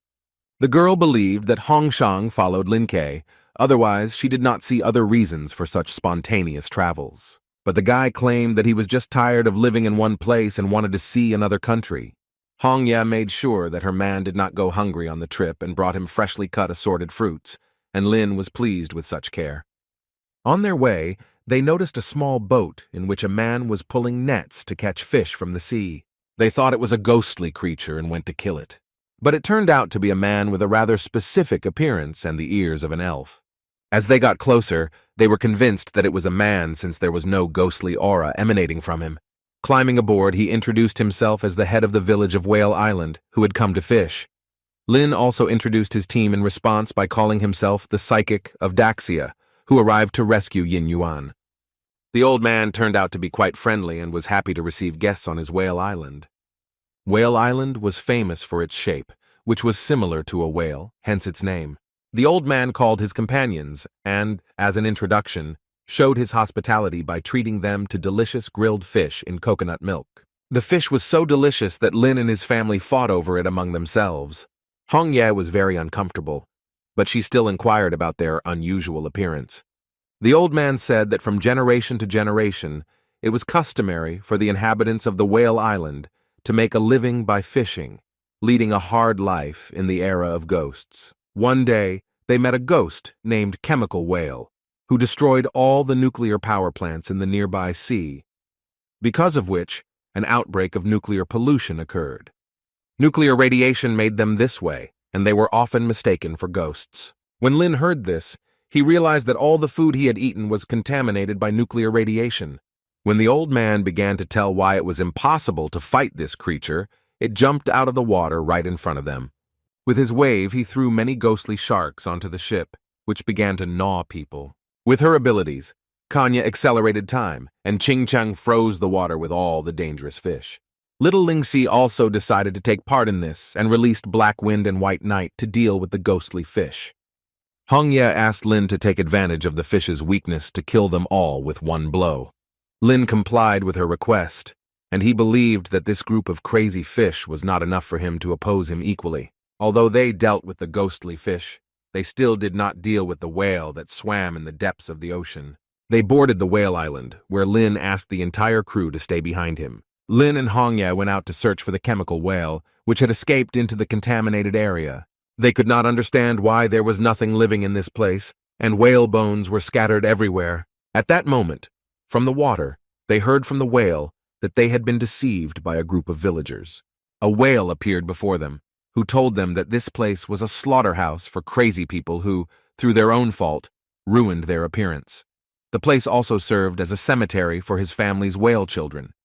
The chemical whale wanted to reveal the truth, so he plunged them into his memory world so they could see it with their own eyes. Once they entered his mind, he said that whales were quite calm by nature, and although people sometimes hunted them, this did not stop them from thriving. As for the Yindao people, they began to exterminate whales en masse, since for them it was of great value. All this led to the almost complete exhaustion of their whale clan, as well as himself. The law of survival was completely violated, and the inhabitants of Yindao Island reached the brink of madness, after which his soul united and he became a chemical whale to take revenge on them. Lin had a choice: help the whale complete justice by receiving 30 shards of psychic energy, side with the inhabitants against the whale by receiving toughness points, or divide the earth into good and evil by receiving dexterity points. Lin chose the first option, and he and Hong Ye wanted to help the whale solve this case and punish the criminals as they deserved. Keith was so unaccustomed to trusting people that he doubted their true intentions in helping. Their conversations about solving the case were heard by the residents of Yingdao, and they hated it when someone found out their secrets. And because they knew something they shouldn't, the residents didn't want to let them go. Lin couldn't just leave them behind after what they did, so he and Hong Ye overthrew them with one blow. Keith decided to trust them, and said that he planned to attack even more nuclear power plants, so that the inhabitants would live like this forever. But they asked the chemical whale not to do so, because damage to nuclear power plants led to pollution that harmed innocent inhabitants, including fish. After these words, the whale realized that because of him, the fish had recently begun to mutate, and he regretted this, because wanting revenge for his offspring, he forgot about the consequences of the environment. And he knew how to remove the pollution at that time, so he went to fix everything. Lin and Hong Ye wanted to go with him to the end, so they went after the whale to help him. The whale arrived at a place where there were used nuclear power plants. He took on human form to cast spells, but he didn't have much time, since the transformation was too energy-intensive. And since this sea was polluted by his fault, he came forward to cleanse it. Keith began cleaning up the dirty substances, but he realized that he was too weak for the job. However, he did not plan to give up, even if he had to give up his life. In the moment, he noticed that it became much easier, all because Lin kept his promise and came to the rescue. The chemical whale did not expect to meet them during the crisis, and was very glad that he came across such kind people. Using their power, Hong Yi and Lin quickly cleared the dirty waters. They managed and restored everything to its previous state. The water became clear, and a cloud with chemicals dissipated in the sky. The problem of infection was resolved, and Lin promised to continue to take care of the villagers. But the chemical whale did not stop there and wanted to cleanse the local waters even more. And although they asked him to stop, since he was running out of vitality, he continued cleaning. He told them that they had only stopped the pollution problem in the nearby sea, so all he had to do was burn his body to the last drop of energy. Keith hoped that they could keep their promise and save the world in their own way. After his disappearance, he left the bone to warn humanity of danger. At that moment, Ling Shi noticed villagers from the top tower of the ship, who, after hearing the noise, were approaching them. Having boarded them, they began to bow to Lin Kuei for saving the environment, and asked for help for all the other inhabitants, since they needed salvation. The guy didn't understand how they could call themselves innocent after everything they had done and ask him for help. He showed them the chemical whalebone that served as the fruit of his hatred, and he said that if they do not repent, the whale will come to them forever. But when the residents saw the remains of the chemical whale, they wanted to take them away in order to sell them for as much as possible. This angered Lin because he hoped that they would realize their guilt. But he realized that this group of people lost their humanity due to greed a long time ago. Since they were hopeless, Lin's sisters suggested throwing them overboard and feeding them to the fish. But Lin was against this, and he insisted on dealing with them alone, as he wanted to take revenge on them for the death of the whale. He completed the mission and received 30 shards of psychic energy, and after redeeming the inhabitants of the island, he continued on his way again. A day later, Lin Kuei arrived on the mainland of Yindao Island to deal with the ghosts. To their surprise, the beginning of the island consisted of a small, neat city. Since it was a city of dolls, this place became heaven on earth for his younger sisters. Although Lin asked them to be careful and not touch anything, they all managed to collect dolls for themselves. They didn't find anyone there, including ghosts, so this even more sowed a strange premonition of something unknown. Xiaobai found a doll that seemed very unusual and quite realistic in its resemblance to a person.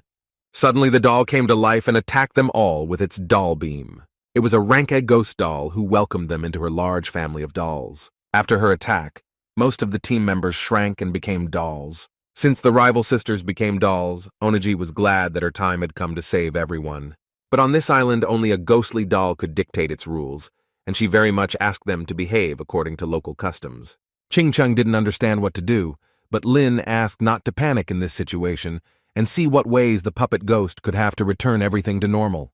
When Hong Ye saw that Mo Ching-Chung touched Lin Kei, she began to be jealous. Lin was pleased that being a doll, Hong Ye was still the same and could control her body.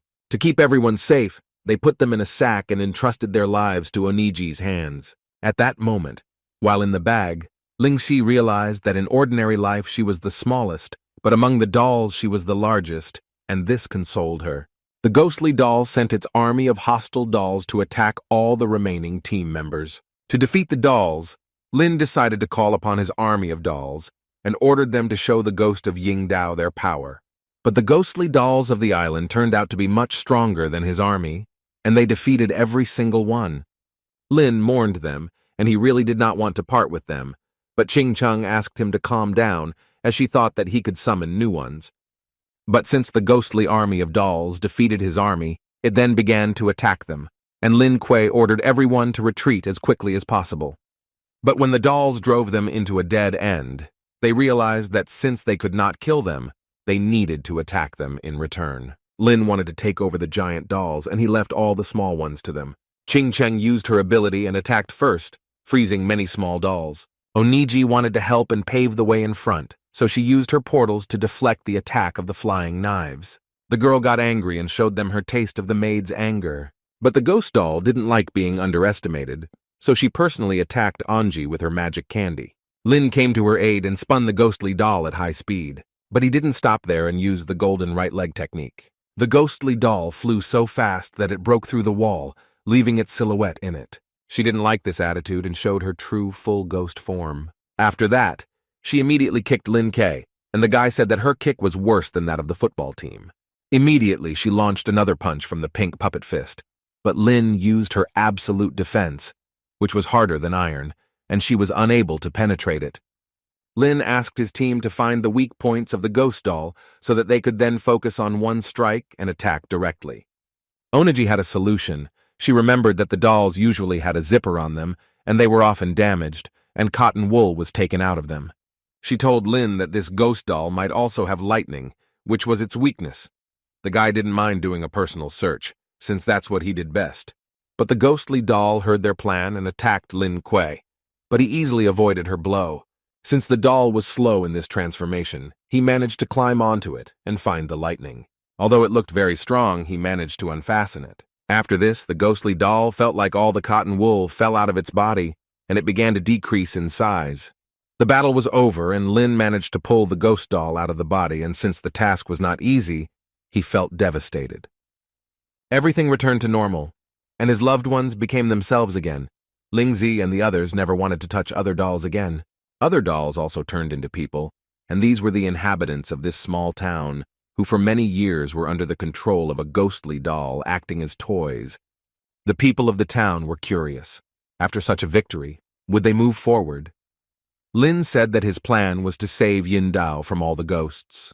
And since his plans were to rid them of ghosts, the old man showed a city called Zuo, in which people needed help as it was full of ghosts. The guy realized that with such abilities, more and more responsibility lay on his shoulders, so he was ready to save all the civilians from the ghostly creatures.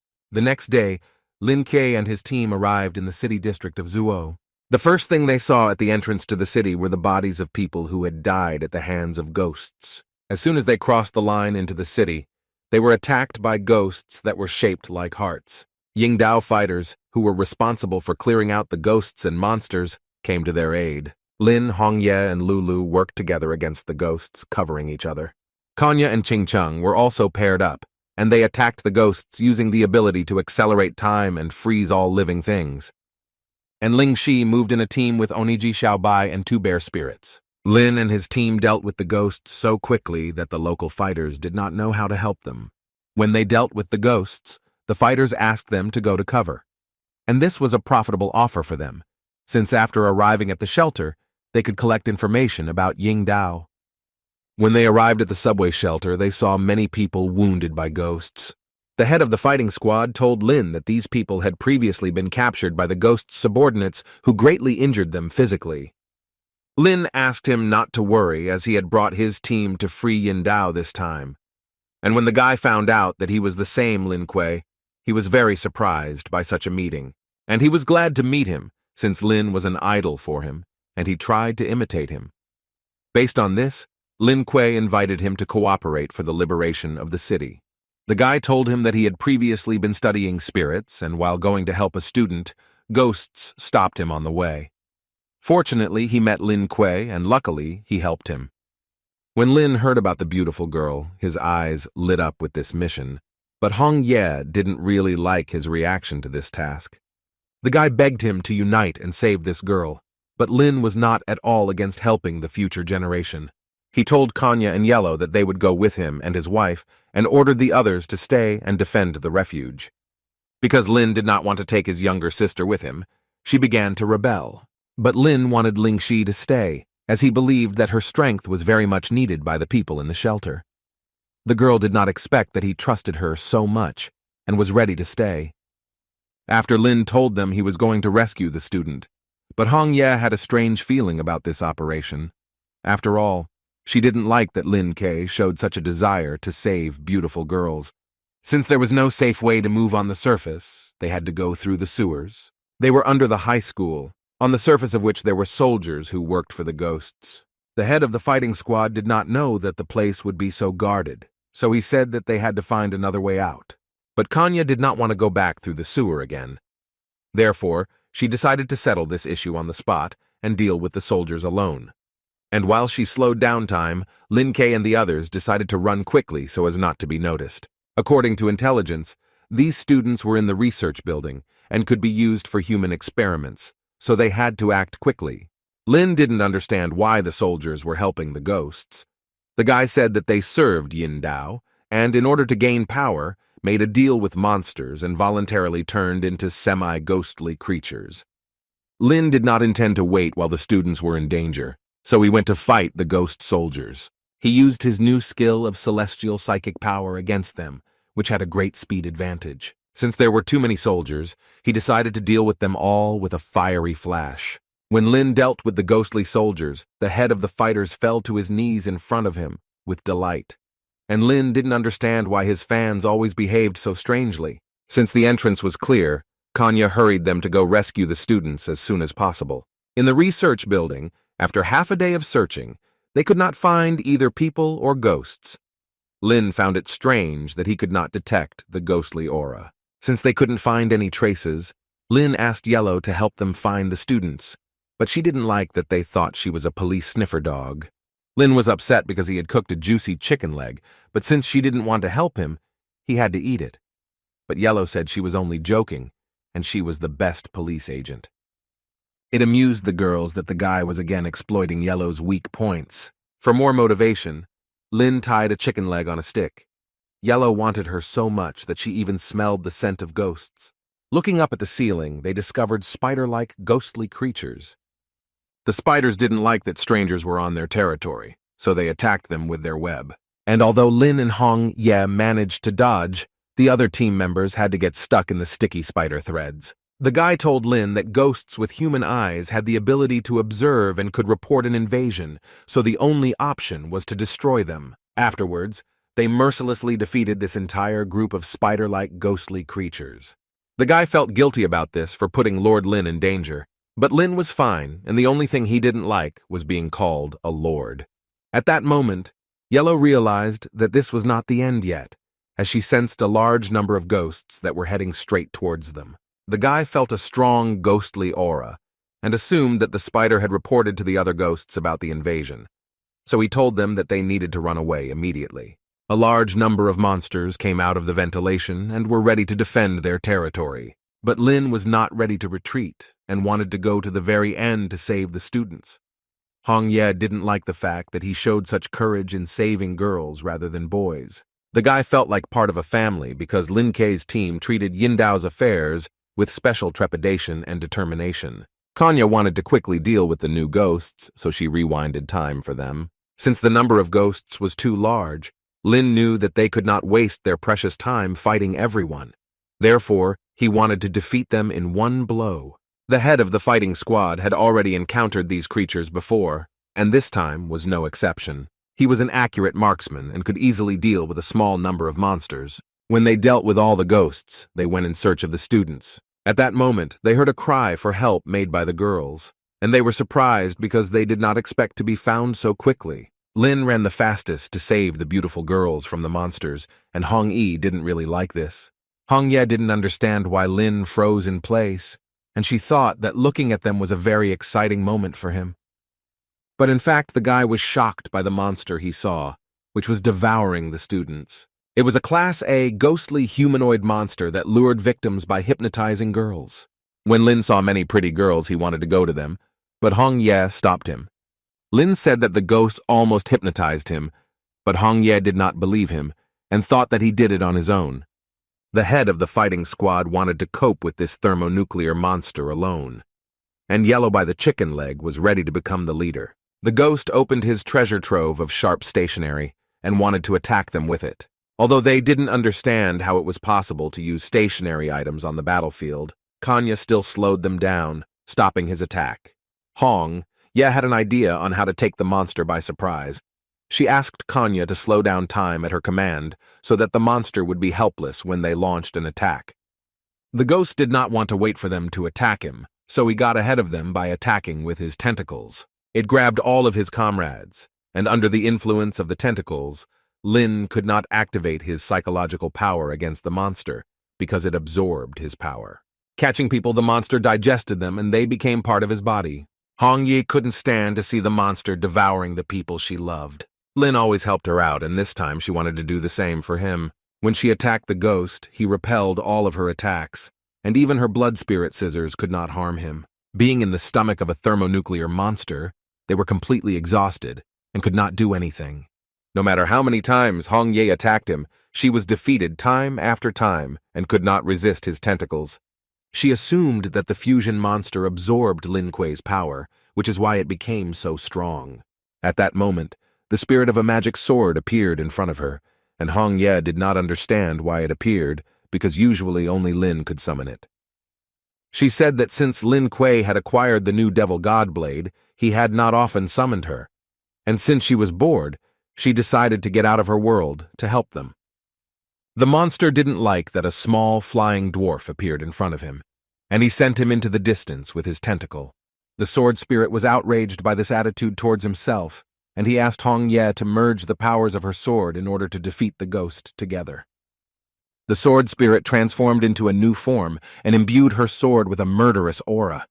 And at the same time, her body improved, and she was no longer afraid of the ghost's attacks. With one blow, she split the humanoid ghost into pieces and avenged her boyfriend. After this, Linke and the others fell out of the monster's belly and were saved. Lin was in awe of his wife's power, and he could not believe that she had single-handedly saved them all. She told him that because he had saved her many times, she simply couldn't leave him there. He was ashamed that he behaved this way with other girls, having such a caring and protective wife. First of all, they wanted to return to the shelter as soon as possible because they were worried that Linshi and Lulu would not encounter ghosts. But at this time, ghosts were already roaming the city. It was a Class A flying head barbarian ghost who sensed the people underground and ordered the rest of the monsters to go there. People were scared when they saw monsters in their underground shelter, but it was too late to escape. Ling Xi asked everyone not to panic and to unite their forces against the monsters. Seeing this, Ching Chung was glad that the girl was growing up so quickly and following her brother's example. Looking at the courage of the people of Daxia, the civilians did not want to be cowards compared to them. Therefore, they began to listen to their advice and began to unite.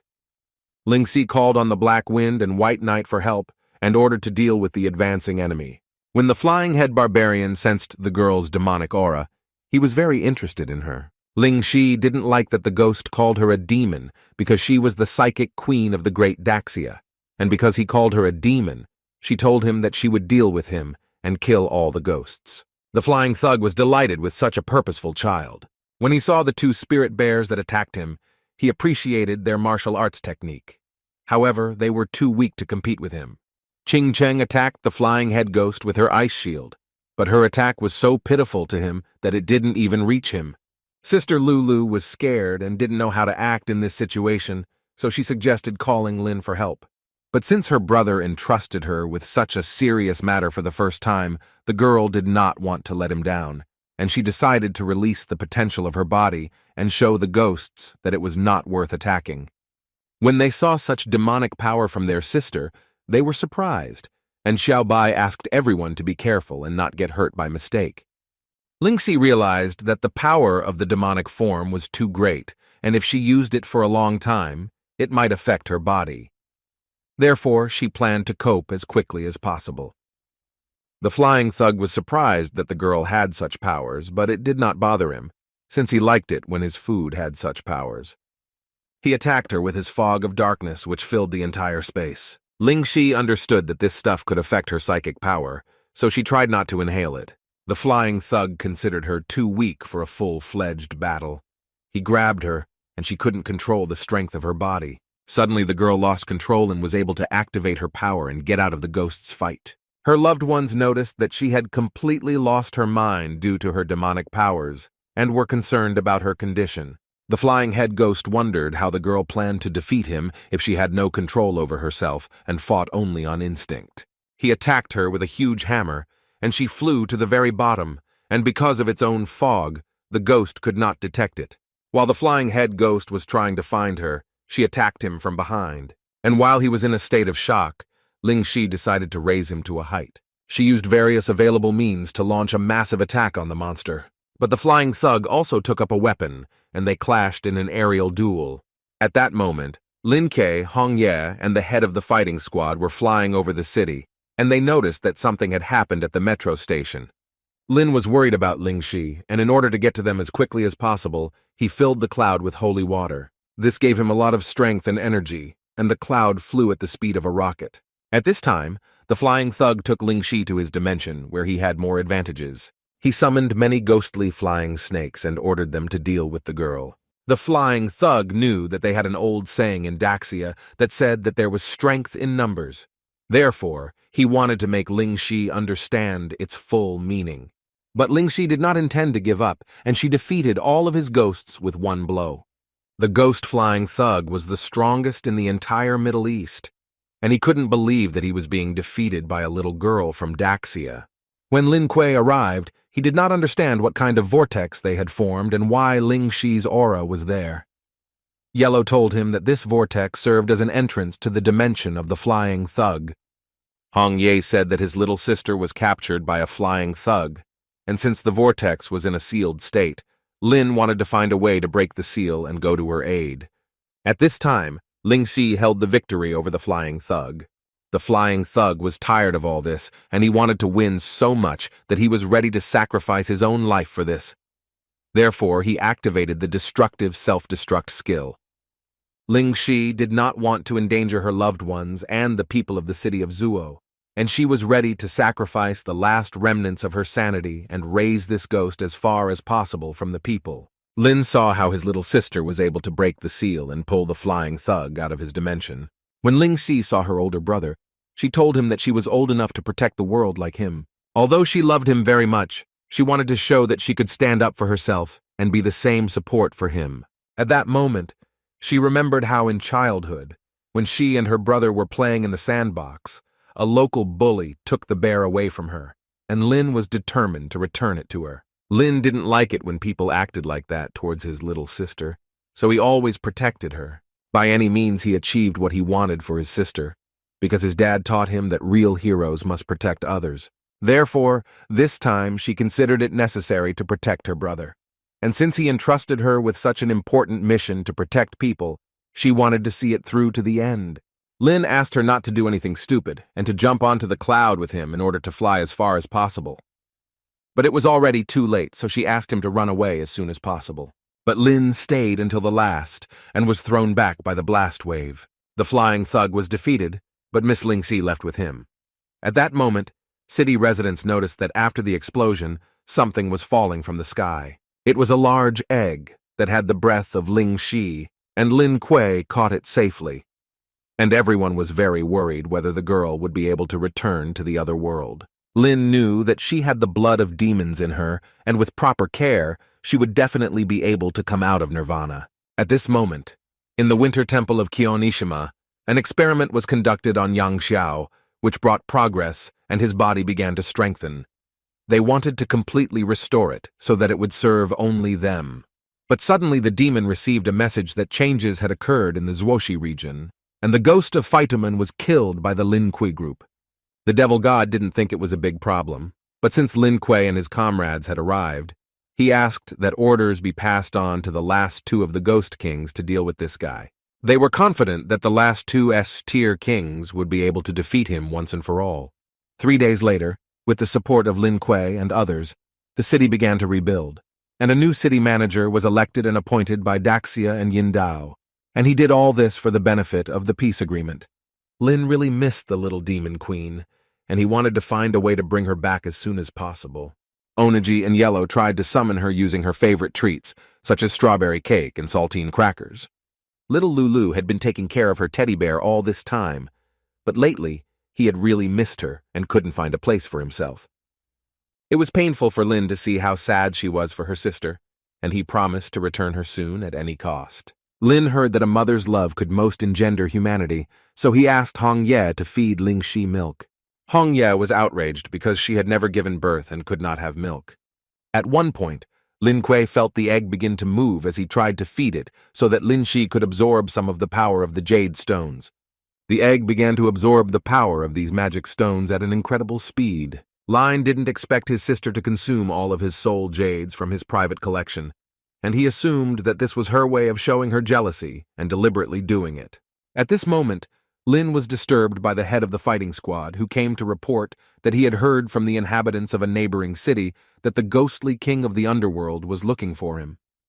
Lin expected such a reaction from the ghost kings, so he did not want to stay there for long and moved to the next city to free the ghosts in it. The head of the fighting squad had difficulty coping with the news of Lin Kuei's departure, and he wanted to honor him as his teacher.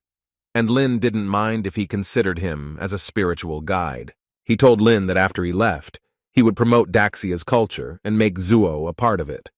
Lin liked his energy and told the guy that he was already a member of the organization. Afterwards, Lin had to say goodbye to him and go on a trip to other cities. At this time, Hongshan and Xiaoshui were advancing along the road to the city of Qingdao. The girl asked if they would look for Hong Ye and Lin Kuei, but Hongshan did not plan to look for anyone since he came to the island, Ying to enjoy the journey. But Xiaoshui was not sure about this because she believed that he was worried about the safety of Hong Ye and Lin Kuei. But Hongshan argued that this was not so. Suddenly, Xiaoshui asked the guy to bow his head towards her, and then she kissed him on the cheek. Hongshan did not expect such a turn and decided to reciprocate. But the girl became very shy and decided to leave this moment. And Hongshan really couldn't figure out what was the matter, because the girls behaved quite strangely. Lin and the others arrived at the bear market, an area where the ghosts had suffered the most. He assumed that was where the Ghost King was hiding. There he was met by girls who were delighted to see a man in their city. One of the girls wanted him to come to her house as a guest, and Lin thought this proposal was rather strange. But the girl explained that the men were missing from the bear market because they were taken by Sinvura as slaves. She was a ghostly spider who ate men. Lin was surprised that the ghost only preferred men and assumed that she had a grudge against men, and Hong Ye heard that the ghost was at an early S rank, and the more it absorbed men, the stronger it became. At this time, the Ghost Bee Patrol arrived in the city. The inhabitants of the city were very afraid of these creatures, and every time they were forced to hide when they saw them. Lin had a choice: deal with the patrolling ghosts, receiving strength points, penetrate behind enemy lines, receiving resistance points, or hide in cover, receiving agility points. Although he did not plan to be captured by ghosts, since the reward was good, he began to run through the streets of the city so that the bee patrol would notice him. Hong Ye was very pleased with his courage, but she suspected that he took it up again to have fun. The guy decided to dispel this misunderstanding and explain to his wife that in this way he acted as bait to get into the enemy's nest and conduct an investigation, catching all the ghosts. Hong Ye let him go on this mission and said that she would trust him for the last time. At that moment, the egg began to move, and Hong Ye realized that in this way, Ling Shi was hinting that she wanted to go with Lin on a mission to keep an eye on him. To prove his loyalty and not betray their trust, he was not against taking little Ling Shi and asked to wait for good news. Taking it with him, Lin went on a cloud to attract the attention of the bee patrol. The ghost patrol spotted the guy, and since he was following them, they were extra wary of him because they thought he was a demon. Flying closer to the ghosts, Lin chose one of them and asked them to take him. The Ghost Patrol didn't often encounter people with the ability to fly, and they also doubted that he was a guy, and thought he was a girl. Since they did not believe his words, he decided to convince them with his figure. After the Ghost Patrol was convinced that there was a real guy in front of them, they took him with them. They dragged him to the Ghost Queen's nest, which was on top of a multi-story building. When they brought the guy to the nest, they realized that their queen Shinvura was not there, so they came up with the idea of starting without her. At this moment, the system notified Lin Kei that the mission had been successfully completed and awarded him resistance points. When there was no longer any point in being in the queen's lair, Lin decided to flee as quickly as possible. When the other ghosts heard about the appearance of a handsome guy in their nest, they quickly wanted to meet him. The ghosts had long been waiting for the moment when they could have their fill of the meal alone without their queen, so they asked the guys not to waste their time until their mistress arrived. But Ling Shi did not like such active behavior of the ghosts towards his brother. Therefore, she, being in the egg, attacked the spider. And the guy was glad that even in this state, her combat power remained the same. But after that, the rest of the ghostly creatures reached him, and Lin assumed that their total strength was not nearly inferior to the queen's. Lin realized one thing, that whether it was the ghosts of women or women, they were not at all different in the structure of their thinking, because they left him without clothes in the same way. And when he reached the entrance to the nest, he was faced with the problem of height. And since he had no choice but to make the jump, he had to do it, because behind him there was a crowd of ghostly creatures. Kei's body allowed him to safely descend from the top of the nest, as it was very resistant to such loads. He managed to get to his team, and they were very interested in how everything went. Lin said that he was very lucky that Ling Shi came to his aid, otherwise he would have been eaten by ghosts. But they still had a problem, as the asphalt began to crack at the seams and a ghost awoke from there. It was the ghost of Chrysanthemum, who was trained by Queen Shinvura herself. Yindao ghosts were the same as chrysanthemums, only much more dangerous. Lin was curious why the ghost immediately ate the dirt when it appeared, but Hong Ye assumed that this was her special method of attack. Afterwards, the ghost chrysanthemum splashed her poisonous green liquid on them.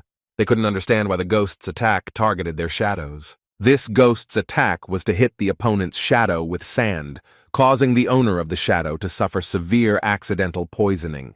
Hong Ye was very hot, and she asked Lin to help her with this, and the guy understood that she was poisoned by the spring poison. And judging by Ching Chung's expression, Lin realized that she was paralyzed and turned into a vegetable. Hong Ye's attention, and the girl asked that if she really decided to act, then let it be when she could move. But Lin asked them to wait for his participation in this crazy adventure. The guy didn't like what the ghost chrysanthemum did to them, so he attacked her, and she couldn't understand how he was able to overcome the poisoning so quickly.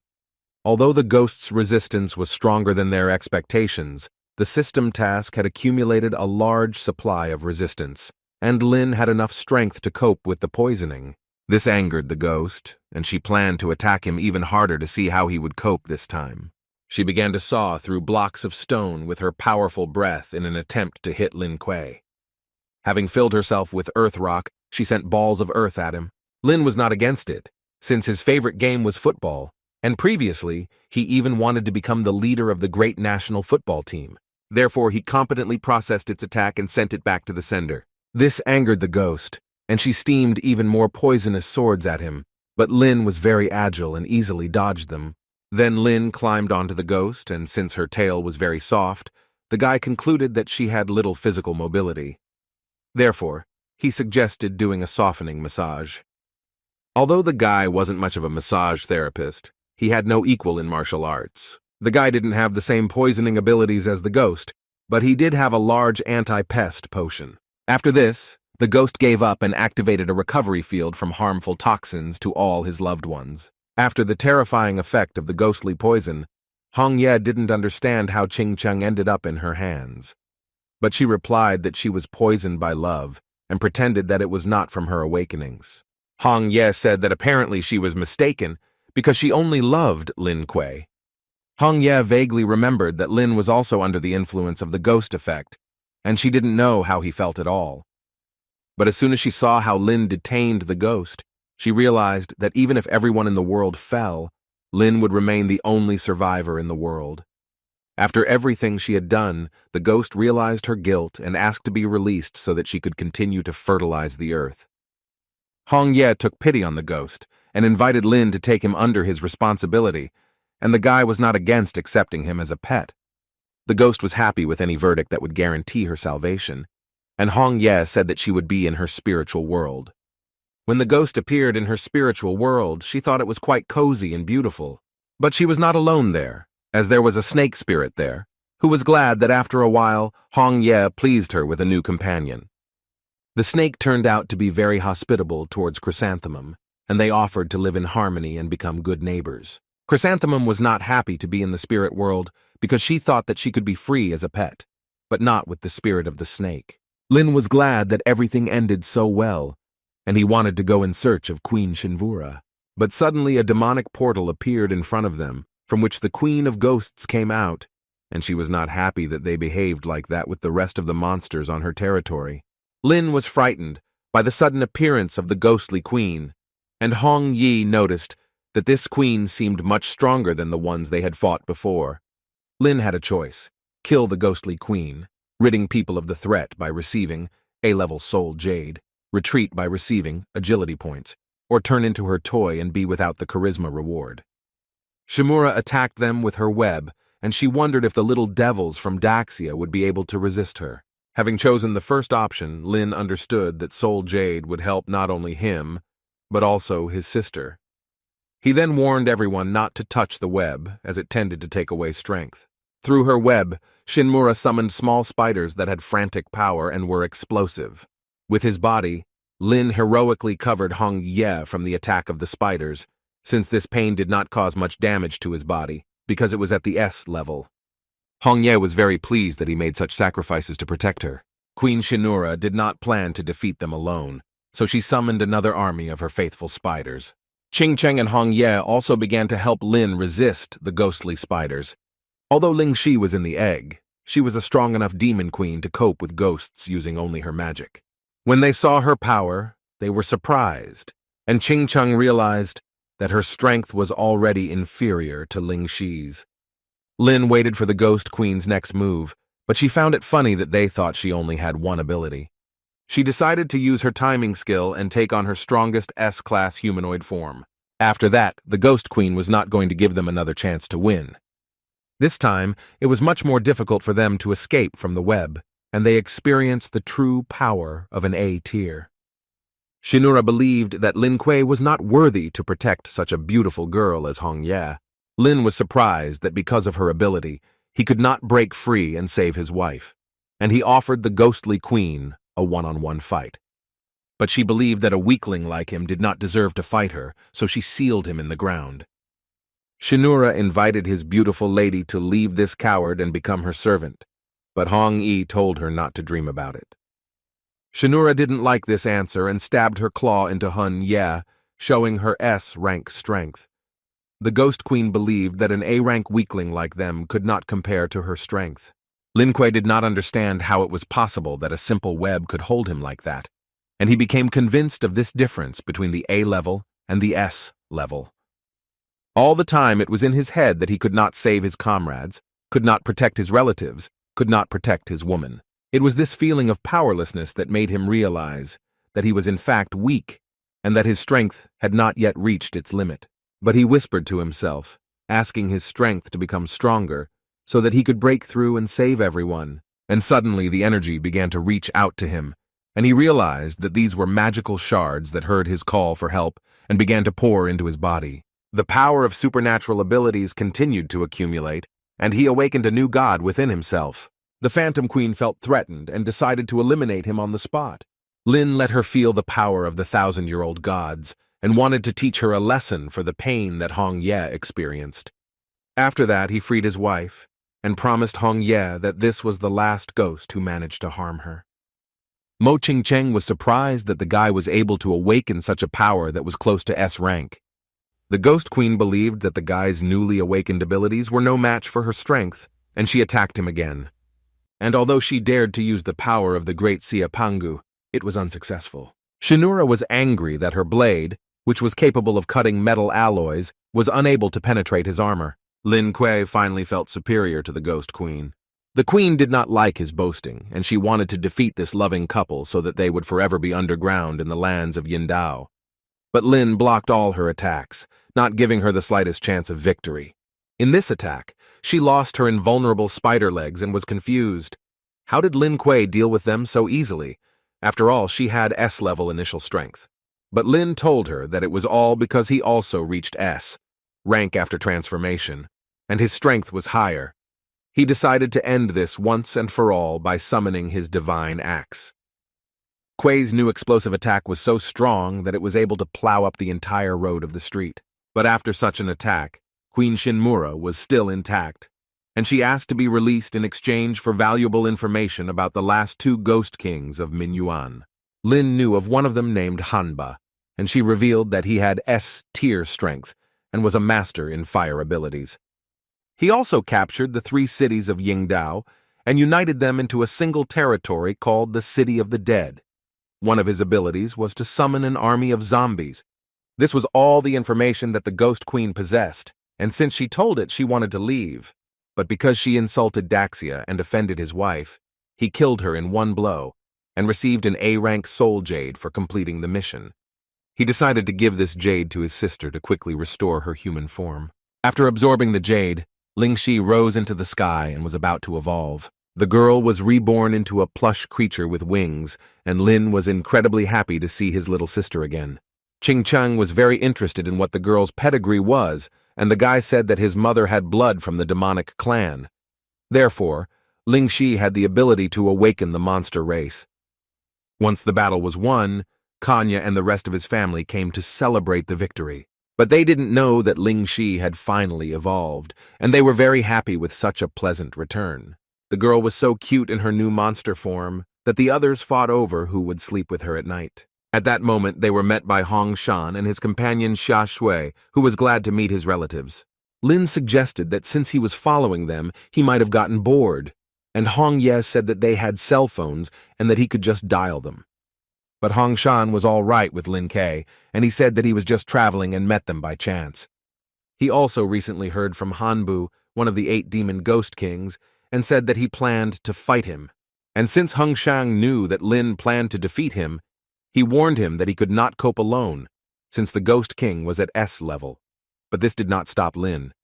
And since Hong Shan showed his concern, Lin Kuei invited him to join his team. But the guy refused such participation since he came just to rest and relax. Lin and Hong Ye were not upset by the refusal, because Hong Shang had always been so cold towards everyone and liked to move alone. Yindao Expressway, they realized that they had taken the wrong route and were going in the wrong direction. For all this, Lin blamed Yellow and Oniji, who prevented him from following the set path. But suddenly on the road, they noticed a van from which a ghostly aura was rushing. It was a ghost restaurant on wheels, whose chef was the ghost of an A-level rice ball. Since Lin was an agent of the Night Watch, he considered it right to disperse this illegal trade in the middle of the road. When the ghosts saw Lin Kuei, they began to run away, as they had heard that this guy killed ghosts without blinking an eye.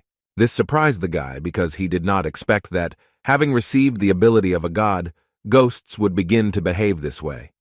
But Hong Ye considered this normal, because in the eyes of the ghosts, he was an enemy. Lin told the rice ball ghost that he was lost and wanted to know how to get to Hanba territory, but the ghost did not intend to tell him anything, because he didn't understand what he had done, that the guy tried to forbid him to feed harmless ghosts who lived far from civilization.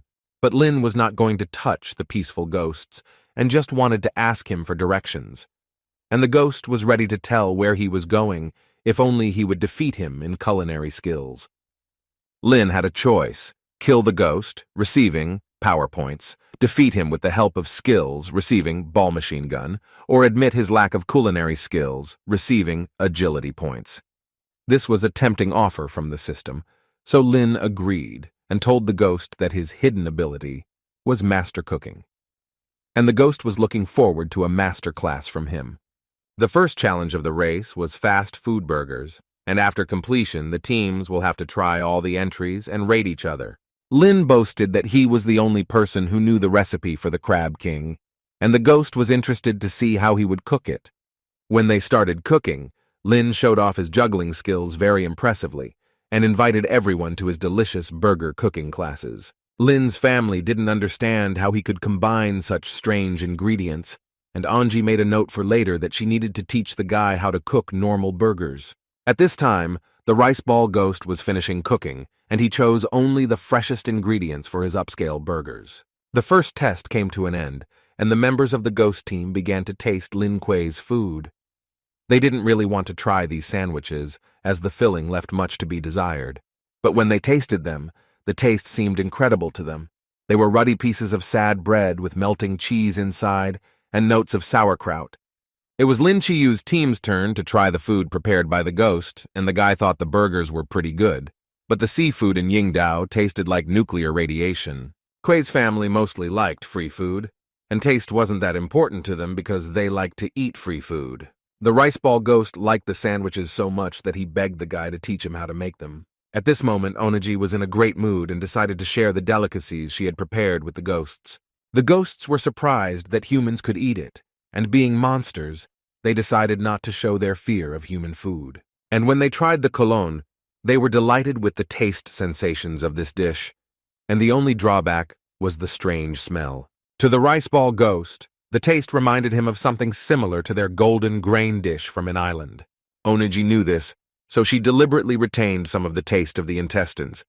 Yellow then treated the ghost to a bowl of chicken soup, and the rice ball ghost was surprised at how kind people were to him, since he really needed some soup.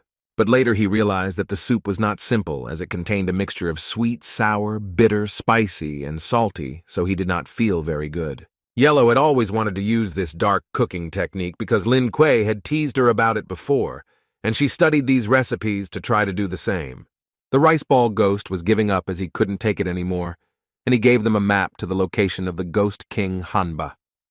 After this, the system considered the guy's mission completed and awarded him charisma points and a weapon that was capable of spraying storm waves. While examining the map that Lin received from the ghost of Fantuan, he noticed that it was much more detailed than the electronic navigator, and he wanted to report the map's information to the Night Watch as soon as possible. But the ghost of Fantuan was worried about another important question. Lin was ready to help him, and the only thing that confused the guy was why the ghost began to bow down to him. He said that on the outskirts of the corpse city on the map, there was a ghost restaurant that legally belonged to him and was run by his sons, and he wanted Lin to find out how they were doing. The guy was surprised that the ghosts of Yindao were running a business, and he became convinced that the island really deserved to be a perfect example where ghosts and people could coexist, and he wanted to help him. Having said goodbye to the ghost of Fantuan, Lin Kuei and his group set off on a journey and 2 days later arrived at the outskirts of the City of Corpses. Although the map of Funtuan was quite simple, Ling Shi wondered why they didn't use satellite maps. Lin said that it was all because there were ghosts in the sky, and many satellites were destroyed. There were rumors that not a single astronaut was able to return from space because of the terrifying creatures. The guy didn't understand why the city was so dry, and Hong Ye said that it was because of the ability of the demon of drought. Every time she appeared, her curse made the earth dry out. Lin understood that with the ability to release the poison of the dead and the appearance of drought, the Ghost King was worthy of being a tier, and the first thing they wanted to do was fulfill the request of the rice ghost. Having found the restaurant, they thought its appearance was strange, as it looked as if it had not been looked after for a long time. And while Lin was looking at him, Hong Ye noticed something. These were the suburban managers of the Tengu clan who hired people and paid them with drinking water for their labor. But there were also those whom they had not paid for 2 whole months, and they were forced to beg for their hard-earned water. But the monsters were not very friendly towards people and other ghosts, and they did not consider it necessary to give them water. He came to their aid, and he dealt with these ghosts in one blow. After this, people and ghosts could finally quench their thirst and drink water. Looking at it from Lin's perspective, it was surprising that the ghosts also drank water. But the ghosts standing nearby explained that due to the drought, they were forced to survive and cooperate with other people. Approaching them, Lin realized from their appearance that they were the sons of the ghost of Fantuan. And before they told him about the surrounding situation, he gave them holy water to drink. They said that in this area was the territory of the Tenga, which was subordinate to Hanba, who was in charge of managing water resources and pressuring ordinary ghosts to work. Lin was wondering where the Ghost King stored the water, and the guy said that he had to go 2 kilometers to the east, Yindao Expressway, and that he missed them very much. Then Lin and Hong Ye came to the reservoir of the City of Corpses, where he was guarded by several ghostly subordinates, but the guy had an interesting idea. He decided to put on a show with the help of ghostly dolls and thereby attract the attention of the monsters. The monsters were unhappy with the dolls' invasion, and they defended their reservoir. The bait worked perfectly, and Lin and Hong Yi were able to easily sneak into their territory undetected. The water treatment plant was connected to the city's water supply, and Lin wanted to open the tap so that water could flow to civilians and others. But by doing this, they attracted too much attention, and the invincible ghostly Kappa squad arrived to them. The guy wasn't really scared of these Tang, Kappa hybrids, but the ghosts didn't like him calling them that, and they claimed that they were real Kappa, just with long noses. Afterwards, the ghosts attacked Lin Kuei and said that they were very unlucky to run into them. But with his new divine power, he didn't need his hands to deal with these little monsters. The wind was so strong that it literally cut them into a Panama hat. He then dispatched all the ghostly Tang with a single wave of his hand. But then the low-level leader of the zombie skeleton team of a hopeless vision appeared, whose strength was S rank. Lin was impressed by its size, and Hong Ye revealed that it was an empty skeleton that was assembled from bones from an ancient battlefield. Lin decided to try his new Hell machine gun on the skeleton, which emitted strong waves that the skeleton could not resist. After this attack, the skeleton zombie lost his mind and burst into flames. At this moment, Hong Ye was fighting with a small group of ghosts, and a sword spirit appeared in front of her, who liked to watch Lin Kuei's machine gun firing attack. And while Hong Ye was fighting the remaining zombies, the spirit of the sword decided to help her and reborn into her scissors, making them a zigzag shape. After transforming her sword, she became much stronger and could deal with a bunch of ghostly creatures in one fell swoop. Lin's transformed weapon was so powerful that it was able to dismantle a skeleton zombie into pieces. But that was not all, and the skeleton turned into its small version and was very unhappy that the guy did this to him. Lin decided to stop talking and crumble the ghostly skeleton into many pieces. After winning, he dropped Wild Skull Jade, which had very pure energy and helped improve strength. Lin decided to give the jades to Hong Ye so that she could reach S rank much faster. The guy wanted to teach her to absorb their power. For this, he asked her to hold the jade and then feel it with her heart. As soon as the girl began to absorb the jade, she began to float in the air, and Lin was glad that she learned so quickly. Her body began to transform, and Hong Ye glowed as brightly as a star at night. And finally, the girl reached S level, and along with this, her appearance changed. Lin was impressed by how much his woman had improved. He felt that his heart was broken, and like the first time, he was overcome by a feeling of love. Such powerful energy awoke in her that the girl wanted to train together and compare strengths. This was the first time the girl had taken the initiative, and he wanted to find a suitable place for it. But Hong Ye wanted a more practical place to train, so she created a cocoon out of leaves. After 2 hours of training, Lin was exhausted and was surprised at how strong she had become. Lin suggested returning back as soon as possible, as he wanted to meet with Ling Shi. Since their powers were at a basic level, it was the first time they could fly together. At this time, being in the spiritual world of the guy, the cloud was worried that it would no longer be needed by its owner. While they were flying in the city of corpses, a coup occurred, and the ghosts were found and staged a riot against alien people. It was the Lin Kuei family, and they decided to attack them, but the girls were not afraid, and they stood together against the monsters. When Lin and Hong Ye returned, his family had already dealt with all the enemies. The younger sisters were glad to have him back, and they boasted about their achievements in defeating monsters in his absence. Because they showed leadership qualities and successfully dealt with the ghosts, Lin rewarded them with a large supply of nutritious eggs and the water of life. They were very happy with this reward, since it was a value that money could not buy. Ling Shi did not understand why his brother was gone for so long, and she assumed that he was having fun with Hong Ye. But the guy said that there were some difficulties due to the large number of ghosts. At that moment, a ghost came to them through the portal, who had been looking for them all over the island of In for a long time. It was a large Teng, the main assistant of the Ghost King, whose strength was S level, and he came because His Highness did not like it when peace was disturbed in his territories. Big Tengu activated the magic of his staff and took Lin Kuei and Hong Yi into his dimension. Teng's ability was the power of wind, and strong wind currents raged in his dimension, and he brought down his storm on them, which exceeded the force of 12 points. And Hong Yi also warned Lin Kuei that there was still spiritual power in the wind, which was mortally dangerous. But he asked Hong Ye not to worry about it, as he poured spiritual energy into his legs to maintain their center of gravity. After they figured out the balance, Lin decided to fight back against the Big Teng and attacked him with his rising dragon fist. But Lin was unable to maintain control over him for long, and the Big Tengu responded by attacking.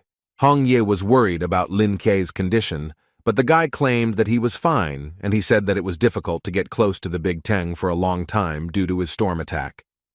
The Big Teng unleashed its wrath of wind on them, making it difficult to stand still. Hong Ye countered his storm by blocking it with her scissors. Big Teng was confident of his victory, since in his world the wind would never dry up, and he knew that only if Lin Kuei managed to get closer, then he could lose this battle. They noticed that the Big Teng was about to use the storm again. They realized that in order to defeat him, they needed to strengthen their defenses. Hong Ye had a plan, and since the girl had reached S rank, she had the ability of armored spirit armor. And since the Big Teng liked to use the air element, the girl wanted him to feel how he would fly in the wind from her blow.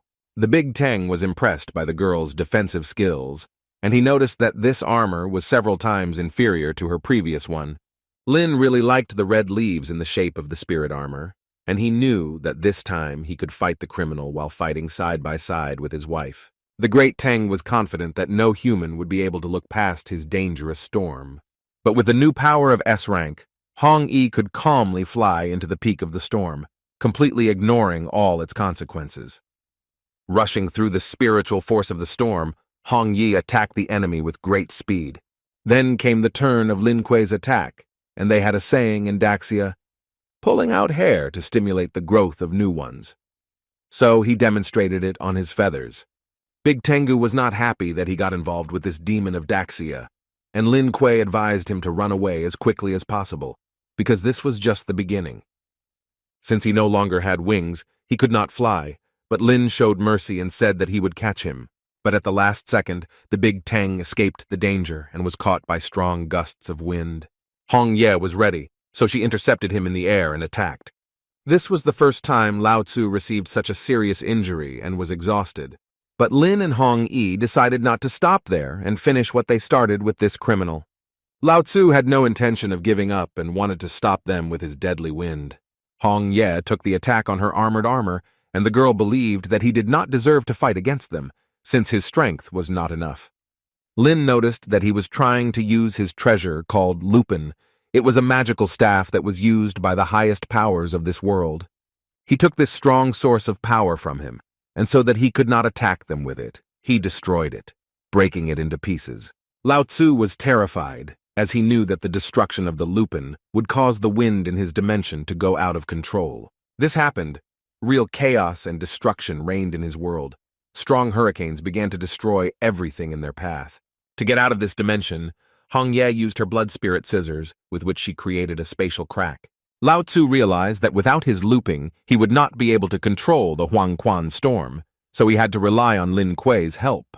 But Lin was in favor of keeping the criminal in his own world. Therefore, he closed the spatial gap and said that he would destroy their ghostly world on Earth. Ever since the Big Teng stayed in Huangquan and led a life with the wind, he could be called a man like the wind. Fortunately, Lin Kuei and Hong Ye returned to their world safe and sound, with another victory over the enemy of Ying Island. There, their team and younger sisters were waiting for them, who were impressed by Hong Ye's new outfit. Ling Si was very happy to see her brother again, and the girl was wondering how everything went. Lin Kuei told her that the Big Tengu was doomed and would be tormented by a storm for the rest of his life.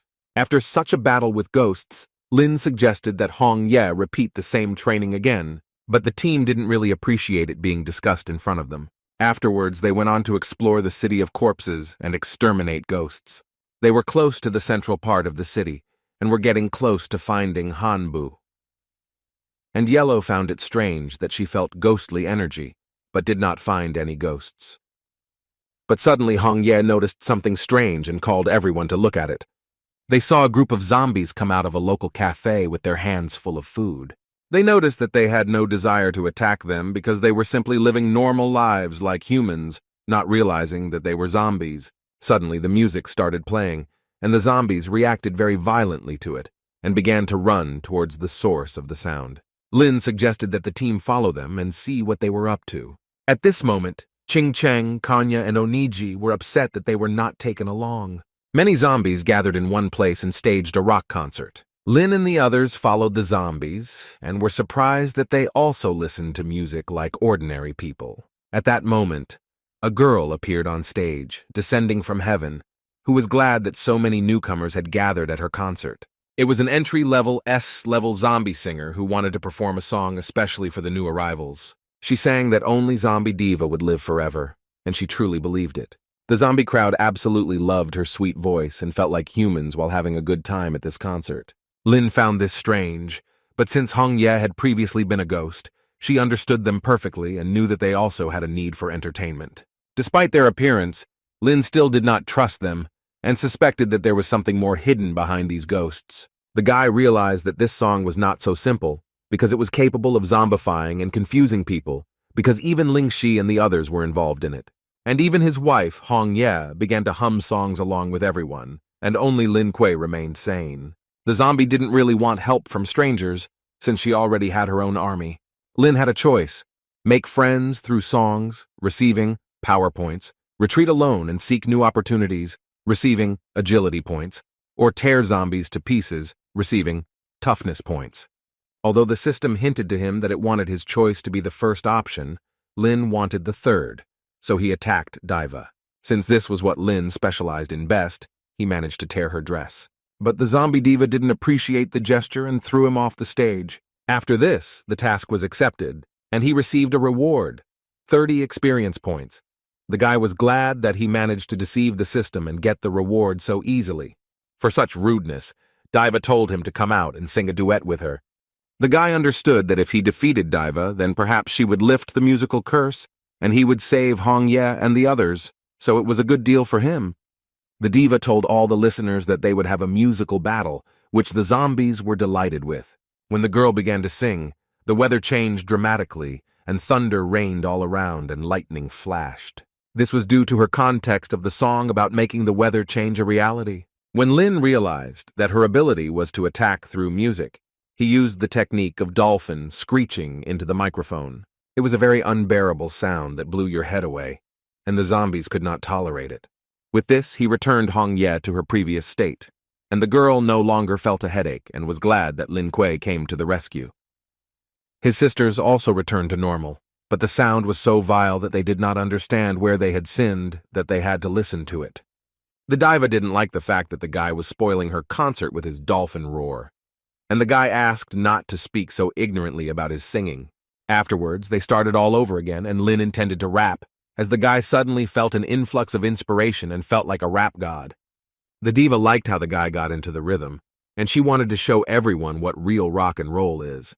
As soon as the diva started playing, the guy felt a strong negative energy, and he became convinced that metal rock really had a metal character. He realized that only music could defeat music, so he started rapping. The diva saw him as a strong competitor, and the girl tried to defeat him with her many years of talent. Kay's text was incredibly strange, but it had very strong attacking power, and the girl could not stand it. Although Hong Ye understood that with this singing, he could kill 1,000 enemies, she asked him to stop. The diva couldn't listen to it anymore, so she took off her weapon and admitted defeat. The girl did not expect that the guy from Daxia would be so strong in this matter. She said that controlling zombies with music helped them retain their humanity and prevented them from turning into evil ghosts. And she was a zombie, hungry for peace. She admitted defeat and was ready to accept any verdict in her favor, but the only thing she asked was that they not harm the zombies. Lin and Hong Ye had no intention of harming the girl, and they invited her to cooperate with them to kill Hanbu. Diva couldn't believe her eyes that they were so friendly to her and the other zombies. Hong Ye assured her that they collaborated with many benevolent ghosts who were for justice despite the fact that they are ghostly beings. Celebrating the peace treaty, they all prepared to launch an attack on Hanbu. Hanba, who was the 7th of the 8 great phantom kings, was in the Corpse City building. What she loved most was enjoying the nights in Yingdao, but suddenly a portal opened in front of her, although she did not invite anyone to visit her. It was the 8th great ghost king Shiva who came to report that the devil god had asked them to deal with Lin Kuei and his other comrades. She didn't want to rush things and asked her brother to join her for a glass of wine. But he didn't like that she was wasting her time, since he set the goal of dealing with Lin Kuei above rest. She asked him not to worry, as she had long ago placed her heavy monster troops at the entrance and inside the city, but Shiva believed that they had to fight face to face with the enemy. At this moment, Hun Shan and his companion arrived at the central entrance of the City of Corpses. The girl was surprised that he planned to cope with such a strong ghost king alone. Walking into the city, he gave her an amulet and asked her to go as far as possible and find a safe place. But the girl did not intend to leave without him, since even at the first meeting, she decided that she would be with him wherever he went. But Hun Shan did not intend to take her, since she would greatly delay the process of the battle and could get hurt, so he left her there. She knew he only left her because he was worried about her safety. The power of the ghostly king Hung Shan was so powerful that he was able to break through the main building of the city at speed. The kings were surprised to see that they were attacked by the Sand King of the desert. Hun Shan did not at all expect to see Rakshasa there. Shiva noticed that he had reached the S level, and he invited him to continue his unfinished business with Lin Kuei and please the devil god together. But Hanba did not want to share the success of this task with him, so she attacked him. Hung Shan did not want to give his life and was ready to fight them by erecting a sand sphere above their heads. It was such a powerful attack that it caused a massive explosion. At this moment, Lin Kuei and the others reached the core of the City of Corpses. Diva did not understand why all the nearby ghosts standing at the entrance were killed, and Hong Ye assumed that it was the support of their allies. Zhui ran to meet them, who told them that these ghosts were killed by Hong Shan, who went to fight Hanba, and she asked them to go and help him. They were happy to help Hong Shan, and since time was short, Lin told his team to clear out the zombies in the city, and he and Hong Ye would go to help her brother. It was a difficult task for Lin to leave his younger sister again, but Ling Shi asked not to worry and promised to cope with her task.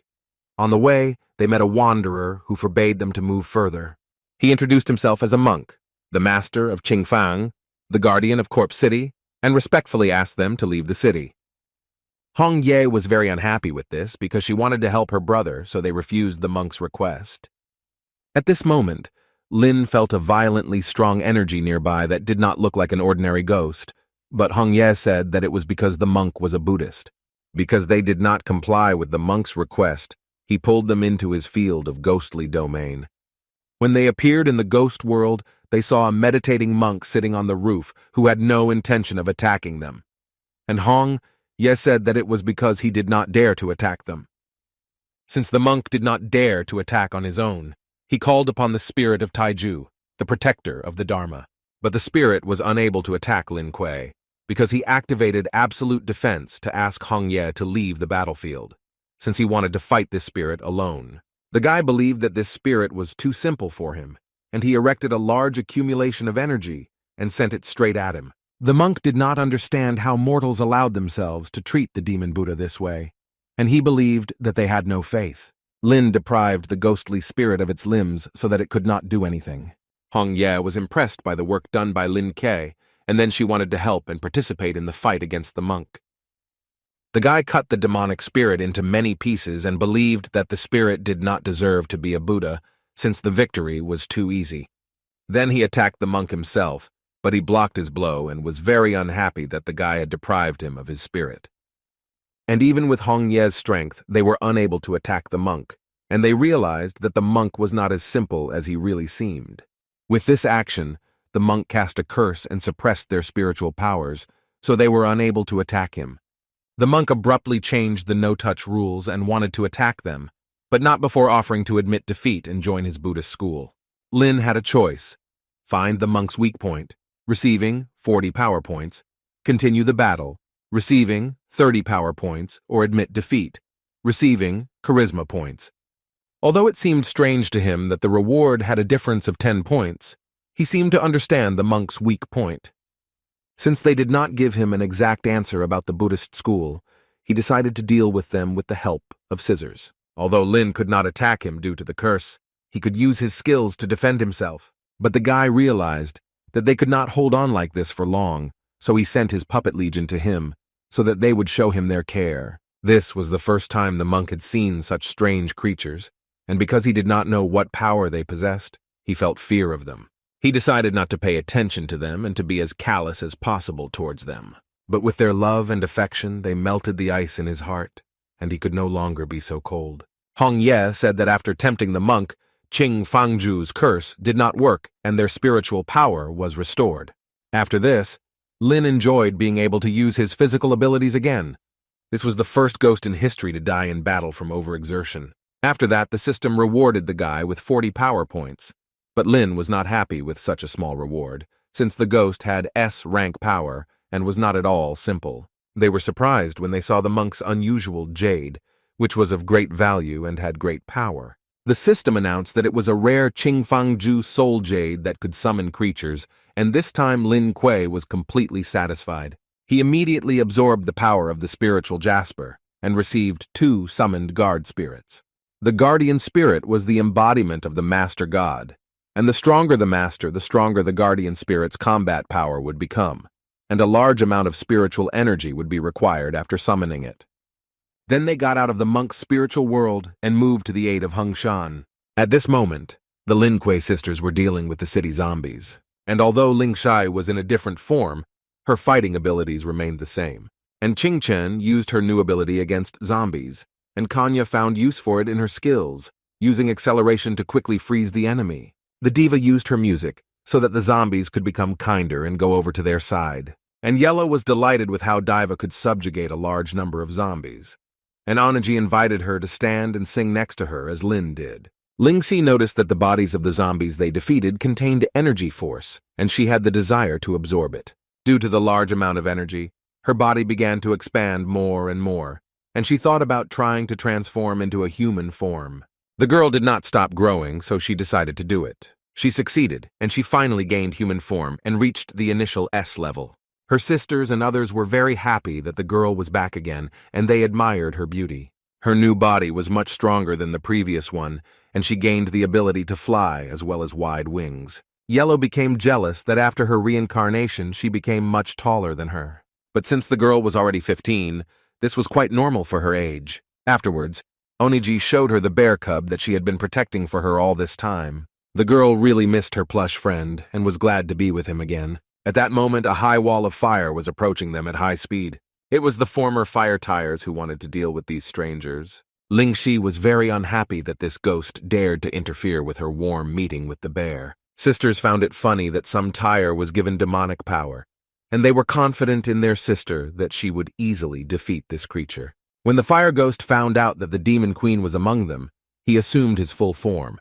But Lingxi was absolutely not worried about the size of this creature, and to begin with, the girl decided to send Black Wind and White Night to it. These two beasts were so strong that they repelled the creature's attack without any effort. Since Lingxi became much stronger, her spirit bears also adopted flight abilities. Fire Tire believed that the girl was incapable of anything if she hid behind her pets. It was very funny for the Lingxi sisters to watch how this creature underestimated their sister because they knew that this would end badly for him. Linghui did not appreciate his humor in her direction, and she sent him flying into the sky with her powerful blow. Tyre already regretted that she decided to contact this demonic creature, but for Lingxi, this was just the beginning. With her new ability, the girl could fly very high, and she lifted the creature above the clouds. And the only thing she could do was send him down. After everything that happened, the fiery creature was not ready to give up victory, and was aimed at dealing with the Queen of Demons. Although the fire tire awakened the ability of the thorns, it was not a hindrance for Lin Mi, and she was going to attack him with her illusory weapon. The ghost didn't want to wait for the demon queen to attack him, so he did it first. But Lingxi blocked his attack and decided to launch this tire like a frisbee. The creature was disappointed that its spines were so easily broken by a girl from Daxia. Then she called upon the Black Wind and the White Night, and they tore the tire apart. The sisters threw Lingxi into the air, sharing this victory with her.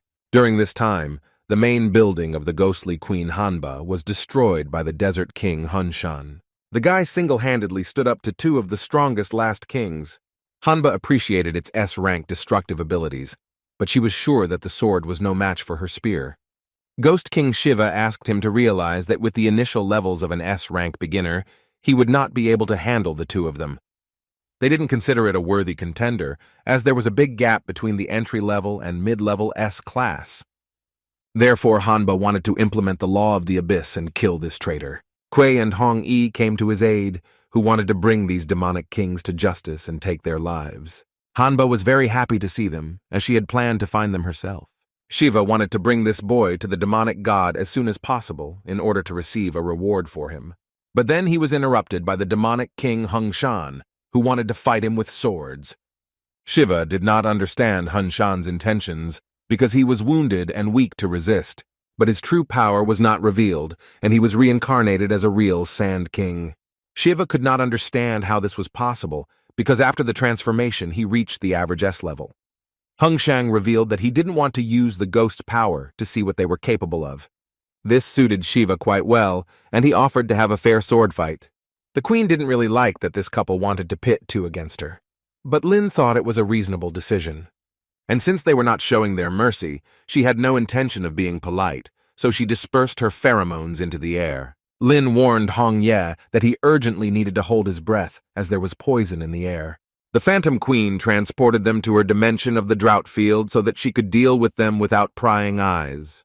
Lin was waiting for this moment, because the guy knew that she would move them to her world, and he was ready for this. Hanba didn't expect that an ordinary guy from Daxia could summon incredible creatures. Lin asked the ghostly queen in advance to beg for mercy, since victory would be his. The queen did not understand who she had contacted, and she was wondering how a mere mortal could summon the statue of Chi Yu. Lin didn't want to reveal his identity. He was just going to do justice and rid Ying Island of Hanba. The Phantom Queen felt double the pressure in an instant and found it difficult to resist Chi Yu's power. They attacked Hanbu from all sides, wanting to not give her the slightest chance of victory. It was indeed difficult for the Phantom Queen to resist the strength of the young couple. Lin did not expect that such a majestic Hanba would turn out to be so weak before justice. But everything was just beginning, and the ghostly queen transformed into the real body of the corpse king. The guy didn't expect it to be so huge, and he got the idea to use his Chi Yu power to knock the corpse king to the ground. But she summoned ghostly tentacles from the abyss that grabbed them, and began to absorb energy while continuing to pull their bodies to the very bottom. Lin Kuei understood that in order to cope with this kind of magic from the underworld, it was necessary to subdue the demons and destroy the ghosts of Sun Dasheng. Therefore, being trapped, he called upon his guardian spirit of the Buddha, Zhan Sheng, who immediately attacked the ghostly queen. Compared to Chi Yu's strength, Buddha's strength in fighting turned out to be much more difficult for Hanba. After this, the ghostly tentacles from the underworld released them, and the spell no longer worked. Lin united all his forces against the ghostly queen, but she advised them to calm down. But the guy was not going to calm down, since she was a criminal who killed hundreds of human souls. The Phantom Queen was powerless against such powerful guardian spirits. Hanba asked them to forgive her for what she did, and she hoped that they would let her go so that she could continue to rule her island of In. But only by beheading them could Daxia liberate Yidao Island. Therefore, Lin did not give her a chance to further rule, and ended the era of the 8 ghost kings by winning the battle. She dropped a special jade soul of a bright green hue, and while Lin Kuei was looking at her, the queen's dimension began to collapse, so Hong Ye hurried him. At this moment, the ghostly king Shiva was losing to the Sand King of the desert. The Sand King told Shiva that times had changed, and only by joining human society could they achieve better results by learning from each other.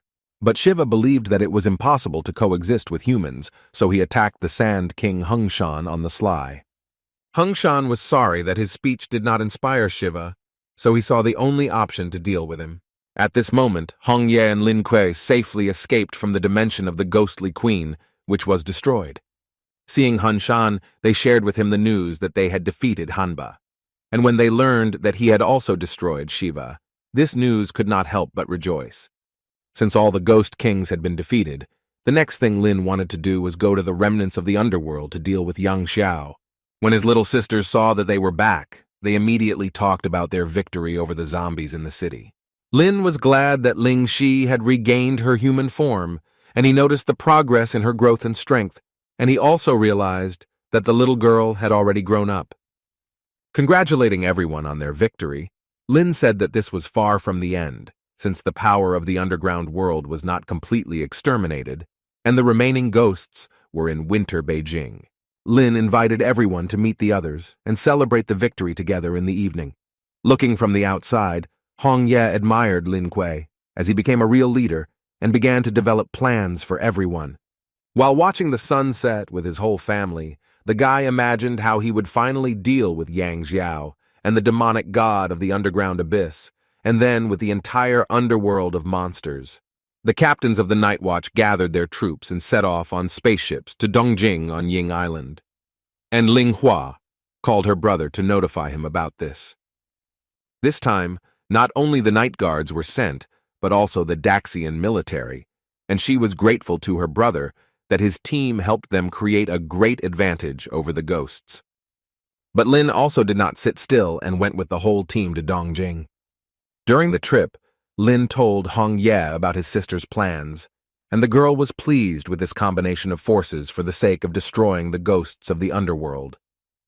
But most of all, Hong Ye gave the credit for this result to Lin. By this, she embarrassed the guy, and he believed that everyone in this mission showed themselves with dignity. On the way, they discussed that when everything was over, they planned to take a honeymoon. During this time, while in the Winter Ashima Shrine, Yang Xiao completely restored his body and reached the S level of strength. But the demon god clone didn't like his premature smile on his face, as the plan to destroy human society still required his intervention. Yang Xiao was grateful to the demon god for his help in training, and he was glad that he could rely on him at any second. The demon god wanted to send him to the western country and entrust his colony of goblin subordinates to him under his control. But before he went to the western kingdom, Yang Xiao wanted to grab Lin Kuei and deal with him with his own hands. The demon god did not see any need for this, because he sent the last 2 demon kings to do this, and was sure of Lin Kuei's death. At that moment a demon flew towards them, who had important news for them. He reported that 2 demon kings died in battle at the hands of Lin Kuei. The demon god did not like this news, but he was content with the fact that Daxia did not send her experts to his city, so he was confident that everything would be fine. But the demon had completely forgotten that Great Daxia had sent its experts to them, which consisted of the best S-tier elites and A-tier troops. The demon god was unhappy that the demon always gave him only bad news, so he attacked him in a fit of rage. Yang Xiao was curious, since everything was out of control. What could they do? The demon god said that they had recently plundered the resources of Yan Island and were able to take over their territory. But Yang Xiao believed that they were unable to start a war with Daxia. But the demon god did not see any other way, since he wanted to fight against Lin Kuei. Yang Xiao saw nothing wrong with retreating temporarily and sending his resources to Yang Island in the West Country. The Daxia Grand Army at this moment had already reached its destination and unleashed its combat power on the ghosts of Dongjing. The civilians of the city were glad that they had come to help free them from ghosts. They decided not to wait until they were rescued, but to join forces with them to oppose the ghosts. The Night Watch commanders were glad that general morale had triumphed. In the future, the people of Yindao who participated in the war and did not commit crimes will be able to join the ranks of Daxia. By this time, Lin Kuei and his team had already arrived in Dongjing to team up with his older sister against the ghosts. Ling Shi used the fighting power of her spirit bears to transport cargo of weapons, and Onaji, Xiaobai, and Yellow patrolled around the city in vehicles and in places organized racing competitions among themselves. Qing Cheng noticed how Lin Kuei used a machine with spiritual energy to fight ghosts, and she was offended that he did not take her with him for this entertainment. Kanya found a scooter and a motorcycle, and so that she would not be upset, she offered to ride together. But this idea didn't seem very good to Qing Cheng, since she suspected that she didn't know how to drive a motorcycle at all. At this moment, ghostly creatures were transporting resources to the western country. Yan Xiao was in charge of all this, and he asked them to be as careful as possible because the boxes were filled with spiritual stones and crystals. The ghosts informed him that Daxia's troops had entered the city of Dongjing, and he was unhappy with this news, as he was waiting for the demon god. But he was still not there. The ghost informed him that the demon god had opened a portal in advance and left without him, and he asked him to successfully transport the resources. When Yang Xiao found out that he was left alone in the city with the strongest army of Daxia, he instructed the ghost to complete the remaining work. At that moment, Lin Kuei saw a strong volcanic eruption on the other side of the city. He found it strange and assumed that the ghost did it to attract attention. Therefore, he decided to fly and reconnoiter the situation. Yan Xia flew out of the volcano, who deliberately planned this eruption so that lava and smoke would swallow everything around. He was met by Lin Kuei, and the guy could not believe that Yang Xiao had done such a mean thing, so he decided to end him forever. Yang Xiao said that this was a setup to get his attention and bring him straight into his arms to fight one-on-one. Lin had a choice: defeat him and subjugate him, receiving strength points. Let go and forgive all offenses, receiving dexterity points, or arrange an intrigue and seriously injure him, receiving strength points.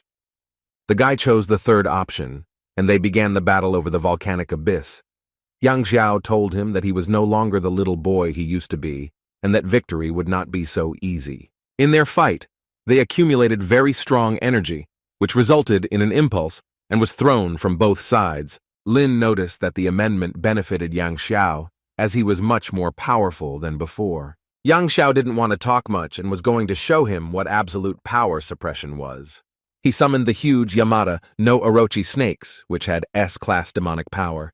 Lin was impressed by the power of the underworld, as these were some of the most famous Yindao monsters. Yang Xiao ordered them to attack Lin Kuei, and the monsters hit him with their strong firepower ability.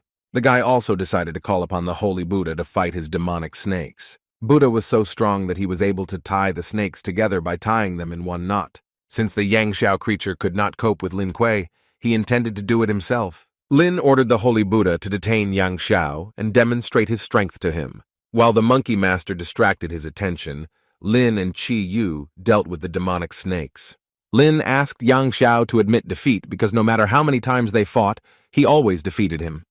The guy was glad that because of his attack, Yang Xiao maneuvered and fell onto a stone and not into the crater of the volcano. Yang Xiao considered his victories unfair and considered him a child of the gods, who always got the best. Lin asked him not to be upset and to continue the battle further, because he wanted to complete the system's task, which had remained unfulfilled for so long. These words awakened his strength, and he did not want to lose anymore. Lin didn't like that he shouted too loudly about his superiority, so he decided to give him jumps from a height into the water.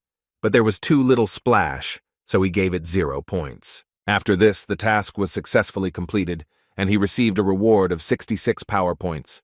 After that, Lin wanted to bring justice and kill Yang Xiao, but Yang Xiao decided to throw a spatial sphere of self-destruction to die together, but Lin threw it back in his direction. This caused a strong explosion in the center of the volcano, where Yang Xiao flew.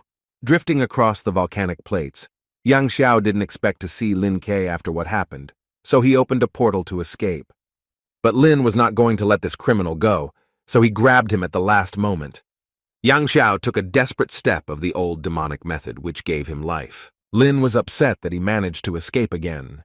But what he hated most was that the demon god was behind the control of the ghost world. But after this long struggle, Yingdao was finally released and belonged to Daxia.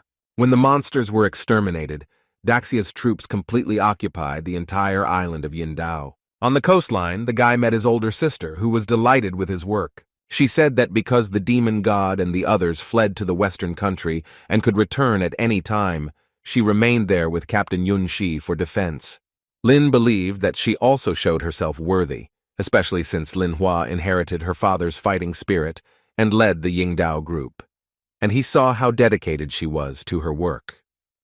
Watching their warm conversations from the outside, Hong Ye felt like there was more to their interactions, and she felt that their relationship had changed. Also, Ling Hua could not forget about his wife. She was still delighted with their wonderful relationship and asked her to take care of her brother when she said goodbye. Afterwards, they said goodbye to Ling Hua and went back to Kanglan to their hometown. Hong Ye liked Lin Ke's strong energy because he worked hard at night and was able to get up early in the morning. On the way to Daxia, they sailed through the waters of the Whale Island and met the very whale with which they saved the world from pollution. Keith told them that with their help, Daxia's environmental situation had significantly improved, and its energy source had been restored. And the trace of his remaining soul, fueled by energy, gave him the opportunity to be reborn. Lin realized that it was time to give back his bone, which he had left for him to keep. Keith didn't expect the guy to keep it, and was delighted with his care. To make everything work, Hong Ye and Lin Kuei poured their energy into his remaining bone. By accepting spiritual power, he acquired a physical body and could not believe that it happened and was very happy. He was grateful for their help, but Lin believed that it was his responsibility to help all living beings on the planet. Afterwards, he returned back to the waters, and since they wanted to get to Daxia, to thank them for their kindness, he wanted to help them swim faster. Reconstructing his original whale form, he towed them towards the coast of Daxia.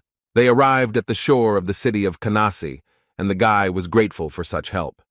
Since the whale was lonely, he asked them to visit him as often as possible. They weren't home much lately, because most of the time they were on ghost-fighting missions. In the city, they encountered a problem in the form of a huge crowd of fans who really missed Lin Ke. The guy already didn't like popularity, and when they reminded him of their existence, he was not happy about returning home. Ki family also had fans. Ling Shi figured out how to capitalize on this and help her brother get rich, so she sold her signatures for money. There were also many journalists there who wanted to know when Lin Kuei would marry Hong Ye. And Kanya and Ching Chung talked about their friendship, and Kanya watched very closely so that no one touched her friend, and she asked her to stay away from her. Even the youngest members of the family had fans, but Onitsi did not have them, and the girl was upset that she was deprived of attention. But suddenly, true maid fans who loved Onjiji came out from the crowd. When Oniji saw who her fans were, she wanted to get into better shape again and become a goddess for 10,000 people. Kuei was also approached by many advertisers and producers who offered to promote his media presence and career. Although the guy felt like a superstar, he believed that advertising strange products would not suit his status as a god of war, so he refused these offers. Among the crowd, Lin Kuei met his former ghost fighting team. During this time, they all officially joined the Night Watch and became squad captains. And since they had not seen each other for a long time, they invited Lin Kuei to have dinner together. Without thinking, they all immediately went to a local restaurant in the center of Kanglin and were very glad that they were eating delicious food in their hometown again. Lin was very glad to return to all of them, but still there was regret in his heart because of the battle on Yingdao, in which he could not defeat Yang Xiao. And Xianqian had a video about this. He showed him a video of Yang Xiao speaking in Shihuo and planning to run for president. In the Western Kingdom, he received protection over his head under the leadership of the demon lords of the underworld and planned to rise up stronger than ever. Shihuo, he wanted the inhabitants and ghosts of the underworld to unite for joint results in capturing Daxia. Lin was angry that Yang Xiao was entrusted to become the representative of Mingyuan, S-class explosive ghosts that had recently appeared in Kanglin City, which were similar to the ordinary dolls sent by Yang Xiao to Mingyuan. Yi Lin was interested in learning more. Qin Feng said that this ghost was causing explosions everywhere, calling it an artistic performance, which resulted in casualties and injuries, and recently the Night Watch sent people to arrest. Hong Ye knew that there was not a single clue, so she was sure that this was all planned in advance by Mingyuan and Yang Xiao, who began to play spies in order to capture Daxia. Lin agreed with Hong Ye's opinion, and since he was a member of the patrol and a special commissioner of Daxia, he believed it was necessary to destroy the S-class explosive ghosts. Late in the evening, Lin Kuei and Hong Ye returned from the party very cheerful, and since Lin didn't feel well, the girl decided to put him to bed. But Lin could not sleep, and decided to remember how they met at Sanglan College, and went through a difficult path together on the brink of life and death in the ghost world. Hong Ye understood that if she had not met Lin, she would have remained a lonely ghost, and that this journey became possible only thanks to him. And although he teased her with other girls, he never crossed the line of what was permitted, and most of all cared about her. That's why the girl loved him very much. The guy also loved her very much and considered her an irreplaceable person, and thanks to her, he was motivated to do more and more every day. Waking up early in the morning, he immediately received a notification from mentor Tang Ling. She said that there was an alumni performance at the college, and she would like the guy to come as a guest. He liked this idea, so he woke up Hong Ye and said that he would like to attend the graduation speech. At the college, students were discussing how the legendary genius Lin Kuei had been invited to the graduation speech, and they really wanted the guy to come. But they doubted that people of that level were interested in the college. Teacher Tang Ling heard that all the students were discussing her former student, and she asked for silence as Lin Kuei was speaking.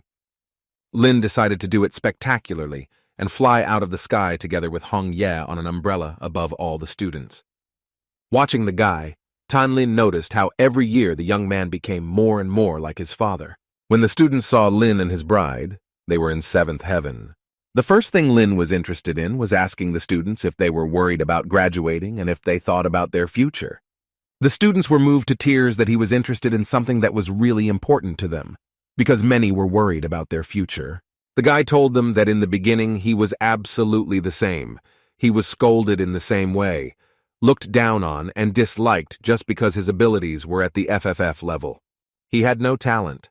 All he did was train hard every day and strive to improve his strength under the guidance of Teacher Tang.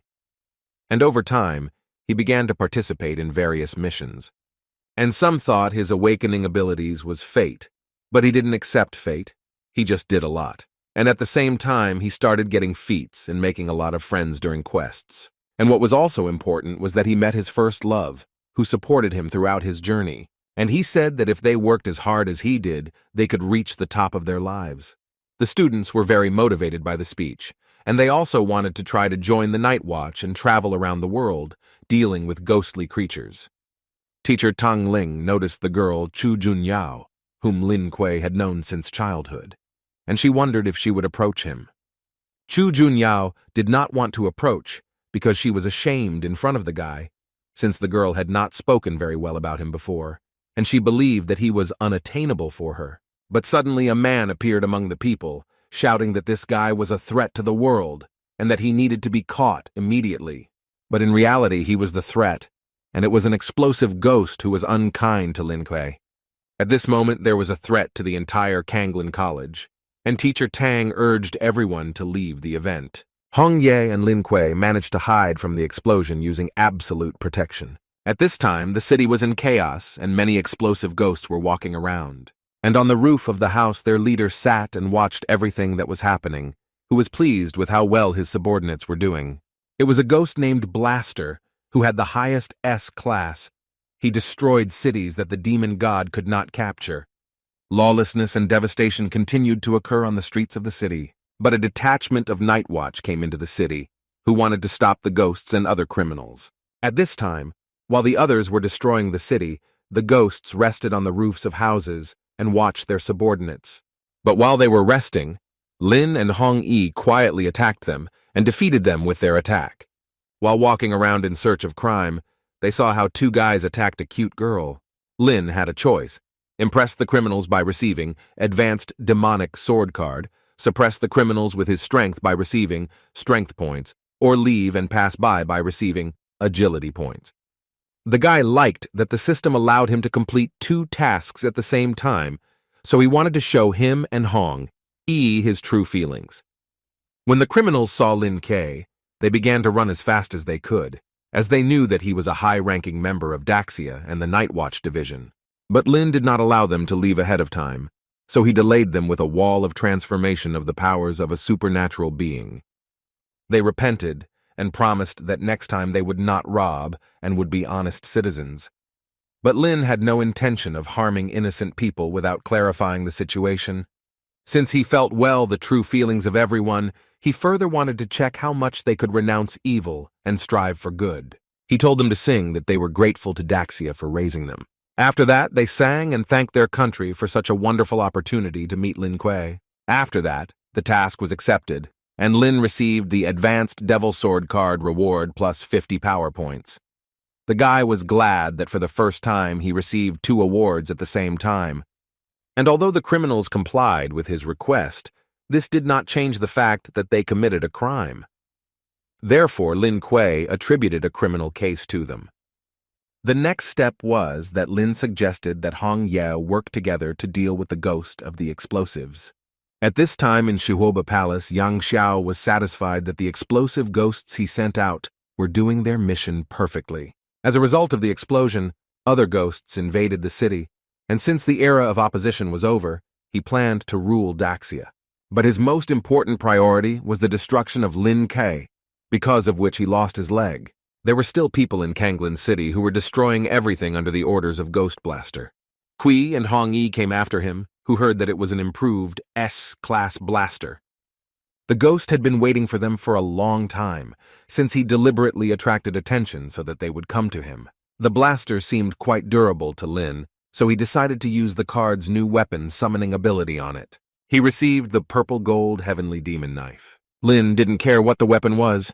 The main thing for him was that it be easy to use. The ghost was impressed that the guy was still using melee weapons, since his personal preference was more in using magic in battle. The ghost sent his mini zombies at Lin, then the guy decided to play the old fruit-cutting game. But he did not expect that they unfolded and came back to life again. These were not ordinary zombies at all, because after the disintegrating effect, they exploded. And that was just the beginning, because after that the ghost opened its bomb field, which sucked them into the sky. Across the field, the ghost sent them to his dimension, where Lin had to catch Hong Yi. It seemed strange to the guy that Blaster's world was so small and consisted of only one closed room. But Hong Ye realized that this was not without reason, since there was a mechanism under their feet. When they lifted their foot, an explosion occurred and they realized that the ghost was very cunning. Lin Kuei realized that the only way was to break the wall and move forward. But this was a mistake as evil dynamite fell out of there. They found a safe place where they could wait out the attack of the ghostly dynamite. Ghost Blaster found them and sent ghost smoke bombs towards them. But the guy protected his girlfriend with his body, and they waited out this attack. Ghostly rocket launchers began to fall on them from above, but Lin had a starburst, and the guy was very interested in whose ability would be faster. Hong Ye understood that it was impossible to stay in that dimension for a long time, since the ghost was secretly watching them, and Lin completely agreed with this, so he decided to destroy it immediately. The guy also took a couple of explosives with him, which they wanted to cover the entire room with in order to get out. The ghost asked not to do this, because a chain reaction could occur, which could activate all the mechanisms and lead to death, but Lin was ready to do it. While the mechanism worked one after another, they stood in absolute protection, in complete safety, and were ready to stand like that until the last mechanism. Since the ghost was without protection, it blew itself up and was thrown out of its dimension, after which Lin and Hong Yi followed from there. And after losing its weapon, the high-level S-tier blaster became very weak and could no longer launch its bombs. Lin called the night watchman and reported that Ghost Blaster had been defeated and was very high up. People were surprised when they saw that Blaster was dealt with using his own methods. Lin sent the ghost on a rocket to space travel. Since then, the ghost lived a happy life and could no longer harm anyone. When he got home, the guy bought a big pile of gifts in honor of the rocket going into space, and they could celebrate the occasion and take a gift for themselves. Lulu received a plush toy, which the girl was incredibly happy about, and Lin Shi received a beautiful dress, which she thought was chosen by Lin, but in fact it was chosen by Hong Yi, and he pleased Yellow with a big bone. Previously, he bought used ones for her, but from that moment on, the guy was ready to buy only new ones, and Oniji received cosmetics and maid outfits. Hong Ye said that she would ask Lin to increase her salary since she usually worked hard around the house and took care of the family. Suddenly, Lin Kuei received a message that funds had been credited to his card in the amount of 5 million. It was a transfer from the night watchman for a completed task. But this was only a pleasant bonus, since the guy already had 150 million on his card. When the girls found out about this, he said that he did not have that amount. Ling Xi decided to share the news with her brother that she recently earned 20 million by selling her autographs to people, and to save the money, she entrusted the card to him. Lin was not going to touch Ling Xi's money, since it was her property for needs. However, her behavior reminded him of his brother, and forced him to make one decision. He gave his bank card to Hong Ye so that she could store his capital. But the girl believed that as the head of the family, he should have kept the money, because she did not like any treasures, and the only thing she liked was Lin. Lin didn't expect such a sweet gesture from her. Seeing what a good family they had, Ling Xi was interested in the question of when her brother would hold the wedding ceremony.